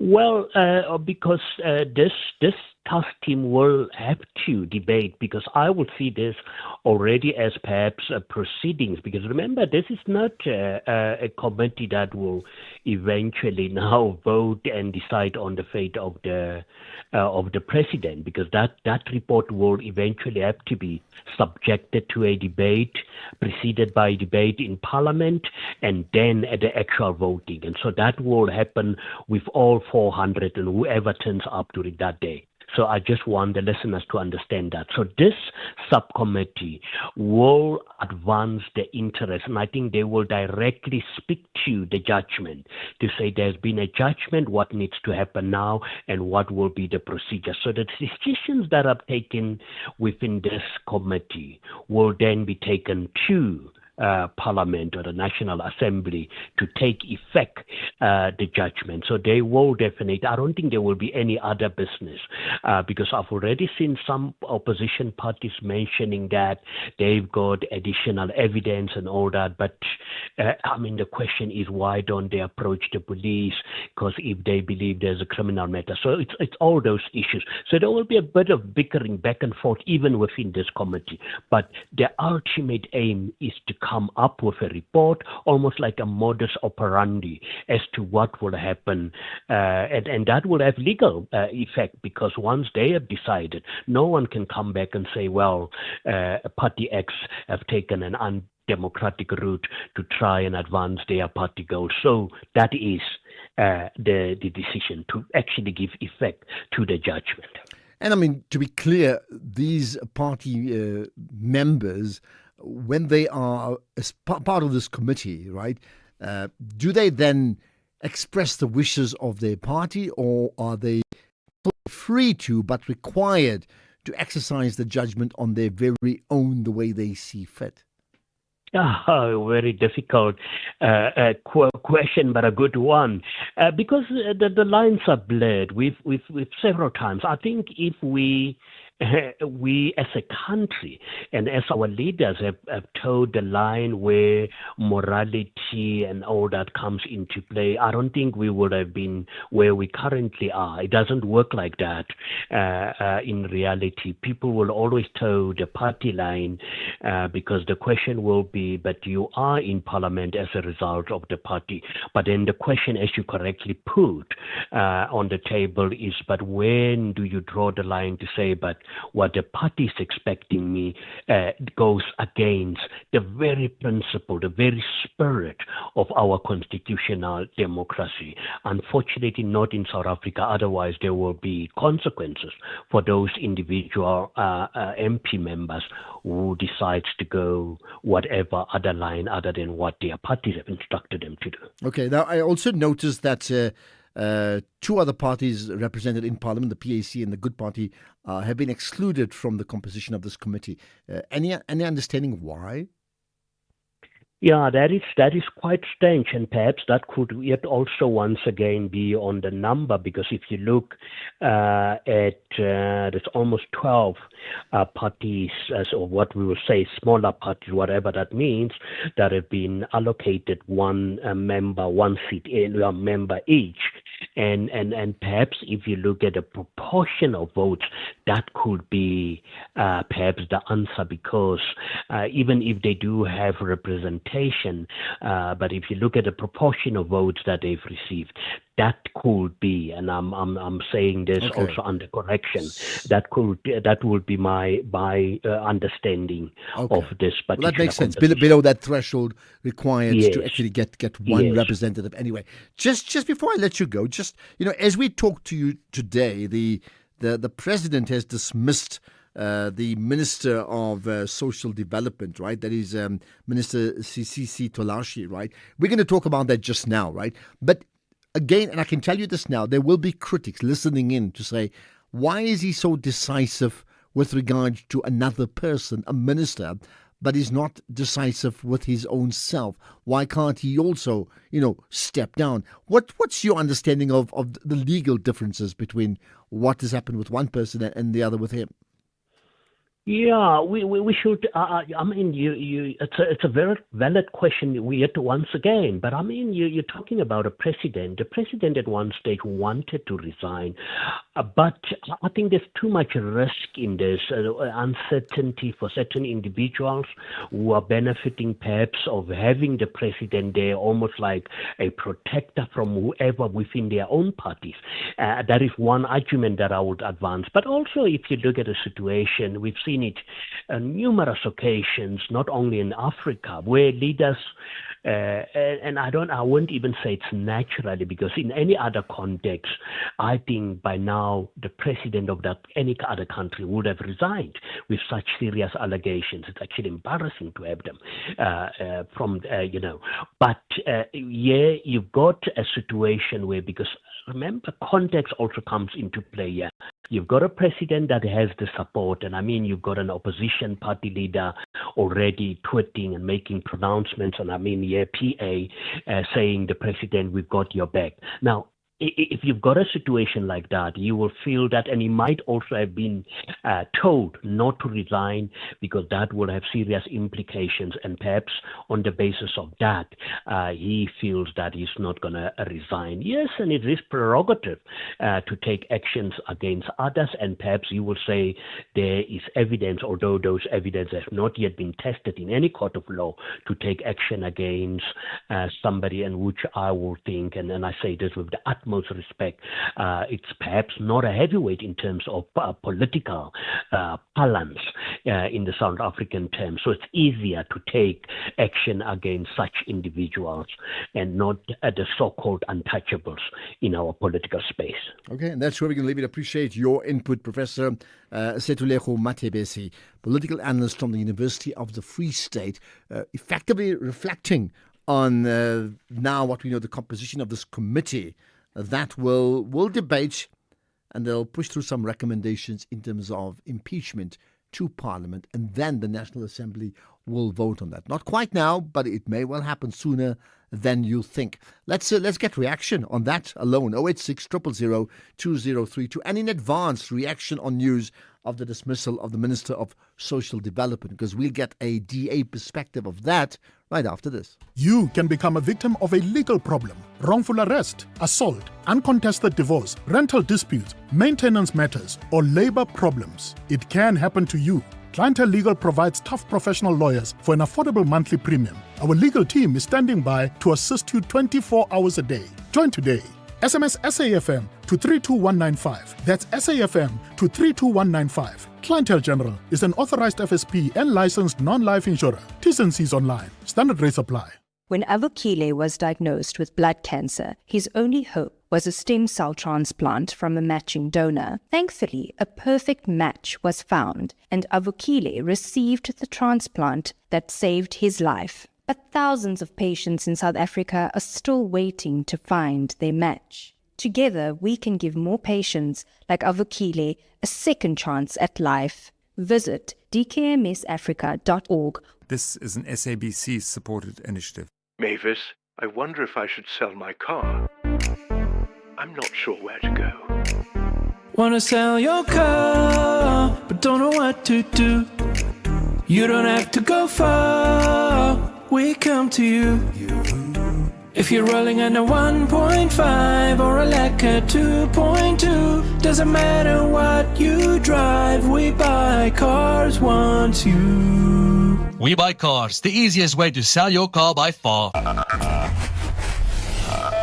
You're listening to the National Pulse. Right. In fact, what we'll do, we'll get the DA representative coming up shortly. But in the meantime, let's get your comments. So here's one. Right, there's more than one. In fact, there are many comments. Let's pick up one of them. Good afternoon, Ashraf. Ashraf, each and every member of this committee, regardless of your political affiliation, they must remember that the Constitutional Court already warned them. They must vote according to the facts that they shall find. Thank you. Right, made your points. Let's get further responses on other big issues. Afternoon, SAFM. Quick one, Ashraf. What is the difference between the Minister of Police and the Social Minister? Why is one so quickly to be fired? The other one sits nicely back, enjoying his money still. Am I missing something here? Or is it around the braai discussion? It's around the braai. Look, I don't know. I mean, all I can think about is maybe the president in his discretion feels it's very clear-cut regarding the Minister of Community Development or Social Development, but not that clear-cut regarding the Minister of Police. And really, I'm guessing you may well come back and give me your own thoughts on that one. Here's another. Hi, Ashraf. Finally, it's been overdue. Dolashe, she was supposed to actually go or went home first day when we heard about this issue, really. And now it's not enough to just fire her only. She must be charged criminally. She must be charged criminally. No, now lately, we don't just fire you, we charge you criminally. Thank you, bye. Okay, let's do this now. Let's cross now to Parliament, because we now know the Department of Social Development suspended Minister Sisisi Tolanshi Special Advisor Mccolo following a Public Service Commission report that found that he was partially responsible for falsifying his niece's CV to help secure an illegal appointment. Today we now know that Ramaphosa has fired the minister herself. Let's get a reaction from the DA perspective with Nazli Khan Sharif. Nazli, I appreciate you connecting with us on the National Pulse. Hello, and thank you so much for having me, and hello to your listeners. Thank you. Of course, you're the DA spokesperson on social development. What do you make of what's just happened? Yes, I am, and we absolutely welcome this decisive action by President Ramaphosa, specifically because as the Democratic Alliance, we have been calling for the minister to be fired. So we absolutely welcome that President Ramaphosa has heeded our call and has fired Minister Tolashe. I just want to make something exceptionally clear. This is not a win for anybody or any political party. This is a win for the most vulnerable people in South Africa. Minister Tolashe has been too focused on the scandals. She's taken her eye off the ball, and she has left the most vulnerable people of our country in destitute. And so this is a win for everybody in our country. We will continue with the criminal charges that we've laid against her. We will also continue with the ethics complaints we've laid against her. Accountability doesn't stop just because she's been removed. She's still a member of parliament, and therefore we will continue holding her accountable. Okay, let's talk about those criminal charges you talk about in terms of what happened, with those motor cars from China and given to the daughters. I mean, just tell us what's your understanding of it all, and therefore your interpretation of how can a leader do that or not. Yeah. No, for sure. So basically, we laid criminal charges on 2 counts. The first was fraud. It was reported in the Daily Maverick or the Mail and Guardian, one of the two, that she reported that she had to put the cars under her children's names because she didn't want it to get attached from creditors. That is fraud. So we've laid that. And she also did not declare it, and she lied to Parliament. And therefore, that is the second charge of lying to Parliament. So those are the 2 charges we've laid against her in terms of criminal charges. We've also written to Ethics Committee back in October 2025 around the DG issue and lying to Parliament on the contract. We've also sent through our own another ethics complaint earlier this year, specifically around the cars and the lack of declaring the cars. And we also wrote to the public protector because she seemingly went against the president's orders when disciplining the DG. And again, we've asked for a PSC investigation on the food aid. I mean, I'm telling you, the scandals are so much that I'm actually surprised it's taken the president so long to act. Well, interesting. I mean, let's leave it with that part. For many people, the president is very often indecisive. You saying you're surprised it's taken that long. Many are surprised it's taken that quickly. Do you think he's been very decisive this time round?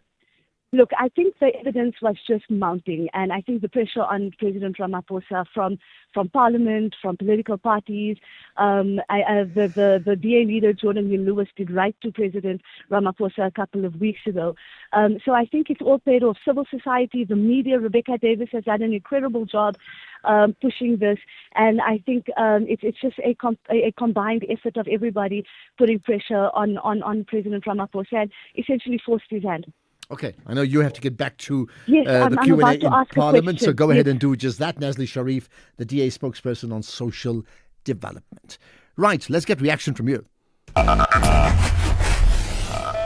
You're listening to the National Pulse. And there's certainly more reaction. Here we are. Ashraf, we have a problem in South Africa. The politicians don't know the dignity that brought by the Parliament. They walk out of the Parliament, but they are so talkative about being constitutional delinquents about other people. From Rampahlele, Lekuru. Thank you. Okay, got that one, and I can squeeze in another comment. So here's an interesting one. Good afternoon, Sir Ashraf. Not only Tolashe must be dismissed, this other woman again, the police commissioner, the new police commissioner, the CFO. Remember, she was in front of the ad hoc committee for the same these tenders that went to Madlanga. She was the one who authorized those tenders. And today, Fanima Simula has been dismissed, and she was placed in his position. And also, the very same, the president must also go because he must step aside. That is the rule in the ANC. What's going on? People must act as such. I thank you. Well, when does a president, and these are ANC rules, when does a president have to step aside within the ANC? When what happens? Is it on the basis of allegations or rumors? At what point does it come to a stage where you need to set aside, to step aside in this case? Yeah. Right, there's more to come, of course, including chatting to Tembisa Fakude. We want to have our eye on the Middle East, right? 3:30. Here's the news headlines with Ondela Mbana. Thank you, Ashraf. On the news headlines, MK Party Member of Parliament David Skosana says President Cyril Ramaphosa must resign. Skosana was reacting to the sacking of Sisisi Dolashe as the Minister of Social Development.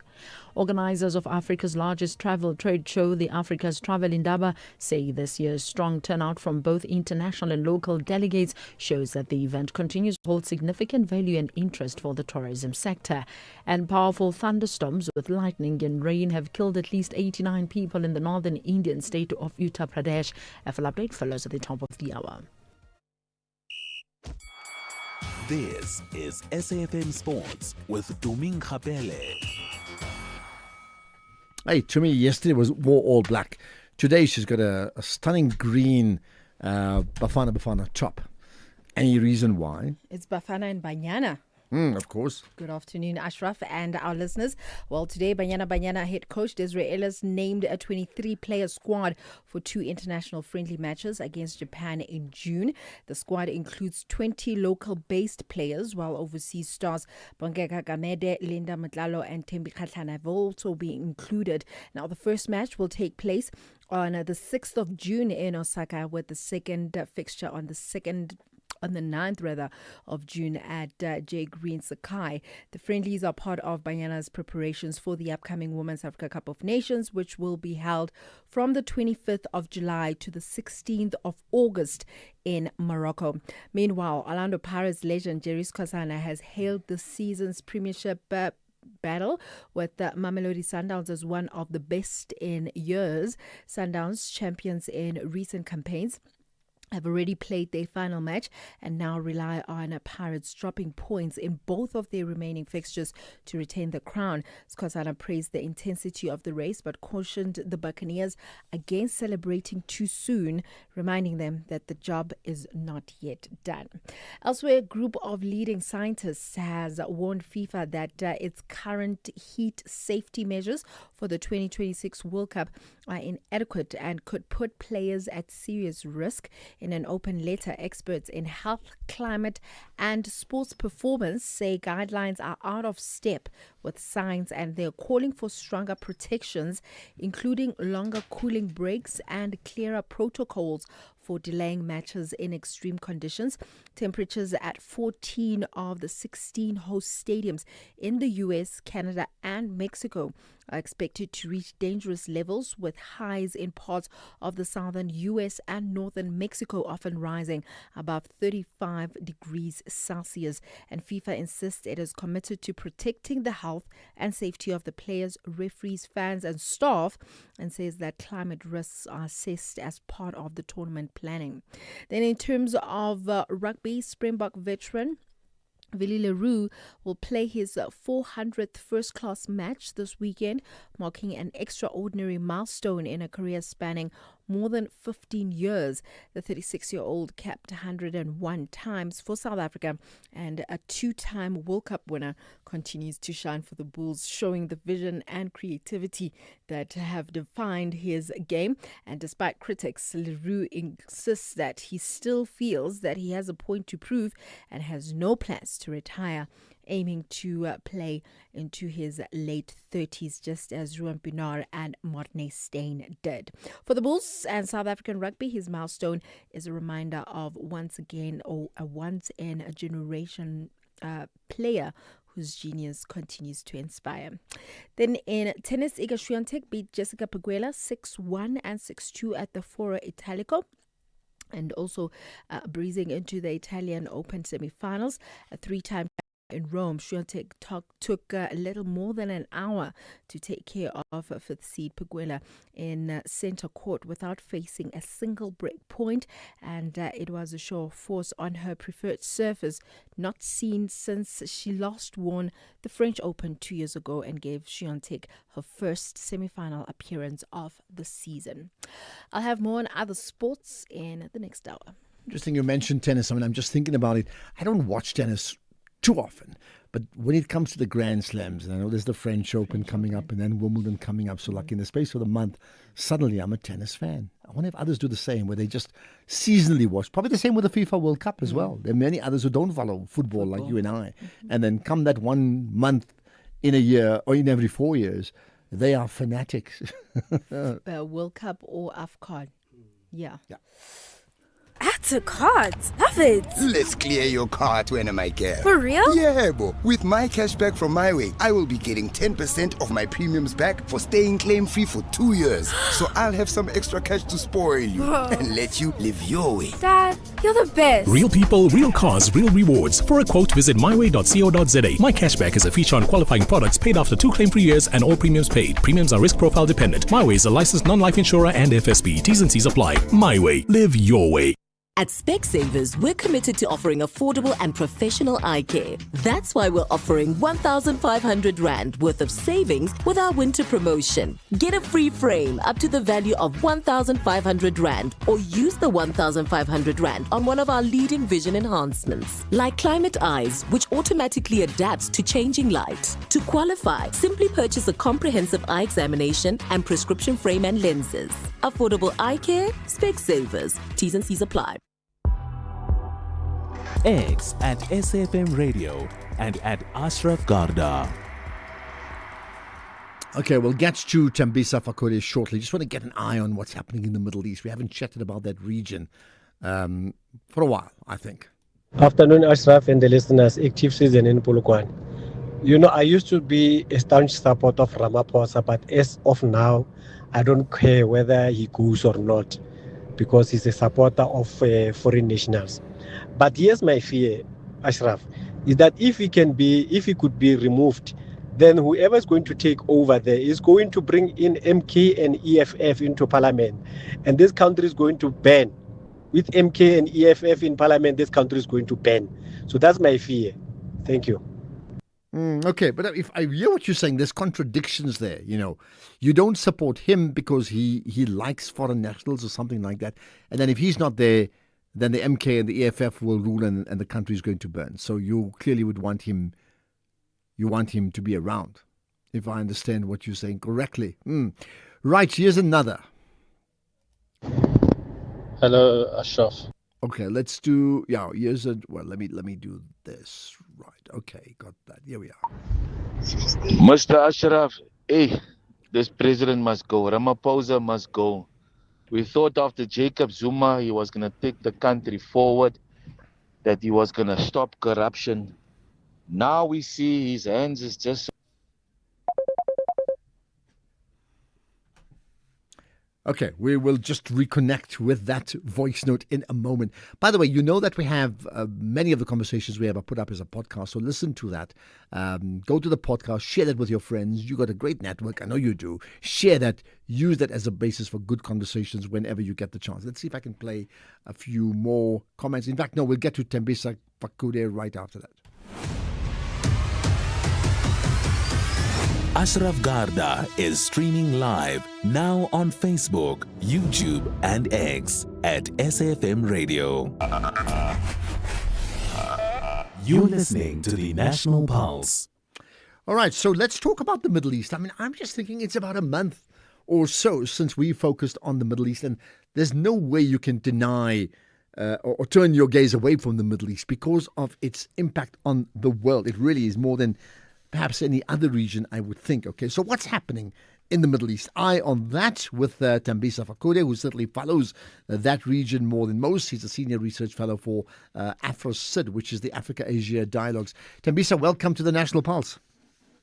Thanks for having me. Thank you. Now, I mean, there's so many issues I can bring up, right? I thought maybe let's just start with a general question to you, which is like, what's your assessment of what's going on in the Middle East right now, without even me focusing on one country, just general assessment? I think there's a reconfiguration of politics in the Middle East at the moment, and a reconfiguration of security arrangements.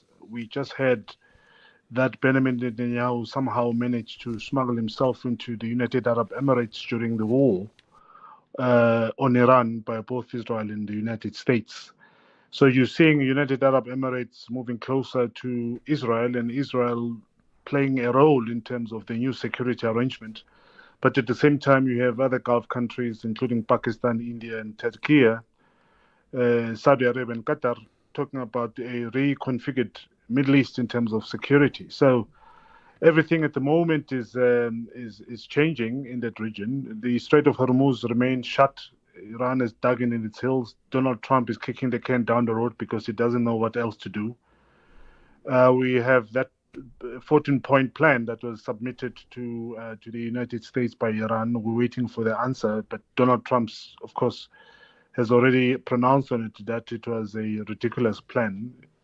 So that is what's going on at the moment in the Middle East. Whilst all of this is happening, of course, all of us are feeling the impact of the political decisions or standoff that's currently taking place there. So when you say reconfiguration of security, explain that. What that means: a certain security, a state of security before, and now a different state of security. Where's the difference? The difference is that for a very long time, the United States has claimed, at least convinced the Gulf states that it was going to protect them should there be any attacks from outside. This current security arrangement was established during the days of Saddam Hussein because he was the one who posed the threat to the Middle East.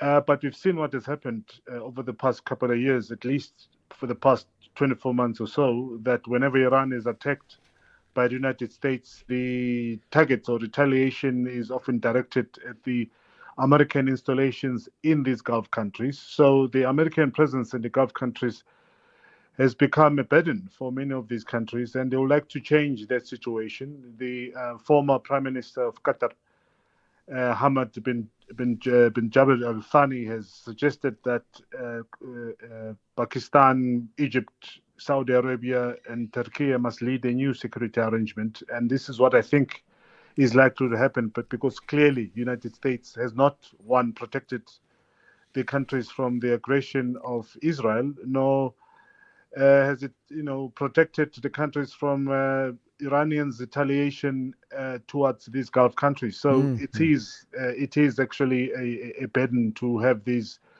installations or bases of Americans in these Gulf countries, because as long as they are there and as long as there's Iran and as long as there's an appetite from the Israelis to now and then attack Iran, you are likely to have similar occurrences again in the future.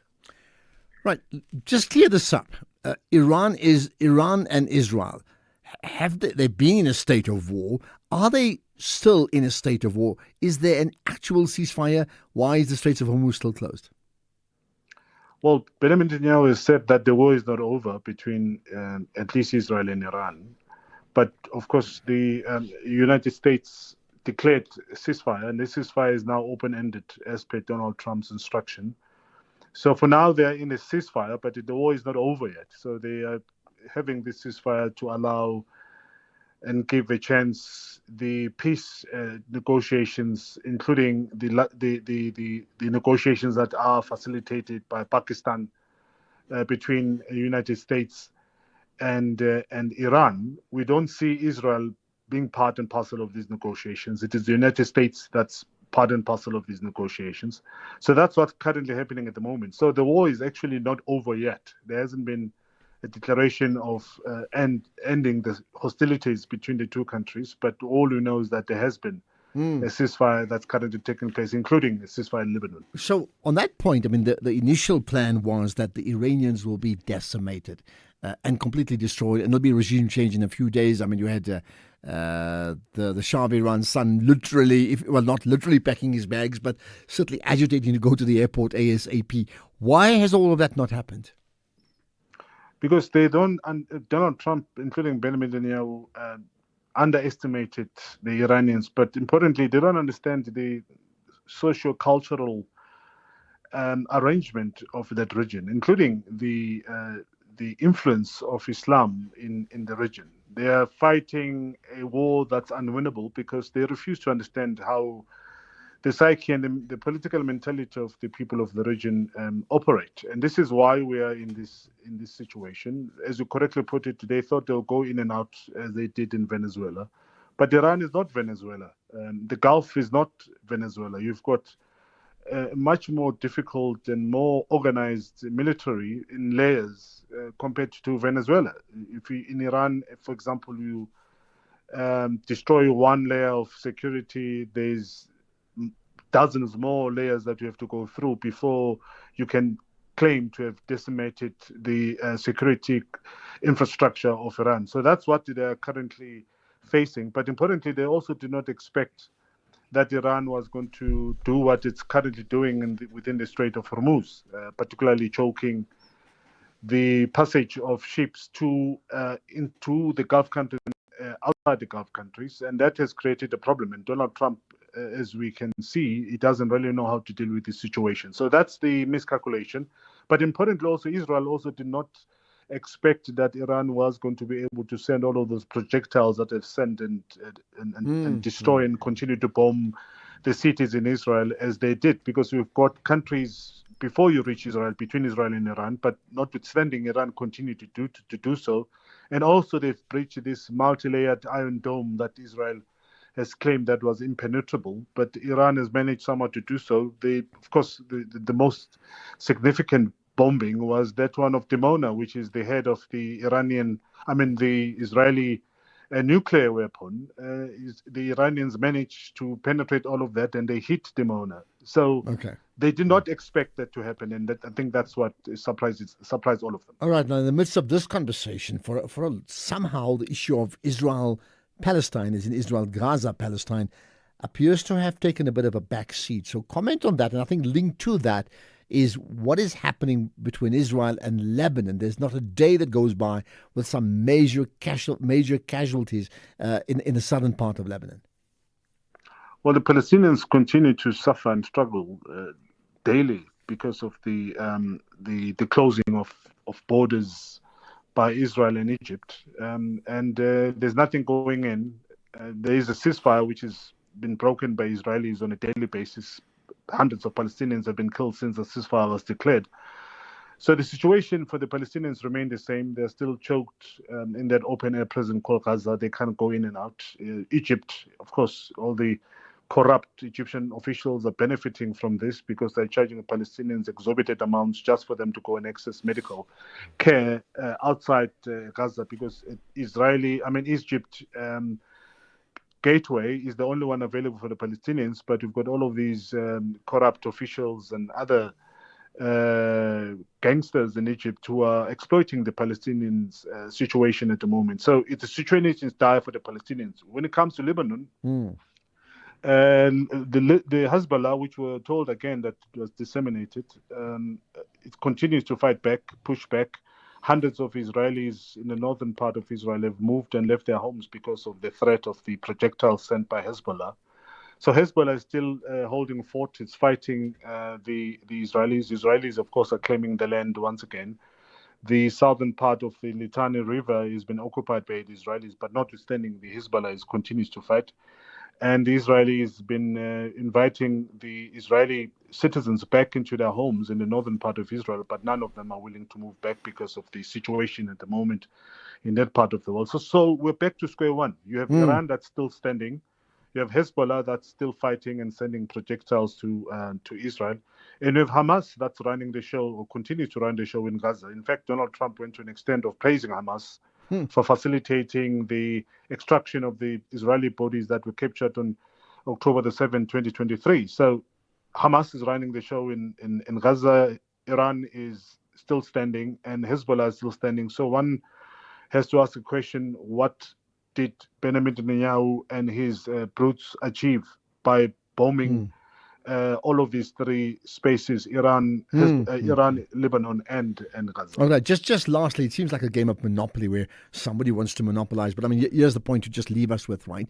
What has been the role now, because you started with it, of the UAE, the United Arab Emirates? UAE has always been a destructive force within the Middle East.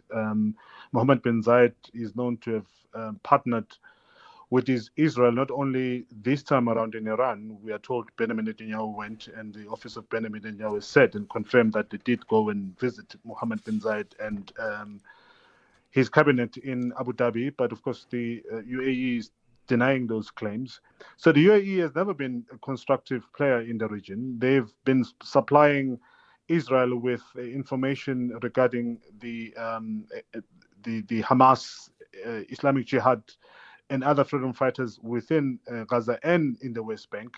It's one of the countries that is actually hated by almost everyone in the region. They have been complicit in supporting the insurgents in Sudan, fighting between the Sudanese army and the Sudanese led by Hemeti in Sudan. So their role in the region has been very destructive, and I think now they're going to be isolated. Well, there you are. Going to be isolated. Will that ever happen? Keeping in mind, you may hate them politically, but you may admire and be dependent on them economically. Tembisa Fakudi, appreciate your time from Afris. Sid, thanks for your connecting with us here on the National Pulse.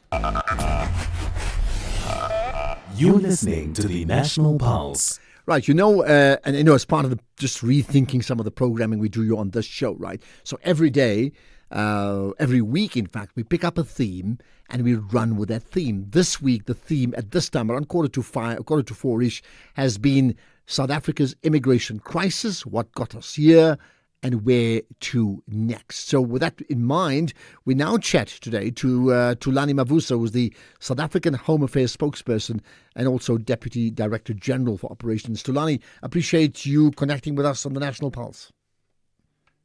Good afternoon, and good afternoon to the SAfm listeners. Thank you. I mean, you heard my intro about, what got us here and where do we go next, right? It is in that context that we are particularly interested in the tightening up of South Africa's borders, what has seemed to be porous borders for many years, and then what happens when the country, in our country, finds someone who is undocumented and therefore illegal in our country. What happens to that person, either in being allowed custody to be in the country or to get deported? Give me the process. Well, first of all, I think we want everybody who come into the country to come legally and to remain in the country with legal status. But unfortunately, over the years, when South Africa lifted the visa requirements, particularly for our neighbors in the region, allowing, for example, for trade, for tourism, for people to be able to come to the country for 30 days, for 90 days, without requiring a particular visa. So we have seen that the people are overstaying deliberately so, and in that situation, if someone has exceeded their 90 days of visa waiver or 30 days, obviously if they are apprehended, they have to be arrested for deportation. In the past, obviously, we used to take them to Lindela and work with the embassies concerned for those people to be repatriated into their own countries. Some of us will do voluntary repatriation, offering to buy themselves tickets to return home. Others who have had to return them ourselves, utilizing our own transportation. Now, that changed in 2017, when actually in 2016, the High Court in Pretoria took a decision that Section 34 of our Immigration Act was unconstitutional because some people will stay longer because of either they are not cooperating or their embassies. You will arrest someone who's of Ethiopian national, and then they will claim they're not Ethiopian, they're Somalian, or vice versa. And then it becomes difficult for us with the verification with the embassy. So it takes longer. The person will stay more than maybe 60 or so days at a repatriation center. And then the Constitutional Court then said, look, you cannot obviously detain people without having certified their arrest with the magistrate. Hence now, since 2017, we are required to ensure that within 48 hours they appear in court or of the first day of court if the 48 hours expired prior to that. So those are the processes. But there's been an increase in the deportations, obviously through our cooperation with other law enforcement agencies, be it South African Police, other metros, Department of Labor. So it's a force that we have put together. And we've launched a new operation, New Prom, under this 7th administration that we're targeting certain sports areas, specific areas. But I think it's not enough. We're still doing more, trying to get capacity to do that. I think the bigger prize is that when you deport, you need to ensure that the person does not return. So to your point, around the issue of border control, which is quite an imperative one. That's why recently the minister announced the revamp of the critical borders like Ulibombo and Bight Bridge to ensure that we either facilitate proper goods, facilitate people properly. But I think the bigger prize also will be how do we then ensure that we fortify our borderline so that everybody crosses at a designated point of. Give me, an important point. Give me some numbers. How many people are in line for deportation, every month? Well, it differs on a monthly basis. As I've said, it depends also the work that we do with the embassies of those countries that people are arrested for. So in some instances, we do direct deportations. For example, if someone is certified as not being in good health by our doctors that are at a facility at the repatriation center, we don't wait until month end where we deport. We would then have direct deportation. If you arrest someone in Free State who must be direct deported into Lesotho or in, let's say, in Malelane, or we're able to direct deport to Mozambique. So the numbers are quite, they differ on a monthly basis. I wouldn't have a same number. But but when you say differ on a monthly basis, on average from the lowest to the highest, what would that be? Well, you can deport anything between 2,500 to 5,000, depending, as I said, on how we process those people. So it's a number. It's actually increasing on a regular basis, but it's not equal to the number of illegal people that are in the country, because you deport on this other side, you have others who continue to overstay. So it's actually a moving target that we are dealing with at this point. But I think the most important is to say, how do we ensure that whoever we have deported do not return to the country? Hence, we are taking biometrics so that we're able to also track them much more easier. Yeah. What do you feel about, and look, this is not a political decision, so a political answer from you, but the general thought that's come through from many people, two strands. One is send them home, send them packing home. The other is they are in the country, in the spirit of Ubuntu, just give them a certification of sorts, let them live in this country, and then we clean up the rest going forward. What are your thoughts about that latter point? Well, it doesn't work like that unless obviously there's some form of amnesty that will be announced either by the president or cabinet makes such a decision. But at this point is that everybody who's in the country has got to follow the proper process of getting their legal status. Look, the issue of illegal migration is an international and global phenomenon. I mean, you have the US dealing with its own issues, the likes of the UK, even within the continent. They've got a lot of illegal migration that happens. And recently in Ghana, they're dealing with huge problems of illegal migration in Ivory Coast. They're also dealing with from their neighboring countries. So the issue of illegality, it's something that I think we need to try and root out and ensure that we give people pathway to legalize themselves. So that's what South Africa has been doing. That is why, if you recall, in 2009, those who were illegal in their country, they were granted, particularly the Zimbabweans, they were granted a Zimbabwe special exemption at the time. And the point was to create a temporary legalization, and then that they will then move to mainstream visas. So it was not to create a permanent pathway, but it was a pathway that was just to say, because you're already here, let's give you a mechanism to be in the country. And then, so we've done that. And unfortunately, sometimes when you create those temporary measures, then people will tend to want to make them permanent, while it was just a transitional mechanism. Because let me tell you, if you have a special Zimbabwe exemption permit today, then you give birth tomorrow here in the country. Remember, you're still a citizen of Zimbabwe, but you have a special permit to be in the country. So what it means is that the child must follow the status of the parent. Unfortunately, with the exemption permit, it doesn't work like that, because the group that we registered in 2009, it was 292,000. And when we extended those, we did not onboard new people, but it was the same cohort that keeps on reducing over the period of time, with the last cohort that had 186,000.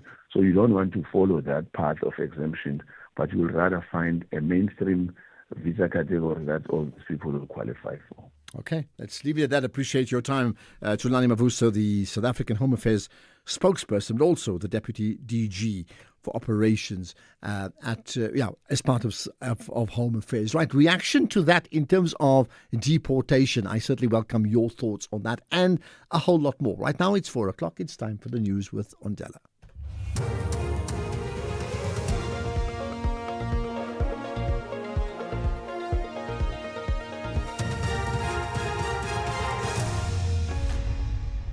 Thank you, Ashraf. On the top stories, MK Party calls for the resignation of Ramaphosa and 89 people killed in powerful thunderstorms in India. For SAfm News, I am Ondela and a very good afternoon. MK Party Member of Parliament David Skosana says President Cyril Ramaphosa must resign. Skosana was reacting to the sacking of Sisisi Dolashe as the Minister of Social Development.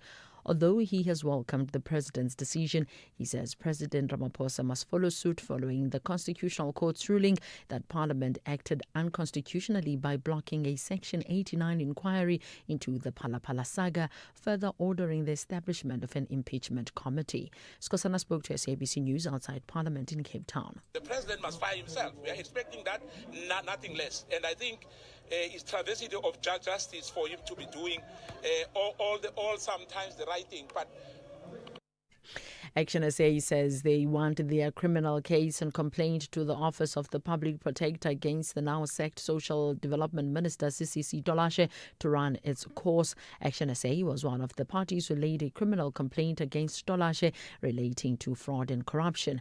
The party's Darlene James says they are happy to hear of her dismissal. We absolutely welcome the decision by the president to fire the minister. Action SA exposed the first of the series of scandals pertaining to cars for cadres.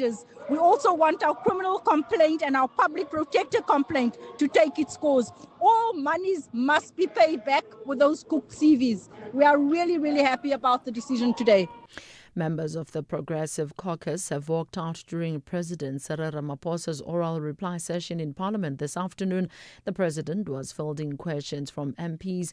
The MK Party, the EFF, African Transformation Movement and the United Africans Transformation refused to listen to the president. They said he has broken the law and must do the honourable thing by resigning. This follows the Constitutional Court judgment on Palapala matter overturning Parliament's rejection of the Section 89 report, which found that he may have a case to answer. MK Party leader in Parliament, Dr. John Hlophe. Okokuqala ukuthi uzoaphila i-ruling ye-Constitutional Court. I-Constitutional Court is the highest court in the land. Where is he going to appeal to? Which court can he possibly appeal to? These are the last kicks of a dying horse. 2 Limpopo learners were burnt beyond recognition and several others injured when a scholar transport, a minibus taxi which they were travelling in, burst into flames on April Cross Dwaying Road outside Lebuahomo. 7 have been hospitalised and 13 escaped without injuries. Police say the vehicle was overloaded with 22 learners. The incident happened yesterday afternoon but only came to light today. The driver has been arrested for alleged culpable homicide and contravention of the road rules. The suspected driver is expected to appear in court tomorrow. Powerful thunderstorms with lightning and rain have killed at least 89 people in the northern Indian state of Uttar Pradesh. A disaster management official said more than 50 people were injured and dozens of houses were damaged. The BBC's Anbarasan Ethrijan reports. The storm was sudden, intense and devastating.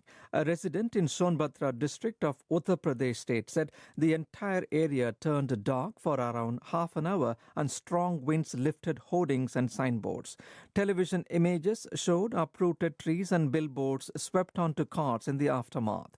An official said most of the casualties were caused by collapsing walls, falling trees and lightning strikes. Parts of northern India are hit by storms and rains during the summer months ahead of the annual monsoon season. Recapping the top story, the MK Party Member of Parliament, David Skosana, says President Cyril Ramaphosa must resign. Skosana was reacting to the sacking of Sisisi Dolashe as Minister of Social Development. I am Ondela for SAfm News headlines at 4:30. In sports this hour, boxer Ntlabakanye banned for 18 months. Adams admits discipline fears ahead of AS4 clash. And Boxing South Africa board earns Minister Mackenzie's praise. More details at 4:30. SAfm. Guiding you through the rush hour traffic. Good afternoon. We start on the N14, moving between Pretoria and Krugersdorp. Been quite a big crash. Happened a couple of hours ago. N14 southbound, approaching the R512 at Malabongwe Lansiri exit. So the run south from Dipster, very heavy backlogs. A lot of pressure on that side road as well as motorists divert from Dipster and take the 114 to avoid the N14. Crash on the R24 and N12 after they've merged going into Galuli. So if you're arriving in from the airport or from Boksburg, that run through is quite slow. Just outside East London, on your way through to Berlin, that section of the N2 down in the Eastern Cape that was closed earlier today with protesting has since been reopened. You can get through that area now. Driving up to Pietermaritzburg, coming out of Durban, always worth checking. Key Ridge Cliffdale is fine, and just at this stage, it's all right getting up through Ashburton. There is a breakdown on the Durban-bound carriageway at Ashburton, causing some delays. And the news out of Cape Town, one lane open both ways now on the N1 between Worcester and Parole via Huguenot Tunnel. You can use the N1 through that flooded section. Motorists and truckers have been doing that all day. At the same time, the good news also extends to Du Toit's Kloof past the Old Road, which has also been fully reopened. With your traffic update, I'm Rob Byrne. The National Pulse with Ashraf Garda on SAfm. You're listening to the National Pulse, weekdays 3 to 6 p.m. Well, you may have seen it late yesterday that ICASA rejected the proposed BE equity equivalent plan linked to the possible entry of Elon Musk's Starlink into South Africa. For some people, it's like, oh, that's so sad. And others were like, well done on that. So we're going to try and understand it. We'll chat to Parliament's Communications Committee Chairperson Kusela Diko coming up shortly. We'll also talk about another issue, and that is the return, in this case, of the Kuruleni City Manager, Kagiso Lerutla. Well, set to return to work on Monday while facing fraud, corruption and defeating the ends of justice charges. So that comes up later on. And there's more. There's also your thoughts. I want to get your comments on the conversation I had with Tembisa Pakude, firstly, regarding the hotbed Middle East that it is. Also, and in terms of what's missing now in the conversation, right? The other is home affairs and the issues of deportation, which is part of that series we've been having where we look at one theme for a week, 5 days.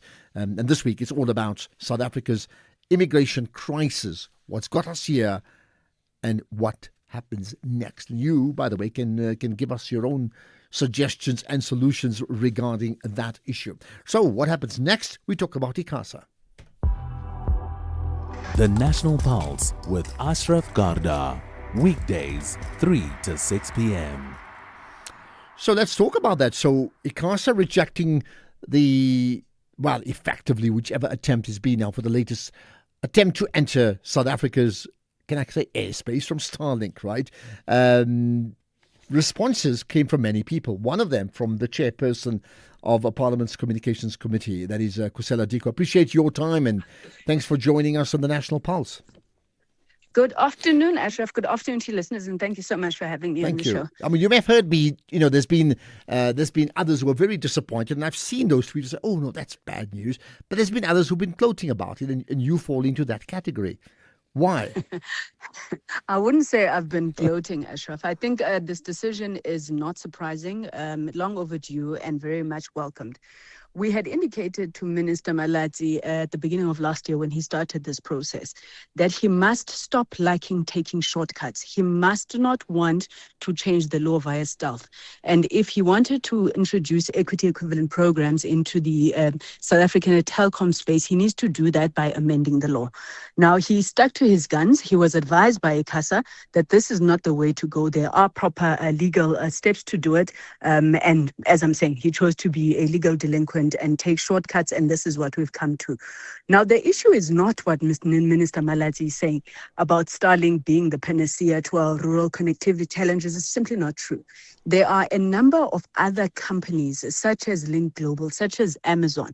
Our mobile network operators are working with them to bring low Earth orbit satellite systems into the South African market, and they're doing that within the laws of the Republic. So we couldn't understand and will never understand why he thinks that the law must be amended for a single company called Starlink when there are other viable options.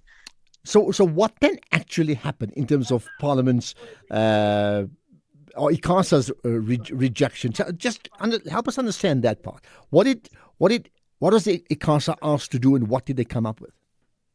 So ICASA is the regulator, and the minister is well within his rights to give policy directives. So he will direct that ICASA consider opening a license, for example, ICASA do this and the other thing. What he cannot do is to change the law via regulation. Now, the law that ICASA is responsible and has oversight and implementation on is the Electronic Communications Act. In that act, it is explicit that if you want to get a license, it's called a network license. So, for example, if you want to provide connectivity services, you need this license. And the minimum threshold of equity ownership by Black people should be 30%. What Minister Malatsi wanted to do, trying to find some loophole in the law, is to say, no, we don't need 30% equity ownership by Black people. We will instead create an equity equivalent program. They exist in other sectors and therefore they should be here. And we said, yes, those are part of the instruments of advancing transformation.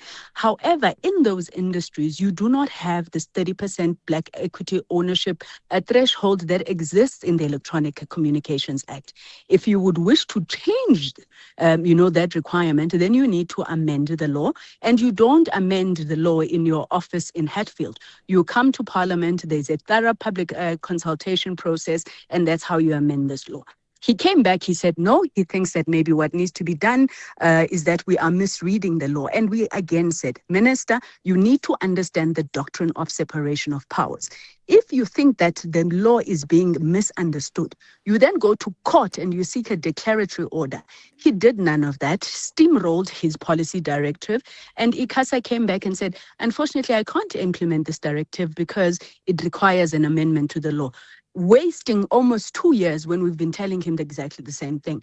It's been quite unfortunate, Ashraf, that this debate has left us discussing technicalities in terms of the law and so forth. And we haven't gotten to the real substance of the issue. Whether Starlink on its own is desirable in the country. They came here and they said they're going to connect 5,000 rural schools and all of us should be happy and jumping up and down. We said no. According to the law in this particular sector, you are going to have to connect those schools anyway, because we have, in addition to our equity shareholding, we have something called universal service obligations. Right now, our telcos are busy in the process trying to connect 22,000 schools. So it wasn't charity for us. It was abide by the law. Where we need to change the law, let's have that discussion. So it's wasted a bit of time, but I'm glad to say, as I indicated earlier, even our signal distributor company, Centec, has been engaging with a number of these satellite service providers in China, in Turkey, in Europe, and many others. And we're hoping that from the tests that we know that they're conducting, we're going to see a lot more of these satellite services coming on board and indeed expanding rural connectivity. We hope in an affordable way, because the comparisons that we've done with other, countries on the continent where Starlink is, it doesn't seem, even all that affordable for our rural communities. But those are the engagements that we are going to be taking forward from here on. Okay, so following, the ICASA rejection, of these amendments that would allow the Starlink to come in, what happens next? Well, it's very unfortunate what I heard the minister, or at least what I read that the minister said. He said it as well in the budget vote on Tuesday in Parliament. He says he is going to proceed with or without ICASA.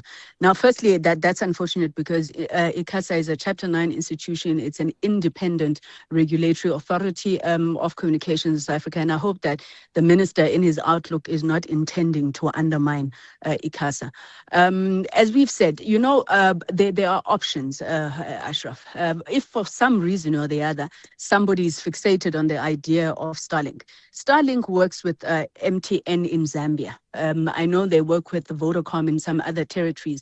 They comply with the laws in this country. MTN, Vodacom, Telkom, all of them are compliant. There could easily be a partnership there if there was an interest, or any of the other 490 license holders who are compliant. But he says he's going to proceed. He seems to be considering the legislative amendment route. And I think the question still stands. Why would we change the law for one company that is refusing to comply, whereas all the other global satellite providers in the country have no problem with working within our laws. They know that in other jurisdictions where they operate, similar localization laws are in place. So I think we'll get to that debate, should he be bold enough, to really want to push the Starlink legislation through. And Ashraf, we have no problem with equity equivalent investment programs. And I think I've said this before, because the likes of Microsoft and them, they operate there. But we've had a run-in again with the minister on these things, because they can't be a get-out-of-jail-free card, where people use them maliciously.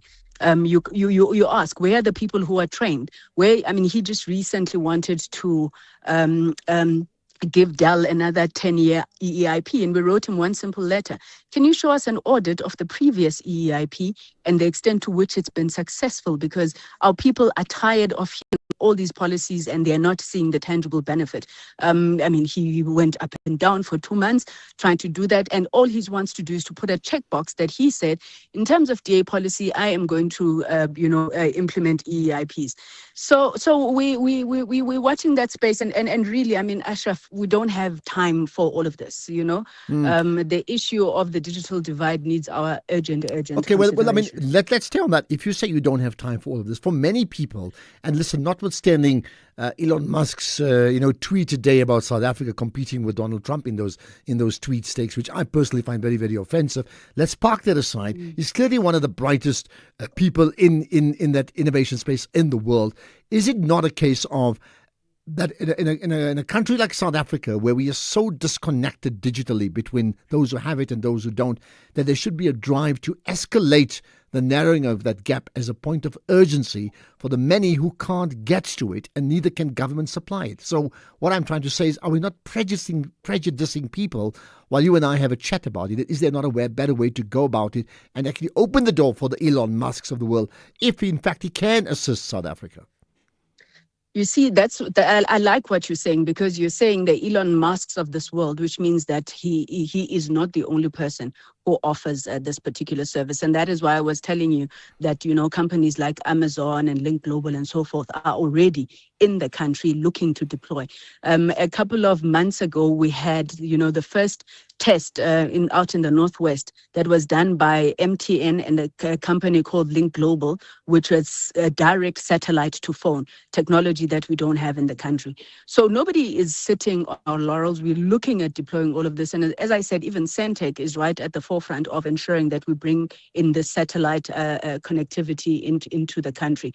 What we cannot do is to fall into the trap that it is only Starlink. There's Starsat in China, there's Eurosat in Europe, and all of these have engaged with the Independent Communications Authority of South Africa, ICASA, with the interest of coming in. So I wish one day we'd have a conversation, Ashraf, just to compare these, because that's also the work that we've been trying to do. Well, we'd love to. Let's do that sometime in the future. We'd love to have that conversation. But just for now, let's leave it with this, right? With regards to Starlink, what is your understanding of Elon Musk's Starlink and their obsession with wanting to do business in South Africa no matter what?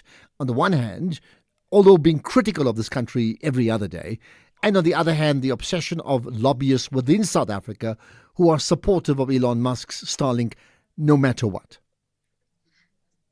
I am very, very worried about Mr. Musk's politics and his way of doing business. I know that, you and I would bump in from time to time on Twitter, and you would see the comments that he makes, very disdainful of our country.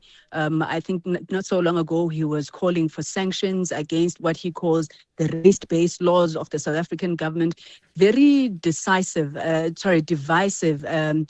information that really has no place in a country that is still grappling with socio-economic transformation like South Africa.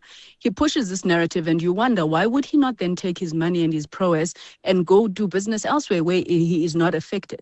I personally have had in excess of, I think, 10,000 and counting emails sent directly to my postbox by people that I decided bots undermines the way that we do government in this country, the way we do business in this country, because he knows that there was a period for public consultations. He knows how that is done, but because him and his thinking of the American way, he's just going to bulldoze. That's been very unfortunate.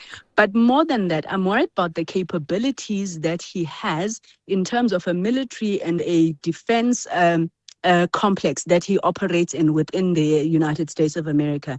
There's been stories about how Starlink has interfered, for example, in Iran and in other parts of the world. So that should give us, cause to pause and ask ourselves of the desirability of this particular technology. And I'm hoping our justice and security cluster is looking at it in addition to us from communications. Right, and let's see how we can defend ourselves against the dark arts. Maybe another conversation for another time. Appreciate your time, Kusela Diko. Thanks for joining us here on the National Pulse.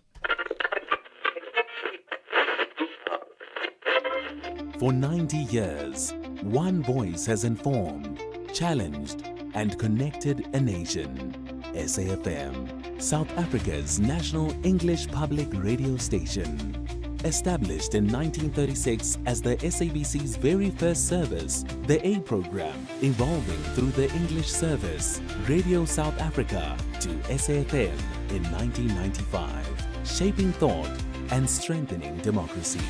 From a full-spectrum station to a trusted home of news and talk, SAfm continues to lead the conversations 90 years strong. SAfm, leading the conversations that move us.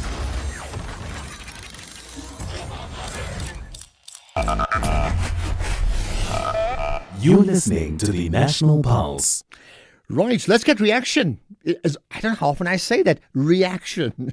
You have your fingers on the pulse. I need to hear you. So bring it on. You can call in live when we open the line shortly. You can WhatsApp right away. We'll bank those calls, okay? And you can send us text messages, and you can tweet as well, and you can tag us on Facebook with your comments. Love to hear what you have to say about the things we've discussed so far, the biggest issues that we've covered so far on the National Pulse today. Well, how about this one? The Ekurhuleni city manager, Kagiso Lerutla, is set to return to work on Monday.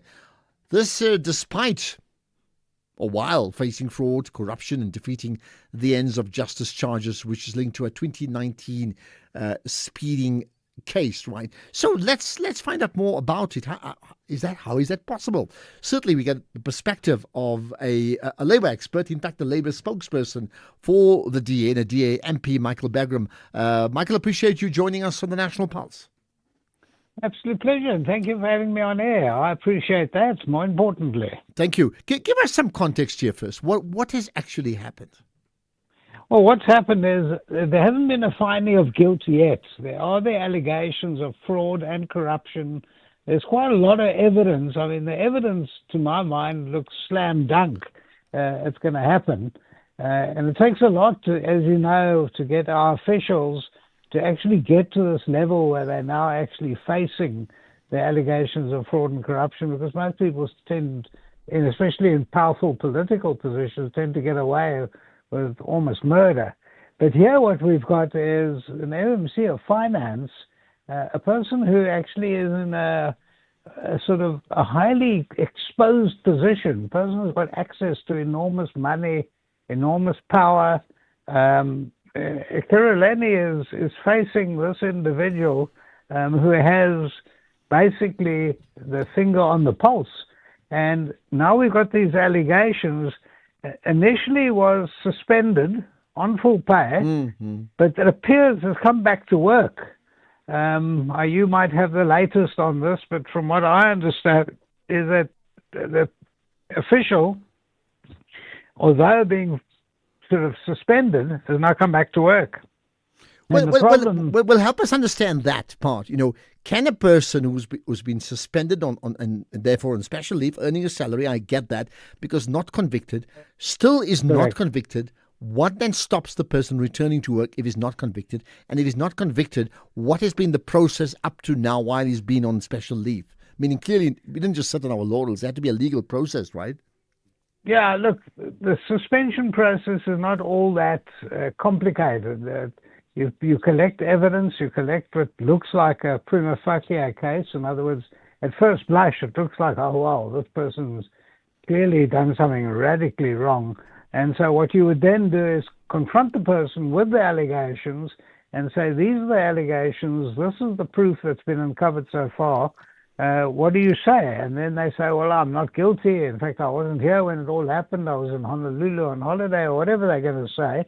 And you say, listen, I've weighed up what you've had to say. I've weighed up what the allegations are. We've decided, because it's too risky to bring you back into this position, because you've got access to a whole lot of finance and you've got signature on all sorts of documents. And in fact, what's happened is the allegations are of a financial nature. It's fraud and corruption. And so we've decided to actually suspend you. Now, very seldom can you challenge that in the court of law, and it's the wise thing to do, because the cornerstone of the employment relationship is one of trust. If you want to employ Michael Bagram, you have to inherently trust me to do what you've employed me to do.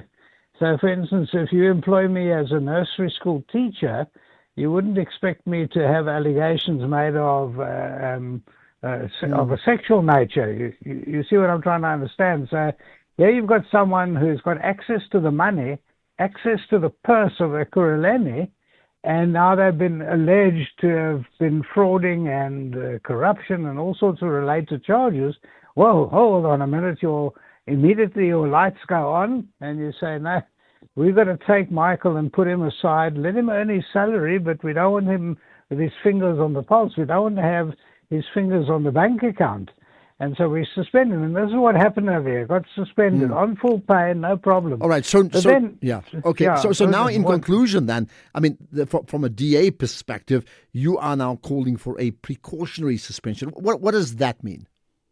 Well, that means you haven't found the person guilty. We don't want to prejudge. We are a nation of procedure in South Africa. We and especially within the DA, we like to have proper procedure.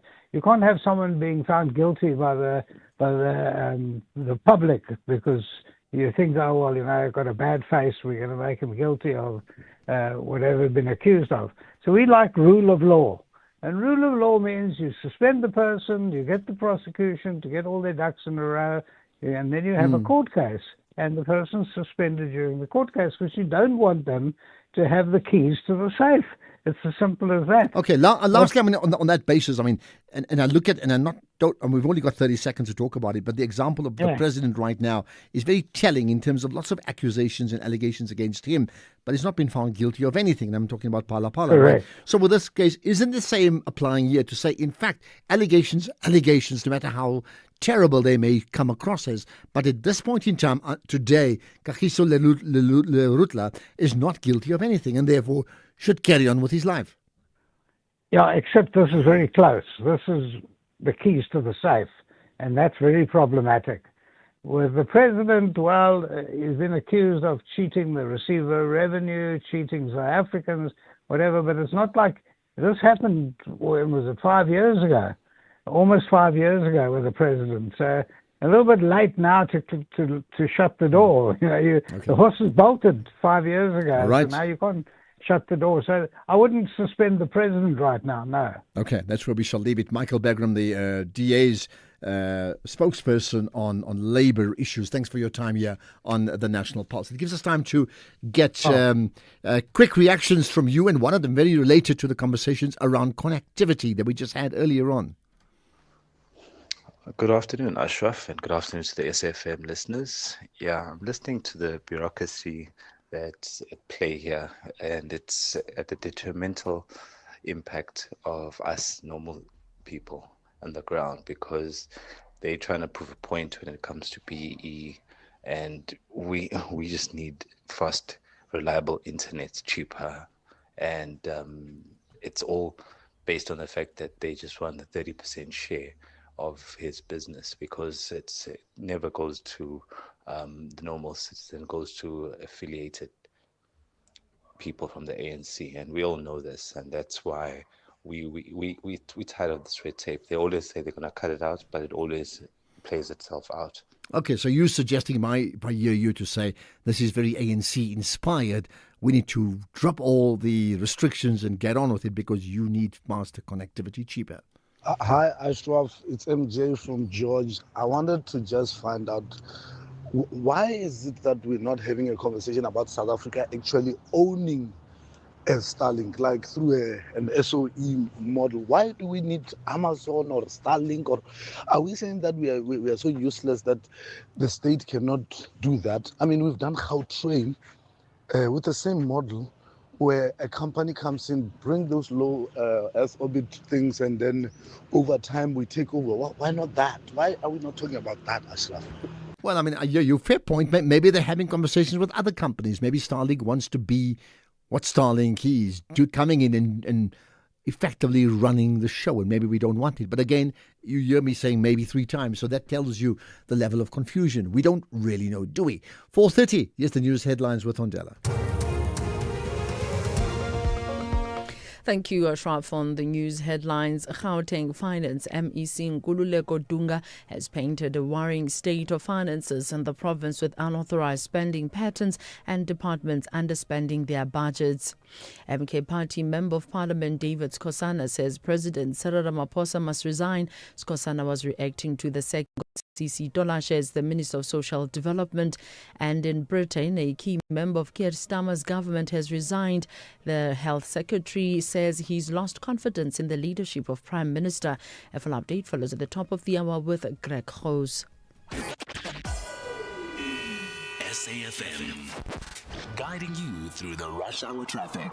Good afternoon. Northern parts of Gauteng, northern parts of Joburg, the N14 between Diepsloot and Lanseria under pressure. Big crash happened before 2 o'clock this afternoon. Authorities are still dealing with that. Diepsloot through to Lanseria, very heavy. Backlogs on the alternative local R114 that runs parallel as well. Still dealing with the crash scene at Galulis and 12 and R24 routes coming in from the east are heavy. And the usual breakdown on the N3 going south at Van Buren, so delays from Marlborough Drive. Don't forget, roadworks on the M1 North at Linwood. That is already jam-packing. There's delays today on that M1 from the R21 up to an issue around Garsfontein and then up to the roadworks at Linwood. It's going to stay heavy next couple of hours. Crash on the N14 North before Jean Avenue, holding you up on your way through Centurion towards Pretoria. Coming out of Pietermaritzburg, another heavy one today with a breakdown at Ashburton. One lane open, big queues back to Market Road already. Some pressure top of Fields Hill as you hit Kloof and move through towards the golf course. Very slow on your way down towards Hillcrest, and no lights at the Trade Centre junction, Phoenix area, causing delays. Cape Town, if you missed the news earlier, the N1 between the Huguenot Tunnel and Worcester has reopened. One lane open both directions through the flooded section there near Rawsonville. Also, Du Toit's Kloof Pass has been reopened. That's the R101. And just news in today, Franschhoek Pass closed indefinitely between Villiersdorp and Franschhoek. That's due to bridge damage as well as rockfalls and mudslides. With your traffic updates, I'm Rob Byrne. This is SAfm Sports with Doming Kapele. Tumi, you have a not-so-good rugby story. Yeah, Springbok prop Asenathi Nhlabakanye has been banned from all rugby for 18 months. This is after testing positive for a banned substance. This means that Nhlabakanye has been withdrawn from this weekend's Vodacom United Rugby Championship match for his team, the Lions, against the Irish team Munster, because the ban is in effect from the 13th of May. In addition to that ban, Nhlabakanye has to forfeit all monies earned, whether from match fees, man of the match awards, or bonuses from when the sample was taken in 2025 on the 22nd of May. The Independent Doping Tribunal panel decision means that he will miss the 2027 Rugby World Cup and is only allowed to play again after the 13th of November. He now has 21 days to decide whether to appeal this decision. And it's quite unfortunate. You take one wrong decision and now you're going to miss out on the Rugby World Cup. Yeah, but then the decision you take, the wrong decision, is not about driving without a license. It's something that enhances your play. Illegally, that is. Meanwhile, the 2026 SA Cup reaches the semi-final stage this weekend with Griquas, Pumas, Cheetahs and Buenan Cavaliers all chasing a place in next week's final.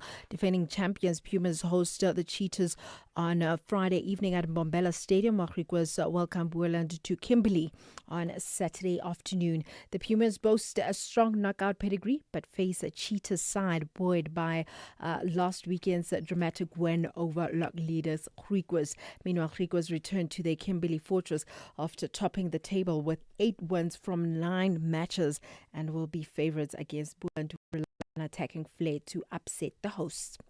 In football, Mamelodi Sundowns midfielder Jayden Adams admits his disciplinary record this season is weighing heavily on his mind ahead of the two-legged CAF Champions League finals showdown against the AS FAR. Adams missed Sundowns' final 2 Betway Premiership fixtures after being sent off against Kaizer Chiefs last week, the second red card he has received during the 2025-26 campaign. With continental football often played at an intense physical and emotional level, the midfielder acknowledged that he cannot afford to lose control when the stakes are this high. Yeah, it plays a lot in my mind because this is a big one, you have to be careful. You don't want to put your team in a situation they don't want to be in. But yeah, I think for me, if I put that behind me, so yeah. Elsewhere, Manchester United caretaker head coach Michael Carrick has been named on a 6-man shortlist for the Premier League's Manager of the Season award. Carrick, who has overseen just 15 games in charge since replacing Ruben Amorim in January, is joined by Arsenal's Mikel Arteta and Manchester City's Pep Guardiola, who are vying to win this season's league title. Meanwhile, striker Chris Wood has been named captain of New Zealand's squad for the 2026 FIFA World Cup, urging the All Whites to create some history as they chase a first ever win at the global showpiece. Wood, who has scored 45 goals in 88 internationals, returns from injury to lead the lowest ranked side at the tournament. New Zealand are currently ranked 85th and they face Iran, Egypt and Belgium in Group G. Finally, in boxing, as Boxing South Africa prepares for one of their most important meetings with the world's leading boxing sanctioning body, the World Boxing Council, Minister of Sports, Arts and Culture, Gayton McKenzie, says that he's very impressed with the BCA board, led by BCA chairperson of the board, Ayanda Kumalo. The South African Boxing Fraternity will have a dialogue with the WBC President Suleiman tomorrow morning at the Nelson Mandela Foundation in Johannesburg. And Mackenzie says that he's looking forward to seeing how this is going to go through. With that said, it is a wrap from my side for now. I'll have more in the next hour. Thanks for that. Yeah, well, okay. Interesting one about Michael Carrick being in the. To be very honest with you, as a Man United fan, if Michael Carrick wins the Manager of the Year, that's a joke. I don't understand see that how happening. But the fact that he can even be shortlisted, why would they have a long list? Efforts. Their shortlist is 6 players, 6 coaches. Can't they have a 3-person shortlist? I mean, it's a long shortlist, man. Really. Get into the beautiful game with the Free Spa limited edition soccer ball. When you spend 650 Rand and buy any 3 participating products, like 145-gram Doritos corn chips, buy any 2 for 40, save 8 Rand. Or Cadbury 5-star, Lunch Bar, PS, Astros or Crunchy. Buy any 2 for 22. Save 8 Rand. Price is valid from 11 till 24 May. While stocks last. Only at Spar. T's and C's apply. Economic news on SAFM. Facts and figures you can count on. Okay, with all those numbers, Paswane and Patlele, you got news about the Cal Group, right? Yeah, afternoon, Ashraf and your listeners. The Carl Group, this is the businesses that focus on the real economy, selling the likes of fuel, having convenience stores, and the agricultural side. And the half-yearly results were very positive. When you look at the headline earnings per share in the form of profits, they were up 15%, supported by the strong sales, specifically around the fuel. And the convenience stores were also showing positive sales. And they're talking to a stable consumer in that environment, as rural is still holding up. With the functional agricultural sales in an operating space, we see the likes of their margin remains healthily positive, benefiting from operational efficiency. And thanks to those essential spendings happening by consumers. More importantly, their balance sheet has reduced a lot of their debt. Their working capital has improved, and they've paid out a strong dividend up 25%, signaling confidence, despite the caution they've put forward around the fuel prices rising and agricultural input costs that could hurt farmers' profitability going forward. When we look into the the market, the South African Competition Commission has highlighted that South African economy is still, highly concentrated, and we've been pulled back, especially thinking about the post-COVID era. And when we look into the mining production numbers, they're looking positive for the first quarter. And thanks to the likes of PGM and gold holding up. But however, looking at the likes of other coal and iron ore, it reflects that it's not broad-based, and therefore it's limiting the support to the overall economy. Global investors in general were keeping an eye on Xi and Trump's meetings, while it struck a positive tone in terms of the two economies are looking to ease the way they do business. They haven't talked much around the investments, which we'll still wait and see and hear about more. In other developments, in the Middle East, volatility is continuing to fade slowly, helping oil prices stabilize but still elevated. We see the Brent crude oil prices around $105 a barrel, reflecting the undersupply is helping the prices stay elevated. Gold is still holding a bullish trend, but momentum continues to ease, sitting at $4,690 an ounce, and talking to those higher yields that are impacting its momentum, and the higher yields are signaling of higher inflation in the future. But however, they are ticking lower as buyers are coming in to buy the high yields in the bond market. However, net we're seeing that in terms of the market, we're seeing lower volatility, lower volume still in play, reflecting that the investment environment is still cautious. However, leading to a mixed outplay in the equity space. We see the US equities are up 0.5% across the board. Europe only DAX leading up 1%. JSE were flat. We're seeing the financial sectors up 0.5%, while resource sectors down 1.5%.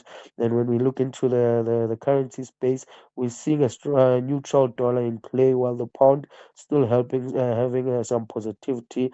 And it's seen the rand play out with the rand against the dollar at 16 rand 45, rand against the euro 19.23, and rand against the pound 22 rand 22 cents. We got all of that. Thank you for that, Paswane. We have an hour of the markets coming up from 6 to 7 this evening on the SAFM Market Update, followed by sport, a whole hour of sport after that, 7 to 8, right? You're listening to the National Pulse.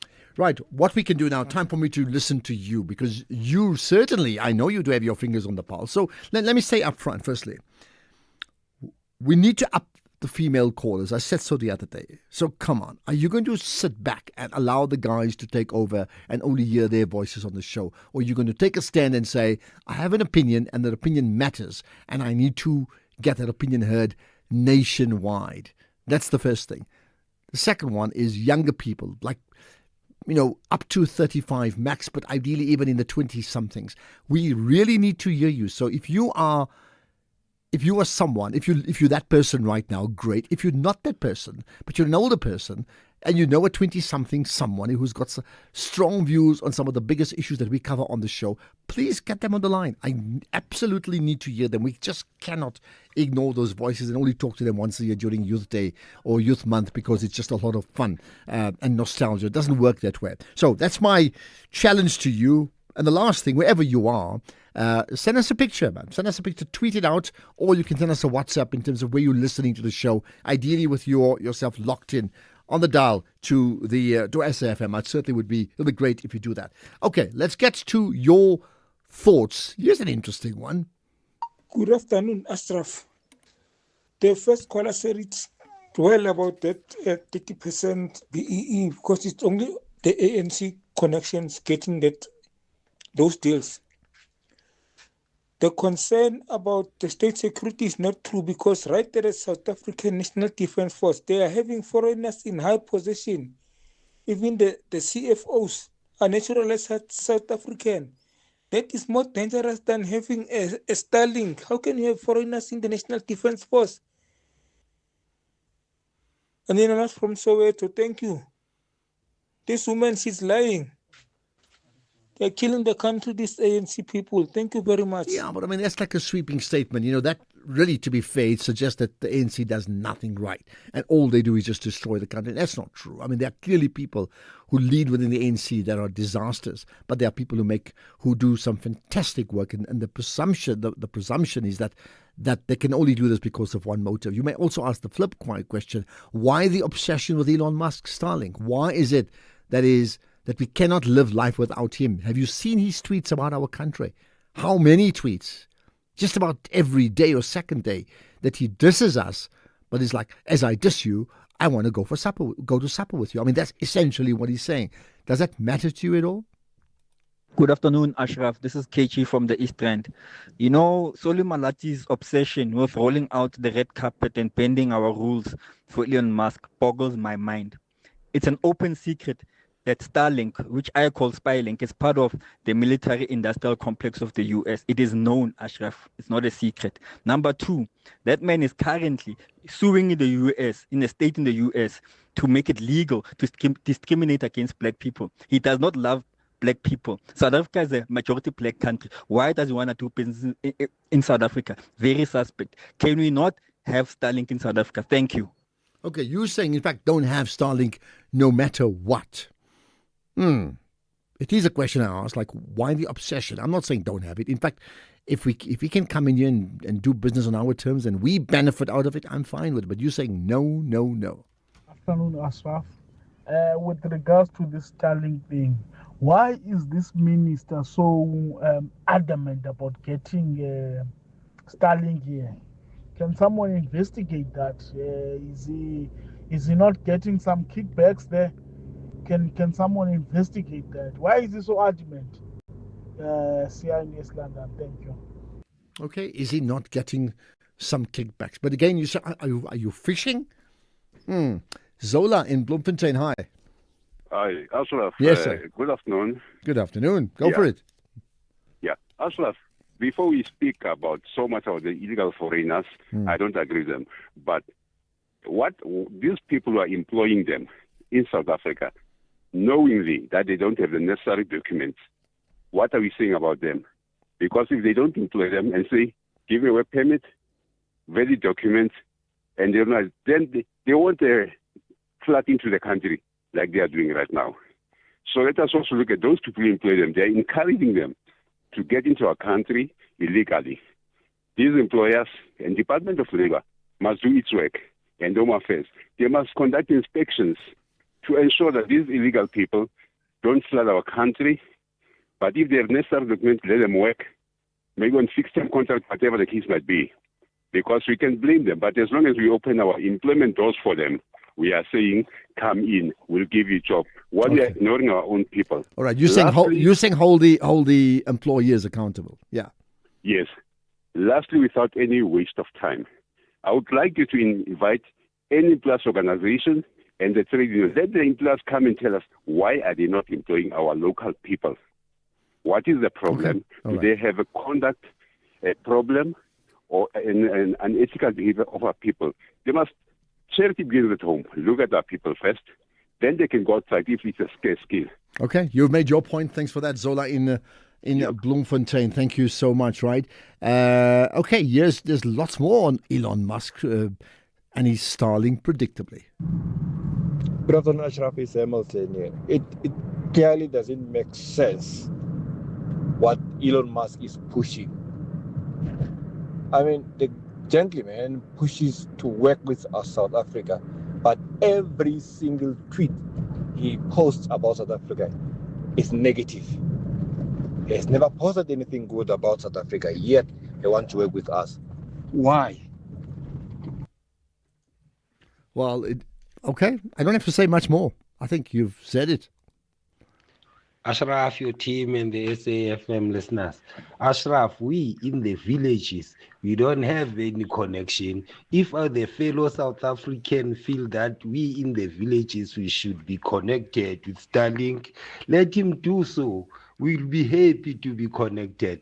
Elon Musk, do your things. Mr. Nomlala, Tabane. Thank you, Mr. Ashraf. But what does do your thing mean? I mean, like, seriously, what does it mean? Gore. Ashraf, when we talk about BEE, it's mostly the connected people. But one would have said, why don't you do it with the state organs, parastatals like the Transnet, the ESCOMs, But, you look back and say the government post office collapsed and the post bank collapsed with it. They're trying to revive it, it doesn't. And they want to open a government bank. I don't know who's going to really bank with it, because if you look at what Black did to African Bank, to VBS, really it's a disaster. SAA is gone, post office is gone, Dinel, all these parastatals that we found them functional from apartheid, Black people have collapsed them. So do you think any Black person will put money in any that is run by Blacks in the state? No ways. Why would you say they would rather stick to their Capitec? But why would you say Black people have collapsed them? Why don't you say those in leadership positions have collapsed them?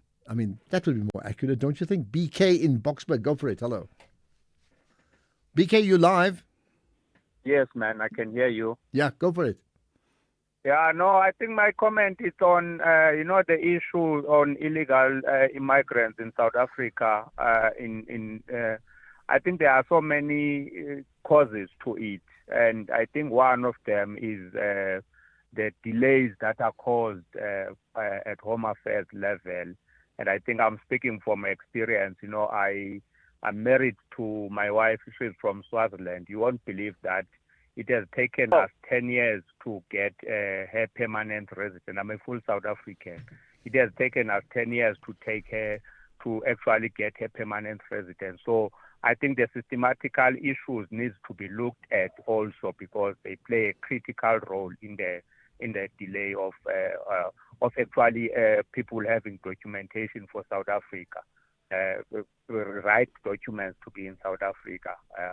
So I think that's one other level, and I would like years. I would like the Home Affairs also, maybe if we have time, can invite the minister to come and give a status update in terms of the applications and the delays around that.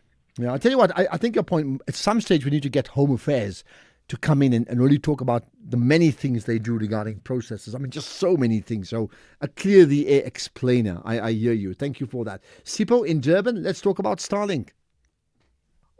Ashraf, please, man, can you hear me? Yeah, I can.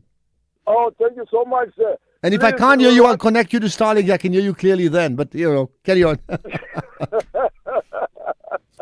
No, I'm in a village. I support that previous corner. That there's no network, Vodacom, MTN, I don't know what they do, and Telkom. We buy routers, there's no to connect it to see internet stuff and everything, but no network. Starlink must come over and help us in our village, please.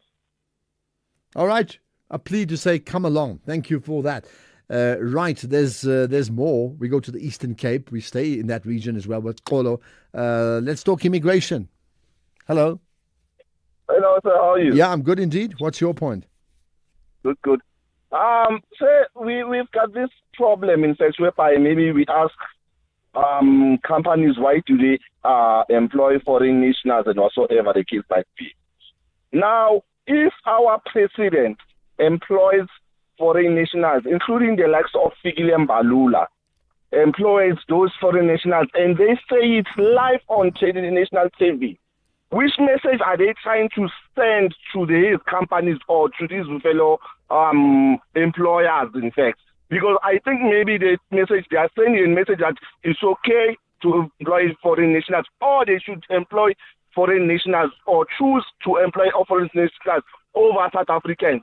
Because of it is a disaster for me. In fact, it's like unlikely. It's distasteful for a president, national president, to employ foreign nationals and be proud to say it on national TV. I don't understand. Well, I suppose there's nothing illegal about employing a foreign national who's in the country legally. There's nothing illegal about that.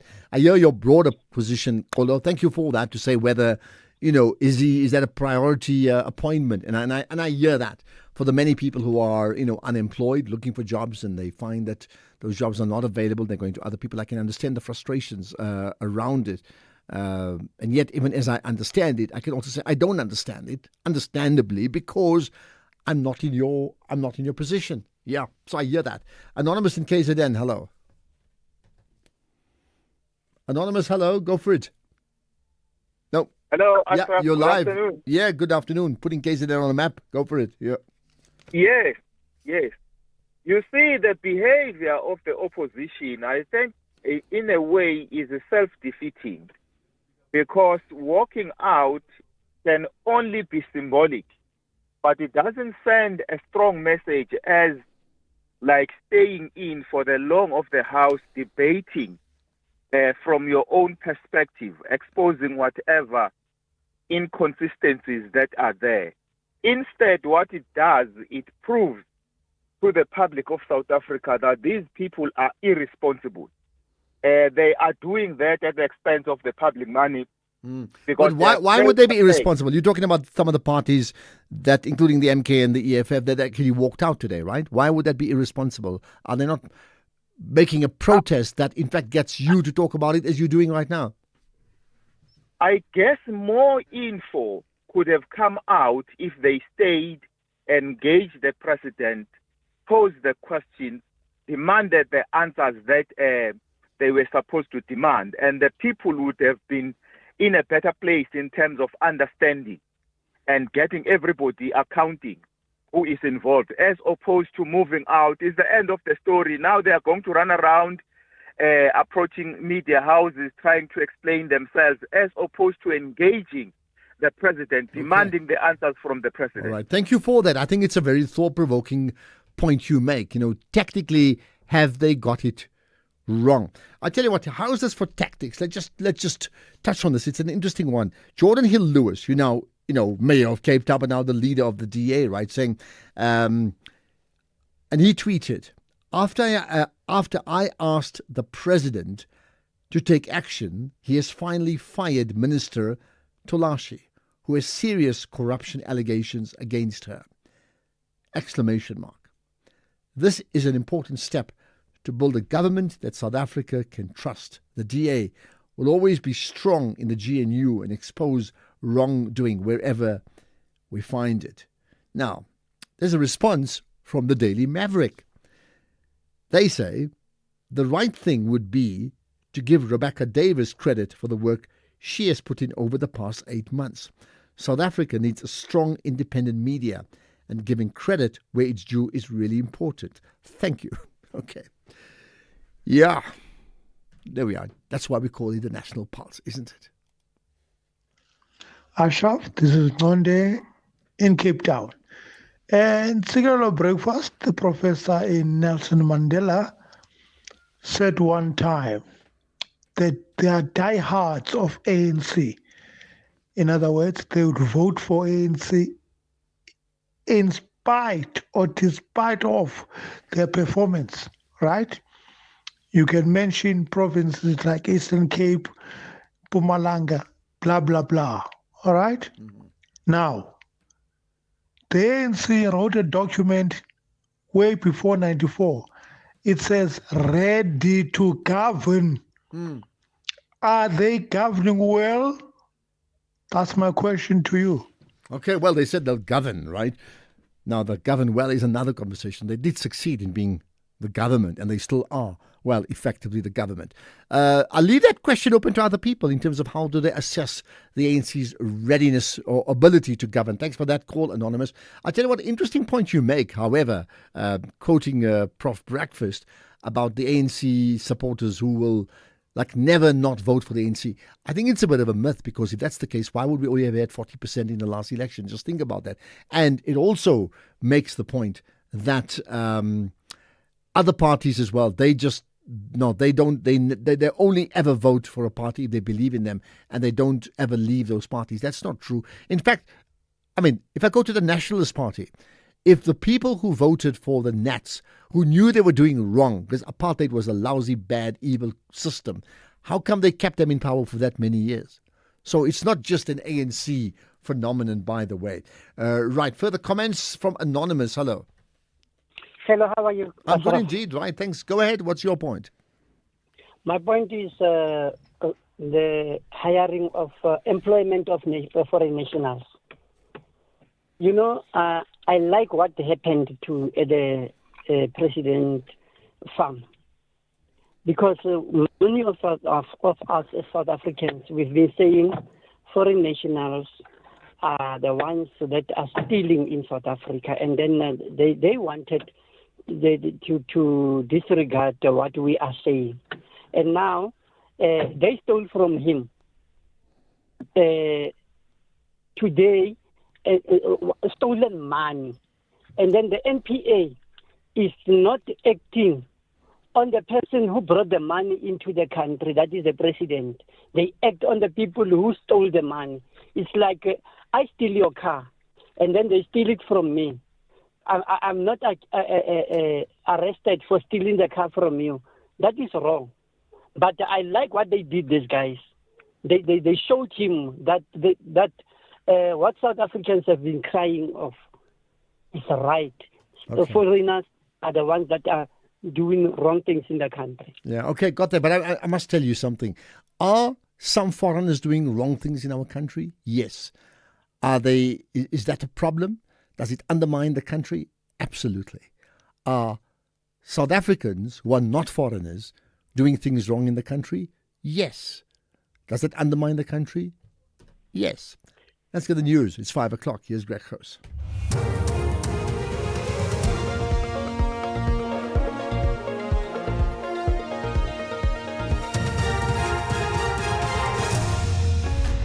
Thank you, Ashraf. Ramaphosa speaks on success of Army's deployment and the British Health Secretary resigns. Good day to you. President Cyril Ramaphosa says it's too early to make a definitive conclusion about the success of the deployment of the Defence Force to gang, drug-ridden and illegal mining areas in the country. He was answering questions in the National Assembly today. More than 1,000 arrests have been affected. There has been a strong focus on dismantling drug networks and illegal mining syndicates as well. Now, operational intensity has been sustained, resulting in the seizure of 18 firearms, 792 rounds of ammunition, and 186 explosives.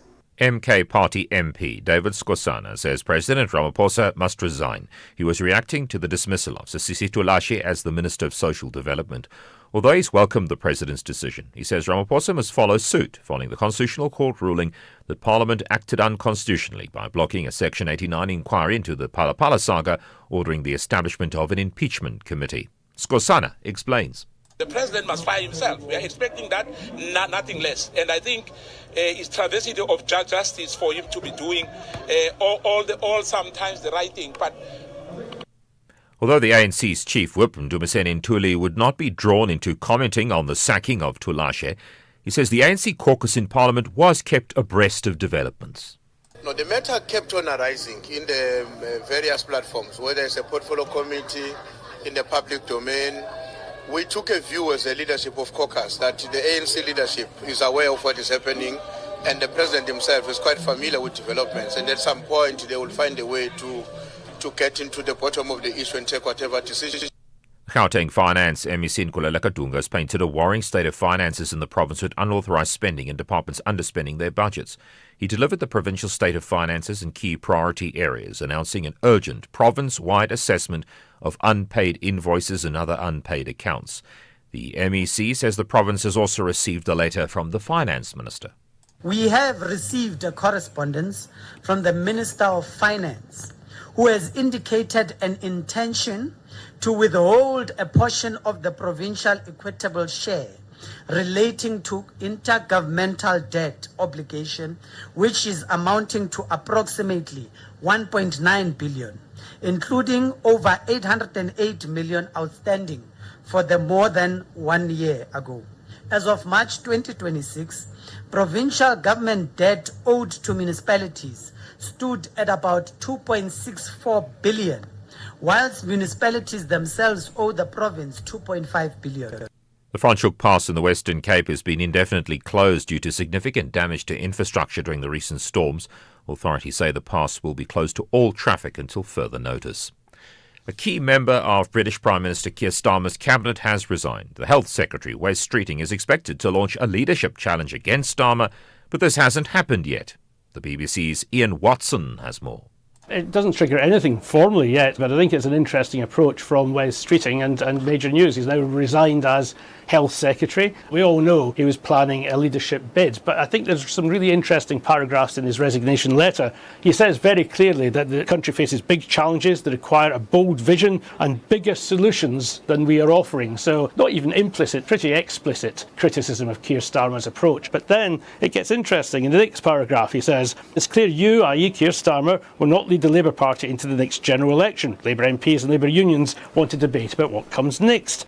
The top story, President Ramaphosa says it's too early to make a definitive conclusion about the success of the deployment of the Defence Force. That's SAFM News, I'm Greg Khos. In sports this hour, Ellis announces Banyana squad to take on Japan and Vakanya banned for 18 months, and boxing SA board earns Minister Mackenzie's praise. More details at 5:30. SAFM, guiding you through the rush hour traffic. Good afternoon. Very heavy around Pretoria. Today, if you're driving Cap City, there's a crash on the N14 before Jean Avenue. Queues back into the N1 Brockfontein. Crash that we told you about a while ago. N1 North just past Rigel to Garsfontein. That's really heavy. Jam-pack getting from John Foster up through Botha, through the R21 into Rigel. And once you get past that, you stay in traffic all the way through to the roadworks at Linwood Road, which are there on a permanent basis these days. Very heavy, effectively. John Foster right through to Linwood. Crash on Pretoria Street at Kilnerton Road. Causing some delays around the top of Hatfield this afternoon. That collision on the N14 moving through towards Lanseria from Dipslip is basically out of the way. Very heavy on the N3 today. Alexandra down to Germiston. There is a breakdown, usual breakdown at Van Buren, and a crash sheet on the bike one going south at the Crown. So that's just causing some backlogs as you come down from the Parktown side. Major delay alert again today, leaving Peter Maritzburg on your way to Durban. That's a stationary truck. One lane open at Ashburton. Major queues right back on that Peter Maritzburg bypass. Crash on the Southern Freeway, the M4, just down by the N2 merge, coming through from Jacobs. You've got a big weight of traffic going very slow, as you can imagine. And heading out of Cape Town, it's just been a collision on Plattercliff Hill, so the N1 out to town is very heavy. And the M5 sitting today from the Coburg interchange down to Kenilworth Racecourse Road off-ramp. With your traffic update, I'm Rob Byrne. The National Pulse with Ashraf Garda on SAFM. You're listening to the National Pulse, weekdays 3 to 6 p.m. So the President has been answering questions in Parliament, and there's been some parties, including the EFF and the MK party. Who else? DA2? No, there's been others. Anyway, you can add your thoughts on that one. They've walked out of Parliament, effectively refusing to engage with the President. Right? We'll play some sound from that Q&A coming up just now. We'll also put the former minister, CC Tolashi, centre of the debate here by speaking about her. We chat to Wayne Duvenage from Outer and Daryl and James from Action SA to get their reaction on the dismissal of now the former cabinet minister. This is the National Pulse. Great that you've joined us. If you join in late, do remember the show starts at 3, so if you can't catch it early, well, listen to the podcast and get others to listen early, because we want you here as long as possible. In that way, you can brag about how connected you are with all the issues that reflects the pulse of the nation. You get what I'm saying. You're listening to the National Pulse. Right, so let's get reaction. It's been quite a dramatic day, and you know, for some people it's a case of unexpectedly so. The president very decisive. For others are like, no man, this was not decisive. This took a while. Either way, there is a sense, by and large, that what's happened regarding Minister CC Tolashi, the now former Minister of Social Development, is exactly the type of action we need more of in dealing with what I'd call errant service public servants in this case. More of that, copy and paste, and we'll see some dramatic changes in the country. But let's try and understand the implications of all of this. Firstly, we'll chat to Daryl and James from Action SA just now. But for now, Wayne Duvenage is with me, the CEO of Outer. Wayne, appreciate you connecting with us here on the National Pulse. Hi there, Ashraf. Nice to be with you and your listeners. Thank you very much. Right. So what do you make of the axing of the Minister of Social Development, a case of this was quick and speedy, very decisive, Mr. President, or this was rather slow. Thank goodness you finally did it, Mr. President. Yeah, look, first of all, we welcome it. It should have happened, we believe, a good two or 3 weeks ago. But it's here. And what we want to see is the reasons and then see some consistency in how he is applying his mind to when he does remove people like Sisisi Toloshe, who, I mean, there were a string of allegations there with regards to misuse of public resources, these questionable appointments, state-funded personnel being pushed around, and these acceptance of these luxury cars. There was a host of reasons why he should have acted a lot sooner. So welcome, but too slow and too inconsistent, I think, because there are questions around others who have benefited gratification, such as Molopeni Ramakgopa. What's happening there? Very quiet on that front, by the way. But yeah, we welcome this decision. But interesting, I mean, today when the name Senzo Meyiwa's come up quite a few times, right? How do you understand that in terms of someone who spends his time trying to look at where monies have been wasted, and of course bad appointments is a reflection of that, right?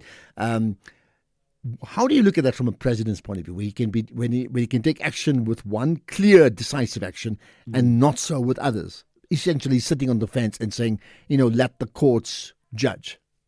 Yeah, and again, that's wrong of him there. That's why we need some consistency. I mean, and we see it quite a lot, by the way, in government, where there is some legal action going, and so the person in authority who should be taking a decisive step says, no, well, let's see what the courts say. Our view is, and we saw that at, let's say, at the Department of Health in Gauteng with the whole Tembisa hospital stuff, and it plays out so often. And our view is this, that the courts are one thing, but you as an organizational head, department head, have codes of conduct. And if people transgress those, you do your own investigations and you fire the person if they're serious enough, or if it requires a final written warning or some other sanction. But you make a decision, and if you fire somebody but the court finds them not guilty of a crime, that's not the reason why you don't fire somebody if they are guilty of your codes of conduct, which is very different to a criminal finding. So this reliance and sitting back and saying, well, let's see what the courts say, is just a cop-out. It is lazy, and it is not good. It doesn't instill faith in the systems that are failing in institutions in government. Okay. Now, I mean, a side issue related to this is who's taking credit for it. It appears, from the DA, and we chat to Action SA just now, and the Daily Maverick, like everybody's taking credit to say, thank goodness we did what we did. Was this on Toloshe's matter? Yeah. What do you make of that? Well, I think, first of all, the person who stood up and blew the whistle on her, and this was, I think, her advisor or others, I'm not sure. Those are the people who stood up and called her out. And yes, as you say, the Maverick and the media who put the spotlight on the matter, and then it becomes a heated discussion and a debate.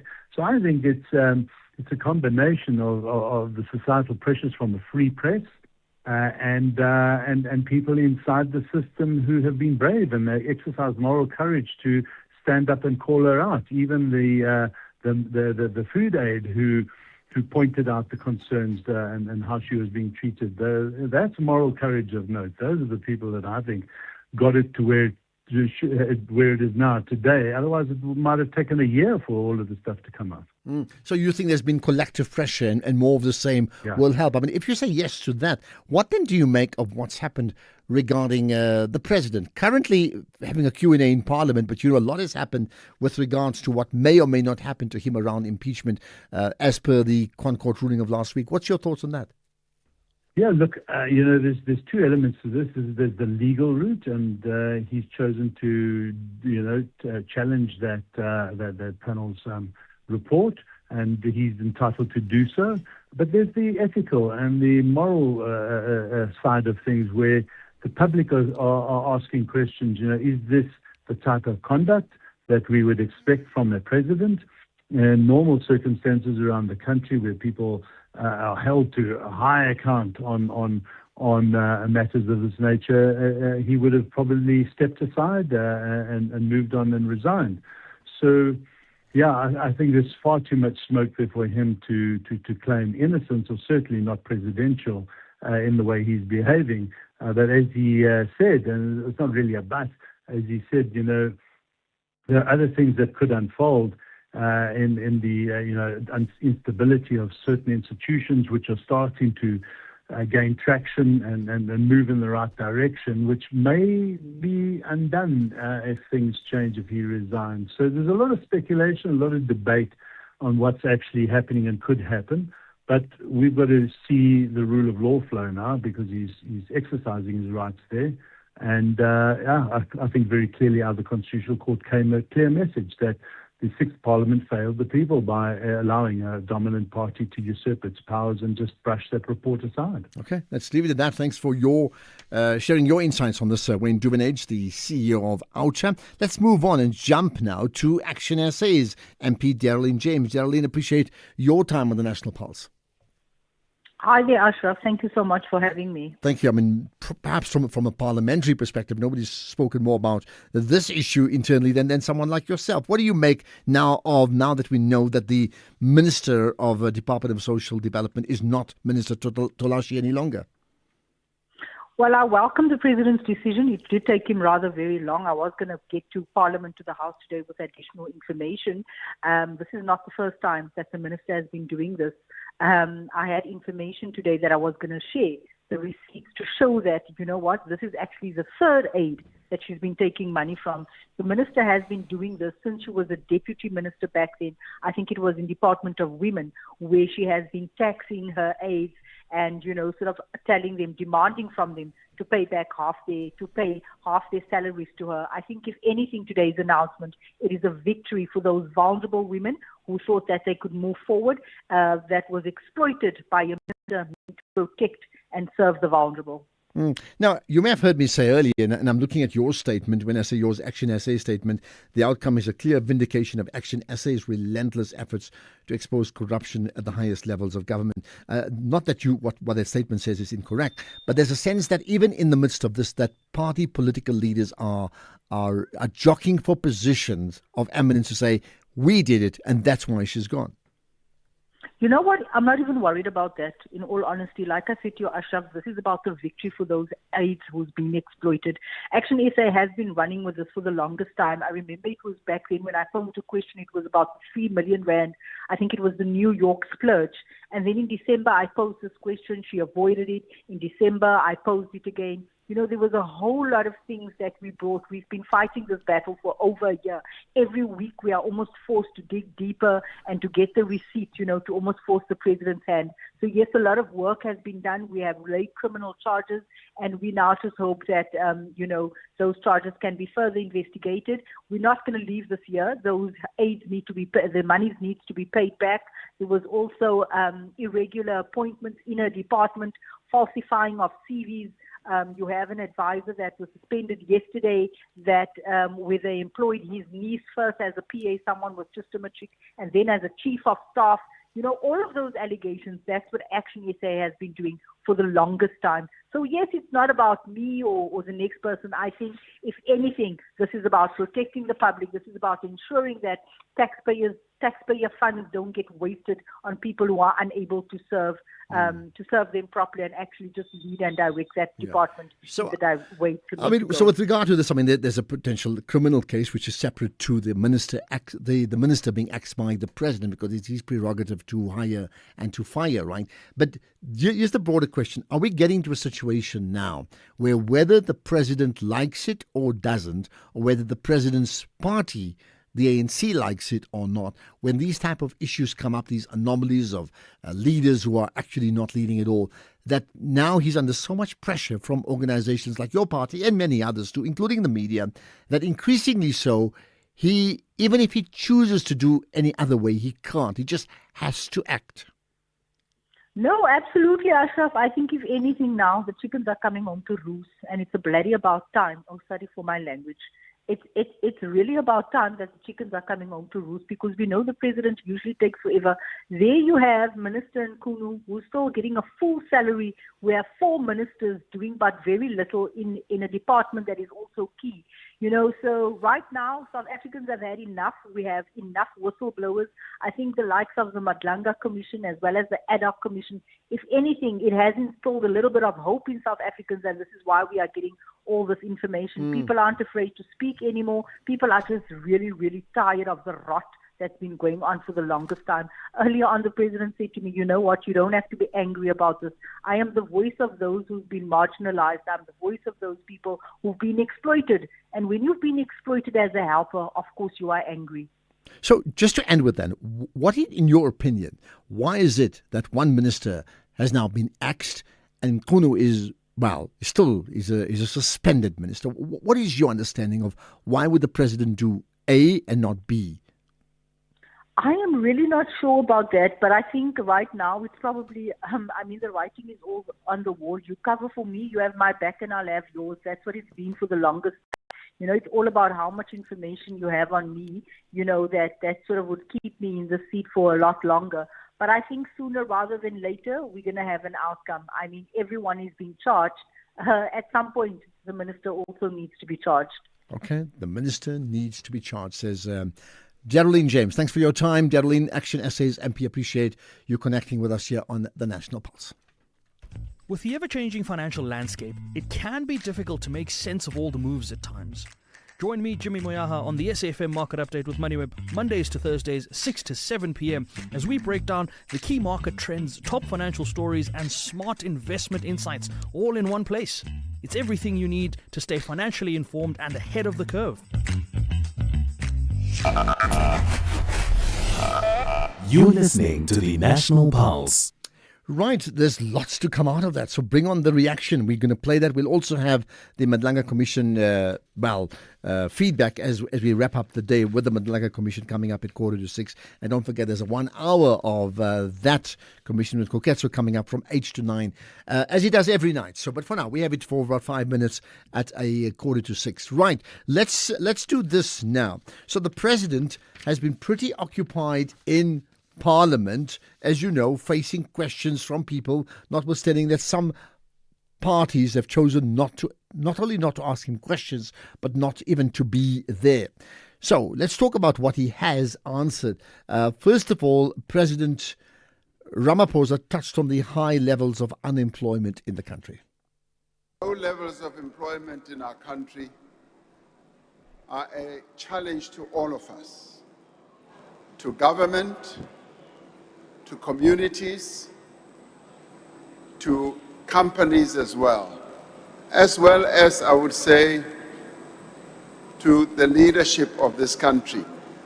And political leaders are also part of that leadership.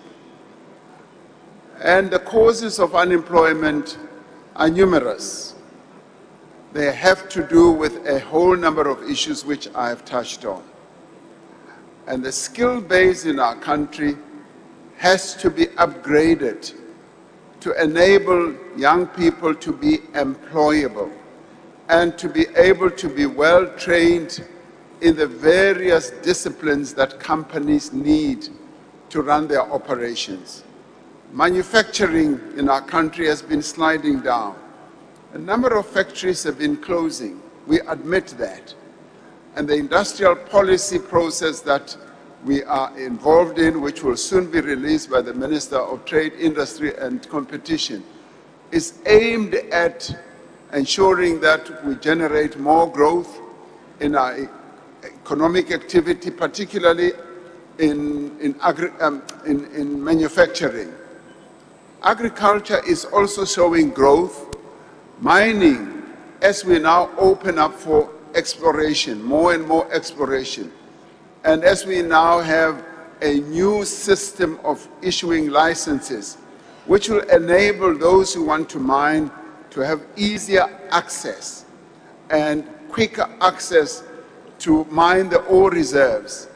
And as we get rid of the regulatory processes through either the licensing or the permitting system, we will be able to open the arteries of our economy so that those who want to do business can find greater opportunity to continue doing business. And then the president continued talking about, skills development.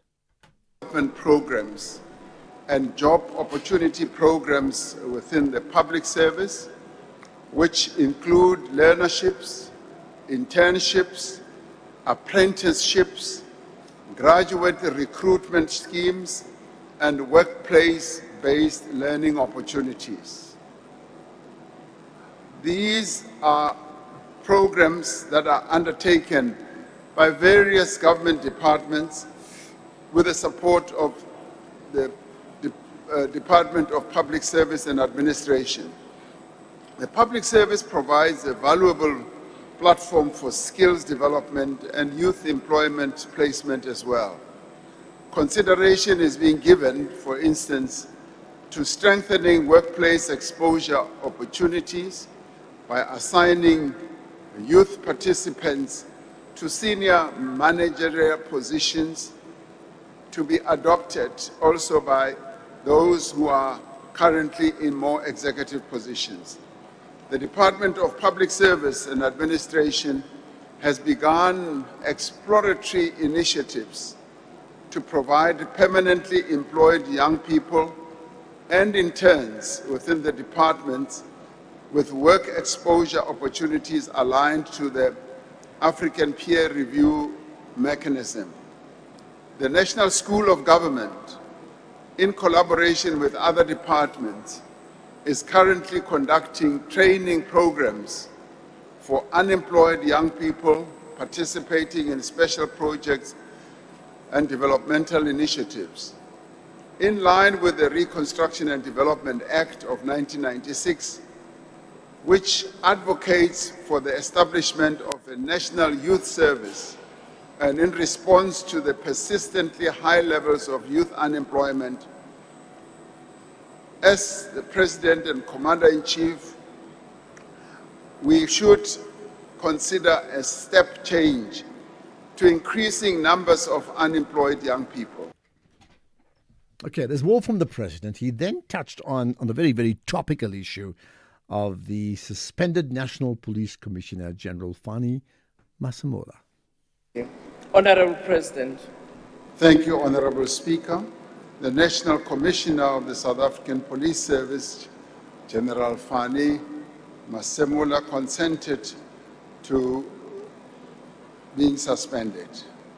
As a result, there was no need to engage the process in Section 8 and 9 of the Subs Act, which processes are aimed at obtaining a basis for a suspension that is contested. I considered the placement of General Masemola on precautionary suspension necessary to ensure the stability and effective functioning of the South African Police Service while the criminal process unfolds. It is important that the legal processes be allowed to unfold without any hindrance. I appointed Lieutenant General Puleng Dimpani as the Acting National Commissioner because of her record and standing in the police service. She has had a long service record in the police service. There is, to my knowledge, no evidence that implicates Lieutenant General Dimpani in relation to the Medicare 24 tender and contact. I have full confidence in her ability to act in the position of National Commissioner as she is acting right now, fully supported by her colleagues, working together to ensure that we deal with the acts of criminality that are rife in our country. Well, there we are. That's the President reaction from you on the President's comments today in Parliament. Well, certainly bring it on. There's more. So here's one immediate reaction. Good afternoon, Ashraf. This is Temba from Pretoria. I just have a quick question. Minister or former Minister Sisisi Tolashe has been dismissed by the President. Are they going to open a case against her, or are there any criminal charges leveled against her? Because just dismissing and then we close the book, we are not promoting accountability. Please advise.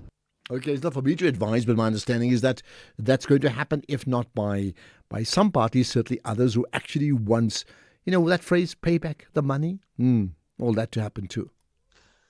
Good afternoon, Ashraf. This is Sakilin Tsogun from Mshabialingan. Tolashe has not been dismissed because she will resurface in another department. That is how the ANC works, recycling. Thank you. Okay, all right. Listen, I'm laughing because you and I both know it's happened. It has happened far too often, isn't it? Ashraf, this is Nonde in Cape Town. And Cigarro Breakfast, the professor in Nelson Mandela, said one time that they are diehards of ANC. In other words, they would vote for ANC in spite or despite of their performance, right? You can mention provinces like Eastern Cape, Mpumalanga, blah, blah, blah, all right? Now, the ANC wrote a document way before 94. It says, ready to govern. Are they governing well? That's my question to you. Okay. I know we played that earlier on, but it's a question really not to me, to you. Are they governing? I suppose it's an important question as we all consider where we put our axe next to, not just for the ANC, but for all the political parties. Are they in a position, I won't even say ready, but in a position to govern in your locality, in your neighborhood, in your municipality, and in your country? 5:30 is the news headlines with the ready to govern Greg Host. Thank you, Ashraf. And in the headlines, Ramaphosa says he will not make public his reasons for dismissing Sisito Lashe as the Minister of Social Development. The JG Zuma Foundations expressed concern and dismay over a High Court ruling that the arms deal corruption trial must get underway. And a Nigerian court has sentenced a former government minister to 75 years in prison. We'll tell you why and other stories at the top of the hour. SAFM, guiding you through the rush hour traffic. Good afternoon. A reminder, the N1 stays heavy between Buerta Avenue in Centurion and the roadworks area at Linwood Road. As we keep reminding you, you should really come with a plan to avoid the N1 North during the PM peak period. Afternoons, it gets jam-packed through there. Otherwise, the N1 busy, but clue up towards Olifantsfontein. N14 queuing down to the Pinehaven crossing and Malabongwe Drive. Traffic lights out as you head out through towards North Riding. So from the N1 highway, it all gets very busy. Lights are out at the N1 and also out at Mahogany as well, which causing some problems there. Cross into Peter Maritzburg, the run down to Durban stays heavy. It's jam-packed today. A breakdown at Ashburton. Traffic is packed past the Market Road exit and back onto that Peter Maritzburg bypass. Breakdown before Spaghetti Junction as well. Just coming down from Umgeta Road. Slow. The M4 Southern Freeway queuing through Jacobs down towards connections to the N2 South. Cape Town Mitchell's Plain, very heavy. M7 going in towards the R300 and the R300 all jammed up from Stock Road. Going west across to that M7 junction, very slow through there, and a collision on Platte Cliff Hill causing delays coming out of the city centre on the N1 towards Belleville. With your traffic update, I'm Rob Byrne. This is SAFM Sports with Tuming Khapele. Tumi talks Banyana. Well, Banyana head coach Desiree Ellis has named a 23-player squad for 2 international friendly matches against Japan in June. The squad includes 20 locally based players, while overseas stars Bongeka Gamete, Linda Mccolo and Thembi Kgatlana have also been included. The first match will take place on the 6th of June in Osaka, with the second fixture scheduled for the 9th of June. And the friendlies are part of Banyana's preparations for the upcoming Women's Africa Cup of Nations, which will will be held from the 25th of July to the 16th of August. Meanwhile, Nuno Santos insists that this is not the time for Mamelodi Sundowns to dwell on recent disappointment as they prepare for what he describes as their toughest assignment of the season on Sunday. The midfielder was speaking ahead of Sundowns' first leg clash against AS FAR in the CAF Champions League final just days after their Betway Premiership title hopes suffered a major setback. Every game it's difficult, not only this one, but the previous ones in the Champions League were all difficult. No game is easy for us. We know that. We know the responsibility that we have. And I think now we move our focus for what's coming, and that's the first leg of the Champions League. So we cannot do anything to change whatever happened before. So total focus on the first leg of the Champions League. Elsewhere, a group of leading scientists have warned FIFA that its current heat safety measures for the 2026 World Cup are inadequate and could put players at serious risk. In an open letter, experts in health, climate and sports performance say guidelines are out of step with science and call for stronger protections, including longer cooling breaks and clearer protocols for delaying matches in extreme conditions. FIFA insists that it is committed to protecting the health and safety of players, referees, fans and staff, and says that climate risks are assessed as part of the tournament planning, and it is forecasted that there will be highs in parts of the southern US and northern Mexico, often rising above 35 degrees Celsius. In rugby, Springbok prop Asenathi Ntlabakanye has been banned from all rugby for 18 months. This is after testing positive for a banned substance. This means that Ntlabakanye has been withdrawn from this weekend's Vodacom United Rugby Championship match for his side, the Lions, against Irish team Munster, because the ban is in effect from the 13th of May. In addition to the ban, Ntlabakanye has to forfeit all monies earned, whether from match fees, man of the match awards, or bonuses from when the sample was taken on the 22nd of May 2025. Well, then Springbok veteran Willie Leroux will play his 400th first-class match this weekend, marking an extraordinary milestone in a career spanning more than 15 years. The 36-year-old capped 101 times for South Africa and a two-time World Cup winner continues to shine for the Bulls, showing the vision and creativity that have defined his game. In boxing, as Boxing South Africa prepares for one of their most important meetings with the world's leading boxing sanctioning body, the World Boxing Council, Minister of Sports, Arts and Culture Gayton McKenzie says that he's very impressed with the BSA board, led by BSA chairperson of the board, Ayanda Kumalo. The South African Boxing Fraternity will be having a dialogue with the WBC President Suleiman this morning at the Nelson Mandela Foundation in Johannesburg. And speaking to the media after this budget vote this week, McKenzie shared how he's been impressed by BSA's progress. I'm so happy with what that new board has done. That board has truly impressed me under the leadership of the chairperson, Ayanda Kumalo. I'm truly impressed. I'm not the only person impressed. The WBC is so impressed that they want to bring an event here now. Some things that they didn't even consider. But they can see boxing is moving. As I'm speaking today, they are meeting with some banks, I think, for sponsorship. Some people have approached me that they want to get involved in women's boxing. So to answer your question regarding the board, the Boxing South Africa, I am truly impressed.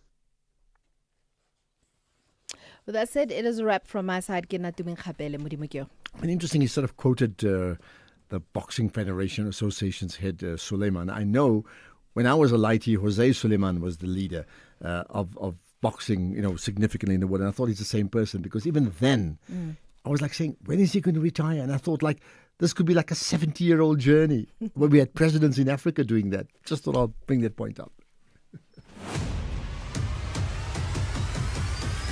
Ashraf Garda is streaming live now on Facebook, YouTube and X at SAfmRadio. Economic news on SAFM. Facts and figures you can count on. Right, Jimmy Moyiwa has been recalled in a positive sense. He's back in studio, right? You got your show coming up and lots to consider, I gather. But one is about electricity. Good afternoon, Ashraf. Good afternoon to the listeners. I am certainly back, and we're going to be looking at a couple of things, electricity being one of them. There has been a very confusing electricity conversation that's been unfolding of late, and it has left me quite baffled. On the one hand, we are discussing the nurse's position rather on tariffs. We're also going to be taking a look at the fact that for the first time, potentially in a very long time, we're going to go through what might be a load-shedding free winter, as Eskom has more than enough electricity, they say, to meet demands. But at the same time, the Minister of Electricity is looking to double the amount of free electricity being given to underprivileged households. So I'm going to try and make sense of all of that, try and make sense of who finances the free electricity, what we do with the excess electricity, and everything in between. We're also going to have a conversation taking a look at the latest land bank calls for restructuring finance. They're looking at something to the tune of 20 billion rand, but they're not calling it a bailout. They've issued a statement now clarifying that the statements that have been made earlier around it being a bailout are not necessarily true. So I thought we'd get them on the show and they can tell us for themselves what it is if it isn't a bailout. We'll also have a conversation taking a look at NAMPO 2026. For those who don't know, this is probably my favorite agricultural event that takes place on the African continent.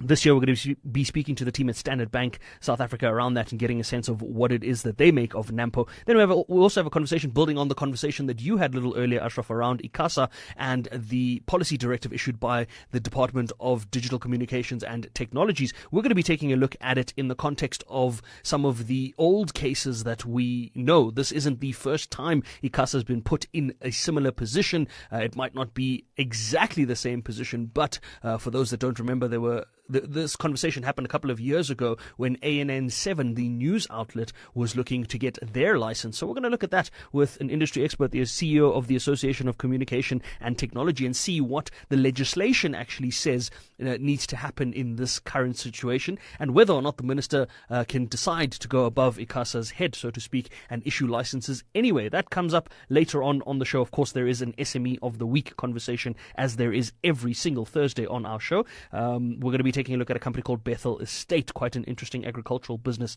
that was born just before the COVID-19 pandemic. Before we get to those conversations, a sense of some of the market movements throughout the day. It has been a better day on the equities front if you're in international equities, not such a great day if you're in local equities, but also not the worst day if we're looking at that. Internationally, the ASX in Sydney was the only market in Asian markets that traded into the green by the close of the day. All of the European markets were in the green. The biggest winner on the day was the DAX in Germany, up 1.3%. Local markets in the red ever so slightly. The All Share down 2 basis points. The top 40 down 9 basis points. Resource stocks leading that charge to the downside, 1.4% to the downside. Industrials 0.088 basis points in the red. Financials tried to come and rescue the day. They were up 1.7%. If we look at commodities, the gold price, $4,685 a fine ounce, basically flat and relatively unchanged. Brent crude still above $100 a barrel, around $105. The silver price above $80 at about $85 a fine ounce. Platinum still above $2,000, but palladium is below $1,500 a fine ounce. The price of a US dollar in rand terms is 16 rand and 46 cents at the moment. 1 British pound would cost you 22 rand and 19 cents. 1 euro would cost you 11 rand and 19 rand 22 cents. 11 rand 89 cents is what you can expect to pay for 1 Australian dollar. Still hasn't really moved there. Basically flat on that pot. Almost exactly flat from when I left it on Monday. If we look at the price of a Bitcoin, just under $81,000 a Bitcoin, or in rand terms with that slightly weaker rand, almost unchanged as well, 1.33 million rand. I have Nick Kunz of Sanlam Private Wealth on markets later on. I want to get his thoughts around these terrifying rumors that we're going to get rate hikes for now to the end of the year, particularly because we are about 2 weeks away from our own rates decision from the Monetary Policy Committee. So I want to get his thoughts on that and some of the other market movements. But I'll wait until 6 p.m. or just after the 6 p.m. news for that. For now, Ashraf, back to you. Okay, thanks for that. We'll hold you to that. 6 to 7, the SAfm market update. Quantum on SAfM. Step into the future with Quantum. The radio show that goes beyond the headlines to explore how you can evolve, adapt, and thrive in times of rapid change. We will explore cutting-edge thinking coupled with practical life design applications. I'm Angela Ludek, and I invite you to join this community where real progress begins with human capital development. Quantum, Monday to Friday, 3 to 5 a.m. on SAfm. You're listening to the National Pulse. Right, let's do our Madlanga rap, right? The Hawks Lieutenant Colonel Nkwana Joseph Sabola took the stand before the Commission today to continue his testimony on the 2021 Argentina drug bust and the handling of that crime scene. So, just to give context, police had confiscated 750 kilograms of cocaine, bricks that is, worth an estimated 300 million rands at Argentina, where a truck had arrived to deliver legitimate cargo from Durban Harbour to Scania, South Africa. Earlier in the day, Lieutenant Sebola testified before the Commission that he's usually called to crime scenes involving drug busts, so nothing unusual there, according to him. Well, moving to the Argentina crime scene, let's pick up some sound here. First of all, Lieutenant Colonel Sebola says Warrant Officer Marumo Mahani was present during the entire process. Process of counting. I will say that was his selective way of wanting to admit certain and leaving others. He was present at all times. And in fact, I think it's all of them who denied being part of the entire process. But I'll just put that to you. And just to take a step back, when you said you've seen the insignia before, the seagull and the bull, was that ever linked to any cases that you can recall?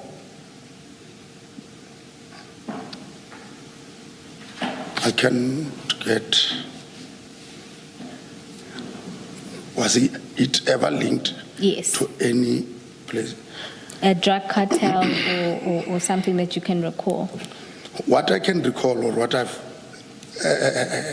identified during my term as an investigator in this, the only thing that I can testify or that I can tell this commission is to say they were coming from the same direction. Direction being? Porto, they were from Sao Paulo in Brazil also. All, if not most of that I've dealt with. I don't have to say all because I don't know of others, but that I was dealing with regard to this insignia and others. They were tracked to be from the same direction, which is Brazil. Right. Then, importantly, Lieutenant Colonel Sebola spoke about a specific time when that scene, was scoured and processed. For the sake of not trying to be lost on the issue of the time of the arrival time, maybe, I will say maybe, but the whole scene, when it was started to be processed, it was around that time of 2 o'clock. Thank you. Thanks, Commissioner. And I see the arrests, if you just go to the Section 35 certificates, the arrest of these 4 people was at around 1:15. So it's possible that Officer Wood is correct that all these things were happening around 12 o'clock and not at 2 o'clock, as you suggest. That is correct, Commissioner. Because all 4 people signed their Section 35 rights certificate at 13:15. That might be correct, Commissioner. And there's more, right? So here you are, Lieutenant Sebola says Mashaba, who's one of the arrested suspects, right, then called someone else who introduced himself as in this case, Brigadier Shibiri. Mashaba, who is one of the arrested person, made a call on his cell phone, and he wanted me to speak to the person he was calling. And that person introduced himself to me as Brigadier Shibiri, and he wanted to know if there cannot be any amicable solution. And I said they are under arrest, and his reply was, no problem, okay, no problem. Just to understand, did you know where Brigadier Shibiri was from? What? Where was he from? I was told he's at organized crime. I don't know whether he was at the provincial organized crime or what.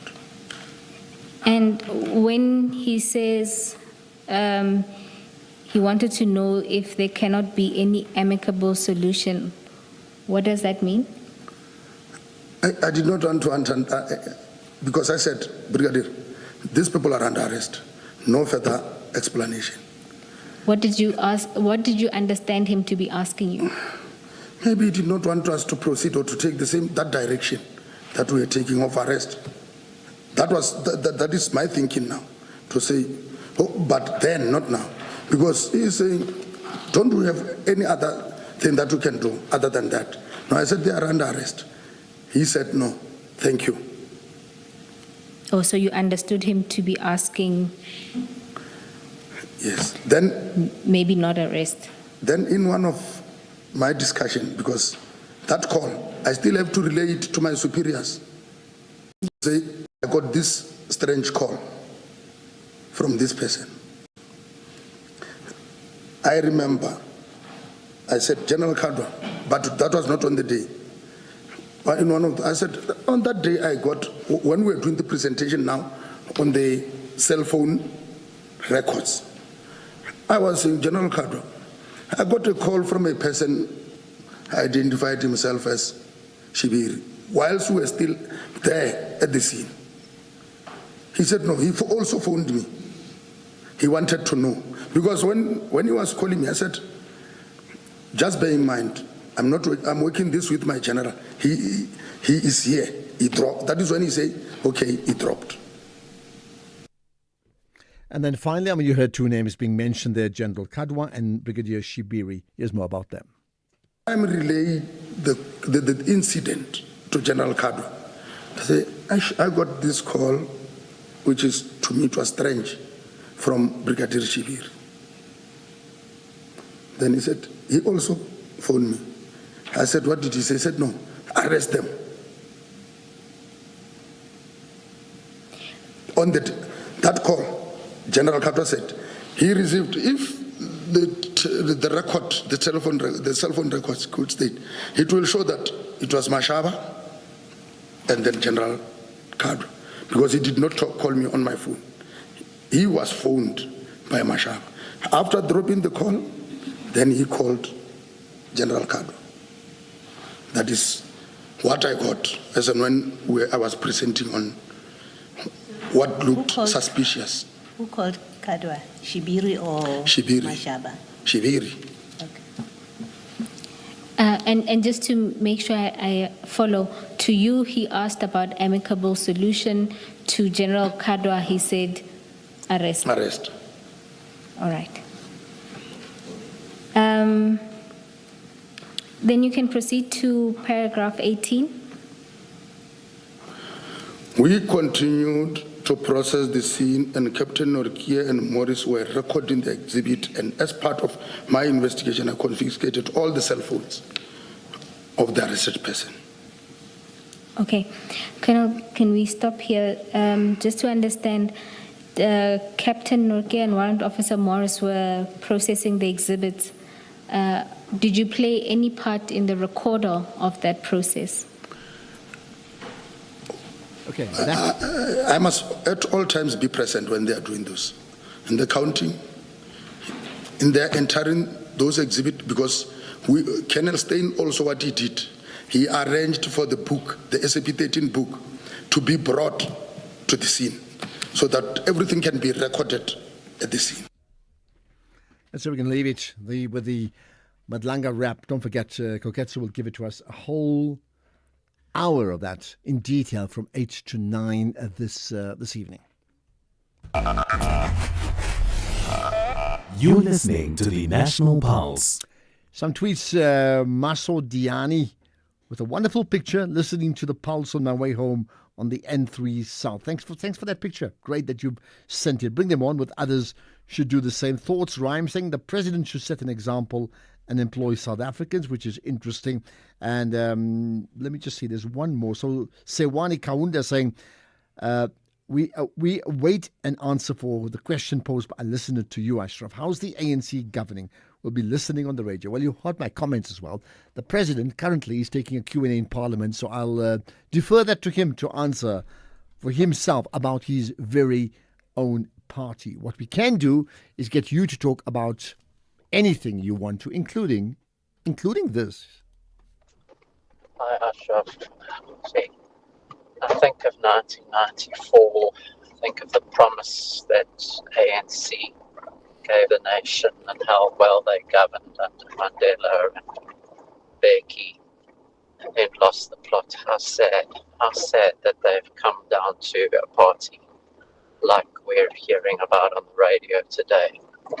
It's corruption, bribery, state of the police, state of the government, state of service delivery. It's so sad.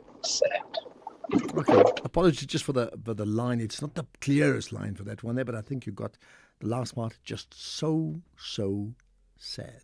Good afternoon, Ashraf. Good afternoon to the SAFM listeners. Ashraf, there is this document which is very interesting. It was drafted by ANC through the eye of the needle. That document, if it were to be implemented the way it's written, a lot of things could be even corrected if that document were to be implemented. But in South Africa, we are known for good documents and nothing in terms of to show. Really? We are known for good documents? Now I heard something new. Good afternoon, Ashraf. This is Temba from Pretoria. I just have a quick question. Minister or former Minister Sisisi Tolashe has been dismissed by the president. Are they going to open a case against her, or are there any criminal charges leveled against her? Because just dismissing and then we close the book, we are not promoting accountability. Please advise. Right, then what about... Well, it's not for me to advise, and you know that, right? There is something wrong with the Department of Social Development. We remember Watabile Dlamini was fired because of skeleton yanas. Now Tulashe, apparently she suffered some skeleton yana. This department needs some ritual cleansing by traditional healers or profita or church leaders of some sort. Thanks. Morwa. We need to play that sound from Batabile Dlamini, which is like the small Inyana and the big Inyana, something like that. Quite dramatic. Like, don't open those cupboards, man. Don't open it. Hi, I want to talk about TikTok. TikTok has got a new feature where you can send a meme or a picture as comment. You don't have to type up anything. And people have been complaining, saying TikTok comment section is boring because everybody's just lazy to type up. So you just send an emoji, laughing, And I am enjoying that because typed up comments seem to be toxic sometimes. And I like the discussion today because it's less divisive on Africans. I don't like discussions that are dividing Africans. Thanks, it's Bongi. Thanks for that, Sis Bongi. Which discussion did you like? I don't know. But the TikTok part, thanks for the advice. I'm going to check it out. And do follow me on TikTok, by the way. I'm certainly going to check that out. People are lazy to... I sometimes am lazy to comment. It's just so much, man. Hi, Ashraf. Listener from Gukomba, Eastern Cape. I'm trying to respond to your question on the illegal immigration, on what must be done. What is the solution?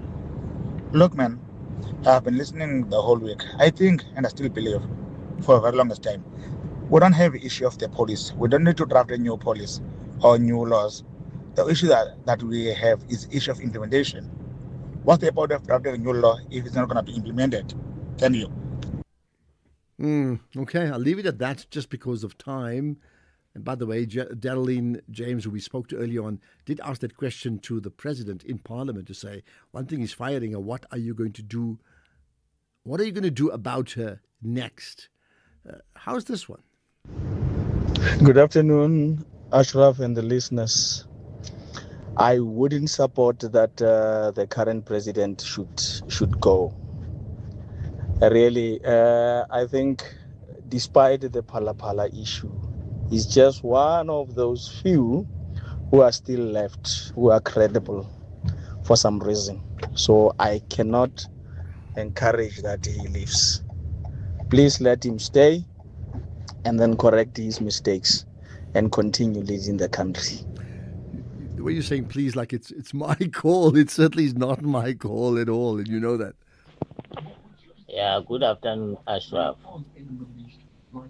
Yeah, let's applaud the Constitutional Court for the decision that has been taken with regard to asylum seekers who are abusing the system and the resources of South Africa.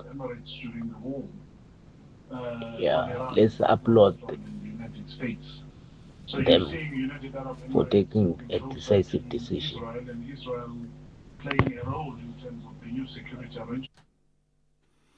Okay, let's end the show with this, right? So, yesterday I mentioned to you I'm going to this Greenside Ratepayers AGM, and of course I went, and of course there was not a big crowd as expected. And of course the leadership are the same leaders who've been re-elected because nobody else wants to stand. But it got me thinking once again about what I said yesterday. To build a champion nation, you have to build champion communities.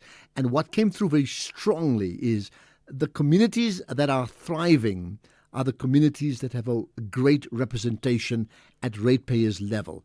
We're not talking of councillors, at ratepayers level. You have representation, you have a robust ratepayers body, you will get things your way when you speak to council and councillors. The absence of that is the absence of service delivery. So if you want service delivery in your community, get involved at the ratepayers level, if not even as a member, but just by being there, being active about wanting to uplift your community. Champion community, champion nation. It's time for the news. Here's Greg at 6.